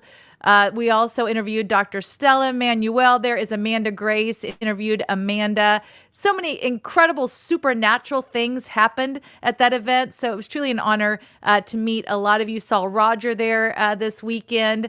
You can find these interviews by going to theflyoverapp.com, theflyoverapp.com. Really, really great interviews from this last weekend at the Reawaken reunion. So much fun, so much fun. I want to do a shout out to the contributors of this week's prophetic report. That's Tammy Wagner, Terry Strange, Denise Brewer, and Dawn Leonard. Thank you, thank you, thank you for all that you do every single week, sending in the prophetic. And I pray about it on Wednesday morning. I'm like, okay, God, what are we doing here? And it's so cool to see how it lines up. This week's show is called The Battle Has Turned.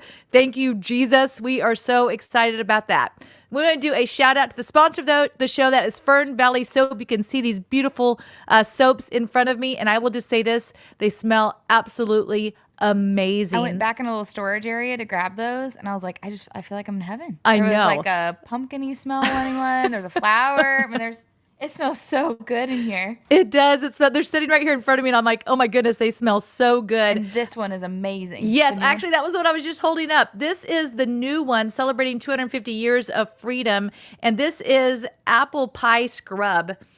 And it smells so delicious. It will make you think of your mom's apple pie. It smells so good. And again, celebrating our country 250 years. When you go to Fern Valley Soap and you use the promo code FLYOVER, you get 20% off on your purchase. That Double Down, that is one of the newer scents as well. That is a great scent for men and women, but really a great scent for our men. They will really, really like that scent. Avery's got a bunch of them here. A spring apricot. This is my favorite right now. This actually has an exfoliant in it.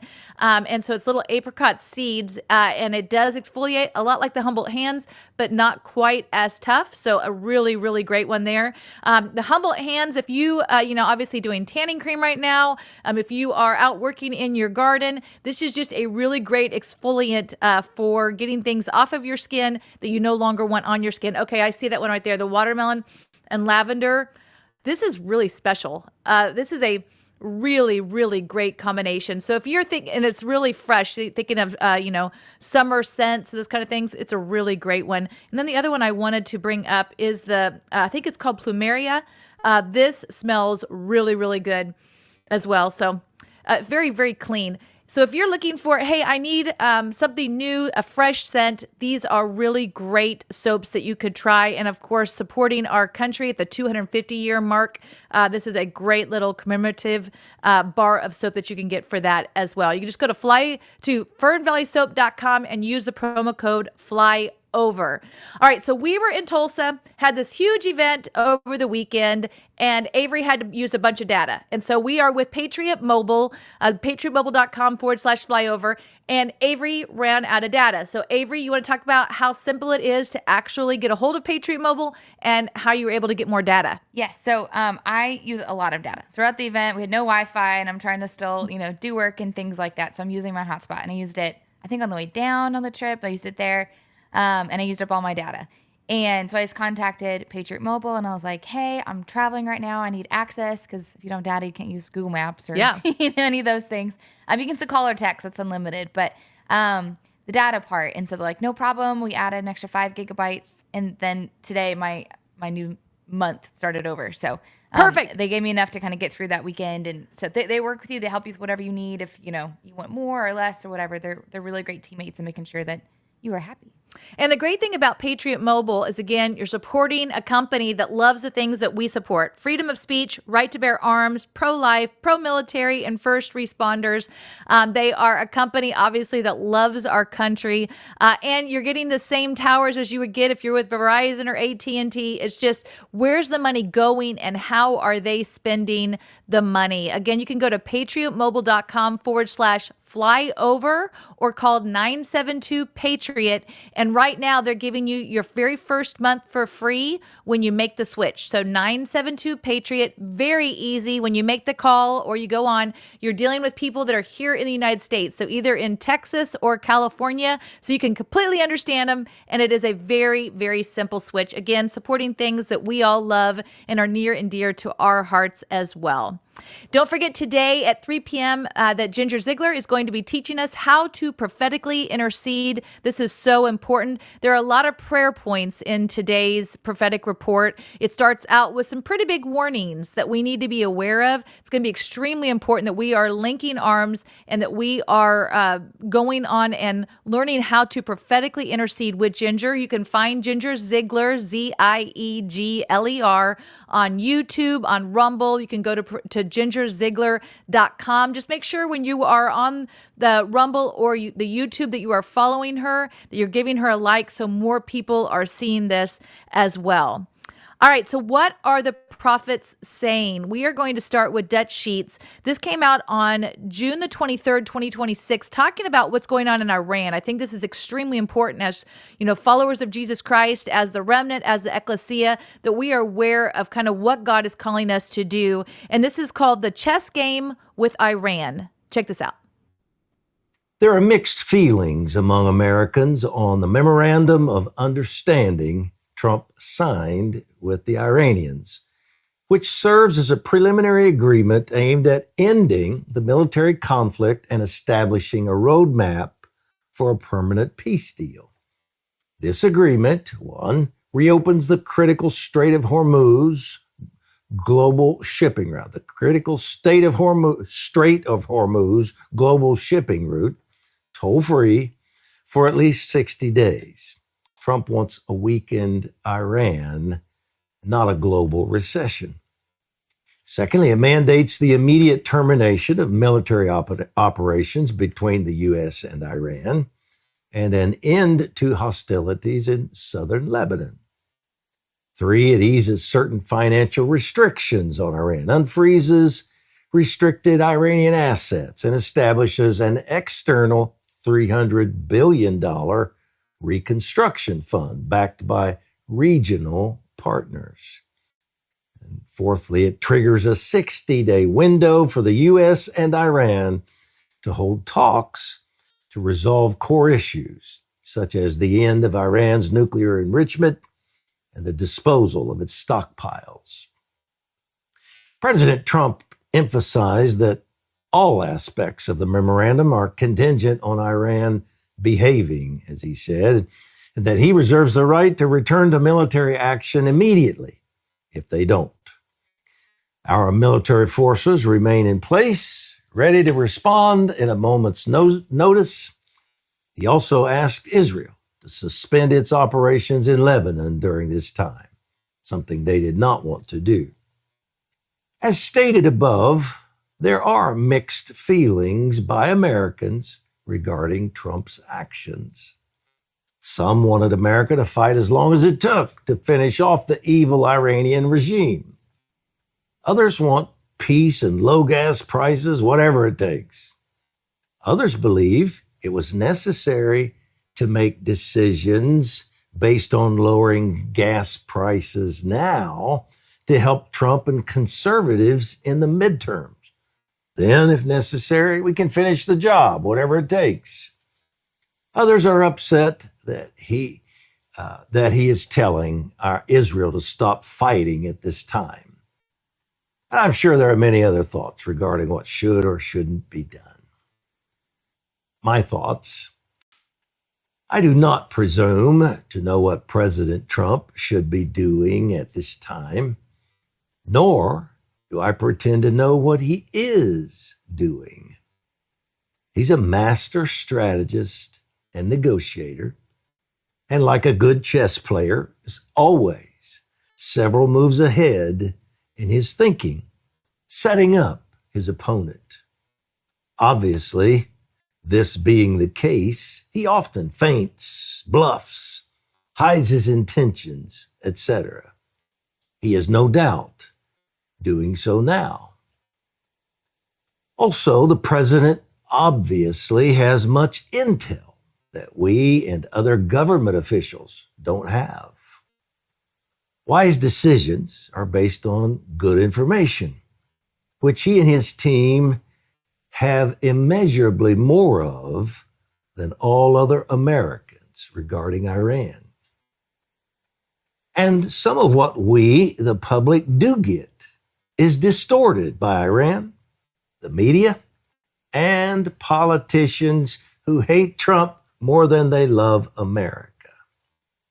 We must keep this in mind as we process and pray.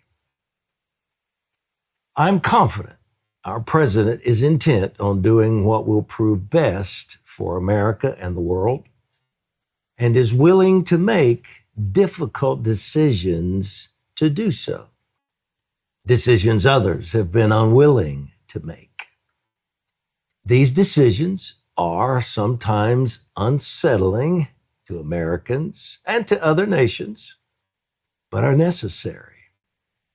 In doing so, he is taking on globalists, secularists, woke idealists, Marxists, and those with anti-American sentiments both here and abroad. He needs great wisdom from above. Regarding Iran, many want regime change, myself included. Their government is a radical Islamist regime that is incredibly evil. But with some extreme ideologies, radical Islam being one of them, individuals would rather die than give up their power. In fact, to many radical Islamists, dying for the cause comes with great eternal benefits from Allah. For this reason, attempting to displace them means boots on the ground military action, often with the loss of many lives, and frequently with failed political results. How did this work out in Iraq and Afghanistan? Not so well. I'm absolutely for weakening the Iranian regime militarily, as we have. I'm for weakening them financially, as we have. I'm in favor of stopping them from their terrorism and neutralizing them from controlling the region, regardless of the short-term economic costs, which we have. And if there is any way to see the regime removed from power without a ground war, I'm in favor of this. However, I agree with most Americans, including our president, and would not be in favor of a full-scale, boots-on-the-ground war with Iran. The spiritual implications.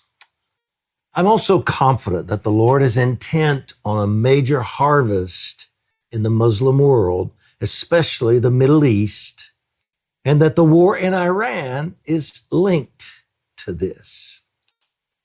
I feel strongly that Iran will continue to be part of this fruit. Revival is coming to the descendants of Ishmael. Related to this, I'm confident that the principalities controlling the Middle East region, one of whom is referred to in Scripture as the Prince of Persia, are losing their hold and influence. This means we must continue to pray for the weakening and overthrow of these and other demonic strongholds in that part of the world, while calling forth revival and harvest. We must pray that our president and his team make wise, sound, spirit-led decisions. Don't listen to the deception of those who desire to separate God from government decisions. Holy Spirit wants to lead our government.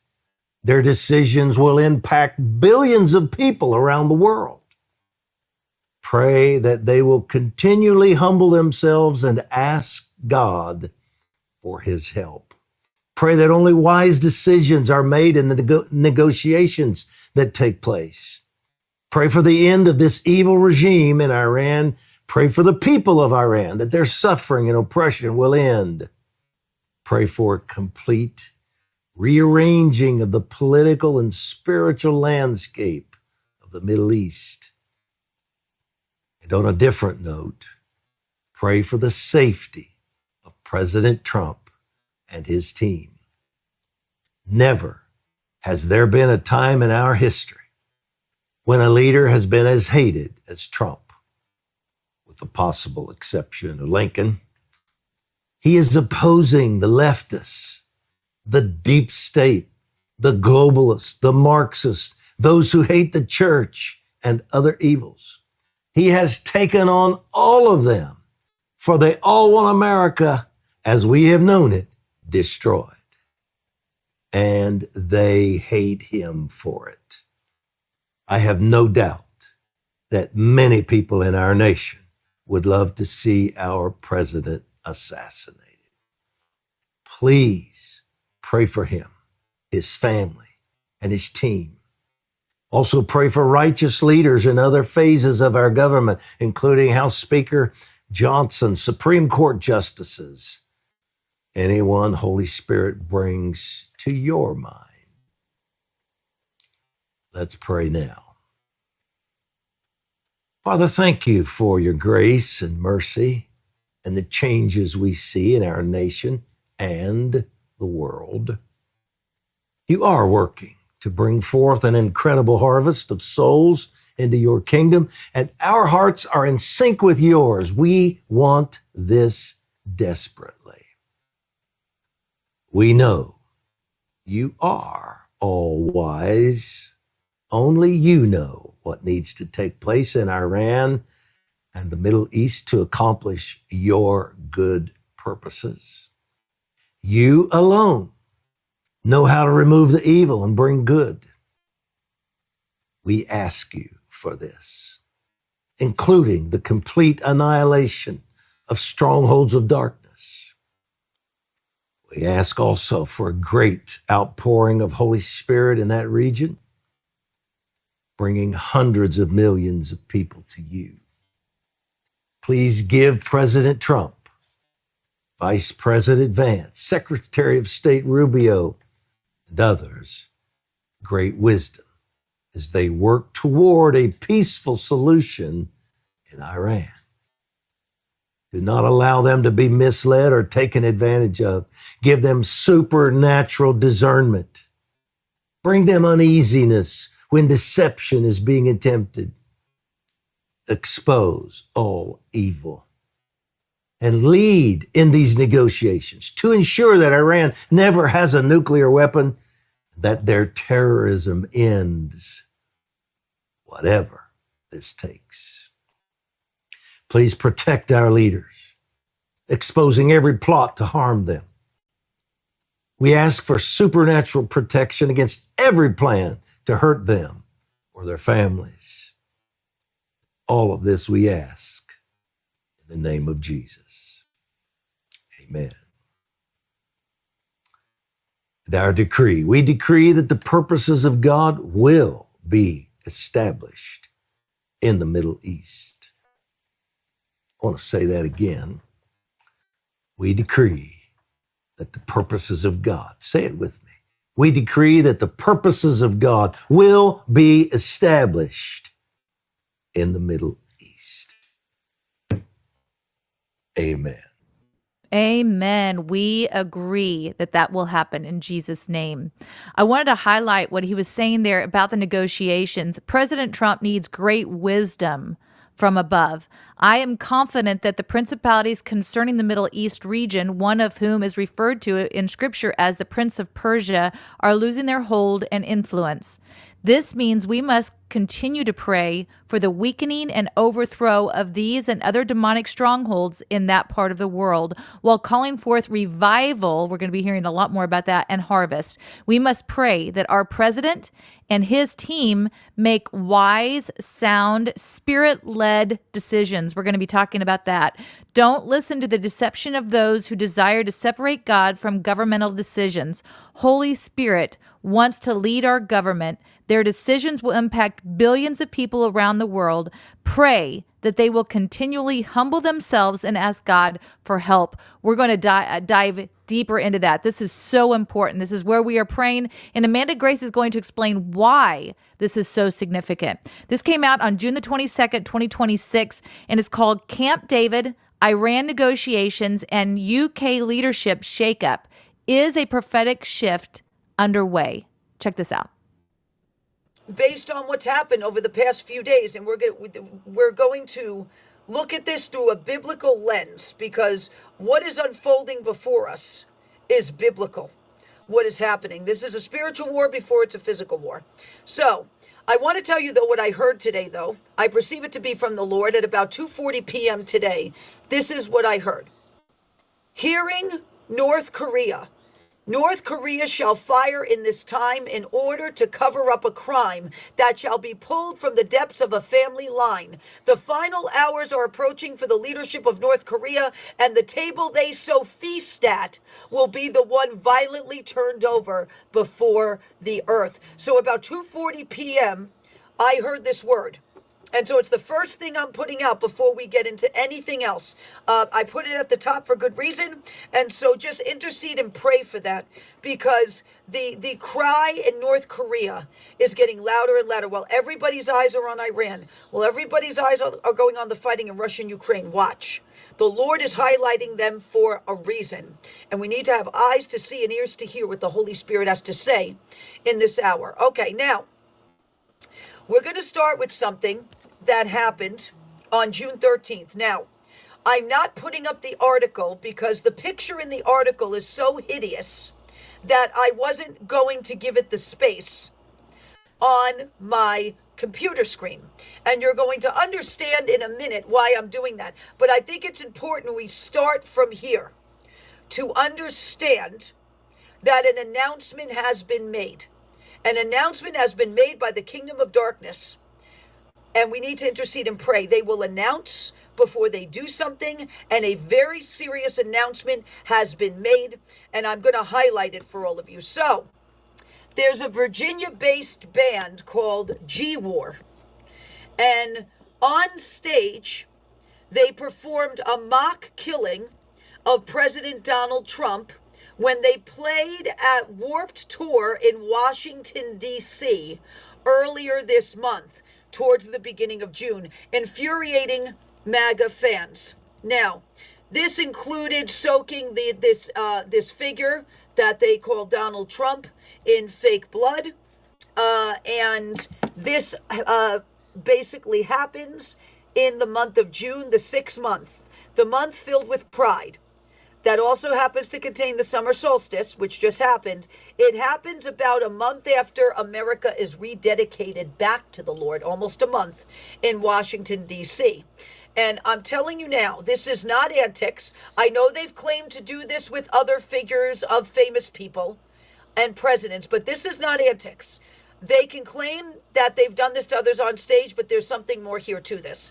They claim their biggest enemy, this band, is authority. However, they are under the authority of the kingdom of darkness doing its bidding by taking part in this act, which is an announcement from the kingdom of darkness of their intentions of once again to try to take out and harm the high leadership in this land. Because the kingdom of darkness will always announce before they do something.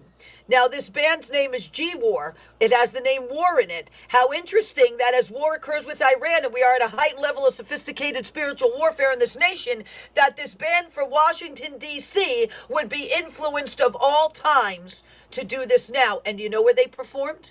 They performed at RFK Memorial Stadium grounds in Washington, D.C. on June 13th. 2026. The memorial, the grounds for the dead. That's where they did this, because RFK, I believe, was assassinated. And they did this with a figure of President Trump on stage at a memorial for another political figure, right? That's what it's named after, who was, I believe, also assassinated. Now, this happened 6 days before President Trump headed to Camp David. So you have this ceremony on the grounds of a memorial for another assassinated political figure involving a likeness of President Trump, right? Killing him on stage. Now, I'm going to say this. I'd like to see them do this to Muslim leaders on stage. I'd like to see them do this to an image of a Muslim leader and see what happens to them for doing this. I'm telling you, this is not a stunt. This is an announcement from the kingdom of darkness. And where did they choose to announce it from? Washington, D.C. Now, remember, when I talked about last year, dark altars and President Trump, and there was that woman that announced in Washington, D.C., she said how she was going to kill the president. And I said, this is an announcement from the kingdom of darkness that they want to take out a high shepherd in this nation. Charlie Kirk was killed shortly after that. So when I'm telling you these are announcements, I'm not kidding. This is the time to intercede and pray, because they did this from Washington, D.C. in the 6th month, which is June. So in the 6th month, 6 days before Camp David, in the year 2026, in Washington, D.C., there's your calling card of the spirit of Antichrist that's moving about in this. So we need to intercede and pray, have eyes to see and ears to hear what the Holy Spirit has to say, because this is an announcement that they are going to once again try in a very profound way to take out high leadership in this land. And if we intercede and pray and recognize the deployment from the kingdom of darkness, we can actually dismantle this plan in the name of Jesus Christ. I'm telling you this, what this is. I recognize their handiwork, and I'm just putting the warning out there now. They have announced it. They're going to try to take out high leadership in this land in a very profound way. It was announced from Washington, D.C. at this RFK Memorial Stadium using a likeness of President Trump, and that was a ceremony and an announcement from the kingdom of darkness that they have now deployed in the spirit, and to bring on the move in the natural now, another attempt on the life of high leadership, and a profound one, I'm going to tell you. This is not just like patty cake here. This is a profound attempt they are announcing. So I wanted to say that first and foremost, because we need to intercede and pray. And we need to recognize when this happens that the church has been given a greater power and authority through Christ Jesus to tear down those plans. So that's what I'm going to give you. That's your assignment, is to pray and intercede against this now, that it is dismantled and destroyed before it accomplishes the fullness of the chaos at the highest levels and the catastrophe that it wants to cause in the time of the 250th anniversary of America. So we'll pray and intercede now, and then we will continue. So, Father God, in the precious name of your Son, Jesus Christ, we come before you in agreement, Father God. Your word says one can put 1,000 to flight and two can put 10,000 to flight. How much more, Father God, could tens of thousands and hundreds of thousands do coming together in the name of Jesus Christ? And Father, we bring this situation before you. There has been an announcement made by the kingdom of darkness. They have deployed their weapons. They have deployed their destruction. The devourer has gone out to attempt to take prey from the high leadership of this land. And Father, in the name of Jesus Christ, before your court, Father, we are asking, Lord, for an emergency injunction against such a plot. Father, we apply the blood of Jesus Christ. Father, we ask that any doors of pride or rebellion or not listening or heeding the Holy Spirit in this hour when it comes to the administration, President Trump and the cabinet. Father, we are asking for your mercy. We are asking for those doors to be closed, shut, locked, blocked in Jesus' name, and sealed with the blood of Jesus Christ, that the enemy will not find a legal loophole. Father, we come before your court in the name of Jesus Christ, and in the name of Jesus Christ, we ask be dismantled, destroyed, thwarted, scattered in the name of Jesus Christ, the plots and plans of the enemy to take prey in this hour. Father, let every demonic conspiracy the enemy has raised in this be destroyed by the holy fire of God. Let every embargo the enemy has attempted to place to entrap his prey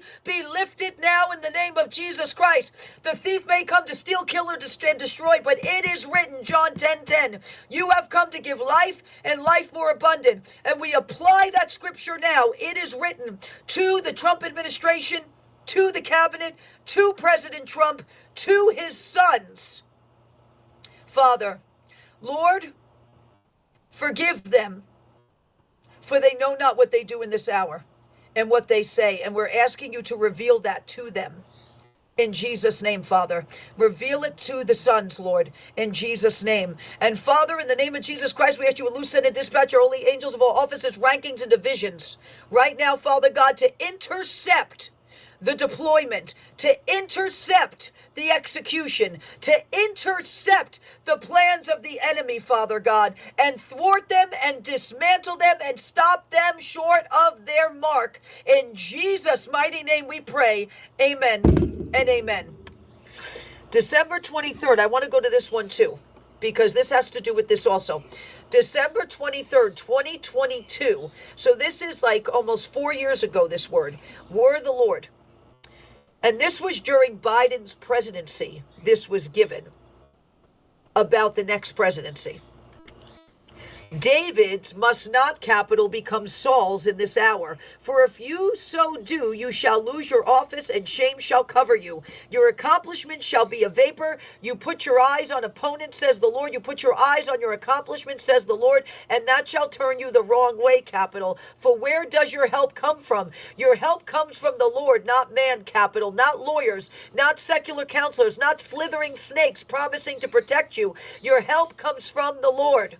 A full surrender is required. No more just dipping your foot in, says the Lord. No more, capital. A full surrender is required in this hour for you to go forward. As landmines have been placed at every turn, and as Saul attempted to bury David, so the same is occurring. However, capital, says the Lord, you must not, capital, become a Saul, for you will not go forward, and there shall be another delay for a time. For I, the Lord, can lift you above the fray, the smears, the jeers, and the jabs, capital. For decisions years ago have a part to play in what we see coming to full term now. Do not let it come to term and there be no strength left to birth it forth, because you trusted in man and fleshly counsel. For I, the Lord, can navigate you through, but it requires a lowering of pride, a ceasing to the puffing out of the chest, a quieting of the boastfulness, and full attention on my plan, capital, for it shall not be done the same way this time, says the Lord. There is teetering in the nation and leadership who fear me, capital, the Lord God, who sits on the highest throne, can bring the people back even more to their Creator. Do not, capital, put your hope in a man, for you shall be disappointed, says the Lord. Put your hope in me, capital, the Lord your God, and my plans and purposes for this nation. That's capital. For had it not been for a faithful remnant, this nation would have been lost. There are many twists and turns coming, says the Lord. All the eggs are about to fall out of one basket. I am God, there is no other, meaning Almighty God, that's capital. Serve me well in this hour, says the Lord. Serve me well, and I shall elevate you. For there is leadership being counseled in the wrong direction, and there must be a U-turn to bring them back. The kings and rulers who had the most successful terms were those, capital, who walked in the ways of the Lord, who did not go after the Baals, nor allowed the counselors of Baal to counsel them on national matters. Walk in all my ways, capital, for I, the Lord, can redeem those from the pit they are being strategically lowered into. If you fight in your own strength, you shall fall very short. Fight the good fight with faith, capital, and yielding to the Lord, for you are not infallible, and the covering once there has begun to falter because of what is going on with inner counsel and decisions being made. Know it is I, the Lord your God, speaking to you this day. That was back in 2022. And that was a vision, in a way, a picture being created of what in many ways we see unfolding now. And it's very important that the nation was rededicated back to the Lord. But now the thing is, leadership of this nation is held to the standard of the covenant now.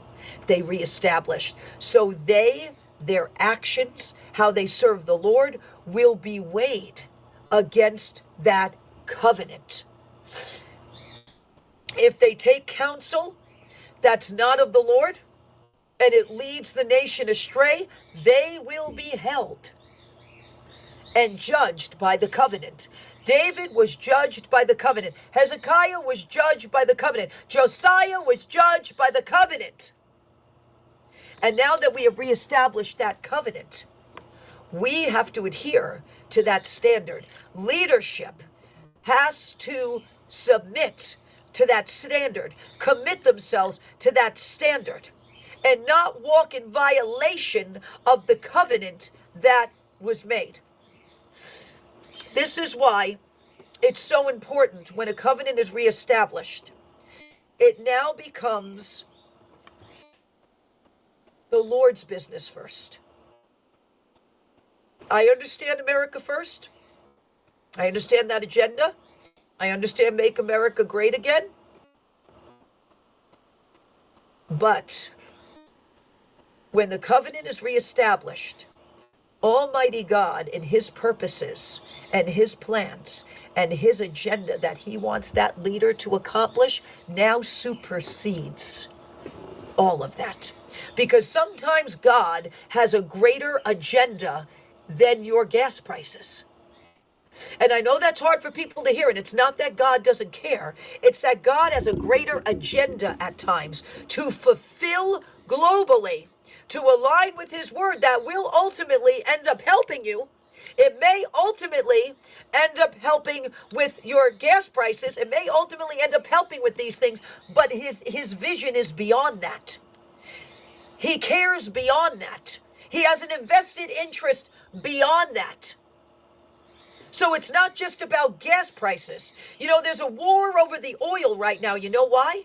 Because something has to be pressed to bring oil forth. So in Scripture, something has to be pressed for oil to flow. And when oil flows, anointing flows that breaks the yoke of bondage. Why do you think now in the middle of all of this, there is a battle over the oil globally? Because there is a pressing. Look at Iran. Look at England. Look at the United States. Look at what's going on in the earth right now. There is a pressing. And when things are pressed, the oil flows. And this is why there is a prophetic battle over the oil. It's greater than just a commodity.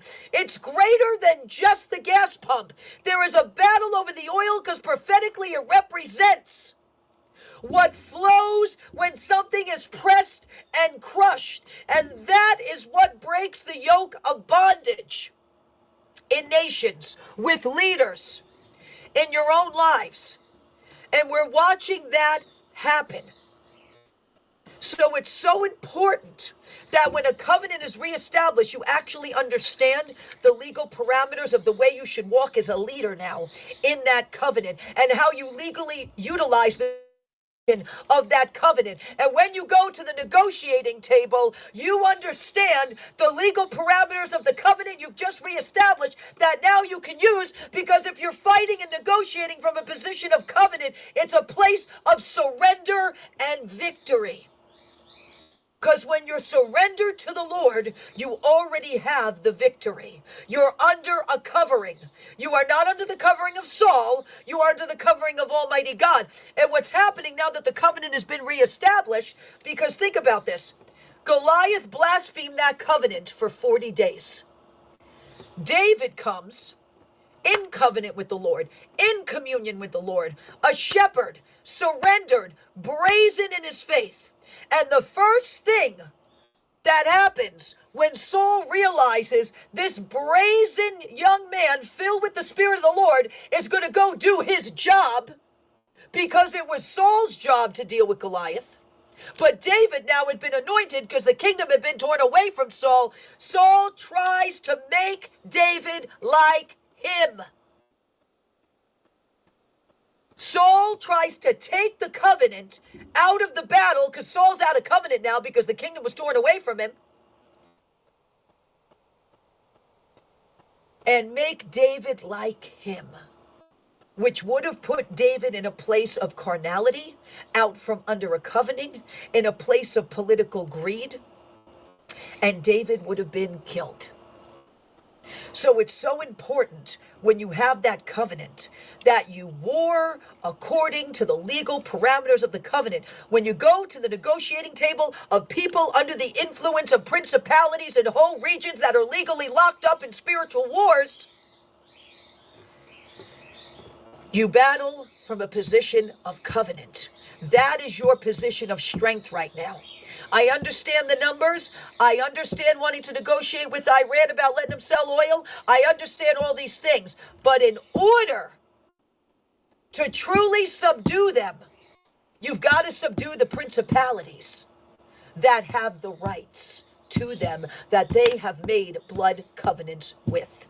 You're dealing with blood covenants, legalities in the spirit, and territories spiritually that are far greater than the negotiating table at Switzerland, because it contains the explosive collective that is the Middle East geopolitical landscape.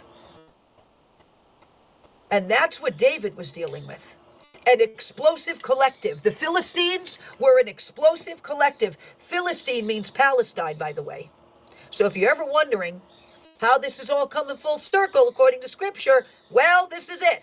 So I'm showing you all of this for a reason, because I want you to look at it this way so it'll change how you pray about what we watch unfolding before us. It'll change how you intercede for the men that are trying to negotiate, because you can't negotiate out of the flesh in this. They'll get ensnared. They will get ensnared. Iran will do something to try to ensnare a part of the deal. Iran will do something to drag it along, because this is a spiritual war first that is coming into the natural. So this is not just about negotiations. This is about warring in the spirit and subduing the ones, the principalities, that are taking legal territory and claiming legal right. Because you have to deal with that and move that out of the way before you can get breakthrough in this and an answer. So watch these 60 days very closely, because these negotiations and what's happening with Iran is going to converge with our 250th anniversary. It's going to converge with that. It's going to converge with July 4th. And I'm warning you, we have to intercede and pray, because the enemy would like nothing more than on the day of America's birth to cause a death. I'm saying this prophetically right now. And I felt that. The enemy would like nothing more than on the day of America's birth to cause great death around that time. And the kingdom of darkness has already announced it from Washington, D.C. Now it's up to the watchmen and the church to intercede and pray and tear down these strongholds, tear down the deployment, stop the plans of the enemy. We're going to go now to Mike Thompson. The name of today's show is The Battle Has Turned, and that's what his is titled. That's what God told him. The Battle Has Turned, Season of Courage and Boldness. This came out on June 18th, 2026. Check this out. Spiritual prayer warriors, the battle has turned, and the momentum is now shifting. You know what? I got up this morning. I was praying in the Holy Spirit, praying in English, reading the Word of God, just seeking in fellowship with the Lord, what the Word of the Lord was for me for this day.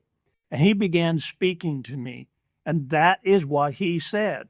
He said, the battle has turned, not is turning, has turned. And He said, the momentum is shifting. Everything is being rearranged. Everything is different. He said things are being brought back into balance again. And so I inquired, what do you mean about that? And he started talking to me about everything. I just think about it. Can you feel it in the spirit? Can you feel the change? Do you feel a lightness? I know there's spiritual warfare. I know there's still all kinds of junk going on. You know, the Antichrist spirits are still in the world. That's not the point. The point is that the momentum has shifted. The body of Christ has been under attack for a long time. And the momentum is shifting. Something is different. And this is what the Lord continued with. He said that the season of courage and boldness is upon us. And then he started talking to me about an anointing for advancing. And when we talk about the anointing for advancing, he's saying it's time to go preach, heal. You know, Jesus, when he came out of the wilderness led by the Holy Spirit after his temptation, we know that it says that he went and he preached and he healed. And you know what he did? He got the 12 together, his disciples, and he told them to go preach and heal. And then he got the 70 and he told them, go preach and heal. And so the anointing for advancing at this particular point is to go preach and heal. I'm talking about power evangelism, doing the word. And then the Lord spoke to me that the anointing for courage and boldness is here. Courage is a product of faith and authority. You see, courage is an internal quality. It's moral strength to persevere in the face of difficulty. Man, and when we're talking about spiritual courage and spiritual boldness, it is that with the Holy Spirit, what he provides and initiates and he strengthens on the inside of us. You know, in Joshua 1:8, have I not commanded you? Be strong and of good courage. Do not be afraid nor be dismayed, for the Lord your God is with you wherever you go. Do you believe that? The Lord of God is with you? I'm talking about your daily affairs. I'm talking about your ministry. But I'm also talking about America. Everything is different. They tried to oppress us. I'm talking about spirits of Antichrist, the ruling political spirit of Jezebel that was operating in our nation. All of this stuff, the persecution, trying to silence believers. You can't silence believers because that's where their power is. You can't silence the prophet because that's where his power is. So we have to speak up, but with courage. Courage is here again. It's okay. It's okay to do it again. Politicians are talking about Jesus and about what the world needs in salvation.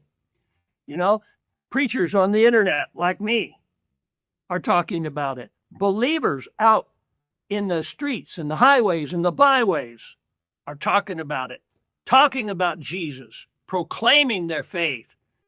So courage, it's a time of courage again. Boldness. Boldness is more of an outward characteristic. It's a product of power. Hallelujah. Boldness is taking confident and decisive actions. Now, they go hand in hand, courage and boldness.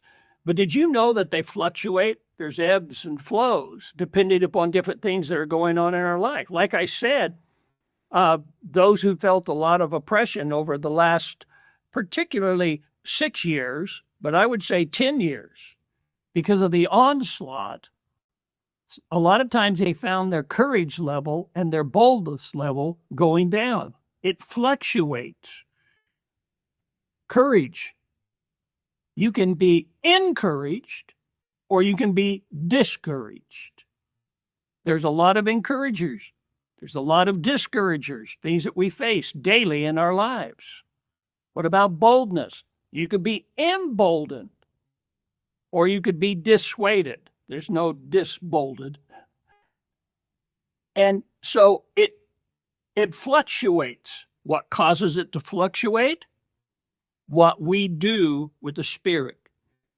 We're in a time at this particular point where I feel there is a release of what I would call power evangelism. What's power evangelism? Oh, man, you lay hands on the sick and they recover. You cast out demons. You share with anybody with courage and with boldness.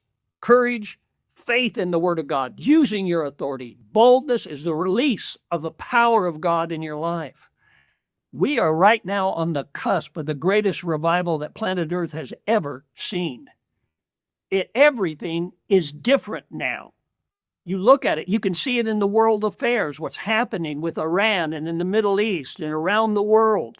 In Western civilization, everything is changing right now because of a man of God that was anointed to be placed in the office of presidency of the United States, and his name is Donald Trump. But you also look at the revival that's going on in the terms of brush fires of revival that are breaking out here and there and all around. And just this total consciousness change where, oh, okay, it's different now. I can speak my faith. There's a few cautions I want to give to you about it. Number one, replenish your courage and boldness daily. I told you they can ebb and flow. So what are the things that are encouragers and emboldening agents in our lives? Well, the word, fellowship, prayer. If you find yourself coming to a place to where your courage or your boldness is starting to wane, then get back in the word. Stop. Just go home. Get in your prayer closet. Begin to read the word of God. Listen to worship music. Pray to the Father. Do the things. It comes from the word, and it comes from that fellowship with the heavenly ones. I'm talking about the Father, the Son, and the Holy Spirit. And man, your courage starts building again as, give me a demon. I'm going to blow one up somewhere.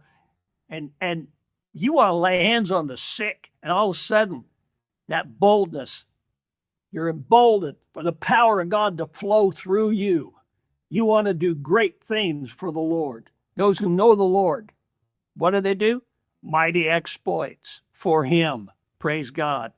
So replenish your courage daily. Don't think that you can operate today on the courage you had yesterday. Make sure the level is up. Number two, develop a primary dependency on the Holy Spirit. You need his strategies. You need his voice to be led by him. We have the principles. Go. Okay? But where and how? Preach. What and to whom? Heal. How? Lay hands on one person? Speak the word only to another? What are the strategies? How? That's by the Holy Spirit. Number three, keep believing in the Lord's ability to save those whose actions you consider detestable. Don't forget, you're supposed to love your enemies.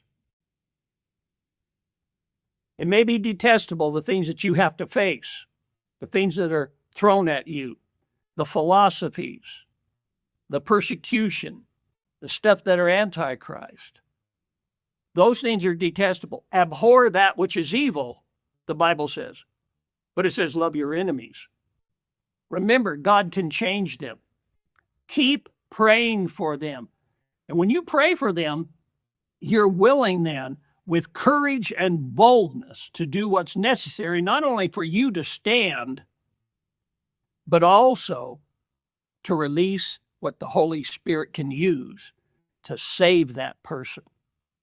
CK and I take time, and when we see somebody that's on the news or we hear references about politicians or other people in society that have influence and are saying such stupid, not only loony, but antichrist, detestable, wicked things, what we do is we pray for them. Lord, I despise what's coming out of that person's mouth. I despise the actions that they are doing.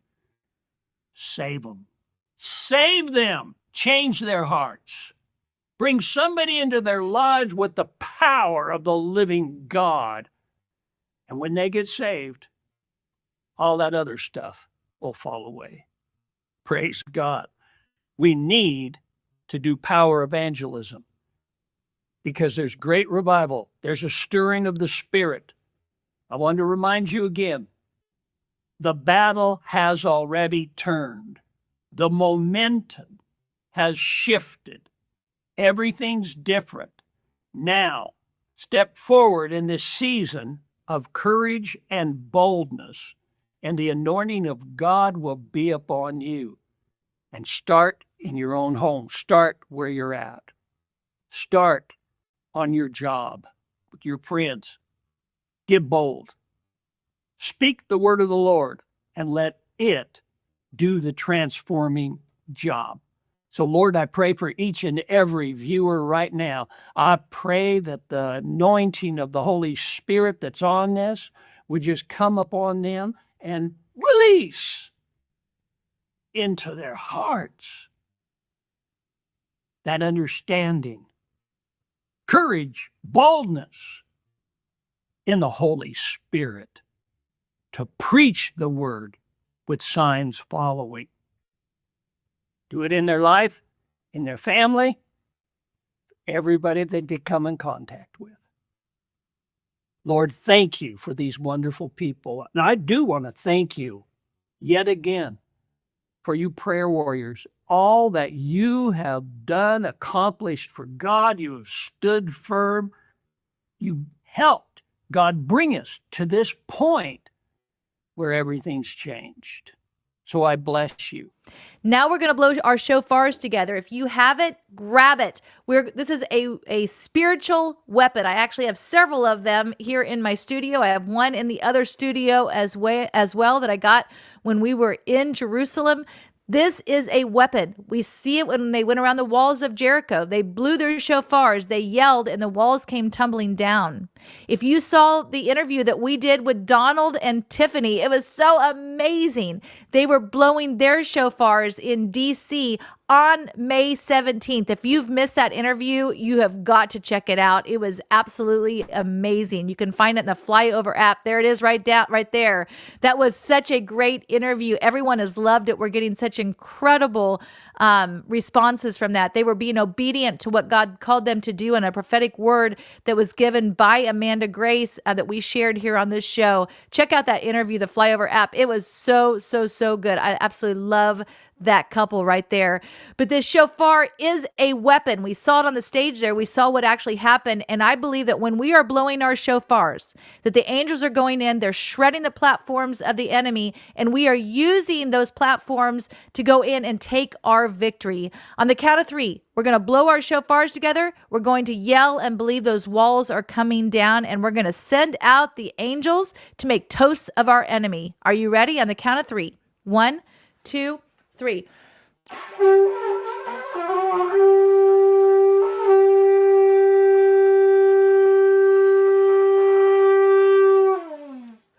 Woo! Go host, make toast. Thank you so much for joining me today. I bless you. I bless you to realize you were born for such a time as this. I bless you to realize your future is brighter than your past. And I bless you to wake up, speak up, and show up. Thanks again for joining me today. Make sure you jump on with Ginger at 3 p.m. and we'll see you back here next week. We hope you've enjoyed this episode of the Flyover Conservatives podcast with David and Stacy Whited. Please subscribe, hit the notification bell, and leave us a comment below. Lastly, if you enjoyed today's podcast, share with those who came to mind. Be blessed and make it a great day.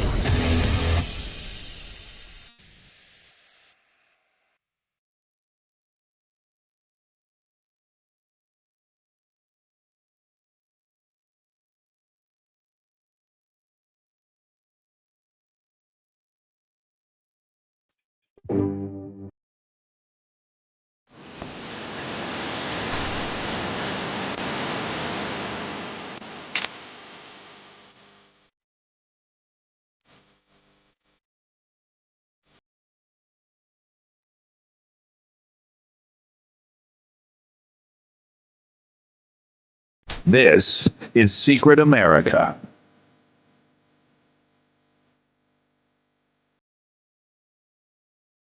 Welcome, everybody. I'm Jack Danger along with Jay Gatling. And as you can see, I am live, Jay, in Times Square. I've been here for all of 10 minutes, and already a guy is getting mugged behind me. You can see the guy with the knife. I guess that's about how New York goes. Luckily, we have a police escort. See, he's right there.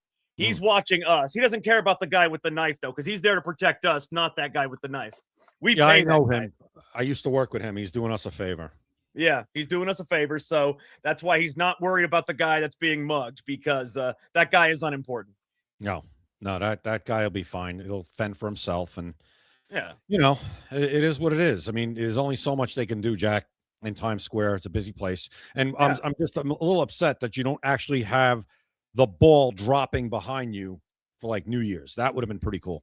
See, now, if it was New Year's, in New Year's, we will have the ball. It'll actually be a Secret America ball. I paid a lot of extra money for that. Nice. So, Can't wait for that.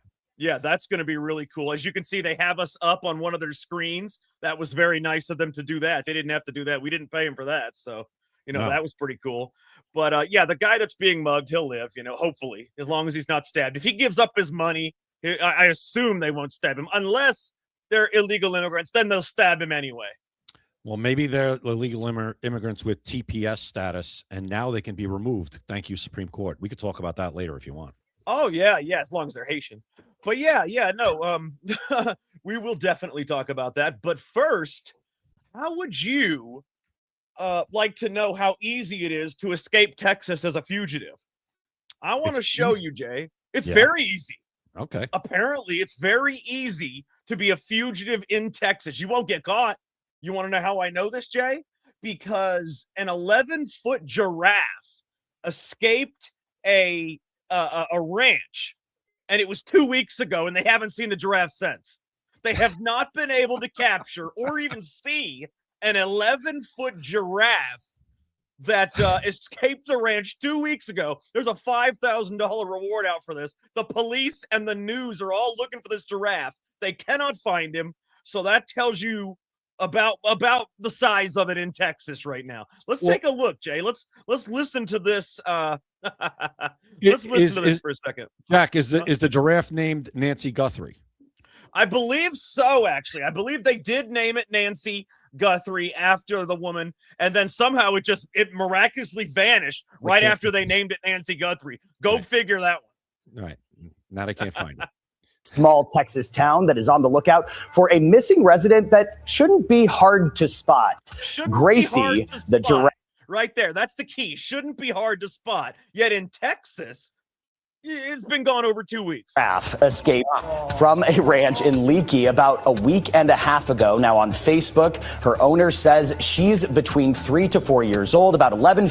I like how they have to give you descriptions of the giraffe, the rounded ears. Oh, you know what? That's a different escaped giraffe. That's not the giraffe we're looking for.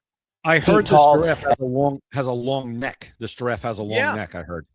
That is true. And but see, I was in Texas recently. I saw a giraffe that looked like it was 5 years old, not 3 to 4. So I let it go. Jack, they got to be careful. You don't want to be racist and actually give out a description of the person you're looking for or the giraffe you're looking for. Yeah, I know. And they said rounded ears, and that is very specious, if you ask me. Yeah, it's specious. Very good. Has rounded ears. So, guys, if you spot a giraffe with pointed ears, important to note here, it is not her. A reward of $5,000 is being offered. See, so there you go. It is not that giraffe if it has pointed ears, Jay. So apparently in Texas, if you're 11 feet tall, you can easily evade the authorities. Well, listen, if it's right, and make sure you pay attention to the ears because you don't want to turn in the wrong giraffe. Yeah, that can get you in a lot of trouble. Calling in the wrong giraffe can get you arrested. Well, we're not in the UK. If we were in the UK, that would get you arrested for calling in the wrong giraffe. Yeah, you could be hit with a discrimination suit. Like, you know, the giraffes, they do have a union, I believe. It's to me, it's unbelievable how you cannot spot an 11-foot giraffe in 2 weeks. Nobody has seen or heard from said giraffe. Well, I tell you, if they do find this giraffe has to go like someplace special because in order to evade capture for 2 weeks, this giraffe belongs in like the circus or something. Well, see, sources told me that this giraffe actually escaped to Mexico through the underground tunnels. Oh, I got you. Well, now though, the problem for this giraffe is going to be claiming asylum. They can't do that anymore because the Supreme Court today. It's going to be tough for this giraffe to get back into the United States. Thank God. Well, see, the problem is the cartels have already cut its head off and hung it from a bridge. So you don't have to worry about the giraffe anymore. It got into Mexico. As soon as it did, cartels hung it from a bridge. I tell you, the jokes write themselves with this one. Absolutely. Jay, did you know that the police in the UK don't have guns? Yeah.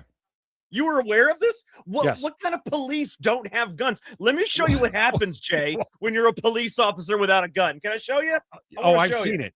I haven't seen this one, but I could tell you what happens. Yeah, go ahead. Well, you might have seen this one. This didn't happen recently, but I want to show you anyway. Okay. This man comes up and stabs them. Look at this. I'm going to replay it. This guy comes up from behind these police officers. He stabs them, and they can't shoot him. They can't even tase him. Watch what happens.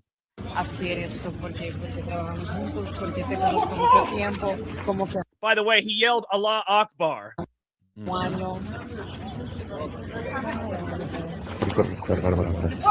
Look at the cop.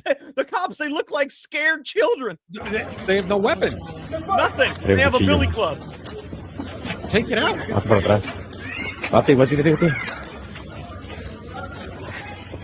Where's the other one? Go behind him and smash him in the head. Okay, I want to show you guys how sad this is. This is so sad that a citizen actually has to come in and take this guy down. Got him from behind. And then they proceed to beat the shit out of him. Good. Watch this. Who's trying to break it up? Keep that. Stand the F back.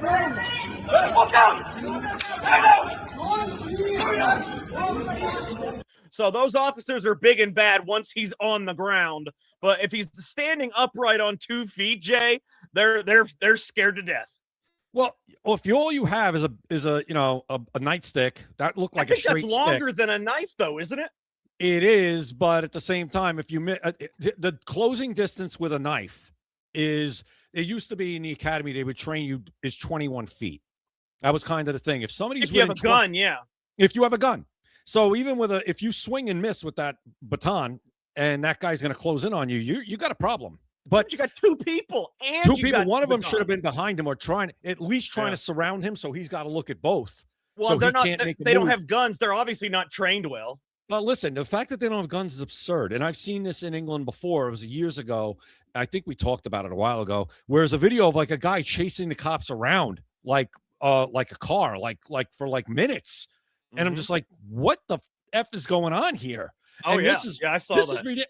Jack, they chased the cop around the car, yeah. They were chasing the cops around the car. Yeah, I think he had like a knife or something. He had a knife or something like that, and they did not have guns. And he's like chasing them around with a Rambo knife. And at the same time, Jack, don't worry about it. Right after this, I'm sure every cop in England will now be armed. Kidding. Oh, definitely. Yeah, definitely. Sure. In fact, I heard that they are all armed with water guns. Unbelievable. Hey, listen, I don't understand. Well, maybe Jack, he yelled Allahu Akbar. Mm-hmm. Now, I'm trying to think of why. Why'd he do that? I have no idea. I don't either. I mean, but it seems like it happens a lot there. Well, Jack, aren't knives illegal? And that was in a knife-free zone, I think, wasn't it? I think everything's illegal in the UK. I was gonna say, I'm being sarcastic, obviously. Well, speech is obviously illegal. That. Right. But I guess knives are, and to walk around anywhere with a police uniform on without a gun to me is insane. I don't care what because you're just a target and then you have no way to defend yourself. Exactly. It's insanity. I don't understand it. Those people were stabbed because they were cops, but they had no gun. It's crazy. What is Deborah saying? MI-15 is armed with guns, but not local police. It's ridiculous. It is ridiculous. It's ridiculous. Why would you be a local police officer if you can't have a gun? I'm not, and I don't care what people. Nobody else has guns because it's banned in the country. Okay, what about knives? What about anything? What if somebody's coming up to me trying to throw acid on me? Well, guns are illegal in Mexico, but they have the most gun deaths in the world. That's true too. And Australia, the same thing about, I don't know how many gun deaths they have there, but they totally took everybody's gun away there too. I don't care that you think you took everybody's gun away. Yeah. Maybe, Jack, how about this? Perfect scenario. Nobody in England, not one person has a gun. I am still carrying a gun if I'm a police officer anywhere. Oh, yeah. Like I said, knives, they could use a fork to try and kill you. I'm not going to fight. Jack, I don't have to get stabbed in order to defend myself if my life's in danger. In the UK, you do. Yeah, I guess so. I don't know. Maybe Deborah can enlighten us on that a little bit. But the fact is, and she's saying that the people that have guns are like the FBI. Oh, that makes sense. The federal government has guns, but nobody else does. That makes perfect sense. The federal Perfect government, nobody else can have guns but the government. There you Don't go. worry, the government will protect you. Yeah. Well, where was the government right there to protect those cops from a guy yelling Allahu Akbar with a knife? They weren't anywhere to be found, were they? No. And if they're going to do that to a cop, why wouldn't he do that to just citizens? Obviously, I'm sure he has. I'm There's sure he microphones. has. But what happened was, in fact, he did do that to a citizen, and they arrested the citizen. That was Henry Nowak. Yeah, exactly. And did you see this thing in France? Speaking of Henry Nowak, with this kid that got beat to death in France by this. Are we talking about by all the? Was it a bunch of black migrants? Yeah. Yeah, I saw that. Yeah, that was pretty crazy. That was insane. Sick. Absolutely Insanity. sick. And that that's the right to defend yourself too. See, and another great Supreme Court decision today told Hawaii to go shove it with their stupid law that they put out after the Bruin decision. Absolutely. But do you want to see what it's starting to look like in America? Let's see what it's starting to look like in America now. We can check it out. Let's see what it looks like in Houston, Texas. Yeah, I saw that. Go. You gotta go.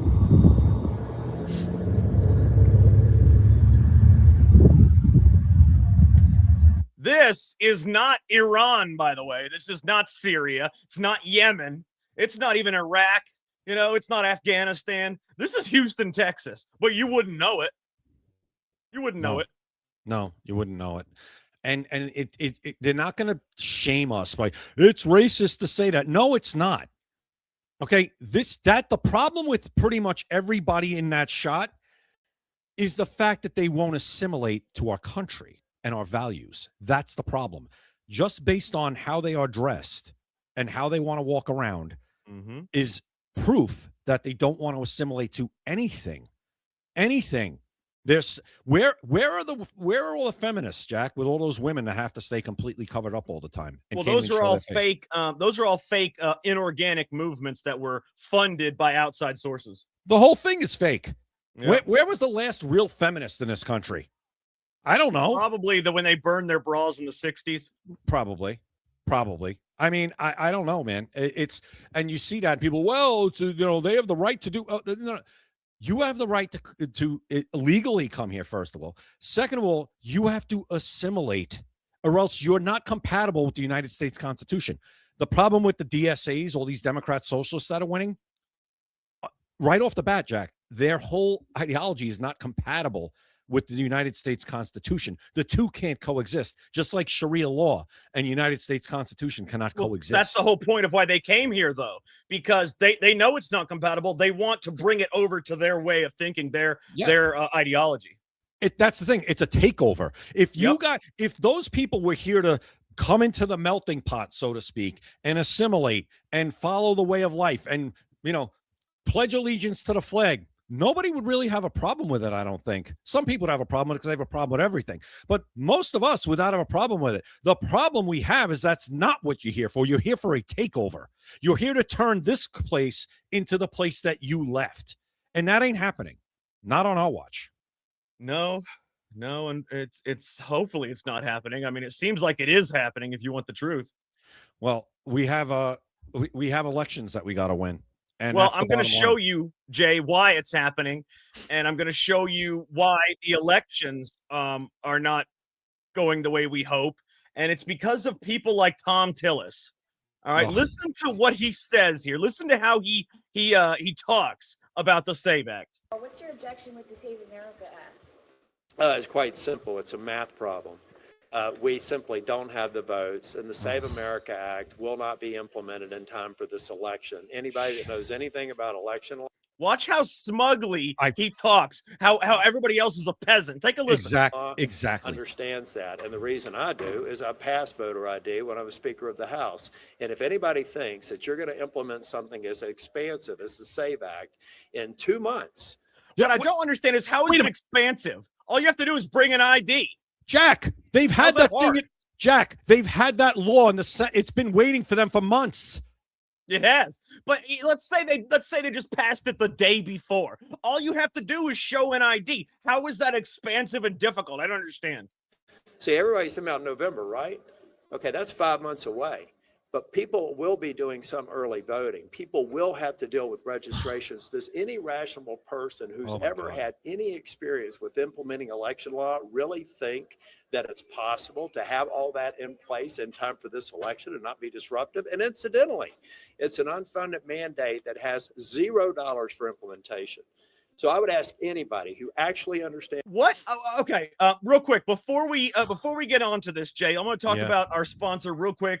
MaxAssociates.etsy.com, the #1 place for USA Pride gifts and patriotic apparel. You can scan the QR code at the top right or go to MaxAssociates.etsy.com. The 250th anniversary of the United States is right around the corner. So is the 2026 midterms. We got to show these people where we stand in America, where we stand in the world. You want to show people, you know, how much you care about America. Okay, we're still in Pride Month. Forget the gender pride or all the whatever it is, the LGBTQ pride.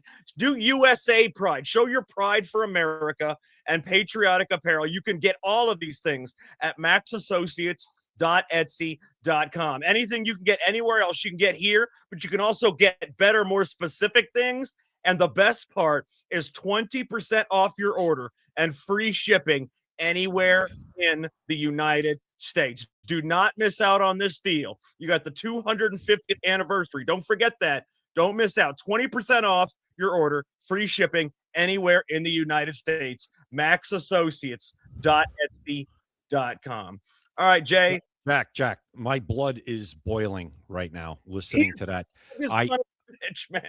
I mean, the condescension, like you said, the smugness, talking to us like we're idiots. And this guy, he says it can't be implemented. And no, it's the reporter should have said them right there then. Okay, fine. I'll for the sake of argument, I'll grant you that. What about 2028? Why not then? Let's go.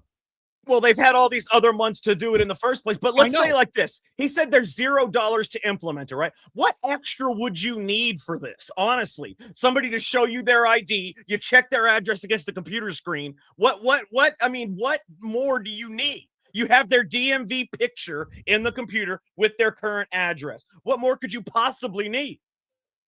No, I don't know. And I don't care. How's that? I don't care. You guys find money for everything.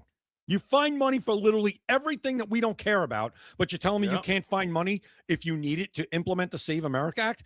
And I'll say it one more time. They've had months and months to get this done. Now he's talking about, we don't have time. Okay, what about 2028, Tom Tillis? Vote for it now, because obviously you're saying it takes time. So if that's your reasoning, if you think it's a great thing, but it's just not enough time, then 2028's another election, sir. Get it done now. So in 2028, everything's implemented and you have plenty of time to get the money for it. I just, this guy, and Watley's running against him. Jack, you know, I don't know about Watley. I just know this guy Cooper knows how to win elections. Watley seems like a lot of people don't like him. They're not vote for him anyway. Like I said, hold your nose. Don't cut it off to spite your face. But well, Watley is he's the head of the GOP in North Carolina. Yeah. And he's not a well-liked man here. I've heard. He was in charge of the RNC during the last election, but the only reason why I think the RNC actually did anything is because Lara Trump was second in command, quite honestly. Mm-hmm. I don't credit Watley with anything. No, he's terrible. And but I mean, Tom Tillis is horrible. But the way people figure it is the devil you know is the better than the devil you don't. I mean, Jack, like listening to that, and he's so smug, man. You're right. God.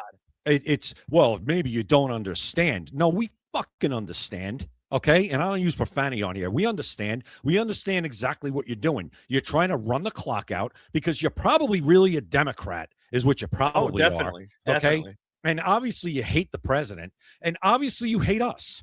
So why don't you just get the F out? Why don't you leave early, pull a Marjorie Taylor Greene and go quit? And maybe I don't know, because you're basically useless right now. He is, but he also knows that in his particular area, he has a stranglehold on that area because this is a red state, despite the fact that we have one extremely blue county. We have a red state overall.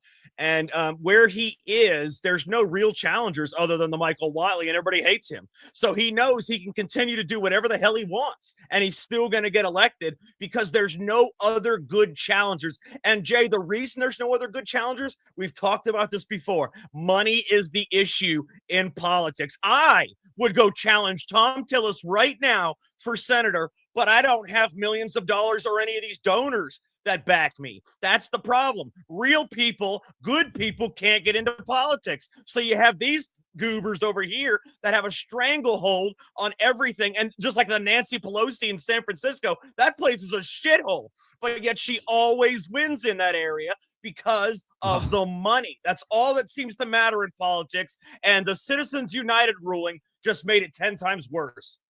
Well, now Nancy Pelosi is going to be replaced by somebody even worse. She's going to be replaced by that guy from California. Again, last name, I think, Weiner. It always seems to come down to these guys with the name Weiner. Anthony Weiner? No, this is a different Weiner. I think his name is Scott. And this guy. Are they brothers? I bet they're brothers. They might be. They might be, or related somewhere down. They might be part of the Weiner Jennett bloodline. Jack, is that a Planet Jennett? The Weiner Jennett bloodline. These guys, this guy wants like kids trans and surgeries like when they're like 5 years old. That's who's taking over for Nancy Pelosi, by the way, I believe. Yeah.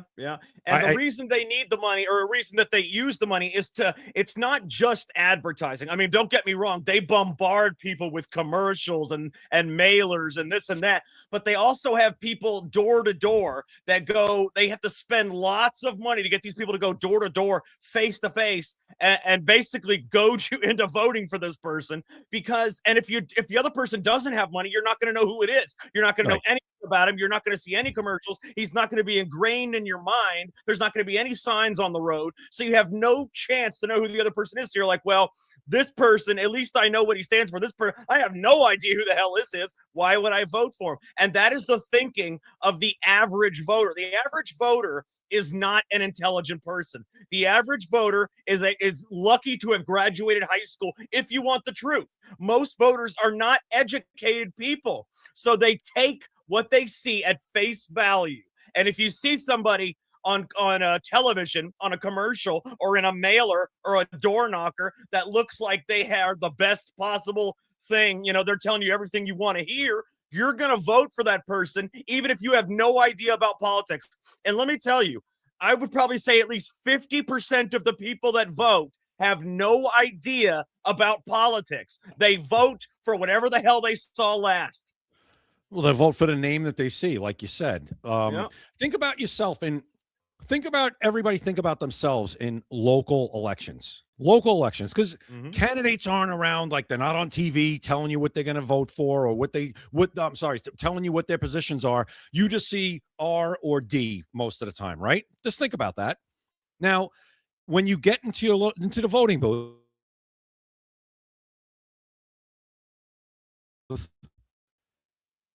you say, oh, I saw that guy's name on a sign. I saw him his signs are all over the place. Wow, I guess I'm going to vote for that guy. It's a Republican, and I see his signs everywhere. Even though maybe there's another Republican, right? There might be another Republican on the ballot that might be a million times better, but you've never seen his name because he doesn't have the money to get the signs made or the mailers done. So that's where it stands up. When people say like, why President Trump's an anomaly is because, first of all, he was already a worldwide name, iconic name recognition. Boom, got it. He was also a self-made private billionaire. He wasn't in charge of a public company. He wasn't, in a publicly traded company. You're not going to see that. And he had the personality, right? It's very difficult to do what he did is almost impossible, but he did. So what you said, money, name recognition, two keys that you have to have. And the money gets you the name recognition. In certain cases, yes. Like in his case, he already had that. But you're right. You either have the name recognition or you need the money to get you to name recognition. Yeah. It is the way it is. And it doesn't matter. Even with his name recognition, if he didn't have the money, he wouldn't have won. No. He wouldn't have won. And it's not going to change. So you got to figure a way around it because it's not going to change. It's just not. No. I mean, no, it's sad. No, it's the way it is. So you know what? Those are the rules. Learn how to play and kick their ass. That's it. That's what we have to do. The rules are the rules. So Jay, how would you like to change to some good news? Oh yeah, I'm all about that. Okay, so apparently at Arby's now, when you buy a sandwich, it comes with herpes. Oh, wait, you just said good news, and now you're telling me that if well, the good news is I don't eat at Arby's. That's neither the do good I. news. But I mean, I actually have a joke right now for that, but I'm not because I want to keep it kind of PG. But go ahead. Okay. Well, yeah, the good news is I don't eat at Arby's. So that was good news for me. It wasn't another restaurant. All right, should I say it? Should I say it? Should I say Yeah, what I was going to? All right. Go ahead. I was going to say, do not order the roast beef sandwich at Arby's. You know what? I wonder what. Oh, by the way, an Oklahoma Arby's manager was charged with felony poisoning after a customer contracted herpes from food that police say was contaminated when the employee spat into it. I do not know. She said her exact quote, you got to listen to this. Her exact quote was, "I love Arby's, not anymore." Really? You think? It's great. Her last name is Church. Her last name is Church, and she contracted HSV-1. That's wonderful. That's wonderful. That's crazy. Yeah, I know. That's one way to lose a customer. Oh, yeah. Yeah. How would you like to see the picture of her herpes? What? No. No. Oh, my God. I'm trying to see what food she ordered, man. I told you what she ordered. No, that would have been funny, but they're not going to tell us what I don't think they're going to tell us what she ordered. It just says food. It just says food. But if it was the roast beef, then, you know. that would have been the ultimate. It says the footage shows Hendricks handling meat for a sandwich. So it could have been. It could have been. I'm telling you it was. It very well could have been. But just so you know, whoops. Oh, man, I hate the ads on these things, man. You know what I mean? It's nothing but ads everywhere on these things. It's hard to read. That's annoying. Yeah, it's hard to read this stuff. It is. But this is the end result, just so you know. You see, that right there is what happens when you eat at Arby's. Okay? I mean, and if you eat at Arby's, I mean, come on. I mean, some people would say if you eat at Arby's, this is the result.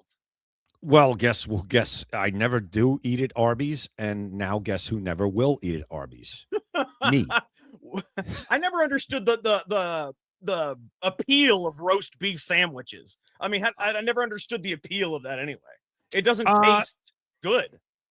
Well, come to a deli in New York. You'll change. Well, I'm just not a roast beef person. That's the thing. I guess maybe it's just me. Yeah, I understand.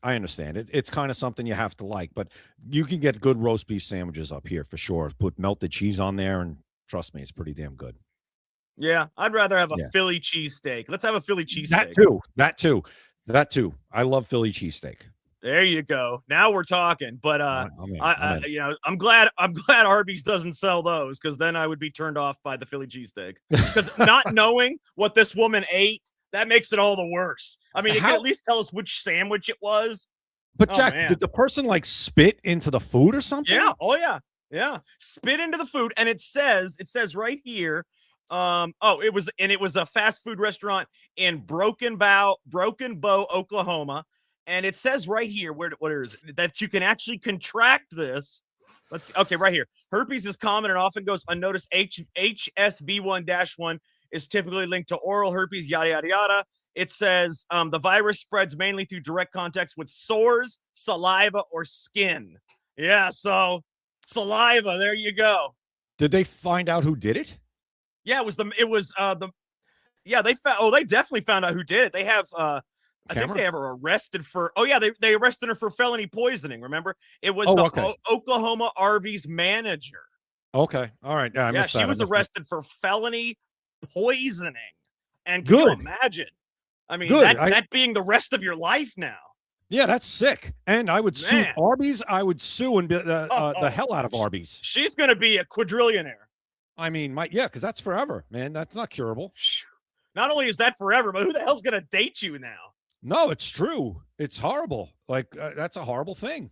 Wow. I don't know if I would have want that to got out into the papers.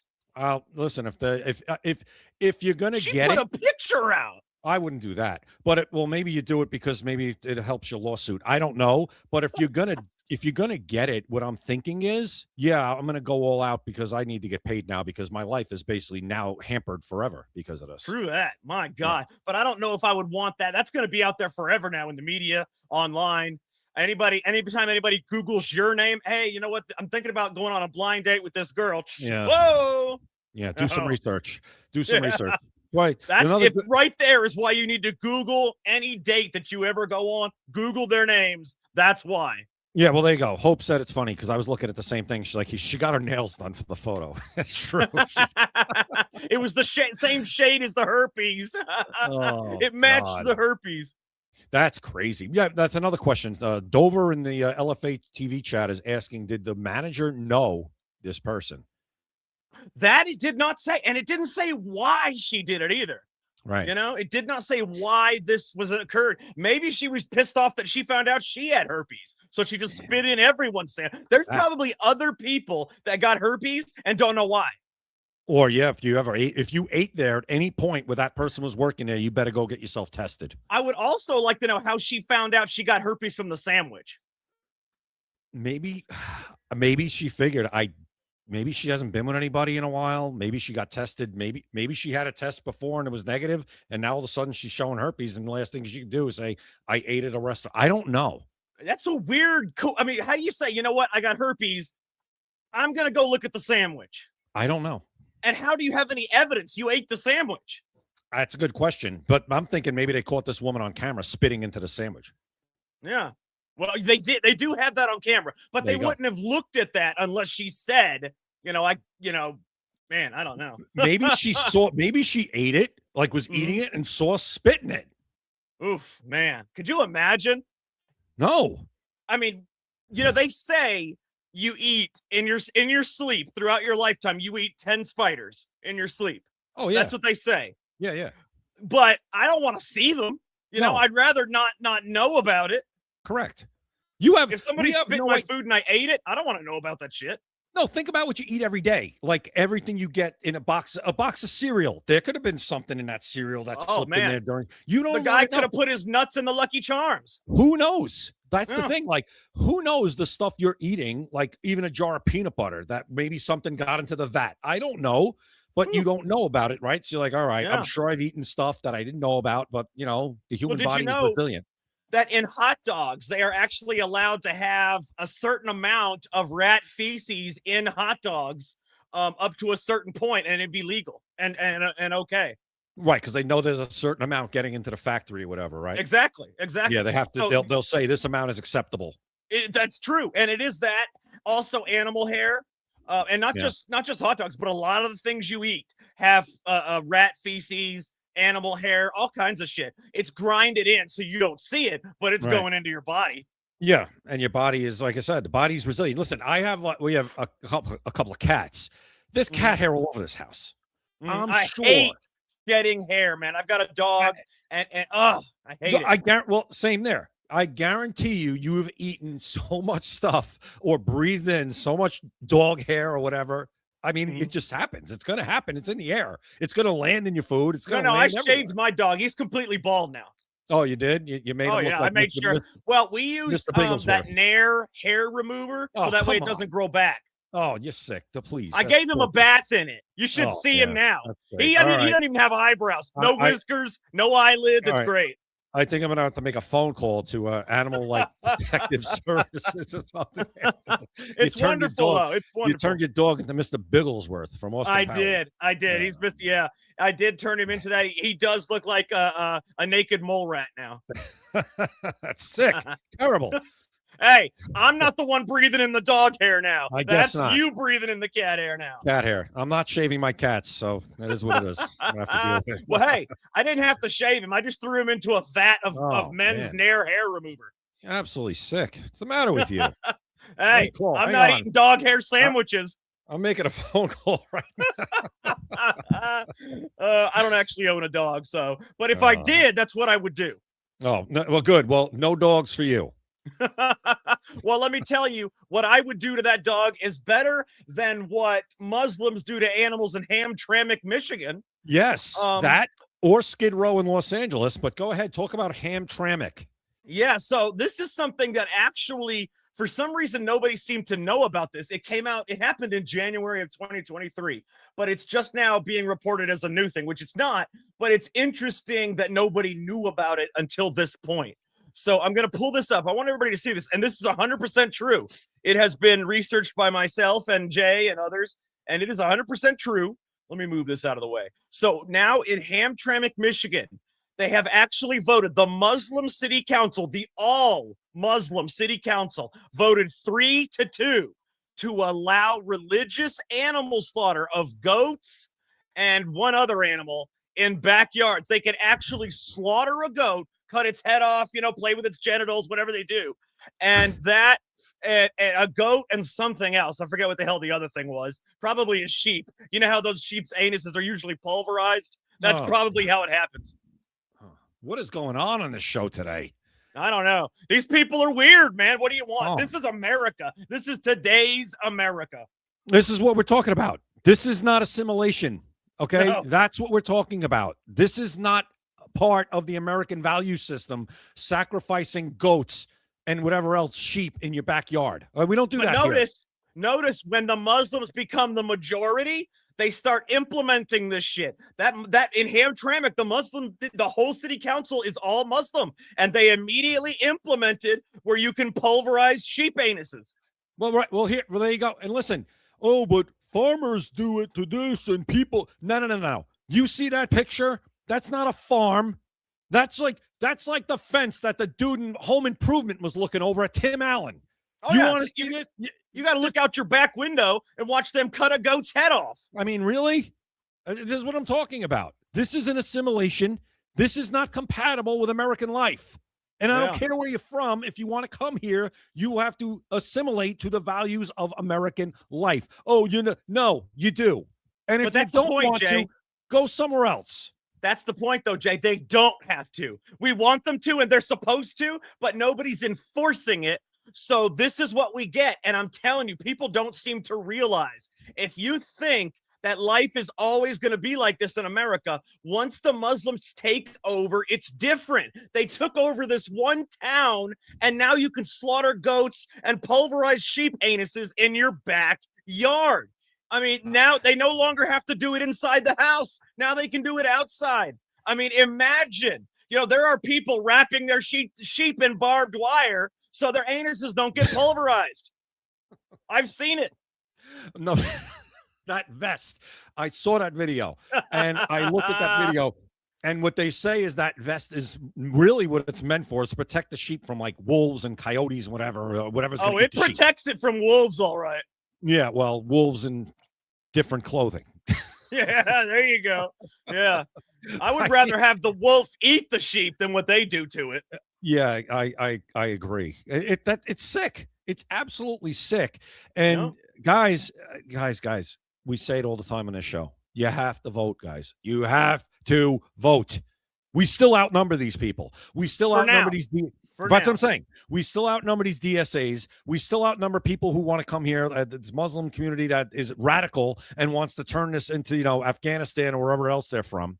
We still outnumber them. But we won't if you don't go out and vote, and it won't take long. Trust me. It's not just voting, though. The only way we're going to stop this takeover, and I hate to say well, I don't even hate to say it, is to stop even legal immigration from Muslim countries.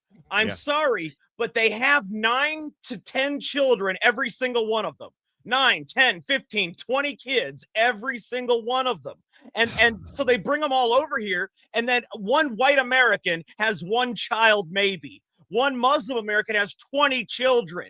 They are going to take over America, and we have got to stop even the legal immigration from Muslim countries. I'm sorry to say it, but at some point, it's about survival of yourself.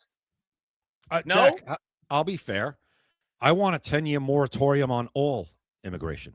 That'd be fine, too. 10-year moratorium, and we get to round them up and ship them home. Exactly. And the Supreme Court today made a great decision with temporary protective status for hundreds of thousands of Syrians, Haitians, right?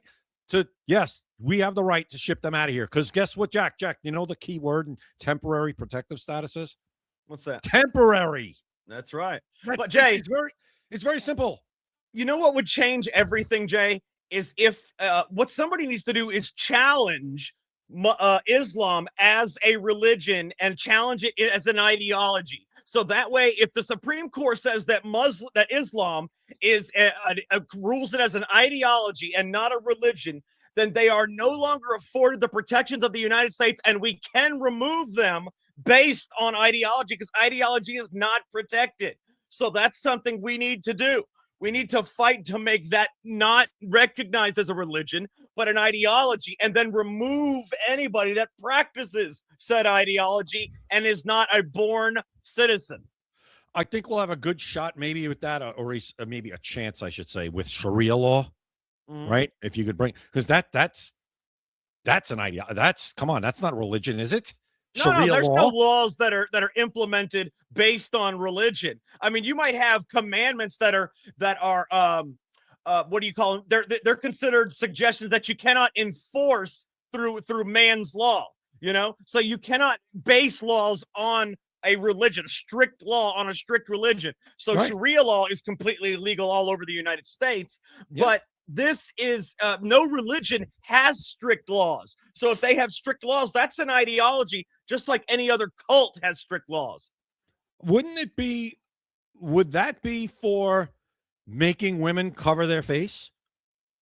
Yeah. Oh, yeah. I mean, right? That right there should be illegal. But see, the problem is anybody that is in that religion / ideology will adhere to it strictly, even if they don't have to. They know in America that they don't have to, but they will, because they are fanatical about that religion / ideology. I mean, you've seen, dude, something happened recently in America. This father drowned his 2 daughters because he thought they were becoming Americanized. That's how fanatical they are about this ideology. Yeah. They will do anything, including killing their own family, to protect the ideology, not the person. Yeah, the ideology comes first. And that's scary. It is scary. And that goes, listen, that would go for any religion to me. If you thought whatever that, I don't know, if you're a Christian and some reason thought that you have to sacrifice your child for whatever, I don't know, you're out too.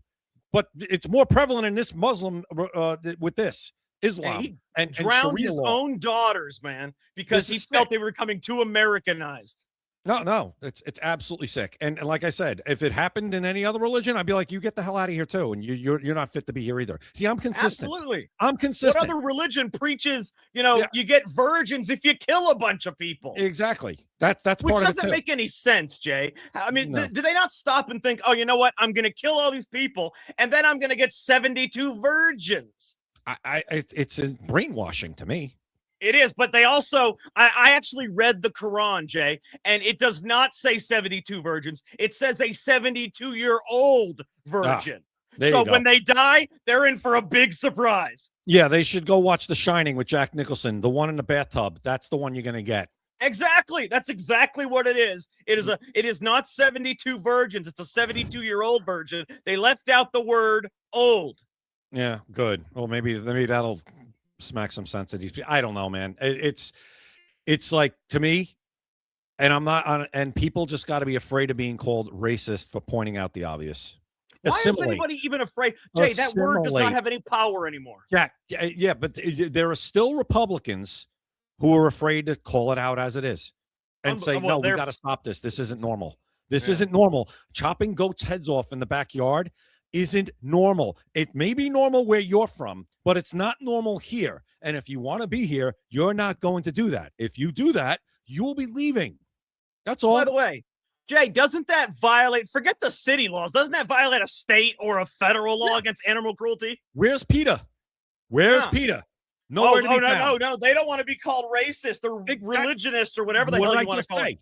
What did I just say? But and that's the thing though. The word racist has no power anymore. Just like the word anti-Semitic, it has no power anymore. I don't care if you call me racist, anti-Semitic. Hell, I say the N-word freely. I don't say the ER because that's dirty, but I still say the N-word freely because being a racist does not matter anymore. It's a concept. It does not have any power anymore. Yeah, and what was it? What was I just gonna say? Was it? No, it was about the word and how if some people could say it and some people can't say it, that's discrimination. That's racist right there. Yeah, I think it is. Well, if it's a bad word, it's a bad word, and nobody should be saying it. If it's an offensive word, then why is anybody saying it?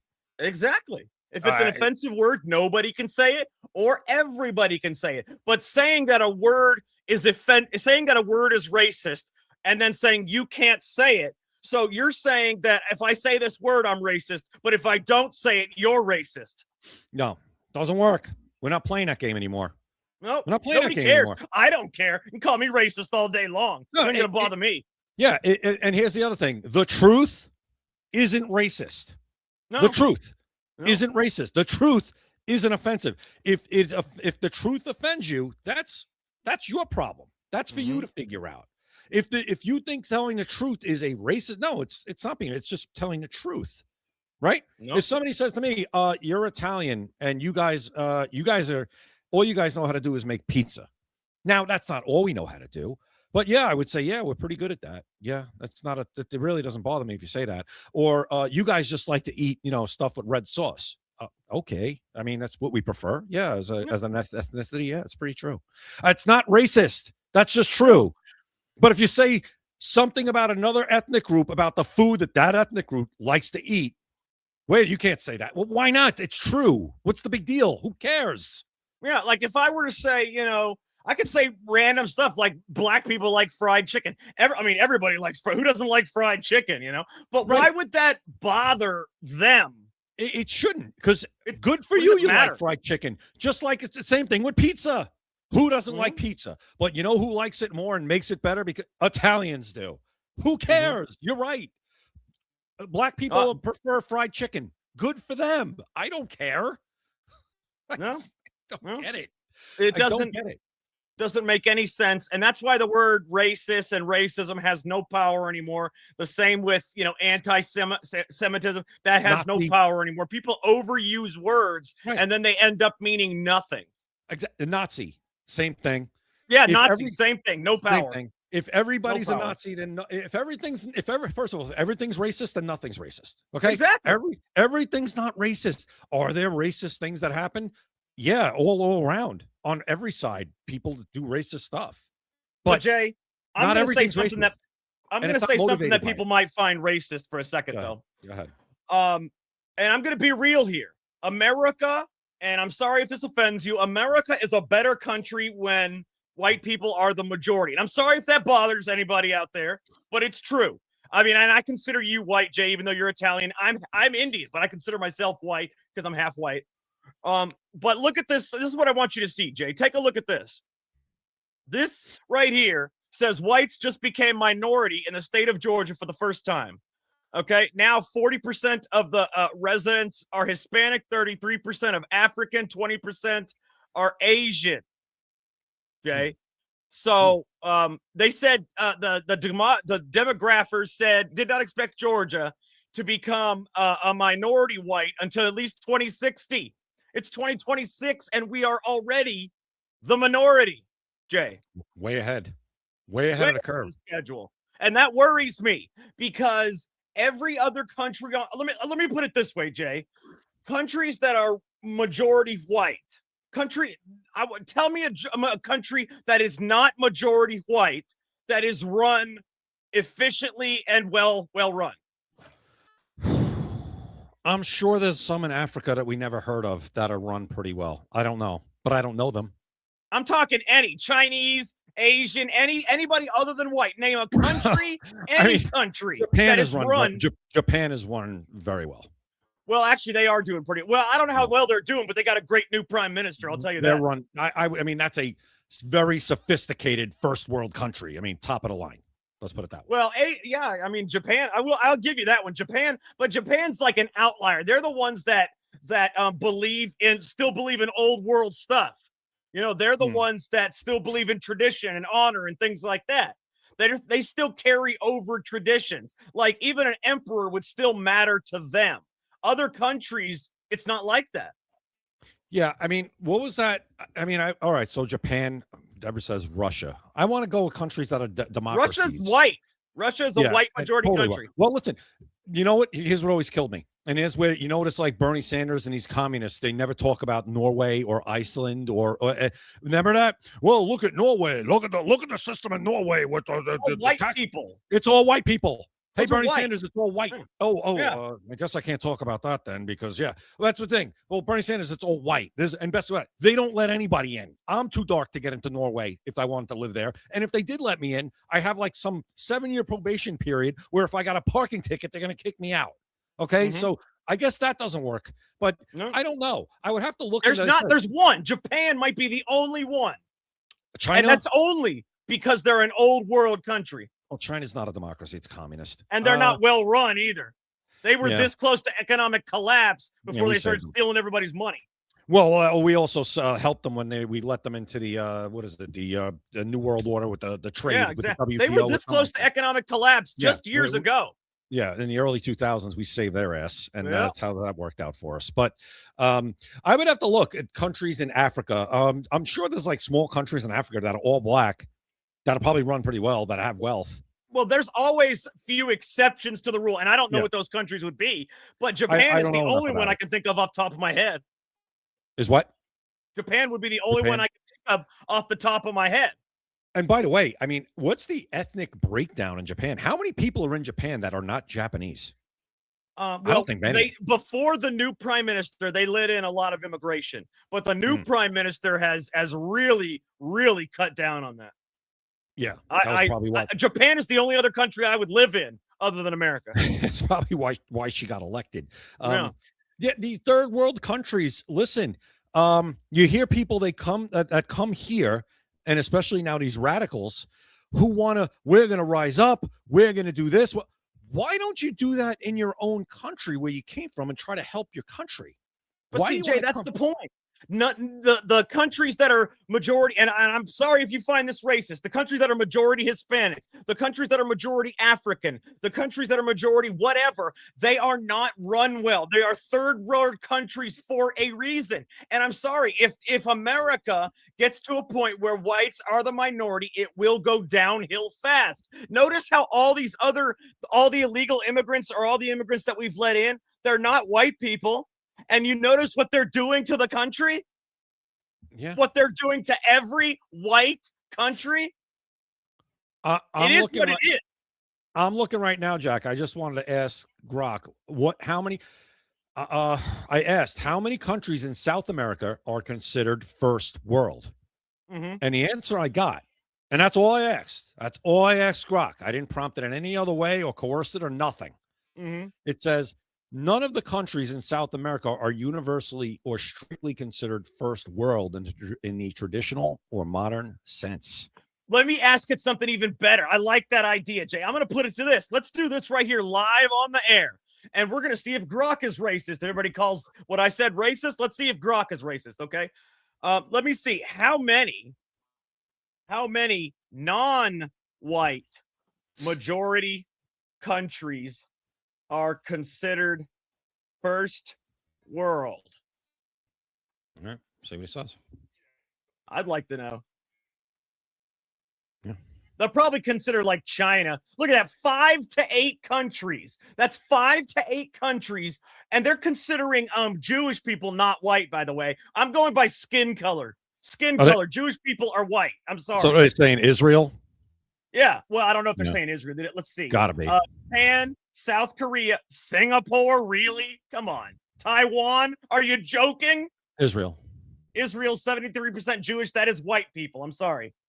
But look, it says 4 to 5, and they include Taiwan and Singapore. They include Taiwan and Singapore. So let's take Taiwan and Singapore out of there. We're talking 2 countries, Japan and Israel, that are considered first world, but not even Israel. Israel's a white country. So let's say Japan and is South Korea really first world? Are we considering South Korea first world? I would. I think so. All right, let's consider them first world. Two countries out of what 150 or 200 countries in the world that are not white majority are first world countries. They don't even consider Russia. Well, no, Russia's a white country. No, but they're not. Oh, you're saying non-white. Correct. Okay. Yeah. Gotcha. Yeah. Two countries in the entire world that are non-white majority are, and I would say 80% of the countries in the world are non-white majority, but only two of them are actually considered first world. Why is that? Is it a cultural thing? It is a cultural thing. That's the thing. It is cultural. It's a lack of being able to put in a solid government. Well, it's that, but if we're going to be honest, it's cultural because it has to do with customs, has to do with the way you're brought up, and yes, it has to do with IQ. And I'm sorry if that hurts people's feelings, Jay. I'm going to tell you something that might sound racist, but it's actually factual. You can look it up.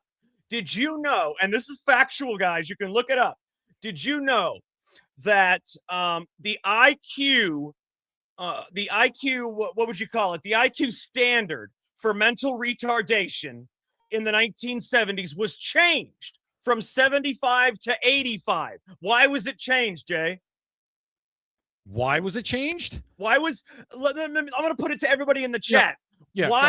Why was the mental retardation standard changed from an IQ of 75 in America to an IQ of 85 in the 1970s? Feel free to use Grok. I want to know. So they made it where if you have an IQ below 85? No, they moved it from the 75 was the threshold for mental retardation. Or no, excuse me. 75 was the threshold for mental retardation. No, excuse me. I apologize. I had it backwards. It's reversed. They moved it from 85 to 75. Right. It's reversed. Yeah, I apologize. Yes, they reversed it. It was 85. They brought it down to 75. So look that up. Why did the U.S. in the 1970s take the IQ standard of mental retardation from 85 down to 75? Look that up. Anybody else that wants to answer, please feel free. And go ahead. And by the way, the average IQ, I believe in Somalia, is about 68 inbreeding. Mm-hmm. Thank you. Hickser has the correct answer. And that is true. You can look that up. He says, there you go. Okay. And it's true, to keep blacks from being labeled retarded. And it's true. You can look it up. That's not anything racist. That's real. No, if it's the true answer, Tell you what. The truth isn't racist. Jack, it's like 7:58. We got to go in a minute. Oh, damn. I wanted to pull that up. All right, guys.